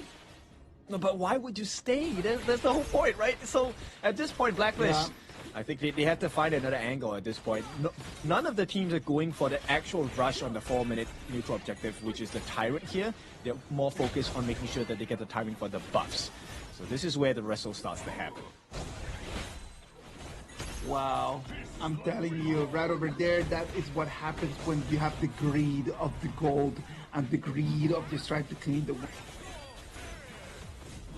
Yeah, it's going to be rewarding for the side of Bigatron at this point. Also bear in mind, the reason why they don't really go for the buff is because they have the numbers advantage. They have that Crimson Golem available for the taking if they need to. But Bao, getting caught out by Dragon here. They're looking to get the setup as well. F1 not looking too good. And oh, hang on, quite a bit of damage. Jet Myth will be taken down. And that's a lot of free burst damage coming in. Golden Kite showing you what he can do with the lead here. Level 8 for himself. Bao, unfortunately, will not share a different fate here. He gets taken down. And Blacklist are just all across the map. T2 under pressure as well. Oh, Chaz using the ultimate to come in as well. Will not be able to finish the job. This is a return for Lanfeng, but immediately shut down by Golden Kite. And Blacklist International, 4-2 now, seems to have all the answers against Bigatron by Vitality.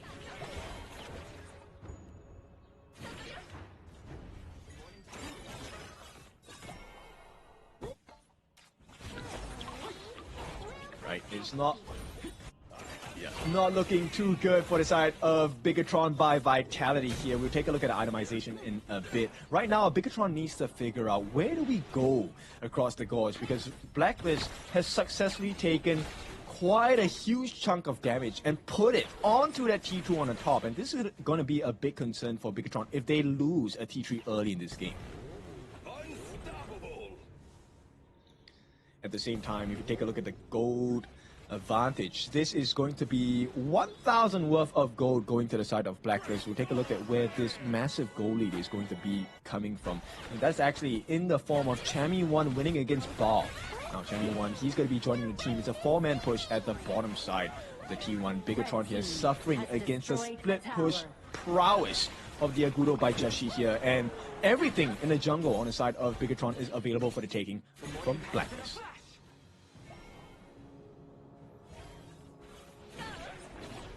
As we head into the 7-minute mark here, it looks like Blacklist will try to put a little bit more pressure.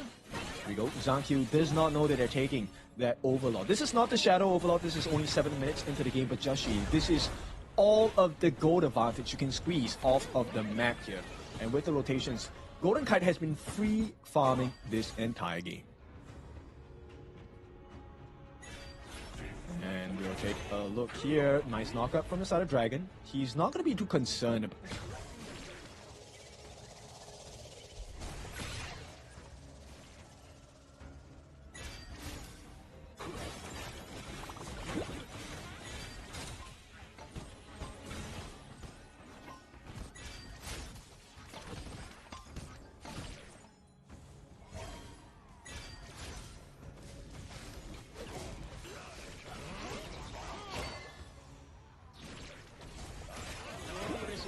Is Azure Golem against that onslaught coming in from Blacklist, but that is not the true target. The true target here for the sort of Blacklist International is going to be that T2 on the top. If they can find more value before the 10-minute mark, this is going to be a very tough game for Bigatron to come back from. Has destroyed a tower. Now job is done. Golden Kite does have that T2 taken down for free. Blacklist start to move around the map. They want to secure more resources. The next big one that's available for the taking is going to be the Crimson Golem coming in for the side of Bigatron here. Immediately given sight of. And here Jashi starts working on it. All right, ladies and gentlemen, let's see what is going on in here. Right now, it's a 2,000 gold advantage for Blacklist International. They are completely in control of this game. I like the way that they're playing right now. It's just like you can see the presence. You can really feel what Blacklist International is trying to do through this 2026. The total domination of the game. It's a very commanding position, right? Because Golden Kite, not only does he have the level advantage, he has the gold advantage as well. And Bigatron right now, they're trying to figure out, okay, where is this gap? Where can we squeeze an advantage out of? They can't find anything. Zankyu is one level behind Jashi. He's not able to tank too much. He does not have the refresh because there was no Dolia available. So Bigatron, they have to figure something else out at this point. I am not a big fan of the Yanjian without the Dolia, man. I'm just going to put it out there. I'm just going to say it very straightforward. I do believe that the Yanjian without the Dolia is just a strat for the sake of a strat. Let's wait and see what Landfong can do on that early, and hopefully it is going to be something that is going to be very useful, because that right now, already 3 items Landfong needs to start carrying a little bit more of the team. This one is a difficult one to have, right? Straight away, Blacklist International, they're already working on that Shadow Tyrant at this point. It's going to be secured by them. Right now, the challenge is, can they secure this Overlord? Will not be stolen. They have to give the life of Chammy1. Chammy1 will take a fall. And this is where the setup is going to be very important from the side of Bigatron. If they can get the kills onto Blacklist, it will be phenomenal. But that's not going to happen. Golden Kite comes in for that finishing blow onto Bao. This is going to be a 4v3 Landfong. Changes the entire fight. Golden Kite, he's now in a 1v4 situation. Jashi will be able to make it out safely. But Golden Kite, he still wants more. Gets the golden token down. One more hit. Going to be the finishing blow. Unable to find it. So Blacklist International, they will make it out by the skin of their teeth. So close. It was just so tight right over there. F1 just running away with one little time of his HPR, man. Like, it's just gonna be really hard for him. Well, right now BTR trying to balance things a little bit again.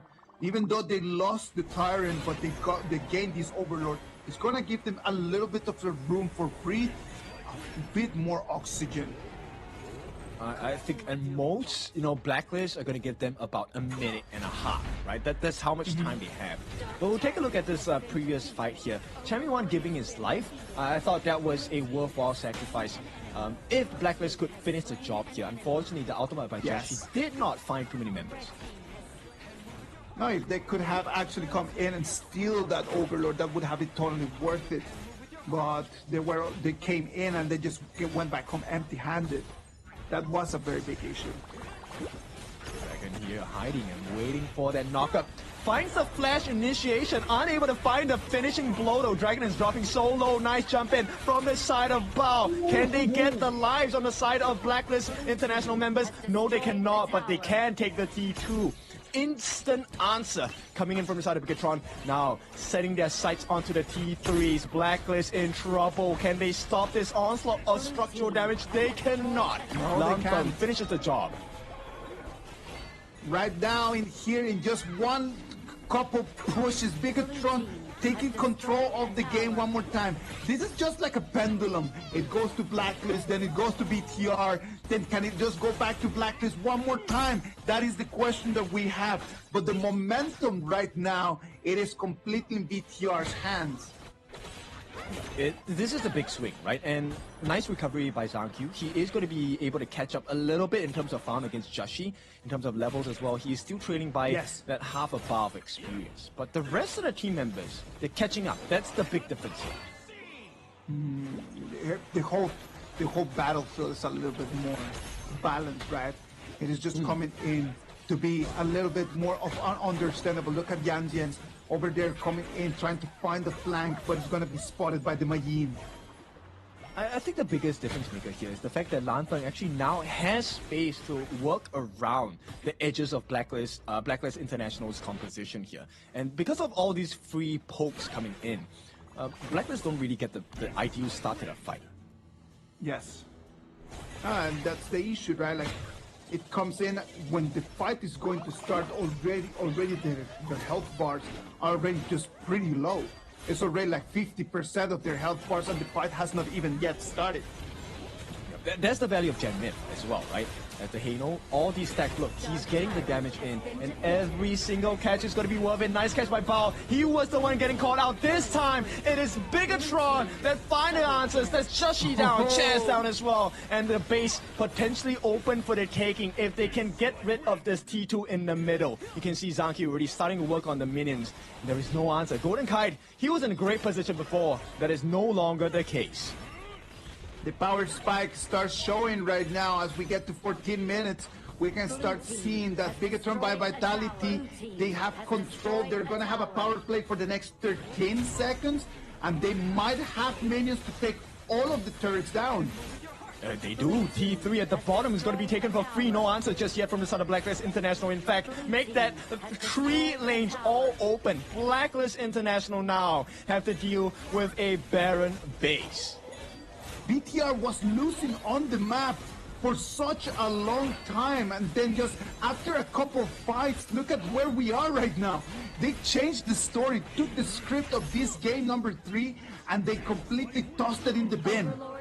Yep. This one was Blacklist International putting their foot off the gas, but also because of the way that the draft works. Hang on. This is a huge catch onto Lanfeng as well. He will be taken down. Can they finish the job? Dragon needs to be punished for the sins. He will be taken down. Here comes Zhangqiu as well. Gets the lifesteal. Can they finish the job? The next one to fall is going to be on the side of Chami 1. 44 seconds out of the fight, and they're still in fighting shape here. Gen Myth lands that Scepter of Fate as well, and here are the minions. Zhangqiu looking for the potential end. Wants to go in. Does he have his ultimate? Finally has it. He will be able to push them out. And IKL recover in game number 3. Game set. Series point for Bigatron. What a game did we just watch? Blacklist had the advantage, then Bigetron took it away from their hands, and they're going to seal the victory, and they're gonna be the first team with the match point. Congratulations to Bigetron by Vitality. With this performance, they are one game away from their second victory in this KIS4. Yeah, we definitely need to look at the highlights here, right? Itemization, yes. They got to the late game, they got that power spike as well, but they were suffering. Bigetron was not having a good time at all in the early parts of this game. Love it, man. Like, if you can see, at the beginning, I was not loving the way that Bigetron was playing. Like, the truth is that BTR at the beginning of the game did not have any direction, and Blacklist looked a lot more dominant. It was just those little mistakes by Blacklist that allowed the 2-3 fights that just took all the turrets away. It was not even just a very big Bigetron move. It was just 2 or 3 fights that they just consecutively, in just that fashion, destroyed the Blacklist stream. I felt like they just lost vision of the farm laner, right, for the side of Bigetron, right? Lanfeng just suddenly went out of sight.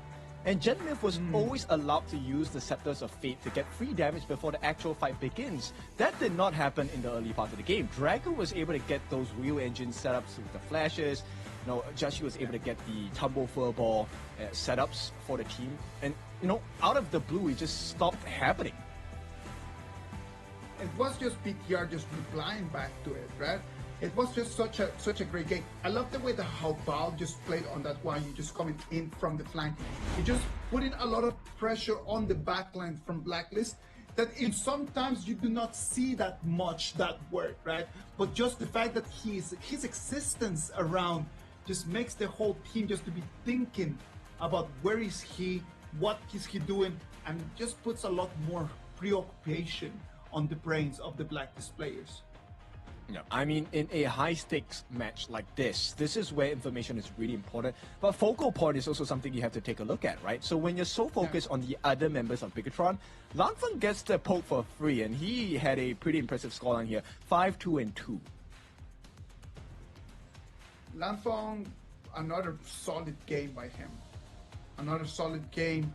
He stood up when the team needed him to do, which is going to be this 2026 BTR new DNA of having multiple people that can raise up their hands and they just take care of the team.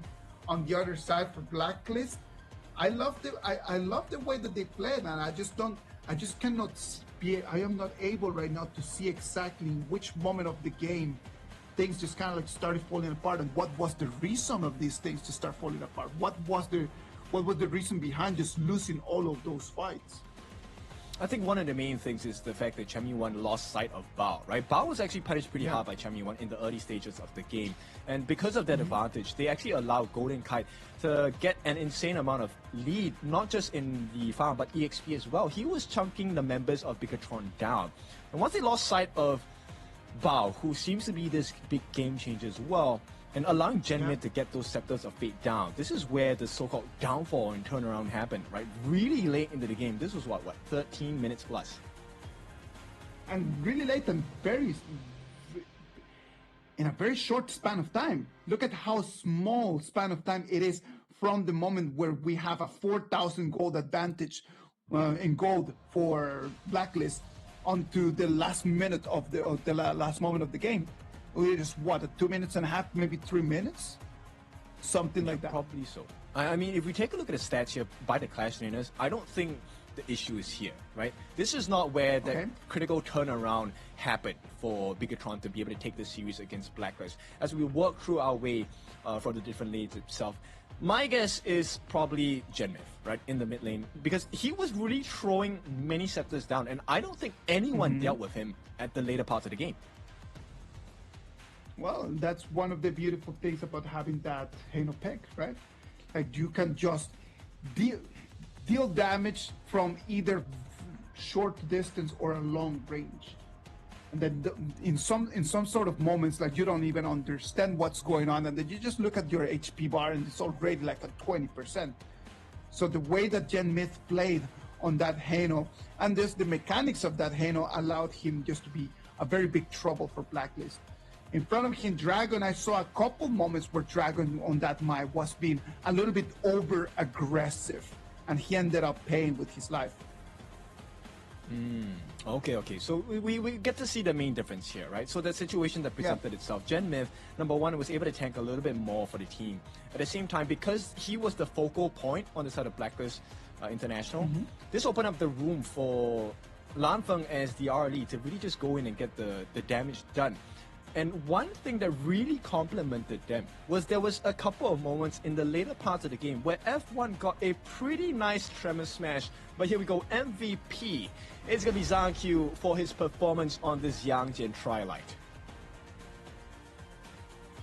3-0 and 2 is going to be the KDA for Zhang Q, the Trilight Yangjian, the MVP. Did not have the best of starts, but then after that, kind of just took responsibility of what he needs to be as the captain of the team and came in and they just allowed BTR to be one step away from their second big victory of this KIS4. Yeah. And this is where the lane matchup matters a lot, right? Chummy 1 was really just giving all of the pain to Bao in the early parts of this game, and you could see when Golden Kite had the advantage, they could not do anything. Gen Myth could not even use his ultimate to full effect. Yeah, that's the thing, right? Like when Golden Kite has an advantage, there's nothing that no one can do. Like his mechanics are on point, and if his heroes have a little bit of an edge, he can really capitalize out of that. Right, we'll take a look at this. So Gen Myth is actually laying down the pain here, and this nice flank. Yeah, look, Lan Feng left all alone. Perfect setup by the side of his F1 roam as well. That was where the damage came in, and once they had the gold to buy the appropriate items, yeah, this game was over. In here, that's one of the moments where I'm saying that might have to just overstep in there. That he comes in, he wants to go in for the kill, but then after that, leaves his team with one less player, one less key player in there. Now, this is a very stressful situation, especially for PKL fans, because right now, if you just joined us, our IKL champion representative right now, Bigatron by Vitality, are at series point. All they have to do is to win one more game, and this series belongs to IKL. One more game, that's all they need. But one more game against Blacklist, that's going to be really tough.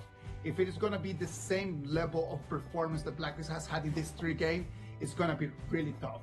Well, what about if we go for a short break, and when we come back, we're going to bring you this critical match of tonight.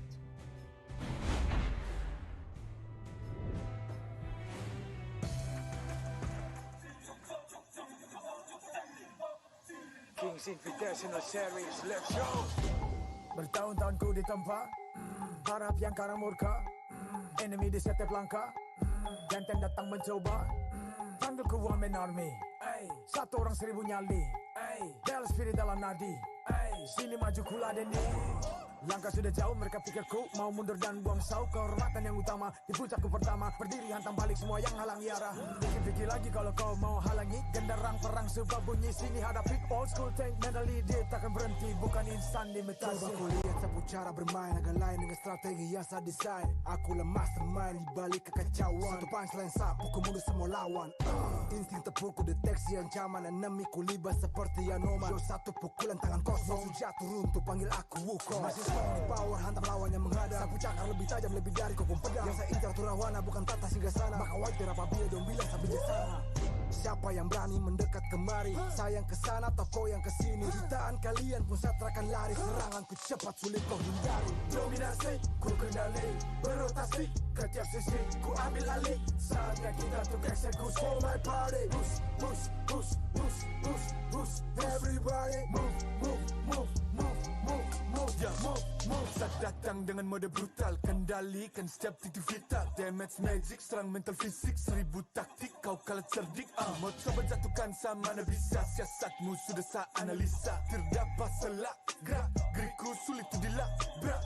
Game over, hancurkan semua tawa. Kombinasi skill dan power, teleportasi ala Enoku yang LOK. Kau tahu ku tak bisa redam, bulat tekadku yang takkan padam. Tuh kehormatan yang tak bisa dibeli, saat saya genggam dan harap kembali. Adu mekanik tingkat tinggi, siapa paling berani, aku paling gigi. Pedang raja yang kuhulus, tebasannya bak angin menghembus. Long life the king, akulah raja, dentuman zira, ini mental baja. Akulah hukum dalam wujud nyata, seni tempurku susah tukar baca.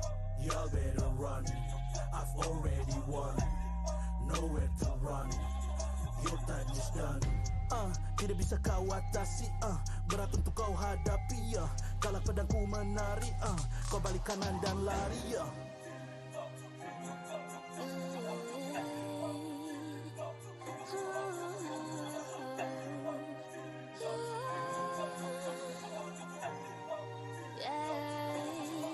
Come get me, go this sing sana.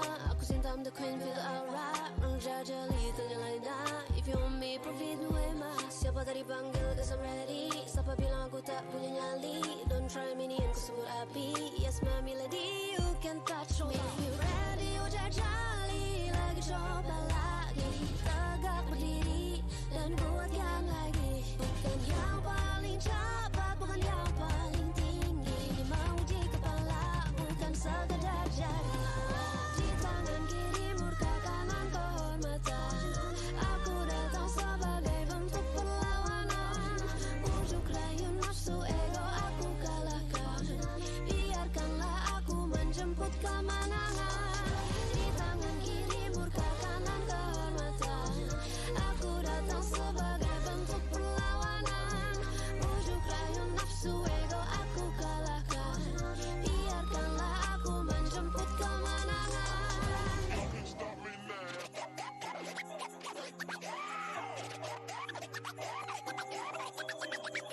I was born with the crown.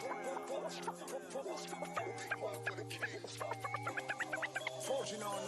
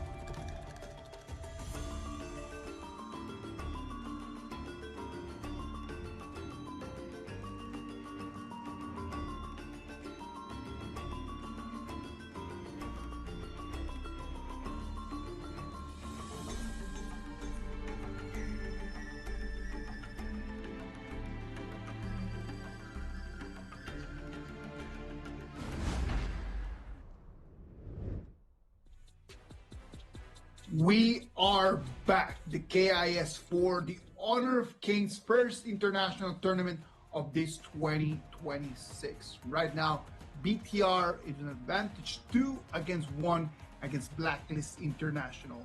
This game is going to define a lot of things, right? It's going to define if BTR is going to take their second victory in a row or if Blacklist can try to claw their way out of the abyss where they're falling in right now.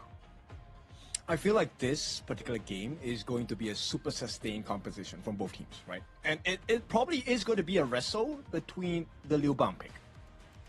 It has to be. Of course, that Liu Bang pick in there, it's going to be a vital one, right? Like you can use that Liu Bang with so many different other options that they still available in the jungle. You can use the Liu Bang with the Musashi. You can use the Liu Bang with the Fade. You can use the Liu Bang with the Lamb. There's so many different options in there that you can pair the Liu Bang with.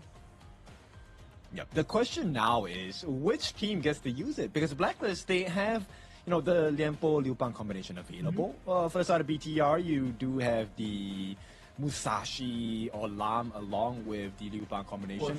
And maybe, just as a consideration, this could be a super early game-centric draft from both teams as well. You think so? Just something completely different to what we have seen? Instead of just pushing the game to the 15-16 minute mark, just going for a quick for a quick 12-minute, 11-minute victory. Is that what you're aiming? What you think is going to happen? I think that should be the case, right? Because if you really want to consider, if you take it from Blacklist position, you want to win the game as quickly as possible so that your players don't get too much fatigue. On the other end, for Bigatron is, let's do this quickly so they don't really have time to research what their lose condition was. I agree with you, man. Like, it is just a change of the tempo. Try to do something different. Try to do something that your opponent is not going to be expecting. That is going to be one of the things that the coaches are going to be trying to find out and try to figure out in this game number 4. Bigatron having the advantage because they already have that match point. Do you think that it's going to relax them a little bit? Is it going to give them a little bit more time for them to calm the nerves? Or do you think that that actually adds up to the pressure? I think it definitely adds up, right? This is where teams kind of falter at a lot of times, right? As you are close to the finish line, you really want to give in all you got. And this is where if a team like Blacklist, they're known to be able to hold on against pressure. And when you finally break, that is when the floodgates open and Bigatron might get punished. I like the way that you put it like that, Ken. It's actually very logical. When you actually are very close to the finish line, you really want to sprint. It's just that. It's like you see the finish line in there, and then you start just pushing a lot faster and a lot faster. And pacing here and this kind of change of momentum might bring in some big mistakes. And that's where the baton actually falls. Yes, they need to be very patient because, you know, now we're in group stages, it's a best of 5. As we head up into knockout, it's going to be a best of 7. Teams need to learn how to pace themselves. They need to understand. Sometimes you need to burn certain compositions away from your opponents. And looks like Bigatron, that is not going to be the case. They are going in for that prio pick on the Dharma for Bao. First time that is going to be available. If it is available, I am going to take it. Sadly for Blacklist, they could not keep banning that. Was too much to keep in there if they would allow assassins like the Mashira knowing all of the jet. Yeah. This is a very scary thing, right? When you're playing against strong teams, immediately you want to ban out the comfort picks. We know Zhang Qiu's Jing. That is not something you want to allow him to play. And you know, you pick the lesser of two evils because when you play against good teams, it's what kind of problem do I want to face? Because whatever you give them, it is going to be a problem. Oh, look at that. Ganon Mo from Bigatron by Vitality. They're really going to be looking just for the real burst damage. It is a lock, and that's going to be painful to receive. Yes, it is. And I mean, now you have massive tank from the side of Bigatron. I like this response by Blacklist International, right? So with the CS state, you will be able to get down the Flowborn tank once he's down past 10%. But in order to do so, you need the burst damage. This is why the Long is such a great pick here. Lapu Lapu and Ogren provide tankiness. They allow sustain. And when you have something so painful like the Ganon Mo in front of you, that sustain is going to be really welcome. You cannot allow yourself just to receive and just be burst out by the Ganon Mo. Because of the mechanics of the Ganon Mo, being accurate is very difficult. But in the moment that you're accurate, it pays off very highly. Yeah, this is definitely something to consider here. And I feel like Blacklist International, the answer here would be an Umbrosa. I'm curious to see if Bigatron is going to ban out the Umbrosa, because Umbrosa means free dive. You have space for the Organ, you have space for the Lapu Lapu to create space for the Loom. And there's damage. I just completely love to see just the way how right now Blacklist International is just putting VTR in such a difficult place. No channel, no Direnzier, already no early for VTR, no Trichap. What option do they have? The options for the farm lane are very limited. That's true, but that's also why Bigatron is kind of like focused on that mid lane burst damage potential, right? And Blacklist International, They are happy to take this. They are hovering over the higher. That will be picked up. Now I'm curious to see what is going to be the class lane for the side of Blacklist International. But that is saved for the last pick, so they can counter pick whatever the Bigatron is going to try and formulate right now. Let's wait and see what BTR is going to show us as their last two picks are just coming in online. This is a very difficult moment. Airing might be an option, just being able just to deal a lot more magical damage. The problem is with that airing pick, there's a lot of magical damage coming in from BTR. Lady Sun seems to be a lot better, just even more burst. Yes, even more burst. The rolling raid will be able to allow you to get out of very sticky situations that Blacklist International might present you here.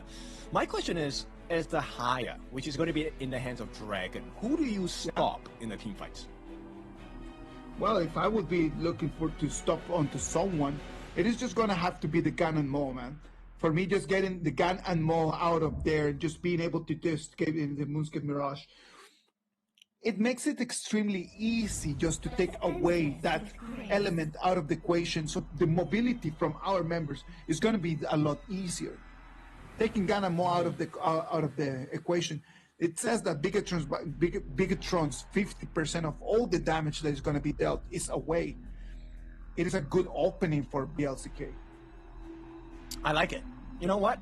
I'm going to add in a secondary viewpoint for this. I would actually go for Zhang Q. Lock away the tank. Everyone is pretty squishy. That is true. So it means that you need to initiate that first, right? As the Flowborn tank is going to jump in, pull him out. But then you need the follow-up to be quick in there, right?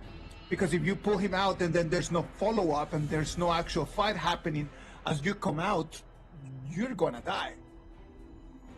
That's true. I mean, the onus on that is if you lock in Zhang Q as Dragon, hopefully your team dives the hell out of Bigatron's lineup here. Because you can get rid of the Gun and Mo, you can get rid of the Lady Sun. Yeah, it should be easy pickings. Yes, Flowborn tank is tanky, but not a 1v5 you. I love it, man. Like, it's just one of those things that we will be able to explore more as 2026 passes and how the year evolves, right? Like being able to see how how these heroes like the Haya are going to be developed into the culture of each of these clubs. How they will start understanding exactly not only the mechanics, but the strategies that you can play with that Haya pick. That's true. I mean, this is just an introduction to the professional scene for us, as Haya has been newly introduced into Honor of Kings Global. But with this being said, there are heroes here we are very familiar with, Jashi with Yorgren as well. Do you expect that he's going to go for the Tuskbor Camp Steel at level 1? It has to. It has to.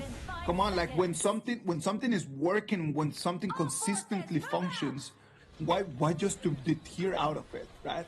Like, you need to just keep doing it. Just keep going at it again and again and again until it does not work no more. Okay, and it looks like they understand this. So Zhang Q is actually going to stand in the brush right beside the Tuskbor as they work on to that initial wave clear. He's already learning his lesson. And he's actually someone very smart, right? Like, he already can take all that information and make decisions based on that. And I like this movement by the side of Blacklist International. They do have an advantage in the farm lane here. But here comes Gen Myth. If he's looking for that final hit onto that fire beat there, will secure it for the TD. So that's good news for the side of Bigatron. Meanwhile, Blacklist looking for that finishing blow. Jashi, he's ready with the Spriteling as well.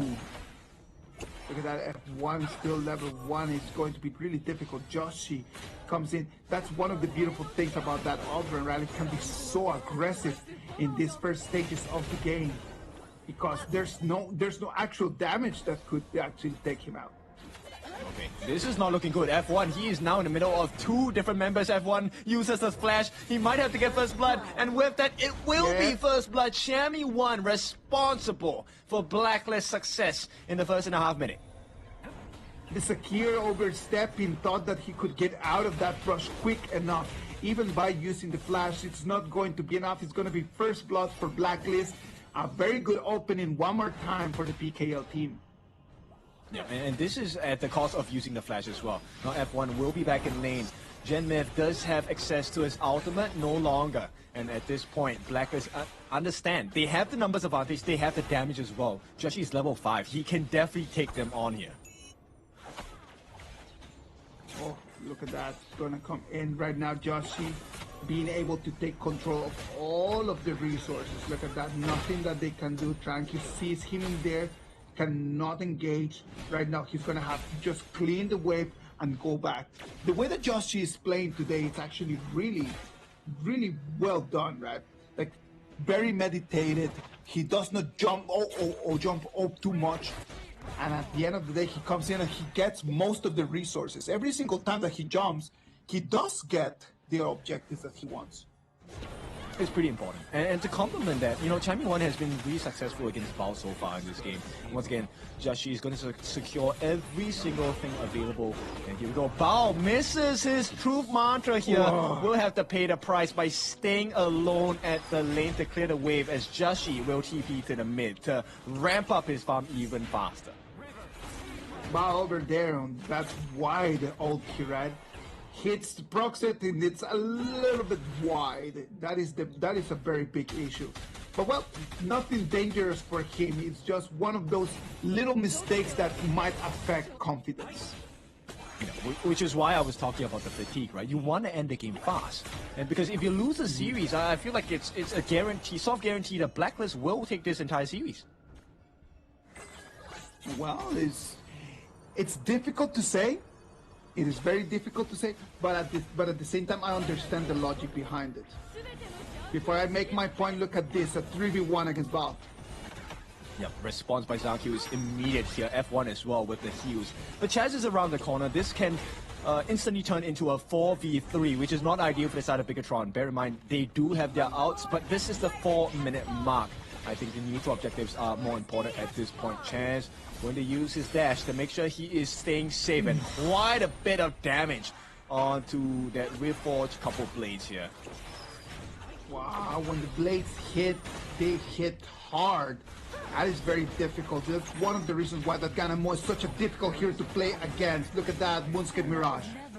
Yep, Dragon catches Bao in the depths of the Mirage here. We'll be able to set that. This is going to be a 4v5. They can start to have success here if Blacklist plays their cards right, of which they are already doing so. They're pushing BTR away. At the same time, Chimey 1 working hard on the T1 at the top. Should be secured in a moment's notice. Red team has destroyed Lovely how we were tower. discussing at the beginning who should Dragon pull into the Moonscape Mirage, right? And then one of the options, we were talking about how it was needed to be the Cannon Maw, how it needed to be Tranquil on the Flowborn, but it ended up being Bao the target of that ulti. Because he probably would have been the game changer. A multi-man catch with the Proof Mantra is definitely going to make life so much more difficult for this other Blacklist. And I like this decision making. Blacklist actually gave away the first Tyrant of the game, but to take the trade to steal away Zankyu's Azure Golem. And Zankyu needs his Azure buff really quite a lot. Well, that's the thing, right? At the end of the day, it's not just written on stone that you must go for the Tyrant every single time, right? Like sometimes you need to just look at what puts you in there. Look at that Dragon out of the map. Yep, and that's going to be an instant kill. Bao here will be saved by the Spriteling with the shield as well. They are trying to hold Joshi off, and the life bars on the side of Bigatron are not falling too fast. Blacklist unable to find the finish here, which means they have to deal with the loss of Dragon with no rewards in return. That is going to be very painful for them, as right now the minions are coming in one more time, and the mid lane turret is going to keep receiving so much more pressure. I mean, it's all about creating space for Genmev, right? Ideally, what Zankyu would have wanted was that if he could take Joshi out and take away that Azure buff that was on his body, that would have been prime for the side of Bigatron by Vitality. Unfortunately, not going to happen. That would have been the ideal scenario, but right now I'm already starting to understand how Bigatron wants to play this Flowborn and Ganon Maw combo. In the moment that the Flowborn is jumping in, immediately. Like it's just not even a matter of a second after the Ganamo blades are coming in and flying straight to where the Flowborn is. Yeah, I definitely can see that. And you know what, Isaac? That is one of the multitude of options they have. You have the Bao Truth Mantra as well. Can you imagine that? That's going to be an insane amount of damage and catch potential from inside of Bigatron here. So Blacklist, they need to play and position themselves well. And this is exactly what's happening. Champion 1 making a split push as they defend this aggression coming in from the side of Bigatron. That thank you has eyes on 4 members from Blacklist. Gotta be careful right now. It's gonna be the Moonscape Mirage. Okay, they are putting in the damage for the side of Lanfeng here. Nice flash from the side of Bao. He wants to get the Truth Mantra down, unable to find it. Bao will be the first to fall. An instant deletion by the side of Joshi, and this is where Blacklist can shine. 3, 4 members will be taken down. Zankyu leaving Genmith all alone in the mid. He has to defend. I think he has to run away. And Genmith here still comfortable with staying, but Golden Kite is around the corner. All he needs is that big burst of damage. And BTR. Genmith, he really needs to be playing safe here. He will back off for the time being. It is a quadra kill coming in for Joshi. The first quadra kill of our KIS4. The first quadra kill of 2026. Congratulations goes to Joshi. As we can look at the instant replay, right? The Truth Mantra comes in. It is able to find onto members, but just the upgrade is so tanky. Bao just cannot survive that. Yep, it's pretty insane because that looked like a perfect catch from the side of Bao, but unfortunately that Truth Mantra did not lay his hands onto Golden Kite. So Golden Kite actually bought some time for his team. That's how they really changed that team fight. Well, I'm not going to jinx it, but I have to say it. This smells like 5th game. It does smell like that. I agree with you on jinx this it, one. though. I don't know. We have seen the comeback, right, from the side of Bigatron. We'll see if that's going to be the case. Yeah, true. Radiance going to be dropped down and slow Joshi down, but the Strike Link immediately put into place. Blacklist did not manage to get that finishing blow in game number 3 here. So if BTR successfully defend again, this potentially could be another comeback game for Bigatron by Vitality.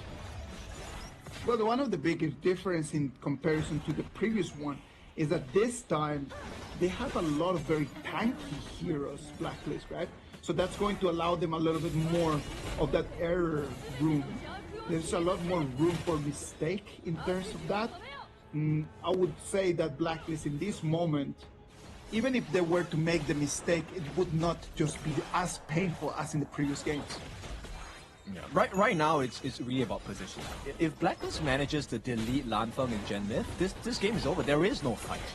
And we'll see how that is going to be like, because the way that Bigatron are, composing themselves, you know what Bao is looking for. He's looking for the multi-man catch into the Truth Mantra. But the way that they've positioned themselves in Blacklist, they're inviting that to happen. They want Bao to come in.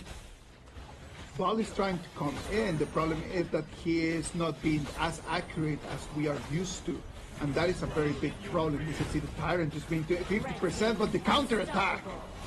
Yep, that is exactly what they're looking for as well. Lanfeng is going to be the first one to be taken down. Genmith going to follow suit. No, will make it out for the time being. But this means Blacklist have the numbers advantage. And the Sakia F1 going to be taken down. Zankyu going to buy some time for the team by clearing the wave in the mid. But this is the 10-minute mark. Blacklist, they have to make the damage come through. And that's going to come in the form of the Shadow Tyrant. Zankyu knows not to be greedy. TP's back home. Yeah, exactly. He could have actually go in there for that Crimson Golem, but that would be a little bit too big of an overstep. The Tyrant was just a little bit of a hook, trying to bring in the BTR members. And as everyone just came in to check on the Tyrant, the counter immediately happened, taking Lanfeng and the F1 back to the fountain. Right now, Blacklist has full control of the map. They've got 70 seconds of the Dark Tyrant buff as well. Look at the goal difference between the junglers here. 5-0 and 3 for the side of Joshi. He is the main carry for the team at this point. And this is a huge benefit for Blacklist because Zankyu is supposed to be the tank, but he's far from being able to tank any of the damage coming from Blacklist. 11 minutes in the game, we can see waves coming in from 3 different directions. The Ogrand can get eyes on the members from BTR, sending them back. The one turret is going to fall over there in farm lane. The ones in clash lane and the mid lane will still stand. Great job by the side of Blacklist International, a much more composed Blacklist International, and with that 20 seconds left on that Primal Bond, they're going to start working on their own jungle camps and start positioning for that Shadow Overlord take. So based on what's happening now, Blacklist International, by all measure and by all metrics, shouldn't be able to lose this game. They just need to take 2 more T3s. Hopefully they won't be able, because I really want to keep watching more of these games.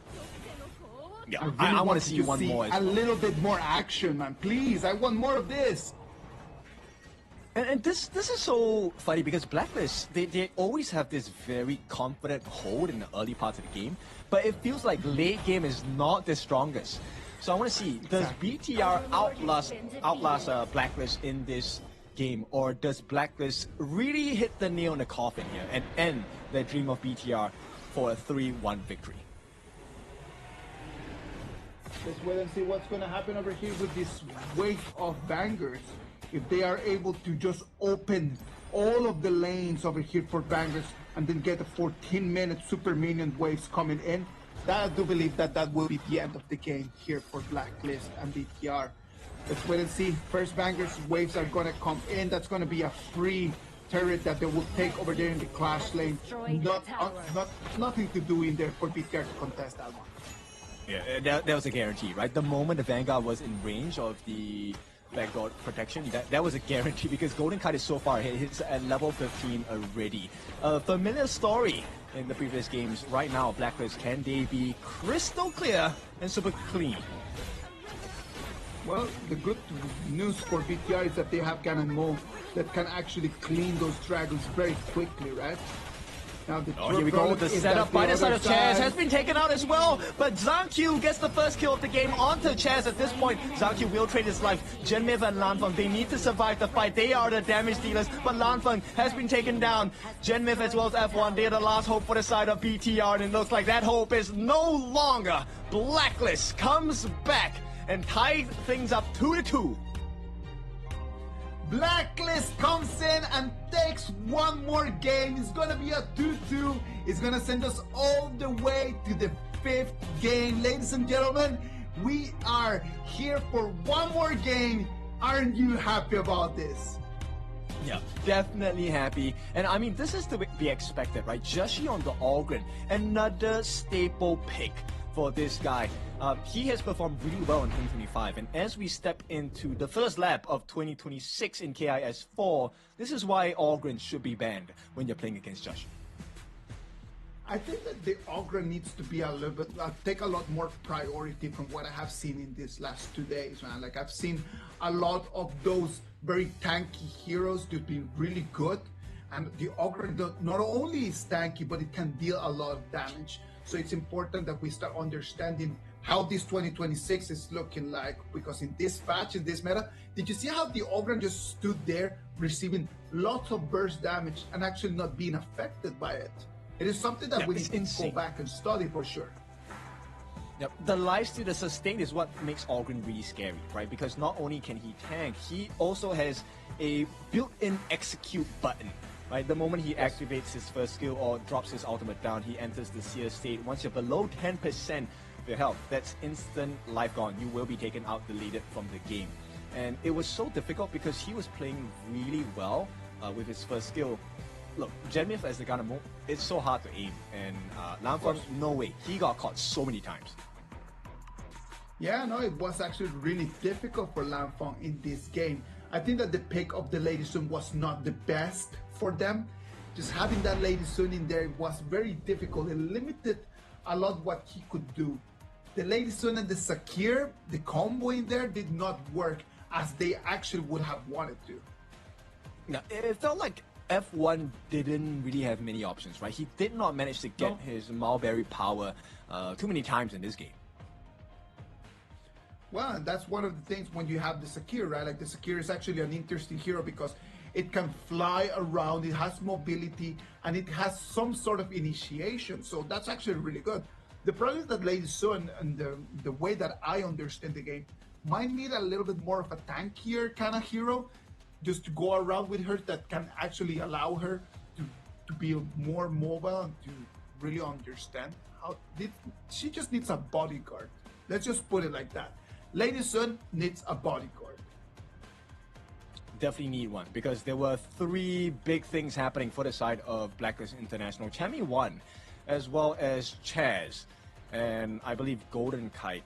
Okay, Golden Kite does have like his right to win burst in terms of like getting the CC down. Chami won, as well as Chaz, both of them had the frigid charge. So the moment they were close and within range of Lan Feng, he was guaranteed to be gone. Very good performance here for Blacklist International. This is one of those games where there was no come and go, right? Like all these previous three games, we always saw like the pendulum going from left to right, and then just one of the teams just kind of like just allowing the other one to come back. But in this one, it wasn't. It was just Blacklist since minute 2 all the way until minute 14. Look at that. Yeah, insane. Very consistent performance. There was very little room for Bigatron to do what they wanted across the map, right? The initial idea of, okay, let's get Zankyu to dive in and set the range so that Genmith could get the couple blades down did not appear too many times, and Blacklist took full advantage of the gold efficiency that they had and the gold gap. The goal gap in here just demonstrates the supremacy of Blacklist in this specific game, right? I'm really happy that we're gonna be able to see that 5th game, right? Sadly in here, like we were able to see Ball's Dharma. We created so much hype around the fact that, oh, we will be able to see his Dharma, that his performance was a little bit more on the disappointing side, I would say. Yeah, because he couldn't find the farms. He couldn't find the angles as well. And at every point in time where he wanted to commit the Flash Truth Mantra ultimate, Blacklist were always ready for it. Every single time, like they had already a plan in motion. Look at Joshi's map right over there. Wow, this is just invasion. Complete top performance. Insane. Yeah, very insane. Because at the start we were kind of considering, okay, does he go for the invade? No, they just paired up, cleared the ways.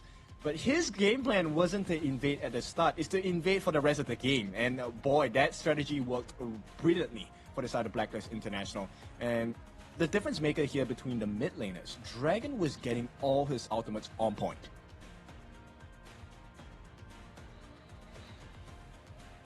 Lan Feng on that Lady Sun, very difficult, very difficult game. Could not actually participate in most of it. Like he participated in the kill, but how many kills did they actually have? That is exactly the problem here. Lady Sun just tried to deal some damage, but was never able to really just get the gold necessary to have her damage online. It's sight for sore eyes for the Blacklist International fans, right? This is the kind of recovery we were asking for. And with that, our MVP, once again, we know it's going to be Joshi with the MVP performance onto this organ here, the Soul Guide, 5-0-6. Not just dealing the damage, tanking it as well. Well, this is exactly what I wanted to see today from Joshi. That is why we were discussing it here at the beginning of the game, that it was going to be a matter of just seeing which of these two junglers, is going to be Tranky, is it going to be Joshi, who's going to have a better performance today. Joshi in this one with a very clear pinnacle performance of what he can actually do. Yeah, this one was really a big miscom, right? At the start of the game, Genmei did get a nice shutdown onto Dragon. And this is where the miscommunication happened, right? The moment Bao went in, it felt like the team was very disconnected. There was no follow-up until it was too late. Oh, beautiful. I love seeing quadra kills. Do you want me to tell you something, Ken? I like more triple kills than quadra kills. Because when you get a quadra kill, you start looking around like, where is the next person? Where is he? I need to find him just for that penta. At least in the triple kills, you know that you're still pretty far away, though. Yeah, and that, removes that potential greed. That might cost you the game. But at this point, it does not matter. The crystal was already exposed. And of course, Blacklist International, what a performance from them in this game number 4, which means we welcome you to game number 5. And this is going to be an interesting one because IKL had a few day today with the second series of the day. They won it in the same fashion, 3-2, right? Last game of the day, secured it for IKL. Does BTR do the same with Blacklist International as their victims? I think it's kind of different because you got to remember that it was Dominator, the ones that came in. It was not the Dominator, the one that had to win 2 games at the end in order to take the victory, right? So if the script is going to continue with the same as the team that was 1-2 down is going to end up winning, maybe this has got to be Blacklist International's opportunity. Maybe this is the time for the PKL to actually take that dub in their favor. No, that would be ideal, right? Because then we get the end of the day with PKL 1, IKL 1. And we know the fans from both regions. Both regions want their teams to win. And we're going to go down to the wire here. Now, we'll take a look at the bans and picks here, specifically the picks. Now, this leaves a couple of options open for Blacklist and Bigatron. I feel like the ball is in Bigatron's court. Do you want to pick up the organ for yourself? Why not? Let's understand. Kanki's Ogren might work really well with the whole composition that they are trying to play right now. If he can get the Ogren, and then since we're already on the game 5, due to the BP, they're able just to push Joshi to something that he might not like that much, right?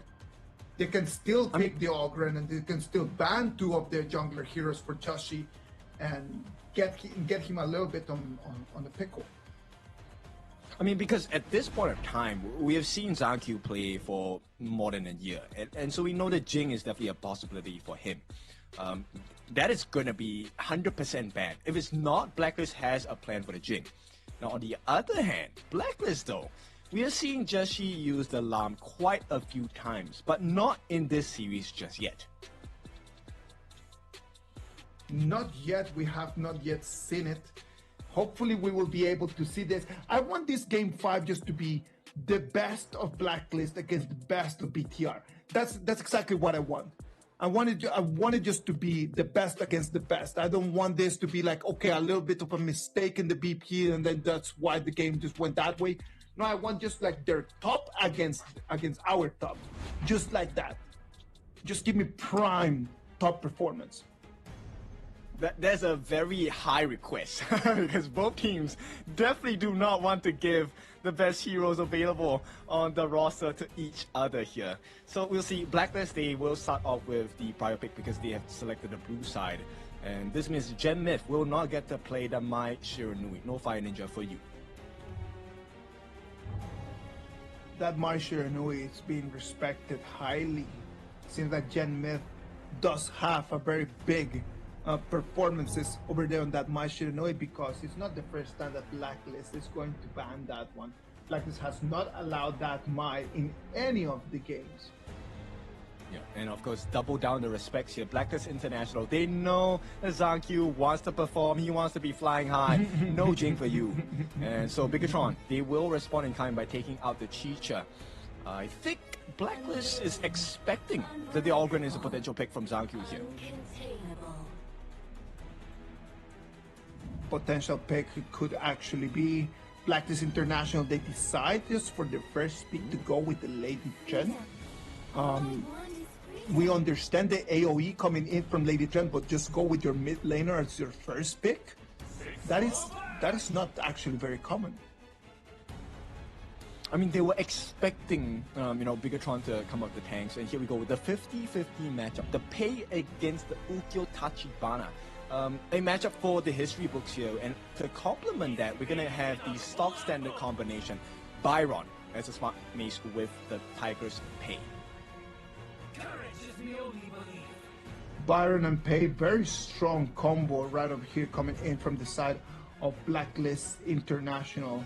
Very balanced, very early in terms of the Tiger, and then very late in terms of the Byron, allowing just to be able to sustain in both ends of the clock. So I feel like this is going to open up the doors for potentially, the utility roams here. The Guikus is a potential pick for this other Blacklist. We could also see the Secure for this other Blacklist since they have not used it yet. Because the big tanks are gone. There is no more Lapu Lapu. There is no more for the side of Bigatron as well. So let's see. Nope. What else do they have in a tank? What else do they have in a tank right over there? I don't know. Like, they could actually use the Lian Po. The Lian Po would be a good pick. I don't understand why we're not prioritizing a little bit more of the Lian Po, because I am loving I'm loving to see that hero. Okay, we've seen this in the previous series.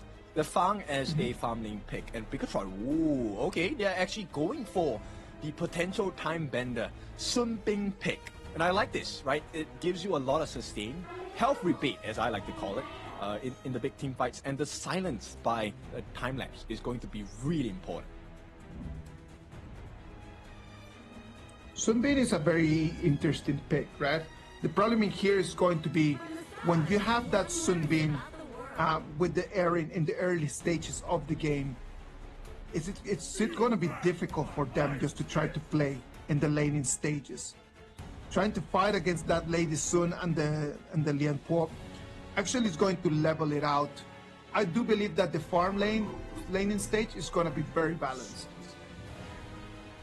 Yeah, it really then comes down to how many free hits do you get, right? For Golden Kite, can you get your frag grenade down? Because that's going to be the premise of you having extra damage. On the other side, the ultimate weapon, the Bai Qi, being picked up by the side of Bao. How effective is this truly going to be here? Well, we saw Baiti yesterday, and when Solid for Kagandra just used him, it was actually really good. I liked him a lot, and then just having right now the Baiti pro Sun Bin, in terms of late game, you have a lot of sustain. So it is actually pretty good. It's a very good combo in terms of those two. On the other side, you already have the Byron, so you have the initiation, and you have the sustain, you have the tankiness that hero can give you. I am liking a little bit more the BTR composition compared to the Blacklist. I feel like this Clash Lane is just going to be a pillow fight. They're just going to hit each other and nobody dies because Byron has the lifesteal, so does the Bai Qi. So I'm curious to see how this is going to turn out. The turning factor here, I believe, will be the mid laners. It depends on Gen Myth and Dragon. If they get the setups that they're looking for, it spells disaster because they have the stuns, the CCs as well. In terms of the mid laners, I like a lot more Lady Trend compared to Xiao Xiao in terms of this. I can see the Lady Trend just having a lot more influence in the game as dealing damage later on compared to the Xiao Xiao. The Xiao Xiao is going to depend a lot if the Paisi can initiate, right? If the Paisi can initiate and the Xiao Xiao can come in and deal some more burst damage, that's going to be really good. But if Paisi does not have the stun, if Paisi cannot actually start the fight, it's going to be very limited what Xiao Xiao will be able to do. Yep, and the range of flowing side, it can be a little bit further in comparison to the usual mages. You can, once it's locked in, you can actually start to run away as a Lady Chun. So that's going to be very valuable for the side of Blacklist International here. You take a look at this first information sourcing by both sides in the mid lane. All right, ladies and gentlemen, this is going to be our last game of today. Whoever that wins this match is going to take the victory, is going to take the 3 points, and it's going to put them back on the top of their group stage. I mean, it had to be this way. Now, both sides will be using the Sprite Links here to get that extra shield value. And the wave clear is going to be a little bit faster for the side of Blacklist International as Gen Myth looks to support his cast in a 3v2 matchup to allow space for Lam Feng to get that Firehawk at the bottom. Here, the 2v1 against the fights, he has to be very careful. He does have over there to stay, but got to be very careful. The 2 against 1 very early in this game could spell trouble for him. I mean, he really did his job as well, right? So he actually stole away that camp. And right now, it's going to be a very slight advantage going to the side of BTR. We'll see if this is going to be having a compound interest for the side of Bigatron by Vitality. Because Chami 1 will get to push him out of lane. And this is where Joshi, potential gank incoming. Potential gank indeed. Look at that. Clean the way, but look at that in the farm lane one more time. It is going to be F1 with that Sunbin allowing the sustain that keeps Lanfeng alive. Yeah, I like this composition by Golden Kite and Chance, right? They're just playing so well as a duo as well. They're actually out-damaging Lanfeng. If not for F1 on this Sunbin, they would have lost this lane really early on. Oh, Bao, what are we doing right now? He comes in with half of his HP, procs his ulti, so the stun is not going to be there for too long time. At this point, it's really poke and prod by both teams. They don't really have the damage to be able to take the first blood into their hands. And bear in mind, this is a scary situation. Bao did commit the flash, hoping to be able to exchange it or get the trade from someone on the side of Blacklist International. Did not get that situation to happen.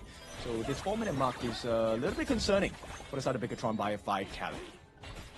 It is going to be very tight, right? Like, he will get his flash and his ulti back by the 4-minute mark, but then everything is going to have to be timed very properly.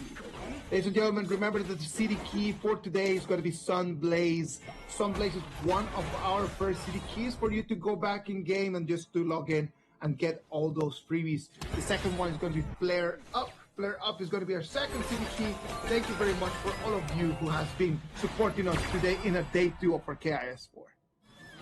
Yeah, lovely support. We want to reward you with all the EXP as well. Now, reward it is, but this time it's going into the hands of Blacklist International because they have successfully traded Chaz's ultimate for Lanfeng's flash. That is a much different cooldown timer for the side of Lanfeng. That's good news for Blacklist completely. Look at that one more time. Bao getting so much trouble. Dragon has been pretty focused on coming in and trying to make the 2 against 1. It's going to be a 3v1. The ulti is going to be wide.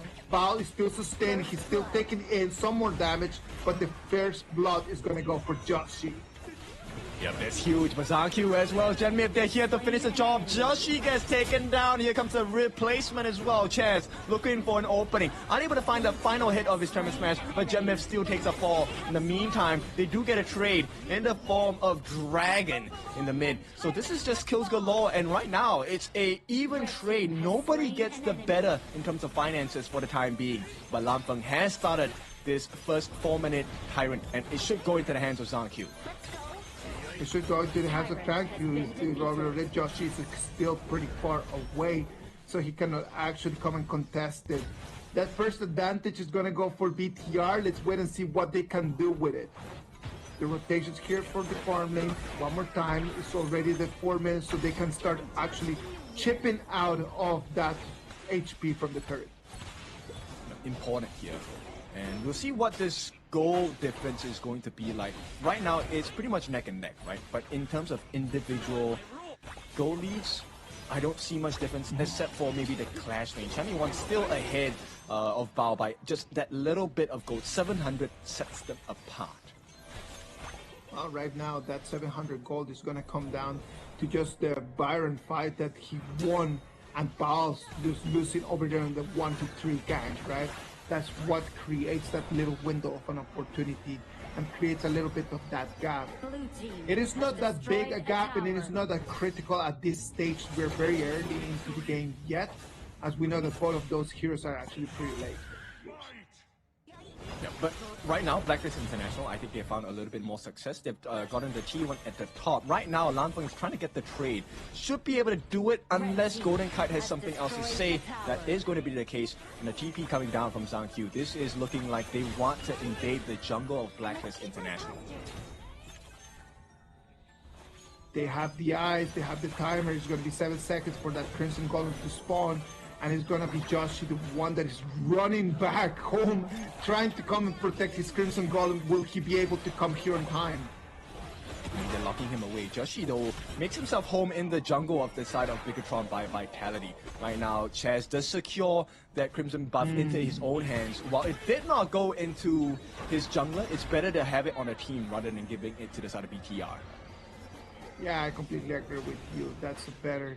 If you need to cut your losses, at least just give it to one of your team members. That is going to have some effect right over here, since Josh really would love to have that Crimson Golem for himself. But well, if it doesn't go to Golden Kai, it is good for BTR as well. Okay, I want you guys to take a notice in the difference of the roam items here. So we're going to have Guardian going in for the side of Chaz. He feels the team needs more physical and magical defense. But meanwhile, F1 actually going for the Crimson Reaper here. They want to have the additional movement speed. And here we go, BTR attempting the steal, not going to be successful. Is there a team fight to follow? No, they will not be. BTR, they just need to stop the movement of Blacklist International because they're trying to get the split push at the bottom. They want to try to split push. Yukio Tachibana might not be able to get that going on at the same time. But you can see that BTR has a very clear idea. The movement from left to right is kind of creating chaos in the tempo from Blacklist International. Oh, nice flash. And Lanfeng will be caught out. Will they finish his job here with the Tremor Smash? Chaz finishes the job, gets 2 more members in the form of Genmyth. But here is the answer from the side of BTR. The Baishi by Bao is going to be successful in getting down Chaz, but it's a roam for a farm lane. This is beneficial for Blacklist. Oh, hang on, Dragon gets caught out as well. Bigatron, they now have a 2-to-1 trade. Golden Kite is still alive. Until they get his life, it is still in positive effect of Blacklist, unless they get this Crimson. Well, that is actually pretty good. I would say actually that I like this trade for BTR. The fact that Lanfeng is falling, well, that is painful. But trade that for 2 kills and a Crimson Golem, and I'm gonna say that it was actually a pretty good trade for BTR in my opinion. Yeah. Now both roamers actually have gone for the Radiance, just a different component as their base for the Radiance. Let's see if this is going to be a big difference maker here. F1 using the time flux to maximum effect here. That time flux is going to be more and more fundamental. It's going to be more and more critical as time passes, right? We've already seen it in previous games, how important that Sun Bin's second ability has become as the time passes in the game. Yes, it is important because it makes Bao much stronger than he currently already is, right? The longer Bao stays in a fight, the more damage he does. He gets more sustain as well. And Bao is someone, as a Baishi, you cannot ignore. Well, exactly. That Baishi cannot be ignored in any way. Already level 10. I would love to just keep an eye on his itemization because we know that he's just going to be such a tanky hero. It can just stand in front of anyone from BLCK. Champion 1 takes quite a big bunch of damage here. This is going to be BTR looking for an opening. They want to put pressure here. Hopefully get the setup. Nice jump by Bao. Can he finish the job here? It is going to be Champion 1 taken down. But here comes a response by Dragon. Beautiful ultimate coming in from the side of F1. This is why the Sun Bin is picked, because he gets the silence. He gives the health rebate. And Bigatron are reaping the rewards of this current decision right now. F1 taking the spotlight real quick. He decides that he wants to take a little bit more of a critical role in this whole script. Now the Canyons come in and the turret in the mid lane, it's going to fall. They're trying to defend it. It is going to be very difficult for them. Zaki's falling a little bit low. Bao jumps in. Perfect catch of the 3 worth of damage coming in. Nanfeng will finish the job for the team. Another kill. Golden Kite has been called out for the first time in this game. And even with the itemization being bought, Eternity played. What good is that if you're dead? 2 members down for Blacklist International and BTR. Their timing cannot be even more beautiful. This is right smack at the 10-minute mark. Shadow Tyrant going into the hands of BTR. Joshi, he knows he needs to make this count. He has to get the trade now. And BTR, I don't think they know what's going on. Hang on, Genmyth is close to the corner. Are they going to stop this? Oh, this is not going to be stolen. But Joshi needs to stay alive. I don't think he will be able to. Genmyth will get that attempt going, but Joshi makes it out. He makes it into his tiger form and he's able to make it out of there. What's the dominant movement? Just very determined by Joshi, right? Like he comes in, he makes a decision. He knows that he cannot contest the Tyrant, that he goes immediately for the Overload. That immediate trade, that decision making in those split seconds is why Joshi is so respected here in HOK. Yep. It's one of those things that define the success rate in Honor of Kings, right? Especially in the pro scene. You have to make that call here, and it is going to be stolen by the side. This Crimson Golem going to the hands of Zangq. Beautiful steal. This puts Blacklist in a pretty vulnerable position. They do have the Tyrant buff on the side of Bigatron by Vitality. One wrong positioning from the side of Blacklist, it could spell T3s on the menu. Look at this, right now it's going to be the T2 turret that's going to fall. What is Joshi doing right over there? He's waiting for a very big flank. Oh! Yeah, big catch though. Chammy 1 has been called out. And once again, this is not going to be ideal. BTR, Bigatron, they know what's at stake here. They see that movement by Joshi. They will make that move to defend the T3 at the top. At the same time, they will not be able to catch Joshi out just yet. But BTR, all of that aggression has to stop. They need to defend their base. I can already see a very clear plan here from Blacklist. They're going to just stop playing the fights and they just try to go for the back door. We have seen it in the past with the pay, and it just smells like Joshi is gonna try just to wear the hero cape and then just try to go for the back door for the top win. Yeah, and it doesn't matter what hero it is, right? Joshi has taken so many different heroes, especially in the assassin jungle position, and gotten the back doors of his life. So now, Blacklist International fans, they want this to be the case. Even if you don't win the team fights, get the crystal. That is the whole point of the game anyway. 3,000 gold advantage right now for BTR as we're getting into the 13-minute mark. They've got control of the lanes. It's going to be very difficult right now for Joshi to try to win one more time that same opportunity. As right now, I can imagine that BTR is pretty aware of what his plan is. Yeah, look, they are trying to pull the same strat as well. Zangq is waiting at the sidelines here. Actually, if he catches eyes onto Golden Kite here, especially with that final kill, they don't have enough damage to make the defense on the side of Blacklist International. Now they will try. T3 on the top is going to be chunked down quite a bit. It's going to be taken as well. At the same time, Zangq seems to have taken the T3 at the bottom. So Bigatron, they make the plays, they pull them apart, and Blacklist now have to face the wrath of Bigatron with the help of the Mega Minions. In the moment that we actually thought that it was going to be Joshi trying to go in for the backdoor, it was actually BTR responding, taking two of them. Bao comes in, gets the catch though. He's going to make it.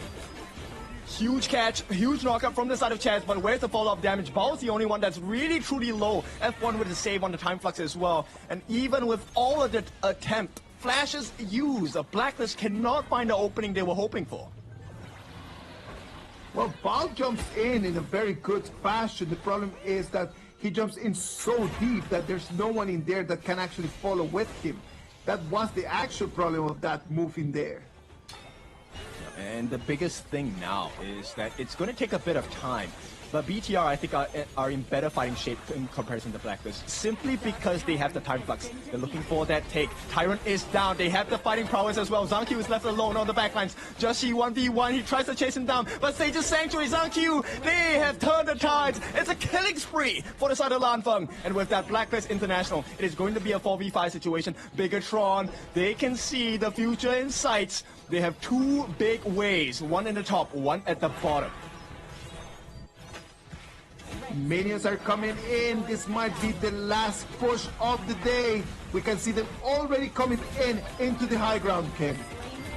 Yep, it is going to be Zangq. He still stays alive. The crystal is open for the taking, but they want to take the fight. Chammy 1 may have saved the game for them. No, he cannot. BTR, this is IKL's day, and welcome to the winner's circle for day number 2. Bigatron by Vitality takes 2 victories in 2 games. Congratulations to the IKL representatives. They're gonna be at the top of their group after this amazing game performance. A very tight game for sure. I mean, We expected this because both are champion materials of their own region. But bear in mind, once again, this is just the start of the journey for KIS4. Lessons will be learned. We'll see who grows faster in this part of the tournament. Blacklist International came in, they showed us how they flex their muscles, the same as the fan right over there. You know, it's just showing us. Blacklist International came in, flexed their muscles. They showed us very good performances. We should not be actually very focused on the fact that Bigatron took the victory. We can actually understand that both of them, they showed us what they have prepared for this 2026. I love the way that the two of them played. Like, at the end of the day, it could have gone either way in this last match, but Bigatron by Vitality with that composition, using the fights and the Sunbin, jumping in there with the Ukiyo Tachiwana after, it is what took them and gave the victory. Yes, very nice execution of that draft as well. Blacklist, I think this is the only way this match could have ended, right? It needed to be the last game because both of these are champions of their own respective regions. And now stepping into 2026, we get to explore the diversity of styles of draft, right? They just wanted to go for super sustain on the side of Bigatron, and that plan worked for this series. No, super sustain for me has been just the way to go in these 2 days, right? Not everyone is right now at the top of their level because we are already coming out of the preseason. So super sustain for me is the way to go because it's safe and you have a lot of different heroes in there that can actually work really well under these strategies. Yes, super safe, and I think it's a safe way to make sure you have the best chance of winning, especially when it's the last game of this series. I obviously have a different kind of flavor. I like to go fast, and I want to go aggressive. I want to invade the jungle. So, yeah, that's probably why I lose all of my ranked games at this point. But hey, let's learn from the best of the best. And now BTR, what a way to end the series 3-2. IKL's day for sure today. Very well done. Congratulations to IKL. 3 games, 3 victories from the IKL representatives. All of the Indonesian Kings League players and fans are for sure very, very, very, very happy. Well, a lot of people were not understanding, or I know that they were a little bit confused about the Sunbin pick right over there, right? So what about if we just talk a little bit about what is the main idea of just having that Sunbin? Having that Sunbin allows you with the time flux to just be able to recover some of the damage that you have, some of the HP that you have lost in the last 2 seconds. And that is super important as we move on into the late parts of the game, isn't it, Ken? Yes, it is. Especially now, bear in mind that if you max out the Sunbin second skill, at max level, it returns 50% of the damage that you take. That is a lot. And why this works wonders with Bao is because Baichi also has a lot of heals. He's called the ultimate weapon for a reason. And if things go awry, you have your ultimate, right? The time lapse to get the silence in. That is one of the ways to maximize the usage of the Sunbin. Not easier said than done for sure. No. And at the end of the day, that's one of the reasons why you need to practice it a lot, right? I love to play Sunbin myself. I just love the way how you can communicate with your teammates. I love how we can always just start seeing, like, based on what items you already have and based on the timings of the game, you understand how to coordinate your second ability with your teammates, especially with your tanks over there in Clash Lane. Yes. Now, this is not professional advice. You can try, Sunbin with the smite as well. It does work. Get the silence in, get the steal, get out. But, it works sometimes, not every time. So, jokes aside, let's go back to the game here. This game, I feel like Bao really performed very well. But my personal MVP of this game, it has to be F1. The Sunbin pick really changed the game for the side of Bigatron by Vitality. Oh, completely. And that is one of the reasons why the roamers are the unsung heroes, right? Like, because they do all of the hard work, they do all of the hard carry, but they do not have the joy of getting the kills. They do not have the joy of dealing the damage. But if we analyze just exactly how the victories are built, a lot of these times are just because of this utility roamers around. So the caster's MVP for sure is gonna go to F1. Yeah, fully agree. And to add on to that, this game was actually quite difficult for the mid laner Dragon on the side of Blacklist International, because in order to use your Destructive Deluge as Lady Chen, I think it's safer to have a guaranteed it's going to land. But it's so hard to aim, especially with the time flux. Everyone's movement speed gets so much higher, and it also dilutes the damage that you're dealing on that ultimate. Yes. We saw two Lady Suns today. Both of them had a very difficult time. Do you think that it has to do something with the way that they were played, or is just this hero in this patch is just kind of like just falling off? No, I truly believe it's just a draft difference, right? Because you want to be able to be in a position where you capitalize on the frag grenades, extra damage, rolling rates as well. But we'll cover that in a bit. Let's cover the MVP. It is going to be Lan Feng. This guy came in at the clutch, the maximum clutch moment, which is at the end of the game where things were looking so dire. Yes. Lan Feng showed up and really put the pain in pedals. The Laurel Princess Erin is going to allow Lan Feng to catch in one more MVP. It started in a pretty shaky performance at the beginning of the game, but then at the end it just came in and just delivered the damage that actually was needed from him. No, very curious. And if you take a look at the way the fights were happening at this point, the amount of setup available from the side of Bigatron was also one of the main reasons why they won the fight so much. You have the saving grace from F1, you have the setup by Bao and Genmith, and this provides the perfect room of opportunity for Lan Feng to come in, because you have to throw skills at Bao. If you don't, you're gonna die. And that's exactly what I mean, right? Like, imagine if you wouldn't have the help of Bao on the bike, so if you wouldn't have the help of Sunbin on the F1, Lan Feng wouldn't be able just to come in and just to get those kills and just to become the MVP. So in some sort of way, that MVP is shared among the three of them. Yeah, for sure. I think the way they executed this last part of the game was so beautiful. They were staying within range of F1's time flux, maximize the damage. Look at that, 50% of the damage refunded back to them in their health pools, and what a beautiful performance. A great way to end all the monstrous series that we have had today. Beautiful people, beautiful game. Look at the fans right over there going crazy over there in Jakarta. I am actually very happy that everyone was pretty entertained. All of the games today has been really, really good. Very intense from the first moment that we started 8 hours ago up until right now. All of the games have been really very powerful, electrifying activity today. Yep, so you can definitely expect a lot more coming in from the future games. I think almost every single team has showed their gameplay already, right? And of course, now we will head into the interview segment. I want to hear what Mara has in store for Bigatron for this interview. I'm not sure who they're going to be interviewing. My guess, it's probably going to be Zhang Q. That is my guess as well. We love to hear from him. So what about if we just go and connect directly over there, directly from Jakarta, Indonesia, Mara on the stage. Let's see what the players have to say. Hopefully she's going to be able to get someone different this time, Duncan. Yeah, if I get to choose, I think Bao would be the one that I'm curious. Or maybe we get F1, right? And get him to explain why Sunbin.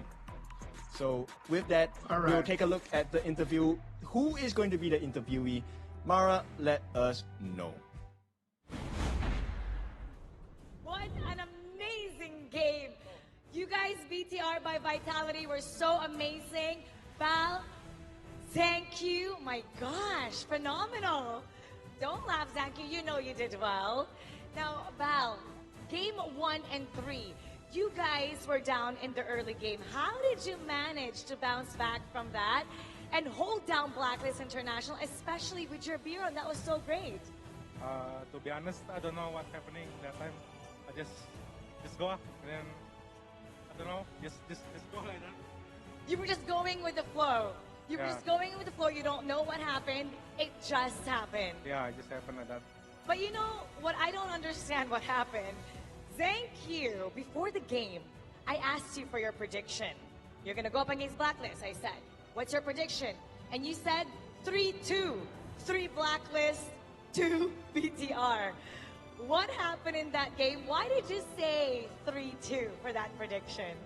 I say 3-2 because of, I say we 2 because I hope we can win 2 games, you know. But I didn't expect we can win because Blacklist is a strong team and they already played long time, right?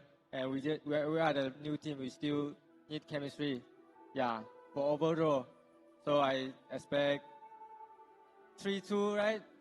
Blacklist win, and tomorrow we win Nova, we get the top 2, right? You were giving them so much respect. Speaking of that, you guys have done great taking down Nongshim Red Force and Blacklist International Val, but tomorrow you're going to be going up against a team favorite, as Zanky said. It's going to be against Nova. So how do you plan to prepare for the super team? I think just give Zanky Jing. Just give Zanky Assassin and then just see the game goes. Watch how. So you're the key. Have Bao we trust. In Bao we trust. No, in Zanky we trust. 20k into let him carry me. You're gonna let him carry you. Yeah. Okay.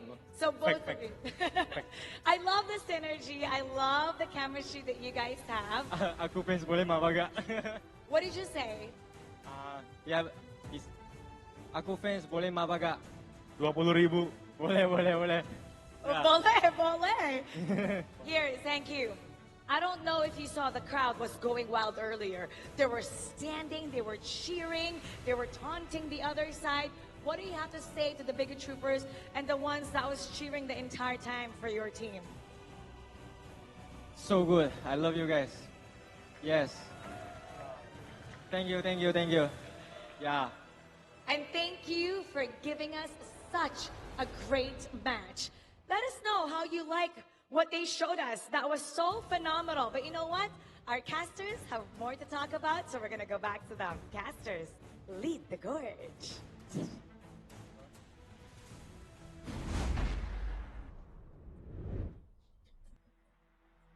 I love the energy and I love the way that even though they have not been working together for such a long time, you already see how they're already like becoming friends. And there's nothing better than just competing in a team where you have your friends in.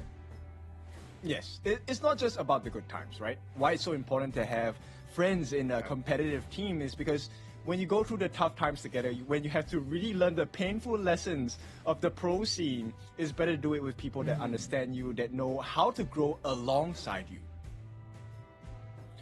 Well, I hope that BTR is going to take that camaraderie, is going to take that friendship, and is going to just extend it all the way through the 2026. And let's look at the group standings after 2 days of participation. Group A, BTR, 2 games, 2 victories, sitting at the top of that Group A. Yeah, this is not gonna stay the case though. Tomorrow, I think they might. I think they would talk about it. They have to face Nova, right? Now, let's hit the Group B though. DMT, what a day! Now they are standing on top Group B with 2-0 for the scoreline here, and it's up for Kagendra and Boom as well as Team Hawk to try their best to manage to get the catch up here. The only team that has had 2 performances and it still has not been able to see the victory is Blacklist. But remember that in terms of this group stage, no one is going to be eliminated. What's going to happen is that it's going to affect their seedings into the knockout stages. Tomorrow's matches, we're going to start the day with Boom Esports against Team Hack. Then after that, we're going to have Blacklist against Nongshim Red Force. It's going to be the last game for the boys for the PKL. And then in the last game of the day, Bigatron by Vitality against Nova Esports. Yeah, what a story this is, right? Blacklist looking for their first win. Boom, of course, wants to get revenge here. And I feel like Team Hawk, I mean, lessons have been learned today. Is tomorrow going to be another painful lesson, or have they learned fast enough? And of course, BTR, Nova, this one. If BTR beats Nova, that is going to be a story for KIS4. Of course, because then BTR beating Nova in KIS4s in the group stages would set them up in two different ends, and that could actually become the final of the tournament. So that would be actually very interesting for us to observe. What is going to happen tomorrow between Bigatron and Nova Esports? That's something that we're going to leave for day 3. Remember, we'll still have some more other matches. We're going to have Boom Esports against Team Hack, which is going to be a really good one. And we're going to have Nonshin Red Force against Blacklist. We're going to bring you all the important information and all of this energy starting tomorrow at the same time as today. Yes, and so be prepared, because I feel like now we're in the experimentation phase of the group stages where teams will try compositions. I mean, you know, we have seen new heroes. The Guikusa has made his appearance today. We have seen the Baichi as well. Aaron coming into the meta as well with different builds. We have the physical build with the Spark Force Jagger. We also have the magic build that has been showcased today. To, of course, varying effects, degree of effects and results. So once everything has been settled, experimented on, and we head into the knockout stages, that's where you really get to see who is the creme de la creme in KIS4. All right, Ken. The highlights today was a lot of them, but what would you say was your biggest highlight for today? I like the DMT one. I like the DMT game against Boom, because both teams are definitely still learning, and they have been screwing quite a lot, right, from what I've been told. And this is going to be a 50-50 matchup. So I think the highlights from the games of Boom as well as DMT is something you need to go and rewatch and do some homework, right? Because that could help you in your rank games as well. I think that for me, the highlight for today would have been game number 1 between Bigatron and the Blacklist. But well, let's talk about that tomorrow. Thank you everyone for being here. Mara, send us home. Season 4 group stage. And tomorrow, we will slowly determine the ranking of each group as we will see the halfway point of this phase. And more intense matches are coming.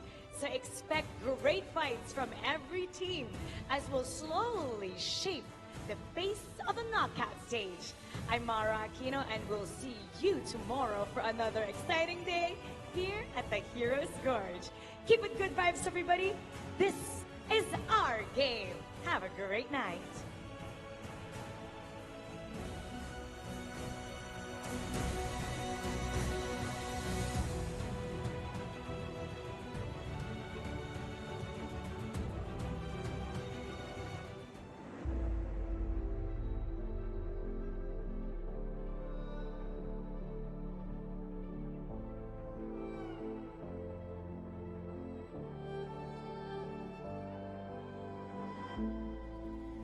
Stranger to the fallout, it's what got us here. Ever changing, some chameleon, blood, sweat, and tears. We'll never make it if we fall to everything that brings us down. With the comeback is now. Blood, sweat, and tears.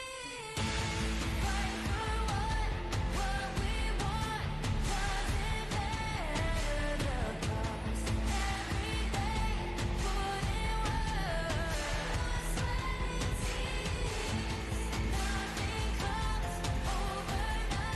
Second numbers start to line. We don't bow to fear. Blood, sweat, and tears.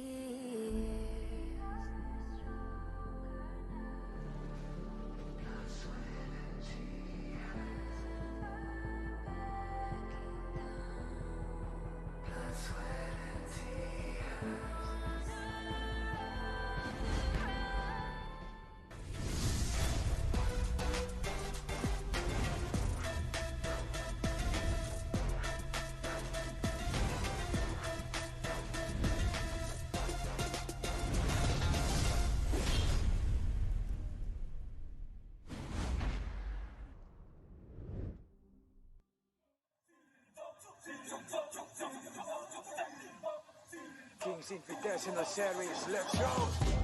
Bertahun-tahun ku ditempa, harap yang karang murka, Enemy di setiap langkah, Ganten datang mencoba, panggil ku one man army. Satu orang 1000 nyali, Bela spirit dalam nadi. Sini maju kula deni. Langkah sudah jauh, mereka pikirku mau mundur dan buang sau. Kehormatan yang utama di puncakku pertama. Berdiri hantam balik semua yang halangi arah. Pikir-pikir lagi kalau kau mau halangi. Genderang perang sebab bunyi sini hadapi. Old school tank mentally dia takkan berhenti. Bukan instan imitasi. Coba kau lihat sapu cara bermain agak lain dengan strategi yang saya desain. Akulah mastermind di balik kekacauan. Satu punchline sapu ku mundur semua lawan. Insting tepuku deteksi ancaman. Enemy ku libat seperti Anoman. Yo satu pukulan tangan kosong. Jatuh runtuh panggil aku Wukong. Masih strong power hantam lawan yang menghadap. Sapu cakar lebih tajam lebih dari kopong pedang. Yang saya incar turawana bukan tata singgah sana. Maka wajar apabila dong bilang sambil bijaksana. Siapa yang berani mendekat kemari? Saya yang kesana atau kau yang kesini? Jutaan kalian pun saya terakan lari. Seranganku cepat sulit kau hindari. Dominasi ku kendali, berotasi ke tiap sisi ku ambil alih. Saatnya kita untuk eksekusi. For my party, push, push, push, push, push, push. Everybody move, move, move, move, move, move, yeah, move, move. Saat datang dengan mode brutal, kendalikan setiap titik vital. Damage magic, serang mental fisik, 1000 taktik, kau kalah cerdik. Mau coba jatuhkan sama mana bisa. Siasatmu sudah saya analisa. Terdapat selak, gerak, geriku sulit tu dilabrak. Game over, hancurkan semua tawa. Kombinasi skill dan power, teleportasi ala Enoku yang LOK. Kau tahu ku tak bisa redam, pula tekadku yang takkan padam. Tu kehormatan yang tak bisa dibeli. Saat saya genggam jangan harap kembali. Adu mekanik tingkat tinggi, siapa paling berani? Aku paling gigi. Pedang raja yang kuhulus, tebasannya bak angin menghembus. Long life the king, akulah raja. Dentuman zira, ini mental baja. Akulah hukum dalam wujud nyata. Seni tempurku susah tu kau baca. Y'all better run, I've already won. Nowhere to run, your time is done. Tidak bisa kau atasi, berat untuk kau hadapi, Kalah pedangku menari, kau balik kanan dan lari,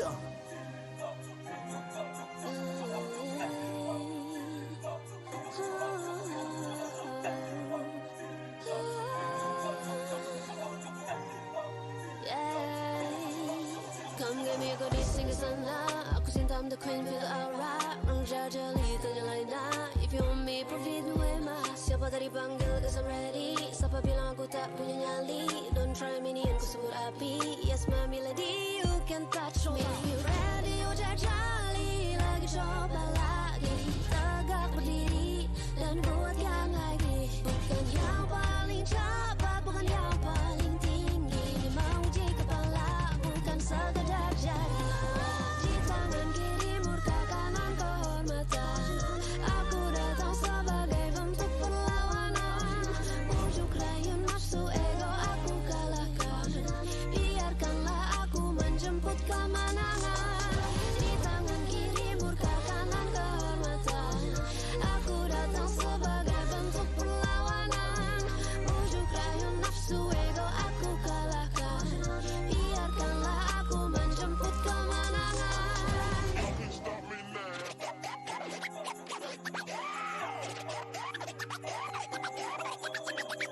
I was born with the crown. Fortune on